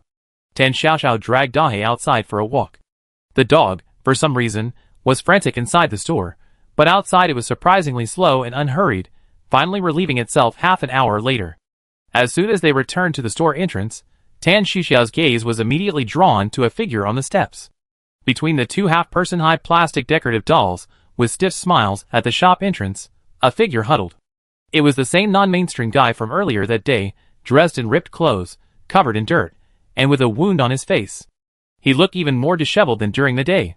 His combat uniform was practically a rag, barely hanging on his body, covered in mud and dark stains. He sat curled up on the paving stones, hugging his knees, his right trouser leg ripped open, revealing a bloody, mangled wound. The dim streetlights cast an eerie glow on him, making him appear weak, pitiful, and helpless. Tan Xiaoxiao's brows furrowed instantly. Why was this guy here again? As Tan Xiaoxiao approached, leading Dahai, the sound of their footsteps startled Zhang Xiangyu. He abruptly looked up, his previously unfocused and confused eyes lighting up with surprise when he saw Tan Xiaoxiao. Sister Tan. Sister Tan. His voice was hoarse, filled with the excitement of surviving a close call and an indescribable gratitude. Tan Xiaoxiao frowned. How did this person know her surname was Tan? However, her name wasn't a secret in this neighborhood, and many people knew her, so Tan Xiaoxiao didn't care as much. Zhang Xiangyu struggled to stand up, but the sharp pain in his right leg made him stumble. He gritted his teeth and dragged his still bleeding leg, limping towards Tan Xiaoxiao. Then, under Tan Xiaoxiao's slightly wary gaze, he gave a perfect 90-degree bow, bending deeply. Because the movement was too large, it aggravated his wound, causing him to gasp in pain, but even so, his tone remained incredibly sincere. Sister Tan, thank you. Thank you for the mosquito coil. It saved my life. Zhang Xiangyu. We'll never forget it. He looked up, his face filled with almost fanatical adoration. Meanwhile, his livestream on Battlefield Star was already flooded with enthusiastic comments from viewers. Wow, Sister Tan. My second parent. Brother John is awesome. Sister Tan is even more awesome. Mosquito coil goddess. Ha ha ha, easy win. Those bastards on Insect Star are all down. Awesome. Seeing those insects rolling around on the ground from the fumes made me laugh. Sister Tan is awesome. Brother John, you have to kneel down and kowtow to Sister Tan. As Zhang Xiangyu approached, an unusually strong mosquito coil scent wafted towards them. The smell was incredibly overpowering. Tan Xiaoxiao was caught off guard, her stomach churning, and she instinctively took a large step back, covering her nose. My God! Has this guy been marinated in mosquito coils? Tan Xiaoxiao was utterly incredulous. Had he burned through the whole box of mosquito coils she gave him that morning in just 10 hours? Or did he use them for a bath? The smell is insane. It's strong enough to be used as a biological weapon. Standing beside Tan Xiaoxiao, Dahai, with its even more sensitive sense of smell, reacted even more intensely. Its green eyes were fixed on the approaching Zhang Xiangyu, its massive body slightly retreating, clearly repulsed by the pungent odor. Zhang Xiangyu was completely oblivious to Tan Xiaoxiao and Dahai's reactions, his face filled only with pure admiration and gratitude. Sister Tan, the mosquito coils you gave me are amazing, really. Those bastards from the Zerg, so arrogant, all collapsed after just one box of mosquito coils. Ha ha. I, Zhan Xiangyu, have never won such an easy battle in my life. A victory by doing nothing. Ha ha ha. From now on, you're my only sister? Thank you, but I don't have a younger brother. Tan Xiaoxiao frowned, her tone cold. For some reason, the mere mention of younger brother filled her with a deep-seated resistance and discomfort. She shook her head, drawing her attention back to the disheveled man before her. Tan Xiaoxiao's gaze fell on his right leg, still bleeding profusely. The wound was deep, its edges an unhealthy bluish-purple. It didn't look like a knife cut, it looked more like it had been torn and gnawed by some wild animal, or insects. Just looking at it was excruciating. Although Tan Xiaoxiao thought this man was acting strangely, looking at the gruesome wound, she ultimately couldn't bring herself to be cruel. Wait. She tossed out the words impatiently, turning and going back into the shop. A moment later, she emerged with a brand new roll of medical bandage and tossed it directly into Zhan Xiangyu's arms. Here, bandage it yourself. Zhan Xiangyu hurriedly took the bandage, instinctively glancing down to see a line of cold, bold text on the packaging. Ordinary bandage. Effectively stops bleeding and accelerates wound healing mild. Zhan Xiangyu's eyes widened instantly. Another high-level item. Although the description didn't seem as overpowered as mosquito coils, this was a gift from Sister Tan. Not only does it stop bleeding, but it also accelerates healing, a lifesaver in the ghostly disaster game. Zhan Xiangyu held the roll of bandage, as if it were a rare treasure, his expression both dreamy and reverent. This, such a good thing. Zhan Xiangyu's voice trembled with excitement, as he carefully stroked the bandage, and tucked it into his backpack. It's such a small injury, using this is too wasteful. I can't bear to. I have to use it sparingly. As he spoke, he casually tore off the hem of his already tattered shirt, roughly wrapped it around the still bleeding wound a few times, tied a tight knot, and then said with utmost solemnity, Sister Tan, I won't thank you enough. I, Zhan Xiangyu, will repay you tenfold in the future. After saying this, he limped along, dragging his injured leg, a satisfied smile on his face, and disappeared into the dim night of the neon-lit street. Tan Xiaoxiao stood at the shop entrance, watching the strange figure limping and covered in mosquito coils, and couldn't help but shake her head, muttering under her breath. What a weirdo. She looked down and tugged at Dahe, who was still baring its teeth and growling. All right, he's gone, stop howling. Dahe flicked its tail, grunted twice in its throat, and followed Tan Xiaoxiao back into the shop. In a residential area of the largest underground base in the Blue Star Yin Kingdom, Chen Yu hummed a little tune, forcefully stuffing a neatly folded coat into her backpack, her face flushed with excitement. Tomorrow she would finally be going to the surface. The school had organized a visit to the surface purification zone, where the pollution level was said to have dropped below 15%. Although it was far from being completely purified, this was the first time in her life she would set foot on the surface world, and see the sky and the earth. You? Grandma Chen's gentle voice called from outside the door. Yes. Grandma, I'm packing my luggage. Qin Yu responded, quickly zipping up her backpack and excitedly opening the door. Grandma Chen stood in the small living room, holding a porcelain bowl filled with warm, slightly fragrant rice porridge. Seeing her granddaughter's excited expression, she smiled as well. Have you packed everything for tomorrow's trip? Yes. Everything's packed. Qin Yu nodded vigorously, her eyes sparkling with anticipation. Grandma Chen then said gently, That's good. Come with Grandma to see what's going on next door. A new family moved in today, let's go say hello. Qin Yu then noticed the porridge in her grandmother's hand. Before the catastrophe, this bowl of porridge might have seemed insignificant, but now, with food rationing so strict, especially since the two of them only received 1 kilogram of rice a month, this large bowl of porridge was definitely a very precious gift. The grandmother and granddaughter opened their front door and walked to the tightly closed door next door. Grandma Chen raised her hand and gently knocked. Who is it? A woman's voice came from inside, hoarse, tired, and filled with weariness and impatience. Hello, we are your neighbors next door, Grandma Chen replied gently. The door creaked open a crack. A tall, thin middle-aged woman appeared behind the door.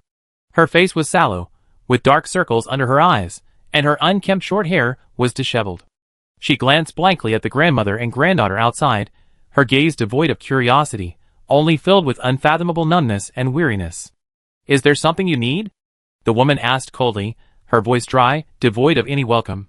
Grandma Chen, still wearing a kind smile, introduced herself. I'm Ed Chin from next door, and this is my granddaughter Chin-yu. I heard you just moved in today, so I thought I'd come and see if there's anything I can help you with. We're neighbors. We should look out for each other. As she spoke, she pushed the precious bowl of porridge forward. It's just a little something. You just moved. You probably haven't had time to cook tonight. The woman's rough, calloused hand, which was gripping the doorframe, twitched slightly. She pursed her chapped lips, her gaze falling on the bowl of porridge that emitted the fragrant aroma of rice, a flicker of emotion crossing her eyes. The next second, that faint flicker vanished, replaced by a deeper numbness and indifference. No need.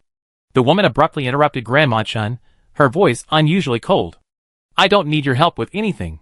Without waiting for Grandma Chun to speak again, she slammed the door shut with a loud bang. The sound was particularly jarring in the quiet hallway. Chin-yu was startled by the sudden noise and undisguised hostility, and a surge of anger instantly rose within her. Her grandmother had been so kind, saving their precious food rations to give her, and this was her attitude? Grandma. Let's go! Chin-yu's face flushed red with anger as she grabbed her grandmother's arm, her voice filled with grievance and fury. What kind of person is this? So rude. Unappreciative. Let's ignore her from now on. Grandma Chin, holding the bowl of porridge she hadn't given away, looked at the closed door and sighed deeply. She patted her granddaughter's trembling hand, which was shaking with anger, but didn't speak immediately. After closing the door, Grandma Chin pulled Chin-yu to sit down at the dining table, gently stroking Chin-yu's puffed-up cheek with her wrinkled hand. Yu, Grandma Chin's voice carried a peaceful tone born of experience. Don't be too angry. Grandma knows you're upset that Grandma was wronged, but think about what kind of world we live in now. Grandma Chin looked out the window. The base was devoid of sunlight, only the cold glow of the lights. After the disaster, everyone's life has been tough. Those who survived, which family hasn't had its share of troubles? Some people have probably been through too much, their hearts broken, that's why they acted like this. Just now. Maybe she wasn't targeting us. Hearing her grandmother's words, Chin-yu's anger subsided a little, but her little mouth still stubbornly pouted, her face full of disapproval. That's no excuse. Grandma, you're so kind, and she was like that. She's obviously a mean-spirited, rude person. I don't like her. Grandma Chin looked at her granddaughter's innocent yet clear-cut expression, smiled helplessly, and didn't try to persuade her further. She simply patted Chin-yu's hand gently again. All right, if you don't like it, you don't like it. Our Yu has to go on a field trip tomorrow, so get some rest and be well rested. That's the most important thing. Chin-yu then remembered the important event tomorrow, and her displeasure lessened considerably. The next morning, just as dawn was breaking, Chin-yu, backpack on her back, boarded the school bus under her grandmother's kind yet slightly worried gaze. Yu? Over here. She heard a familiar voice from the back row as soon as she got on the bus. Chin-yu looked up and, sure enough, Yu Lily was waving enthusiastically at her face beaming with barely suppressed excitement. Chin-yu immediately squeezed into the empty seat next to Yu Lily and whispered mysteriously in her friend's ear. My grandma made me rice cakes. They smell so good. We each have half at lunchtime. Really? Yu Lily's eyes lit up instantly. Rice was a rare commodity at the base, and rice cakes were an even rarer snack. Grandma Chin is the best. Just as she finished speaking, a figure suddenly walked straight to their side, and silently sat down in the empty seat on Chin-yu's other side. It was Sammy. Yu Lily's smile froze for a moment, and she pursed her lips. She didn't like Sammy much. He was gloomy, and used to skip class all the time. Although he had changed a bit recently and stopped skipping class, he was still quiet. Just as she was about to look away, out of sight, out of mind, she saw Sammy look up and nod at her, as if to say hello. Yu Lily, was she seeing things?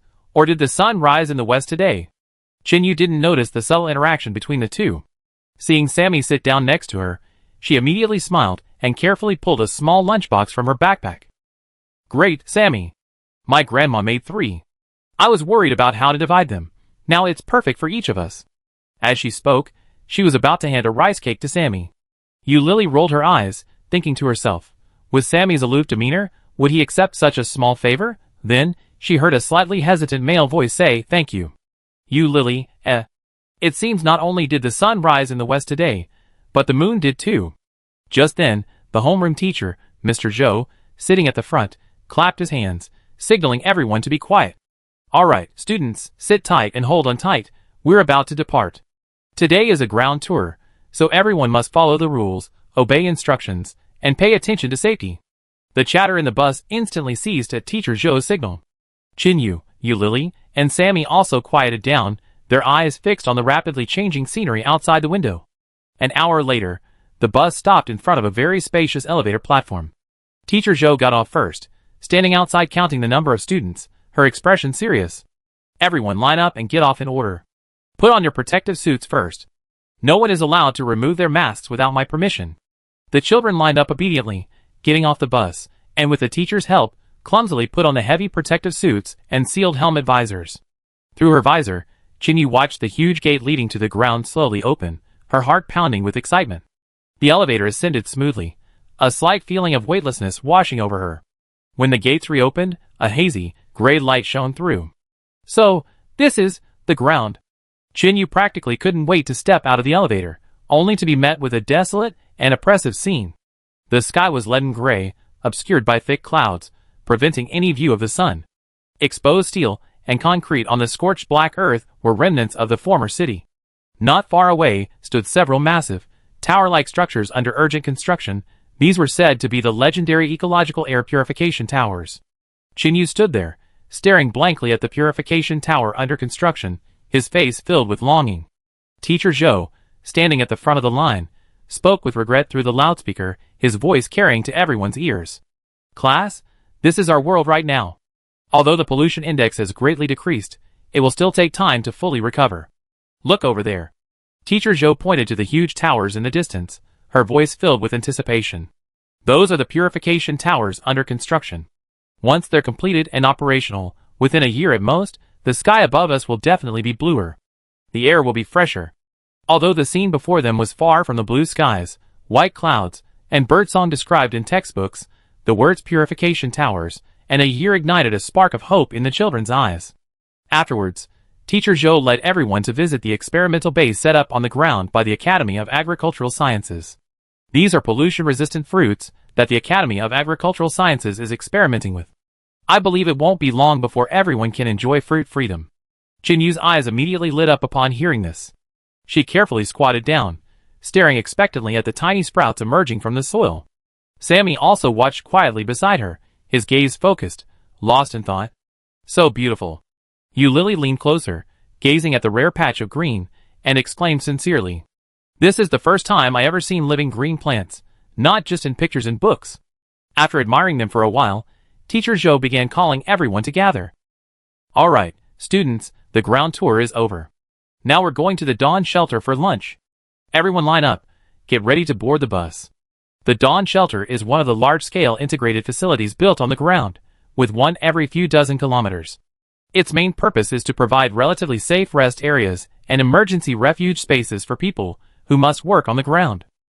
The shelter was a completely enclosed environment with an air filtration system, and the children could finally take off their bulky protective suits. Lunch was eaten in the shelter's canteen. The food was simple: a dry, nutritious cockroach biscuit for each person, along with a bowl of thin rice porridge. Although simple, the children ate with great care, sipping their porridge slowly and scraping the bottom of their bowls clean. Chinyu had just finished the last bit of porridge in her bowl, and was about to pick up the hard biscuit, when she caught a glimpse of a familiar figure entering the canteen. Tall and thin, with a gaunt face and messy, unkempt short hair, it was the aunt who had moved next door to her yesterday. At this moment, she was completely different from the cold and indifferent person she had been yesterday. Her face was covered in sweat, her hair plastered to her skin, and her gray t-shirt was almost soaked through. Perhaps because she was too tired, she walked unsteadily to the food counter, picked up her food, found a corner seat, and immediately began to wolf it down. Halfway through her meal, someone poked their head in at the cafeteria entrance and called out, "Sister Lin." They piled up the ingredients in section 3. They need help. Coming. She responded immediately, downing the remaining porridge in her bowl without hesitation, grabbing the last half-eaten biscuit, stuffing it into her mouth, and rushing out while chewing. Chinyu, holding the biscuit, stared blankly at her receding figure, momentarily stunned. Hey Chinyu, what are you looking at? Lily nudged her with her elbow, following her gaze, only seeing a figure moving about at the cafeteria entrance. What are you looking at? Is there someone you know? That person seems to be our new neighbor. Chinyu answered somewhat blankly. Was the aloof, Door-slamming aunt from yesterday really the same person as this hard-working aunt, sweating profusely, wolfing down her food, and rushing out to work at a moment's notice? Lily looked over in surprise, her expression widening. A female ground cleaner? That's rare. I heard it's incredibly tiring work. You have to wear heavy protective suits weighing dozens of kilograms, cleaning up construction debris and pollutants in contaminated areas. You can't do it without strength and resilience. The pay is high, but it's all hard-earned money. Tired. Is it really that hard? Chinyu murmured, remembering what her grandmother had said last night. Have I really misunderstood something? That evening, back at the underground base, Chinyu seemed distracted. Her grandmother, noticing this, asked her worriedly if she hadn't enjoyed the visit above ground. Chinyu hesitated for a long time before finally asking the question. Grandma, the neighbor, that auntie. Grandma Chen sighed softly, looking at her granddaughter's hesitant expression. She had run into the kind-hearted neighborhood committee member, Sister Zhang, while grocery shopping earlier that day, and Sister Zhang had talked to her for a while about her new neighbor. Sigh, I didn't want to tell you, you're just a child. Grandma Chen pulled Chinyu down to sit, her voice filled with deep sympathy. Her surname is Lin. Her name is Lin Yi. I heard her husband died at the beginning of the disaster, leaving her and her daughter to depend on each other. Her daughter has a very rare genetic disease, she's extremely weak, and needs to take a very expensive medication regularly to stay healthy, otherwise. Grandma Chen paused, her voice lowering further. That medicine, I heard it's ridiculously expensive. She's all alone, and doesn't have any special skills. Finding a high-paying job like a street cleaner is already a huge struggle. She's so tired every day, and then she has to take care of her sick daughter when she gets home. It's so hard on her, it's no wonder she's so irritable. Sigh. Chinyu listened quietly, the anger and dislike from before gone from her little face. She remembered Aunt Lin's sweat-soaked figure in the cafeteria, and how she wolfed down her food. She thought, Aunt Lin is truly a great mother. She silently went to the kitchen, picked up the small bowl of still-warm porridge left over from dinner, tiptoed to the next door, and carefully placed the bowl on the floor. After doing all this, she quickly slipped back home and gently closed the door. She was too young to help Aunt Lin much. She only hoped that Aunt Lin's life would get better and better. Linny dragged her leaden legs, her steps heavy, back to her front door. Just as she was about to open the door, she froze. A porcelain bowl sat quietly by the door, filled more than halfway with warm, thin porridge. Linny stopped in her tracks. She almost instantly guessed who had left it there, the grandmother and grandson next door again. A complex, indescribable emotion surged through her. She pursed her chapped lips, a flicker of struggle crossing her sallow face. Reason told her she should ignore it, like yesterday, or simply kick it away. She didn't need pity, much less this cheap sympathy. But she looked down at the bowl of porridge. In today's world, this bowl of porridge could easily be considered a luxury. Xiaoxia's attending physician's words seemed to echo in her ears. Xiaoxia's body needs nutrition, unpolluted natural food. It will help her recovery. Lin Yi's fingers twitched slightly at her side. All her income, aside from buying cell stabilizers, barely covered any unpolluted natural food. The 2 kilograms of rice the government rationed each month, even with careful budgeting, could barely last Xiaoxia for a little over half a month. Xiaoxia needed nutrition. She needed this bowl of clean rice porridge. Ultimately, maternal instinct overwhelmed her pride. Linny closed her eyes, bent down, and carefully picked up the bowl of porridge. Carrying this unexpected gift, Lin Yi entered the house. Mom, you're back? A weak voice came from the room, filled with cautious expectation. Lin Yi carried the bowl into her daughter's room. Xiaoxia was sitting at her desk, her homework spread out in front of her. Seeing her mother enter, she immediately put down her pencil, forcing a bright smile. Mommy, Xiaoxia was very good today. She didn't run around. She was so thin and frail, the 10-year-old looked like she was only 7 or 8. Her body was so weak, as if a gust of wind could blow her away, and her face showed none of the spirit a child her age should have. Yes, she's back.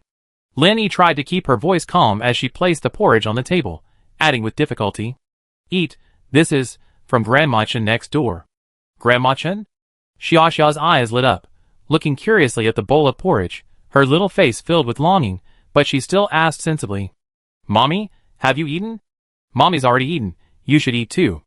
Hungry Lin Yi looked away, unable to meet her daughter's clear eyes. Thinking of her daughter's sallow complexion from long-term malnutrition, she wished she could give her everything good. Xiaoxia finally picked up the spoon and sipped the porridge slowly, savoring each bite with relish, a look of contentment on her face. It was as if that simple bowl of rice porridge was the ultimate delicacy for her. Seeing her daughter's obedient behavior, Lin Yi's heart ached so much she could hardly breathe. She leaned against the doorframe, her thoughts drifting involuntarily to the girl next door named Chen Yu. Healthy, lively, full of energy, always smiling, cherished by her grandmother, that's what a normal child should be like, if her Xiaxia hadn't gotten this damn genetic disease. If Xiaxia could grow up healthy. Would she also be like the girl next door, sunny and cheerful, skipping and jumping to school, sharing life with her friends, full of anticipation for the future? Lin Yi slowly closed her eyes, a suffocating despair instantly engulfing her. The doctor's gentle words echoed in her mind again. Radiation-induced cell decay disease. Currently there is no cure. Cell stabilizers can only slow down the rate of organ failure. The effects will gradually weaken in the future. Be prepared. It wasn't about money. Even if she risked her life to earn more money, and buy more expensive stabilizers, it wouldn't change the outcome. She turned her head blankly, and found that the old television in the living room was still on, playing today's news. Project Dawn of Life has made significant progress. Under the leadership of academician Yu Xingzhen's team, the life essence extract from the world of the mysterious disaster has been successfully analyzed, and its composition has been replicated.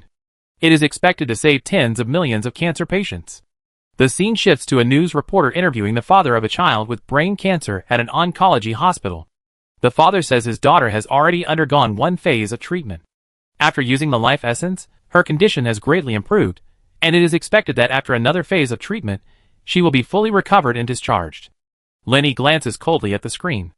The man labeled Wang Yongming by the TV station is excitedly expressing his joy to the reporter. Why is it that he, also a parent, is full of hope? While she feels like she's fallen into an abyss, she knows about Project Dawn of Life, and has even asked the doctor if the medicine from the world of the mysterious disaster would work for her daughter. If it were effective, she wouldn't care even if she had to carry hundreds or thousands of pounds of garbage every day. But the doctor told him that the medication was for targeted elimination of malignant proliferating cells.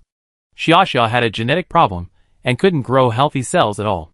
Even if she used the medication, the regenerated cells would still be problematic. The man in the news footage, Wang Yongming, was still rambling on about his daughter's medical history, even mentioning Tan Xiaoxiao several times, saying that he and his daughter were fans of Tan Xiaoxiao. Lin Yi of course knew Tan Xiaoxiao. After all, the game The Mysterious Disaster was so popular, and an air purification tower was being built not far from her workplace. She could also feel the gradual changes in her life. For example, she could now drink more porridge, and Xiaxia could get an apple every month. Perhaps these things would be enough happiness for ordinary people in the base. But these things were useless to her. Nothing could slow down Xiaxia's departure from her. Lin Yi could no longer tolerate that foolish man in the news, flaunting his happiness everywhere. She stood up and turned off the TV under Xiaxia's surprised gaze. Lin Yi closed her eyes, calming herself. After a while, she leaned against the doorframe, stretched out her arms, and gently pulled Xiaxia, who had finished her porridge, into her embrace. Xiaxia's small body nestled in her arms, light and airy, just like when she was first born. So be it. Lin Yi hugged her daughter tightly. If she really couldn't keep Xiaxia, then she would stay with her baby, leaving this world together. At least, they, mother and daughter, would be together forever. Chapter 49. Tan Xiaoxiao was in a dilemma. Recently she had taken some time to look at several shops, but they were either in remote and deserted locations or had exorbitant rents. The most outrageous thing was that several landlords demanded a full year's rent in advance, refusing to pay a deposit plus 3 months rent upfront. Xiao Zhang from Jixiang Real Estate Agency was even more persistent, bombarding her with messages every day, exaggerating the value of the shops in Wuyo community, as if she would be missing out on a fortune if she didn't sign a contract immediately. But the more enthusiastic he was, the more uneasy Tan Xiaoxiao felt. The price was so low, and the location was decent. Could it be that there had really been a murder, or that it was haunted? The thought instantly flashed through her mind, along with countless news headlines and supernatural tales. Xiao Zhang probably sensed her hesitation, and sent her information about several other shops. Tan Xiaoxiao checked the location and pictures online, and immediately lost all desire to go see it in person. Either the location was small, or it was dirty and messy, completely inferior to the shop in Wuyo residential area. So annoying. Tan Xiaoxiao grabbed a rag and absent-mindedly wiped the countertop. Why are they tearing it down for no reason? Are they deliberately trying to mess with me? Her wiping motion abruptly stopped. Out of the corner of her eye, she caught a glimpse of a familiar figure flashing past the entrance of the building materials store across the street, which had been closed for months. Tan Xiaoxiao squinted and looked closer. A woman wearing a loose long-sleeved coat and high heels was bending over to open the roller shutter door. Sister Wang? Tan Xiaoxiao's eyes lit up, and she immediately rushed out, waving, her voice filled with surprise and doubt.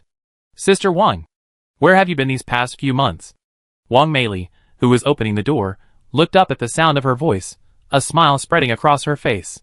Oh, Tan Maisie, where else could I have gone? Just went back to my hometown and did some running around. How have you been lately? Business is alright, right? Tan smiled and nodded, her gaze involuntarily falling on Sister Wang's obviously out-of-place long-sleeve jacket. 30 degrees Celsius. Was she using sun protection? She hesitated for a moment, then finally asked the question that had been bothering her for a while. Sister Wang, before, your departure was quite sudden. And, that flyer from the wholesale market you gave me last time, was it something you gave me specifically? Sister Wang had already fully opened the roller shutter. Without turning her head, she replied that. Oh, don't mention it. She bent down and went into the shop, her voice tinged with disdain. After my husband left, I was so empty, lonely, and cold, so I met a young boyfriend. She picked up a rag, disdainfully wiped the dust off the chair, and gestured for Tan Xiaoxiao to sit down. He was a junior manager at that wholesale market. He was worried about not having enough customers, since the market had just opened, so he begged me to help him promote it. I thought you need to restock your shop, so I gave you a card. What? Was the place bad? She finally turned around, a hint of anger on her face, as if she just thought of something. I knew that couldn't be trusted. You have a boyfriend? Tan Xiaoxiao caught the key point, her face full of surprise. Don't even mention it. Sister Wang slammed the rag on the counter. This time I went back to my hometown. I was thinking of taking him to meet my parents and getting married. And what happened? The wedding banquet was all booked, the invitations were all sent out, and that damn ran away. He ran away? Tan Xiaoxiao looked incredulous. Deep in the mountains, no cars, no roads, even cell phone signal is intermittent, and he actually ran away.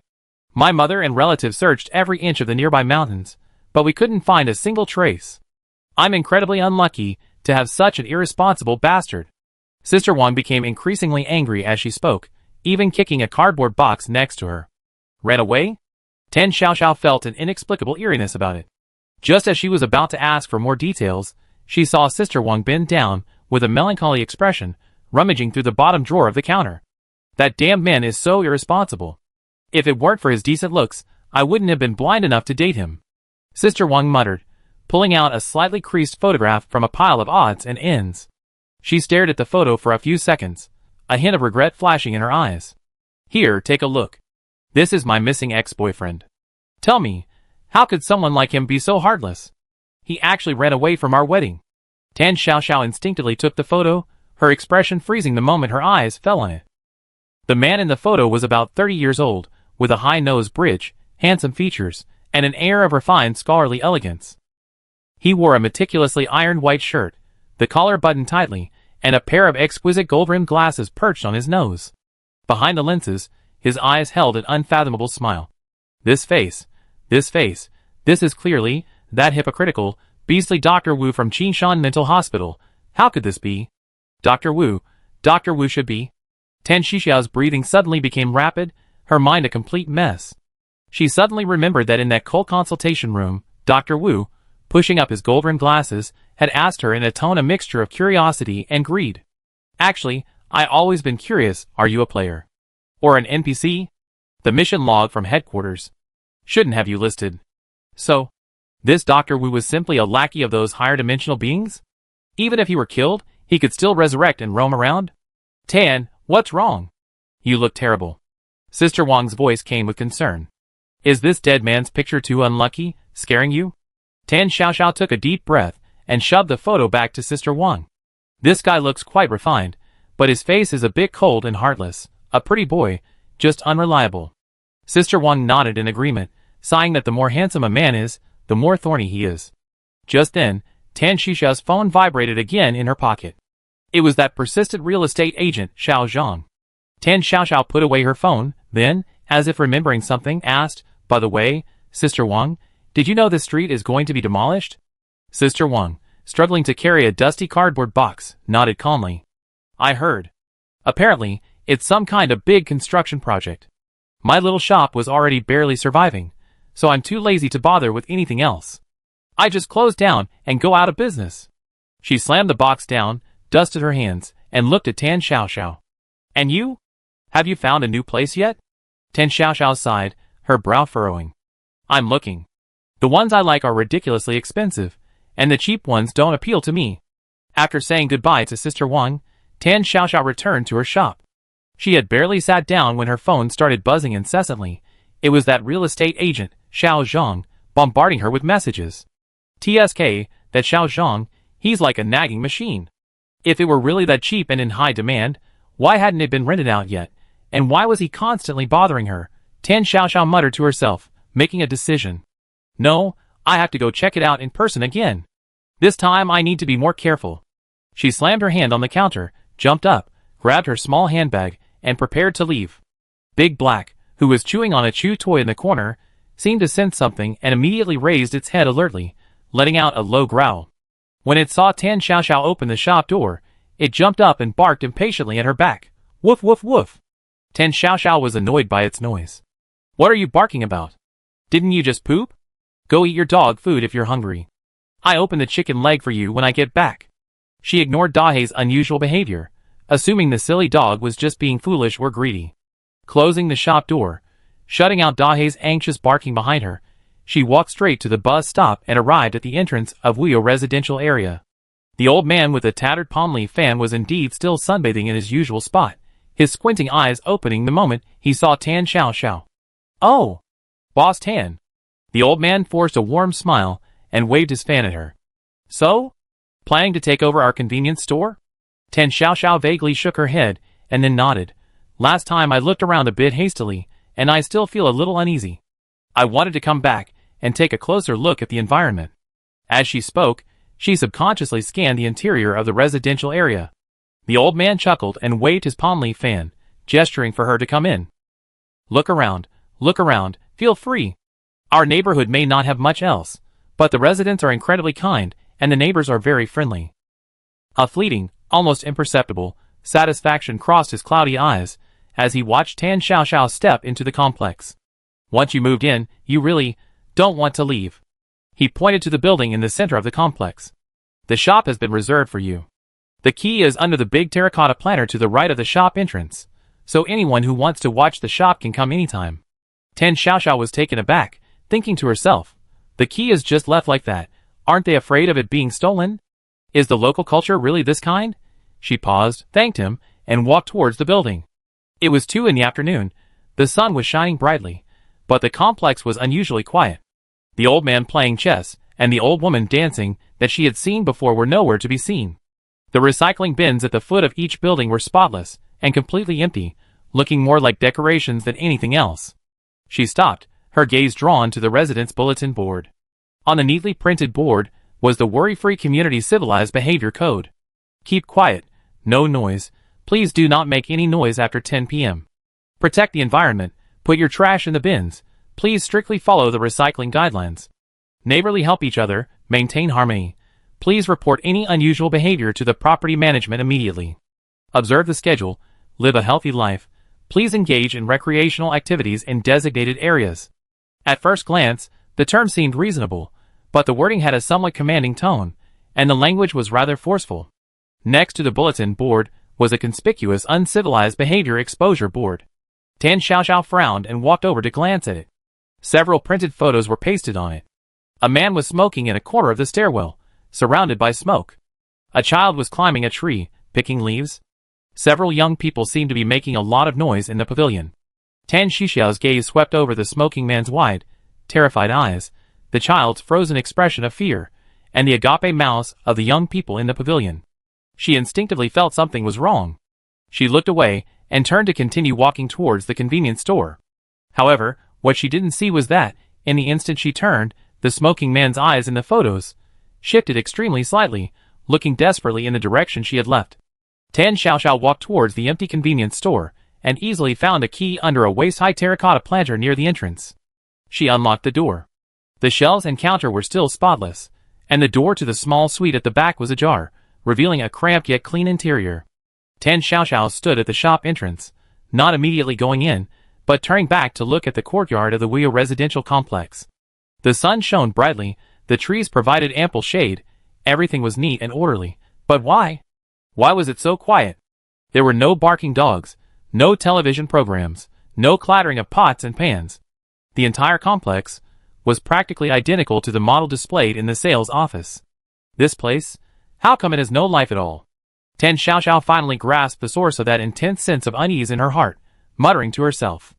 Just as she frowned, trying to figure out the reason for the eerie silence.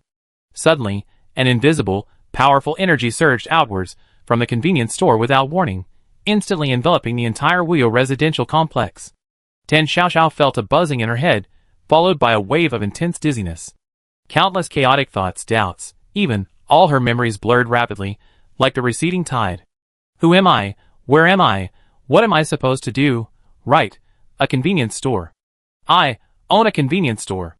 Is this my store? No, it doesn't seem so. Wait, yes. This is my store. I run a convenience store in Wuyo residential complex. I am the owner. I have to run it well. Just as her chaotic thoughts were forcibly straightened, a cold, yet subtly smug system notification echoed throughout the entire complex. The core NPC for the incomplete dungeon worry-free community, worry-free convenience store owner, is in position. Dungeon level increasing.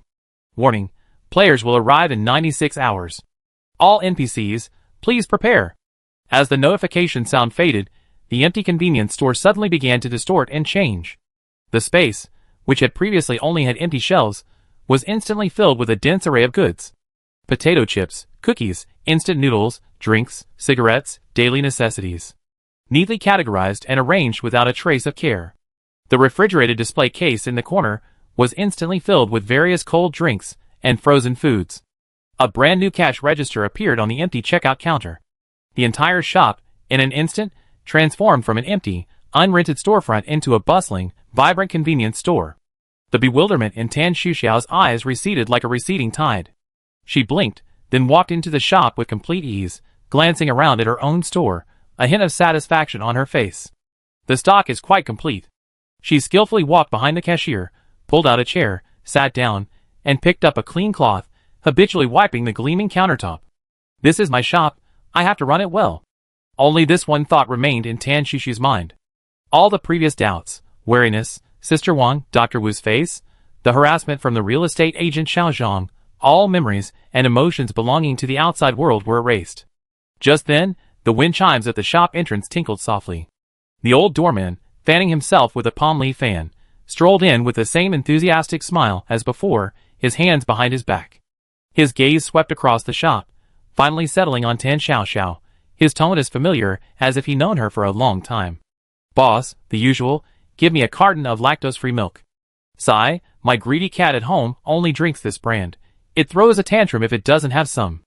On the Interstellar Forum, a hot post-marked explosive was being pushed to the top. Green Vine Star Liar. There's no convenience store owner at 23 Neon Street. OP Softed, Cloud Star I'm desperate. Our team got wrecked in the dungeon, and I remembered the forum hype about Sister Tan's convenience store at 23 Neon Street, saying you could buy life-saving items there. So what happened? We went through all the trouble to locate the store, only to find it closed and the shelves empty. There was nothing inside. Did you lie and give us a fake location? At Greenvine Star Thorns, come out and explain. 1ST floor, really? Captain Thorns seems pretty reliable, right? 2ND floor. Finally someone spoke up. We said people from our planet before, the store was open, we bought a bunch of instant noodles, biscuits, and bottled water, but it was useless. It's nothing like what Frozen Earth Star and Green Vine Star boasted. Third floor soft and fluffy replies to second floor, you're better than me, at least you got inside. I waited outside the store for 2 days. The shutter door never went up. For TH floor Battlefield Star Flying Bird, impossible, absolutely impossible. I just went there a couple of days ago, and Sister Tan even gave me a box of amazing mosquito coils. She helped us fend off those crazy guys from Insect Star. OP, are you sure you didn't go to the wrong place? Smiling face sign, 23 Neon Street, 2 lucky plastic dolls at the door. 5th floor soft and fluffy replies to 4th floor. Battlefield star flying bird. The signboard, address, and plastic doll are all correct, but the shop is closed. Where is Sister Tan? She couldn't have just closed the shop and run away, could she? 6th floor battlefield star flying bird. This, Sister Tan might have had an emergency? Or moved? 7th floor. Looks like we're not the only ones who got fooled. We went too, and the items in the shop were all ordinary and useless. 8th floor. So what's going on now? Is Sister Tan's convenience store really gone?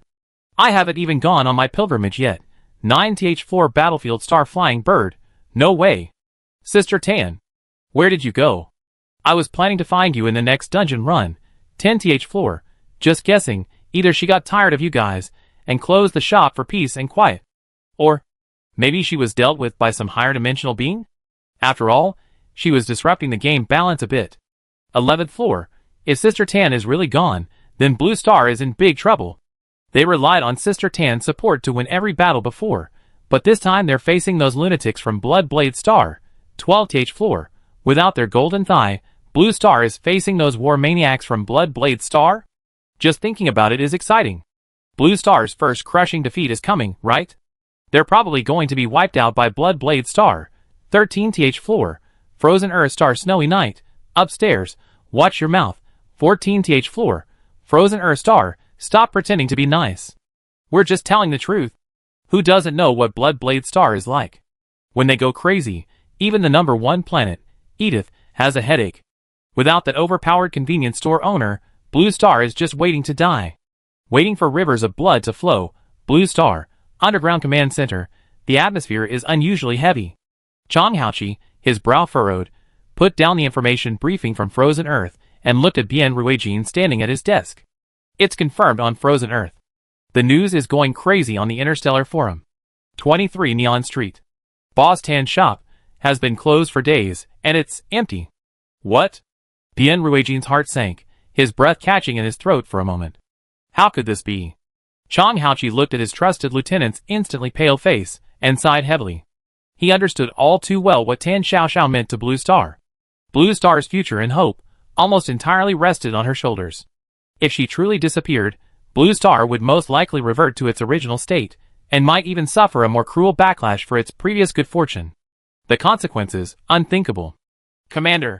Bian Ruijin took a deep breath, forcing himself to calm down. His voice carried the firmness and strength unique to soldiers. Rest assured, all members of the Fireseed Squad, regardless of whether Boss Tan helps or not, will do their utmost to complete the mission at all costs. Chang Haoqi nodded.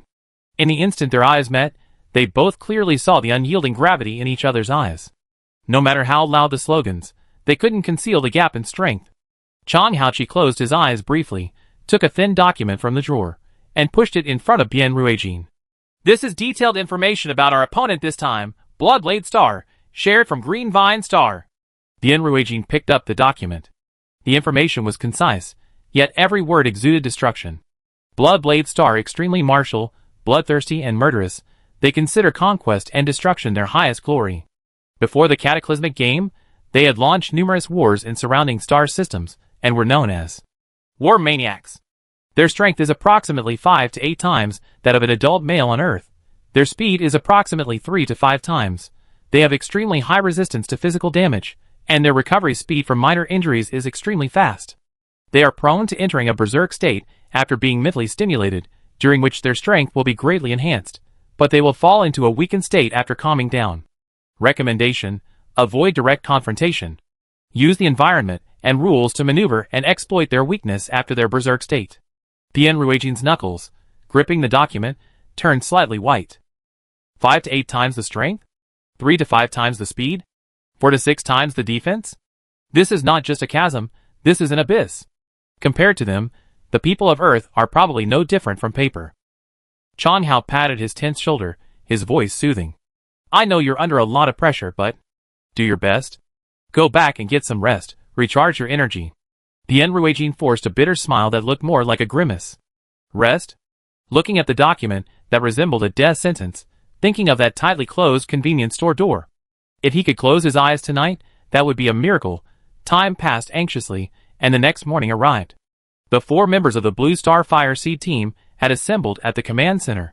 The instant their figures were enveloped by the teleportation light, across Blue Star, countless screens of all sizes, cell phones, televisions, and giant screens in plazas, instantly displayed a line of cold, black text. Welcome to the disaster live stream. As the familiar teleportation dizziness subsided, Bien Ruijin abruptly opened his eyes, the scene before him leaving him stunned. The familiar neon signs, the slightly worn streets. This was the corner of Neon Street. Thinking of the news he heard yesterday, a wave of unease washed over him, and he practically took off running towards number 23. Su Jing, Yinitong, and Lu Luan reacted instantly, following closely behind. All 4 hearts were in their throats. Sure enough, that familiar door was tightly shut. The shop was empty, no lights, no merchandise, and certainly not the figure who had helped them time and time again. Even Big Black had vanished without a trace. The place was deserted, utterly silent. Sister Tan. Yinitong gasped, her eyes filled with panic. Su Jing's face was deathly pale, her expression one of disbelief. Lu Luan's brows furrowed deeply, a flicker of worry crossing his face. Even his once shining golden hair seemed to dim. Bien Ruijin stood rooted to the spot, his last shred of hope completely vanished. This time, they would have to rely entirely on themselves. Just then, the mission bracelet on his wrist vibrated sharply. Instance loading complete. Worry-free community. Mission objective: become a model resident of worry-free community and obtain a happiness certificate. Mission success reward: 500 points plus, disaster relief card *1, lottery draw *1. Mission failure penalty: all greenery on this planet withers and cannot regrow for 1 year. System reminder: please carefully read and abide by the worry-free community civilized behavior code, maintain harmonious neighborly relations, help each other, and build a beautiful home together. Violators will bear the consequences. Wishing you a happy life. Bien Ruijin's gaze was fixed on the words all greenery on this planet withers. The people of Earth had finally achieved a bountiful harvest of pollution-free rice, and the Academy of Agricultural Sciences had painstakingly cultivated pollution-resistant fruits. If they failed, all of this would be for naught. No! Absolutely not. He abruptly closed his eyes, and when he opened them again, they were filled with unwavering determination. Fear was useless. There was only one primary goal now: complete the mission. At all costs. Let's go! Bien Ruijin took the lead. Su Jing, Yinitong, and Lu Luan suppressed their trepidation and followed closely behind. They hadn't gone far when a bus stop appeared on the roadside. Bien Ruijin habitually glanced around, his gaze settling on one of the bus routes. Route 202, Neon Street. Worry-free community squeak. A worn-out but impeccably clean Route 202 bus pulled into the stop, its doors opening silently, as if inviting the group to board. The 4 men stopped simultaneously. What a coincidence! Should we get in or not? Lu Luan asked in a low voice, his eyes wary. Bien Ruijin frowned, his mind racing. Let's go! Stay alert. The 4 filed in, and found seats near the back door. The scenery outside the window receded silently. Half an hour later, the car drove into the bustling city center under their wary gazes, finally stopping in a slightly old-fashioned residential area. The car door opened silently again. At the entrance of the residential area, the 4 gilded characters' worry-free residential area gleamed with an unsettling metallic light. Bien Ruijin got out first, his gaze sweeping over the excessively clean concrete road and the impeccably manicured green belts. As a seasoned mission taker, he felt this place was unrealistically perfect and suffocatingly quiet. The more normal things seem, the more likely they are to hide a big problem. Bien Ruijin whispered a warning to his teammates, his inner alarm bells ringing. This deliberately created harmony and tranquility was itself the biggest anomaly. Oh! You guests just arrived, right? A voice with a local accent, overly enthusiastic, suddenly rang out. The 4 looked in the direction of the voice, and saw an old man in a faded undershirt, fanning himself with a tattered palm leaf fan, smiling at them under a large tree at the entrance of the residential area. Seeing them, although his face still wore a simple smile, a deeper look appeared in his cloudy eyes. Are you here to rent a room? The old man, without waiting for their reply, began enthusiastically introducing the place, pointing with his palm leaf fan into the residential area. Our worry-free residential area is great. Close to the city center, good environment, friendly residents, harmonious neighbors. Move in, and I guarantee you be comfortable. You won't want to leave. He paused, as if remembering something, clicked his tongue, his tone laced with disdain and a knowing look. Hey, what a coincidence. A family just moved in this morning. 5 young men, all young and strong. TSK, they rented a 2-bedroom apartment in the complex. Tell me, 5 people crammed into 2 rooms. How can they possibly live comfortably? Really? The old man continued rambling on. Those young men are dressed strangely, and they all have their hair dyed red, like some kind of energetic young man. He clicked his tongue, sounding somewhat disgusted. I wonder if this will disrupt the harmony of our community. People like this definitely won't be considered model residents. 5 strong young men, just moved in this morning? Most importantly, they all have red hair. If I remember correctly, the information Greenvine Star gave us said that Blood Blade Star people all have red hair. They were indeed deployed here, even earlier than the Blue Star team. And this old man, how does he know so much? And reveal it to them so naturally? Is it a coincidence? Or guidance? Bien Ruijin forcibly suppressed his churning thoughts, forcing a natural smile onto his face, and echoed the old man's words. Yes, sir, we just heard the environment here is good, so we wanted to come and see the apartments. Upon hearing this, the old man's smile widened, as if he had been waiting for these words. He immediately put down his fan, and pulled an old flip phone from his undershirt pocket. You wait here, I call Xiao Zhang over right now. He's the best real estate agent around here. We have several vacant apartments in our community, ready to move in any time. He spoke a few words into his phone, then quickly hung up. He resumed fanning himself with his palm leaf fan, his face still bearing that enthusiastic smile. Wait a minute, Xiao Zhang will be there soon. He stood up, pulled a bottle of lactose-free milk from somewhere, and turned to leave. Oh dear, I have to go home first. My cat's hungry again, I need to feed him on time. Leaving Bien Ruijin and his companions looking at each other in the quiet entrance of the residential complex. About 10 minutes later, a figure strode quickly along the overly tidy path in the complex. The man was a young man in his 20s, wearing a somewhat outdated, cheap suit with creases. His hair was slicked back and meticulously combed. He wore a perfectly professional smile, revealing 8 standard teeth as he smiled. Coming. Sorry to keep you waiting. The real estate agent, Xiao Zhang, spoke in a loud and enthusiastic voice. He quickly stepped forward, his gaze sweeping over Bien Ruijin and his companions. The instant his gaze swept over them, the 4 members of the Blue Star Fire Seed team almost simultaneously felt a chill run through their bodies. This agent, Xiao Zhang, was undeniably enthusiastic, his smile warm and his tone friendly. Everything about him fit the standard image of a friendly real estate agent. But Bien Ruijin, Su Jing, Yinitong, and Lu Luan all simultaneously had the same thought: danger. Extreme danger? Chapter 50. Agent Xiao Zhang enthusiastically led the Fire Seed team towards the nearest building.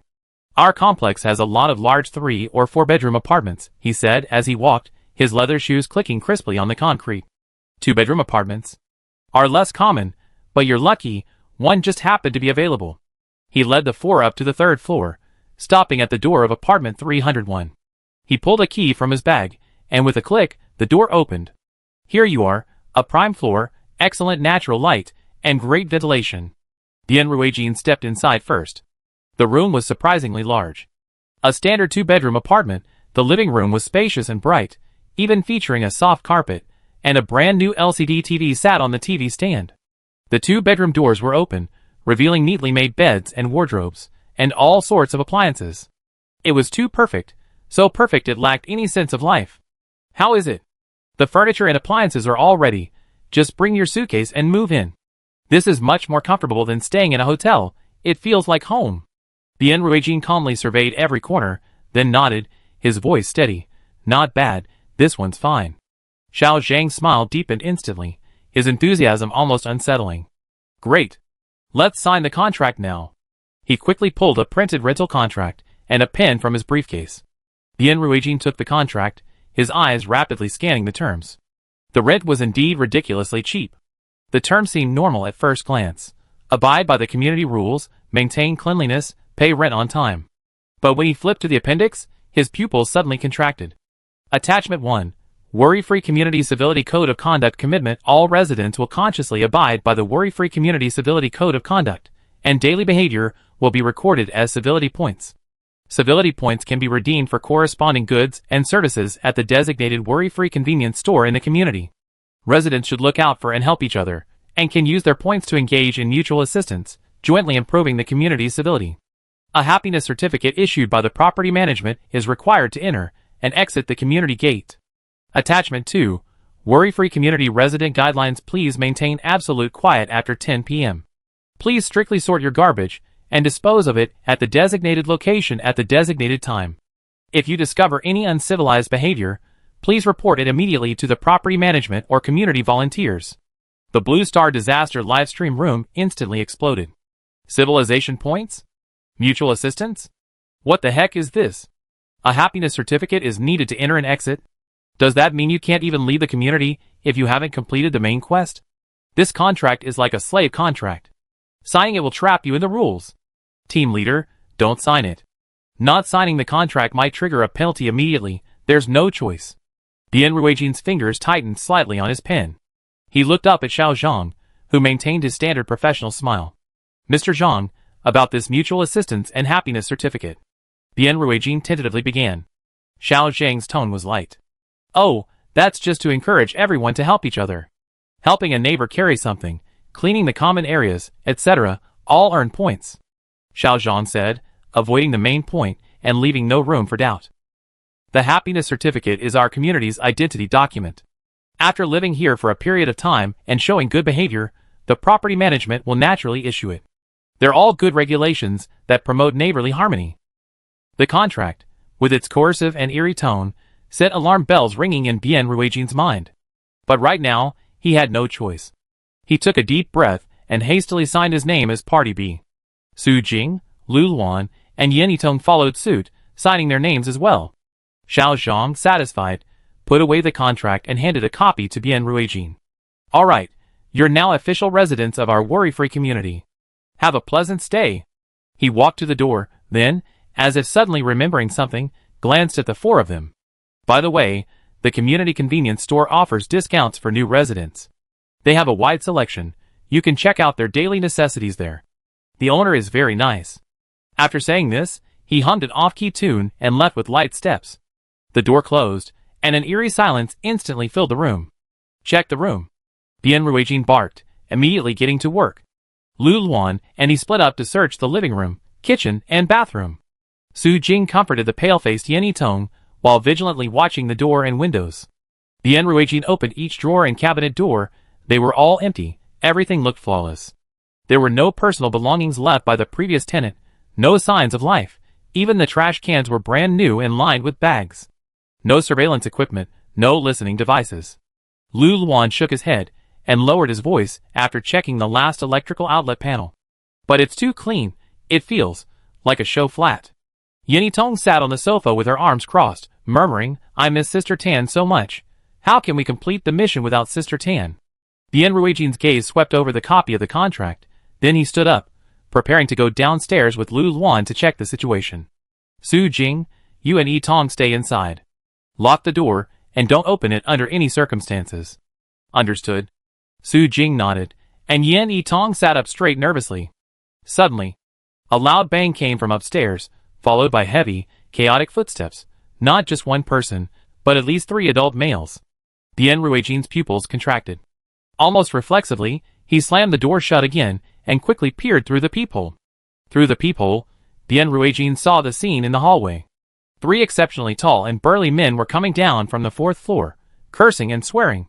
They wore matching black, tight-fitting combat vests, their bodies covered in muscles and scars.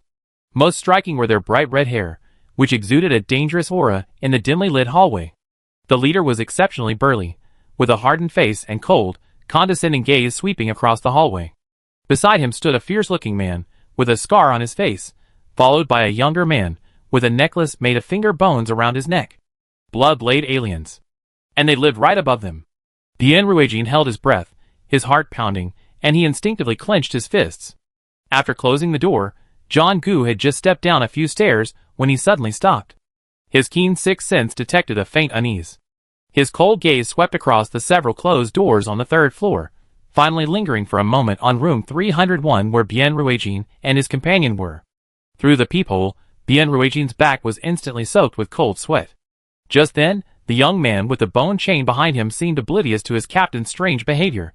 Captain, Butcher Blade and Blood Rage said they found a great way to earn civilization points by the flowerbed downstairs. They said they're waiting for you to come down and take a look. Upon hearing this, John Gu withdrew his scanning gaze, let out a soft, ambiguous snort, and continued downstairs without lingering. Scarface and Shattered Star quickly followed behind, their footsteps gradually fading into the stairwell.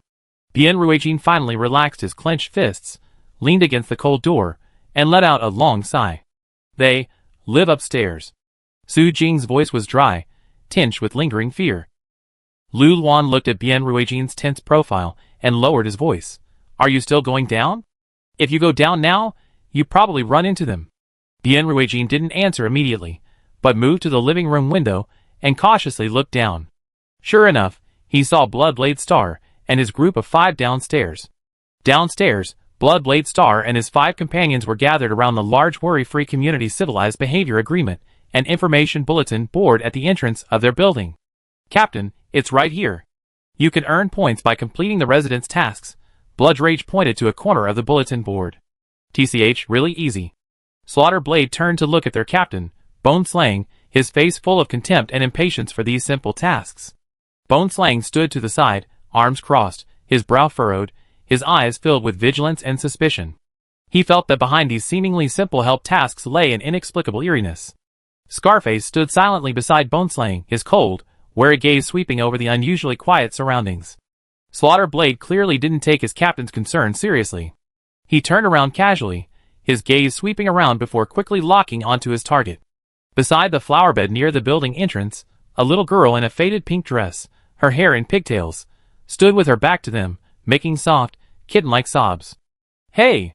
Little girl. Turin strode over and pointed bluntly at the notice board. Did you post this task? The shuttlecock fell into the tree? He pointed to a low-branched, meticulously trimmed ornamental tree nearby, where a white shuttlecock was clearly visible at the top of a branch. The little girl timidly looked up, tears still streaming down her face. She looked utterly pitiful. She nodded vigorously, her voice barely audible. Uncle. Could you help me get it down? I can give you 10 civilization points. 10 points? Ha! Easy. Turin grinned, not even glancing at the low branch, casually shifting his position, then reaching out to grab the trunk, raising his foot to climb. The instant he stepped onto the trunk, Bien Ruijin, standing by the window, suddenly narrowed his eyes. The pitiful expression on the little girl's face vanished instantly, replaced by a strange, excited smile. Click! A very faint yet incredibly clear shutter sound suddenly echoed throughout the entire neighborhood. Turin's climbing motion abruptly froze in midair. His expression hardened, his body remaining in that clumsy climbing posture, then he vanished in an instant. At the same time, a photo appeared prominently on the uncivilized behavior exposure board next to the bulletin board, with a line of bloody writing below it. Serious violation warning. Residents have used knives to climb ornamental trees and damage public green spaces. Penalty: freeze immediately. Civility points, -20, reporter, resident Lily reward points, +10. Bloodrage, the most violent of the three, surged with rage, its bloodshot eyes fixed on the little girl standing by the tree. You insidious brat. Bloodrage roared, its fist striking without hesitation at the seemingly frail little girl. However, the little girl, Lily, made no attempt to dodge, even flashing a smug smile. Click! Another piercing shudder sound. Bloodrage's ferocious posture, its face contorted with rage, was frozen in time before disappearing. The uncivilized behavior exposure section immediately refreshed with a second photo, showing Bloodrage, fists raised and roaring, lunging menacingly at Lily.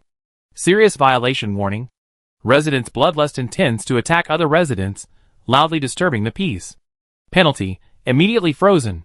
Civility points, -20, reporter, resident Lily reward points, +10. Two huge warning photos appeared side by side in the exposure section, the frozen expressions of the two people filled with disbelief and despair. John Gu watched helplessly as his two teammates turned into photos in just a few seconds, his outstretched hand frozen in midair. Scarface and Shattered Star were also completely dumbfounded. Lily stood unharmed. She even reached out her small hand and gently patted her chest, as if she had been frightened. She raised her small face, revealing an innocent yet deeply malicious smile to the ashen-faced John Gu and the others. Uncle. Her voice was sweet and clear, yet it sent chills down everyone's spine. No loud noises in the neighborhood. And fighting is absolutely forbidden. She tilted her head, her big eyes sparkling with childlike innocence. You want to go up and join them too? John Goo's forehead veins bulged, his anger almost tangible. But his remaining rationality forced him to reach out and stop the nearly out-of-control Scarface and Shattered Star. Lily seemed pleased with their understanding. She skipped around, humming an off-key children's song, and ran towards the worry-free convenience store sign in the center of the neighborhood. Reporting bad guys. Earning points. Buying candy. From the third-floor window, the 4 members of Lan Xing, who had witnessed the whole thing, felt a chill run down their spines. Yin Yitong's face was deathly pale, tightly gripping Su Jing's hand. Lu Luan's eyes were filled with fear, and Bian Ruijin's back was already soaked with cold sweat. The live stream chat for the Blue Star disaster was flooded with comments. Holy crap, people turned into photos? Is that little girl a devil? Did she deliberately lure them, and then report them? So unpredictable. How can we play like this? Bloodblade Star lost 2 right at the start. What will Blue Star do? Sister Tan, help! Where are you? Just as Lily was humming a song and running away, and John Gu was suppressing his raging anger and preparing to lead the remaining team members to retreat, he seemed to sense something and suddenly looked up. His gaze locked onto the people behind the curtains in room 301 with uncanny precision. John Gu's face twisted in pain. He recognized these lurking rats. Damn it, they're Blue Star people. He took a deep breath, glanced at the frozen portraits of his 2 team members on the notice board, and without lingering, took Scarface and Shattered Star upstairs. A deathly silence fell over room 301. Bian Ruijin heard the door open upstairs, and knew that Bloodblade Star and his team had returned. He took a deep breath and looked at his teammates. Let's go check out that convenience store recommended by that weird agent. Tan Xiaoxiao sat behind the counter, meticulously wiping the brand new cash register. Her fingertips traced the smooth button panel and LCD screen, her brow furrowing slightly. Something was wrong. This machine was too new. It showed no signs of use whatsoever. The buttons were too stiff, completely different from the warm, smooth feel she remembered. Tan Xiaoxiao subconsciously glanced at the square, bright yellow plastic trash can in the corner. The color was too jarring. She wanted to change it. And something seems to be missing. A moving, dark thing, and a pair of bright green eyes. Tan Xiaoxiao frowned, trying to grasp the vague thought in her mind, but she couldn't quite hold on to it, and a sudden wave of inexplicable irritation washed over her. Just then, the shop door was pushed open. A sweet, cheerful voice rang out. Sister Tan. Tan Xiaoxiao looked up, her face instantly switching to a gentle, professional smile. The doubt and irritation from before vanished instantly, leaving only a clear and firm thought in her mind, to run this shop well. The little girl had pigtails, wore a pink dress, and had an innocent smile on her face. Her big eyes blinked, and she was incredibly cute. I'm here to buy candy. Lily skipped and hopped to the candy shelf, her little hands quickly sweeping across the shelves, grabbing 3 lollipops and 2 bags of colorful gummies without hesitation. Finally, she tiptoed and struggled to lift a huge, brightly wrapped candy gift bag, almost half her size, from the top shelf. Tan Xiaoxiao looked at the pile of candy, somewhat surprised. She remembered that Lily's mother seemed very strict, usually only allowing her to buy 1 or 2 pieces. Lily, buying so much candy, your mother? She didn't finish her sentence, but the meaning was clear. Lily tossed her little face, hands on her hips, with a pride and smugness beyond her years. It's free, Sister Tan. I have so many civility points, I can use them to pay. She proudly waved a white card with the neighborhood logo on it. I just caught 2 really uncivilized bastards. I got so many points. Tan Xiaoxiao nodded, her face showing no surprise, as if using civility points to pay was perfectly natural. She took the points card from Lily, swiped it on the side of the cash register, and the transaction was completed instantly. Thank you, Sister Tan. Lily, clutching the pile of candy that almost overwhelmed her vision, bowed politely, her little face beaming with a pure, satisfied smile, and skipped away. Tan Xiaoxiao watched the little girl's figure disappear through the door, a sense of satisfaction welling up inside her. What a civilized and polite child. A short while later, the shop door opened again. Tan Xiaoxiao subconsciously looked up at the entrance, and several figures came into view. New faces? Oh right, Xiao Zhang specifically mentioned that 2 new tenants moved in today, these must be them. Her gaze swept over the 4 people, 2 men and 2 women, their expressions all somewhat tense and inquisitive, especially that young man with blonde hair, that dazzling blonde. Tan Shishi's gaze lingered on the golden hair for several seconds. A very faint, inexplicable sense of familiarity flashed through her mind, but was immediately blocked out by an invisible film. She paused for a moment, then put on her standard business smile again. Welcome. Are you the new tenants?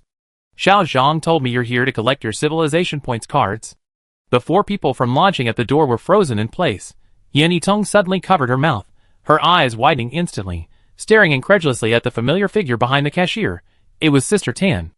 It really was Sister Tan. But the way she looked at them was completely unfamiliar. Su Jing and Lu Luan also froze, Lu Luan's signature blonde hair seeming to dim slightly. Bian Ruijin's heart sank to the bottom. Sister Tan, her current state is strange. The Blue Star Disaster livestream was instantly flooded with a tsunami of comments. Ah! Sister Tan, it really is Sister Tan. Why is she running a shop here? Did she move? No. Sister Tan's eyes are completely like she's looking at a stranger. Could she have been assimilated into an NPC by this instance? Oh my god. What the hell is this instance? Wake her up. Think of something. It's over, our only hope is gone. Bian Ruijin forcibly suppressed his turbulent emotions, and exchanged a grave look with Su Jing. They both saw shock and despair in each other's eyes. Yes, thank you for your help. Bian Ruijin tried to keep his voice calm as he stepped forward. Although Tan Xiaoxiao found the hesitant and reserved demeanor of these people a little strange, a faint sense of closeness inexplicably rose within her as she looked at them. Especially the blonde one, he actually looked quite pleasing to the eye. She opened the cashier's drawer, took out 4 brand new white loyalty cards, identical to Lily's, and handed them over with a smile. Lan Xing and the others took the cards, but didn't leave immediately. Instead, they lingered in the store, forcing themselves to stay. Yan Yitong picked up a bag of cookies. Su Jing pretended to look at drinks, while Lu Luan approached the cashier, casually striking up a conversation. Boss, how long have you been open this store? Has it always been in this neighborhood? Boss, do you like, pets? Like dogs? The black kind? Lu Luan asked tentatively, his gaze fixed on Tan Xixia's face. Yes, a big black dog, the really imposing kind. Bian Ruijin chimed in, trying to bring up the key word. Tan Xiaoxiao answered casually, while tidying the shelves. It's been open for quite a while. A dog? Never owned one. I don't think anyone in the neighborhood keeps large dogs. The community code of conduct mentions regulating pet ownership. She answered smoothly and naturally, with a polite smile on her face. After chatting for a few minutes, Tan Xiaoxiao started glancing frequently at the wall clock, her movements revealing a hint of impatience. Seeing this, Bian Ruijin and the others knew they couldn't rush things, and could only leave with heavy hearts and many questions.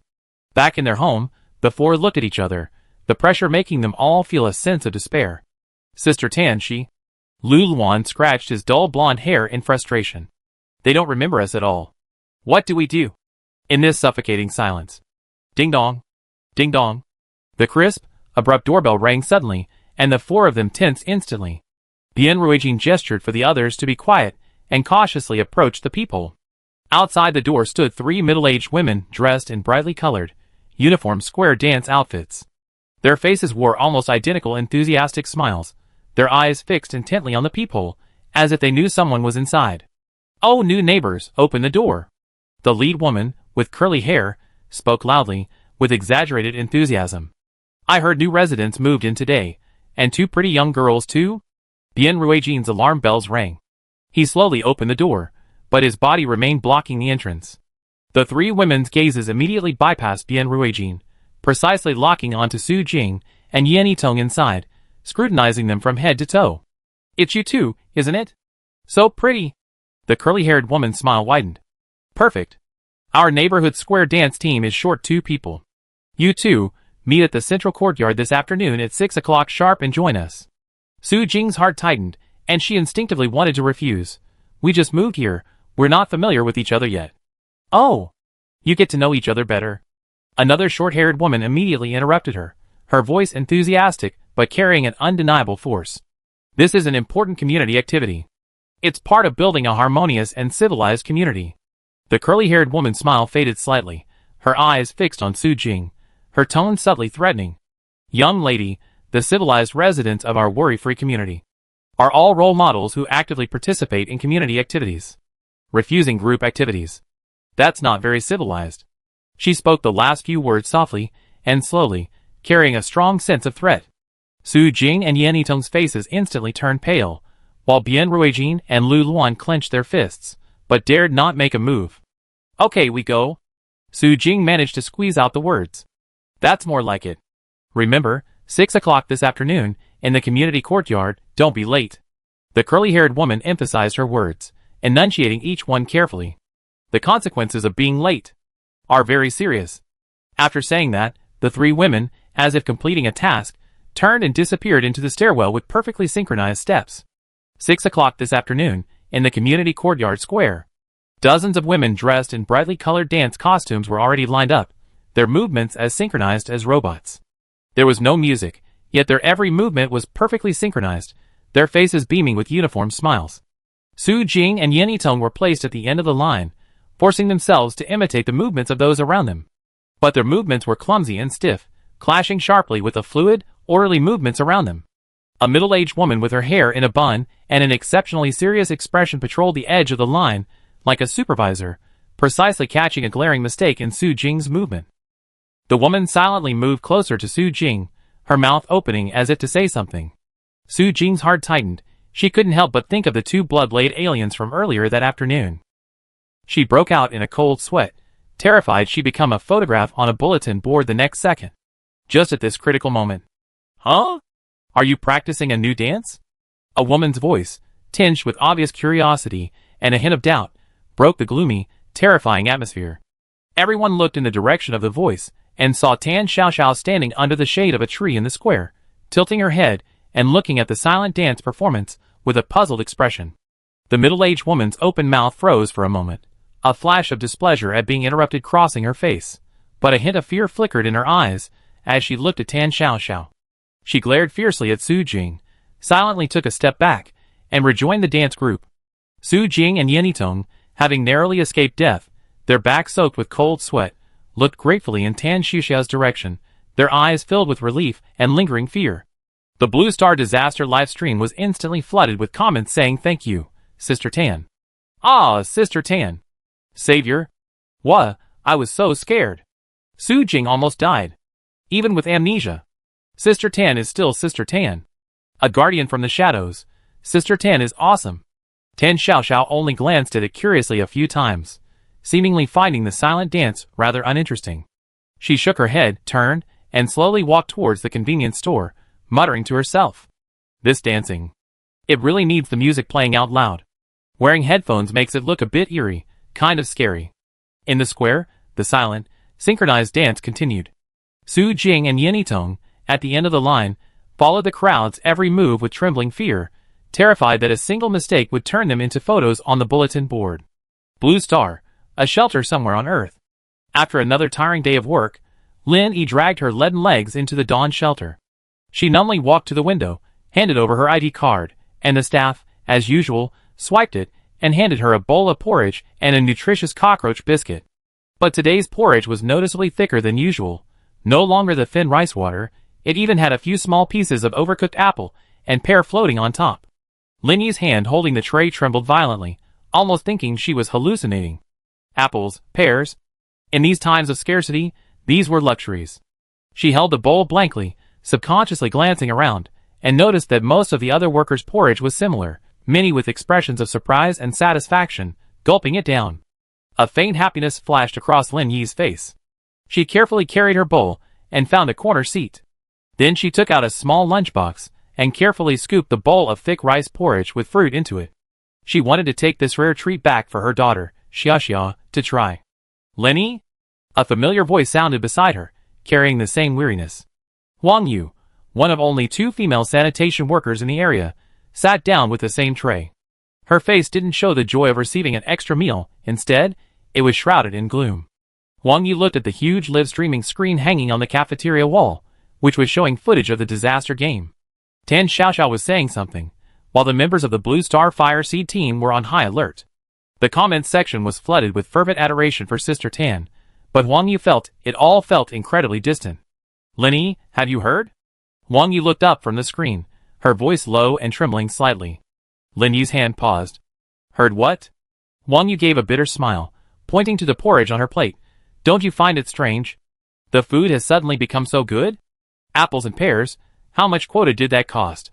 She paused, her voice even lower, almost a whisper. The government has already achieved mass production of miniature cleaning robots. My cousin in the engineering department said it's not just for heavily polluted areas, it's a complete replacement. Soon, we manual laborers will be obsolete. The color drained from Lin Yi's face instantly. She opened her mouth, but no sound came out. Wait, wasn't it said that robots would only be used in the most dangerous, heavily contaminated core areas inaccessible to humans? Why were they completely replaced so quickly? Why? She finally managed to squeeze out 3 words from deep in her throat, her voice filled with despair. Wasn't it said, only for heavily contaminated areas? Mass production has brought down the cost. Huang Yu's voice was also choked with sobs. Her burden was no less than Lin Yi's. Anyone who could make a living wouldn't choose to do such a grueling and dangerous job as a street cleaner. I heard they're much more efficient and don't have to worry about pollution. Of course, the higher-ups prioritize machines. She looked down at the bowl of porridge brimming with ingredients in her hand, a self-deprecating smile tugging at the corners of her mouth. No wonder the food has improved so much lately. This is a severance meal? Severance meal. Lin Yi suddenly lowered her head. What would she do now? Xiao's medical bills. What would she do? She suddenly looked up, her bloodshot eyes fixed on the fleeting face of Tan Xiao on the live stream screen on the wall. Why did this happen? She remembered Xiao's pale face, those eyes that always held a cautious, expectant look. Despair completely overwhelmed her. Following this, a deep resentment surged within her. She resented the Fire Seed team, resented Tan Xiao. They had propelled Blue Star forward, but they had also robbed her of her only chance to prolong Xiao's life. She trembled as she forcefully closed the small lunchbox filled with rice porridge, clutching it tightly to her chest. A thought grew increasingly clear in her mind.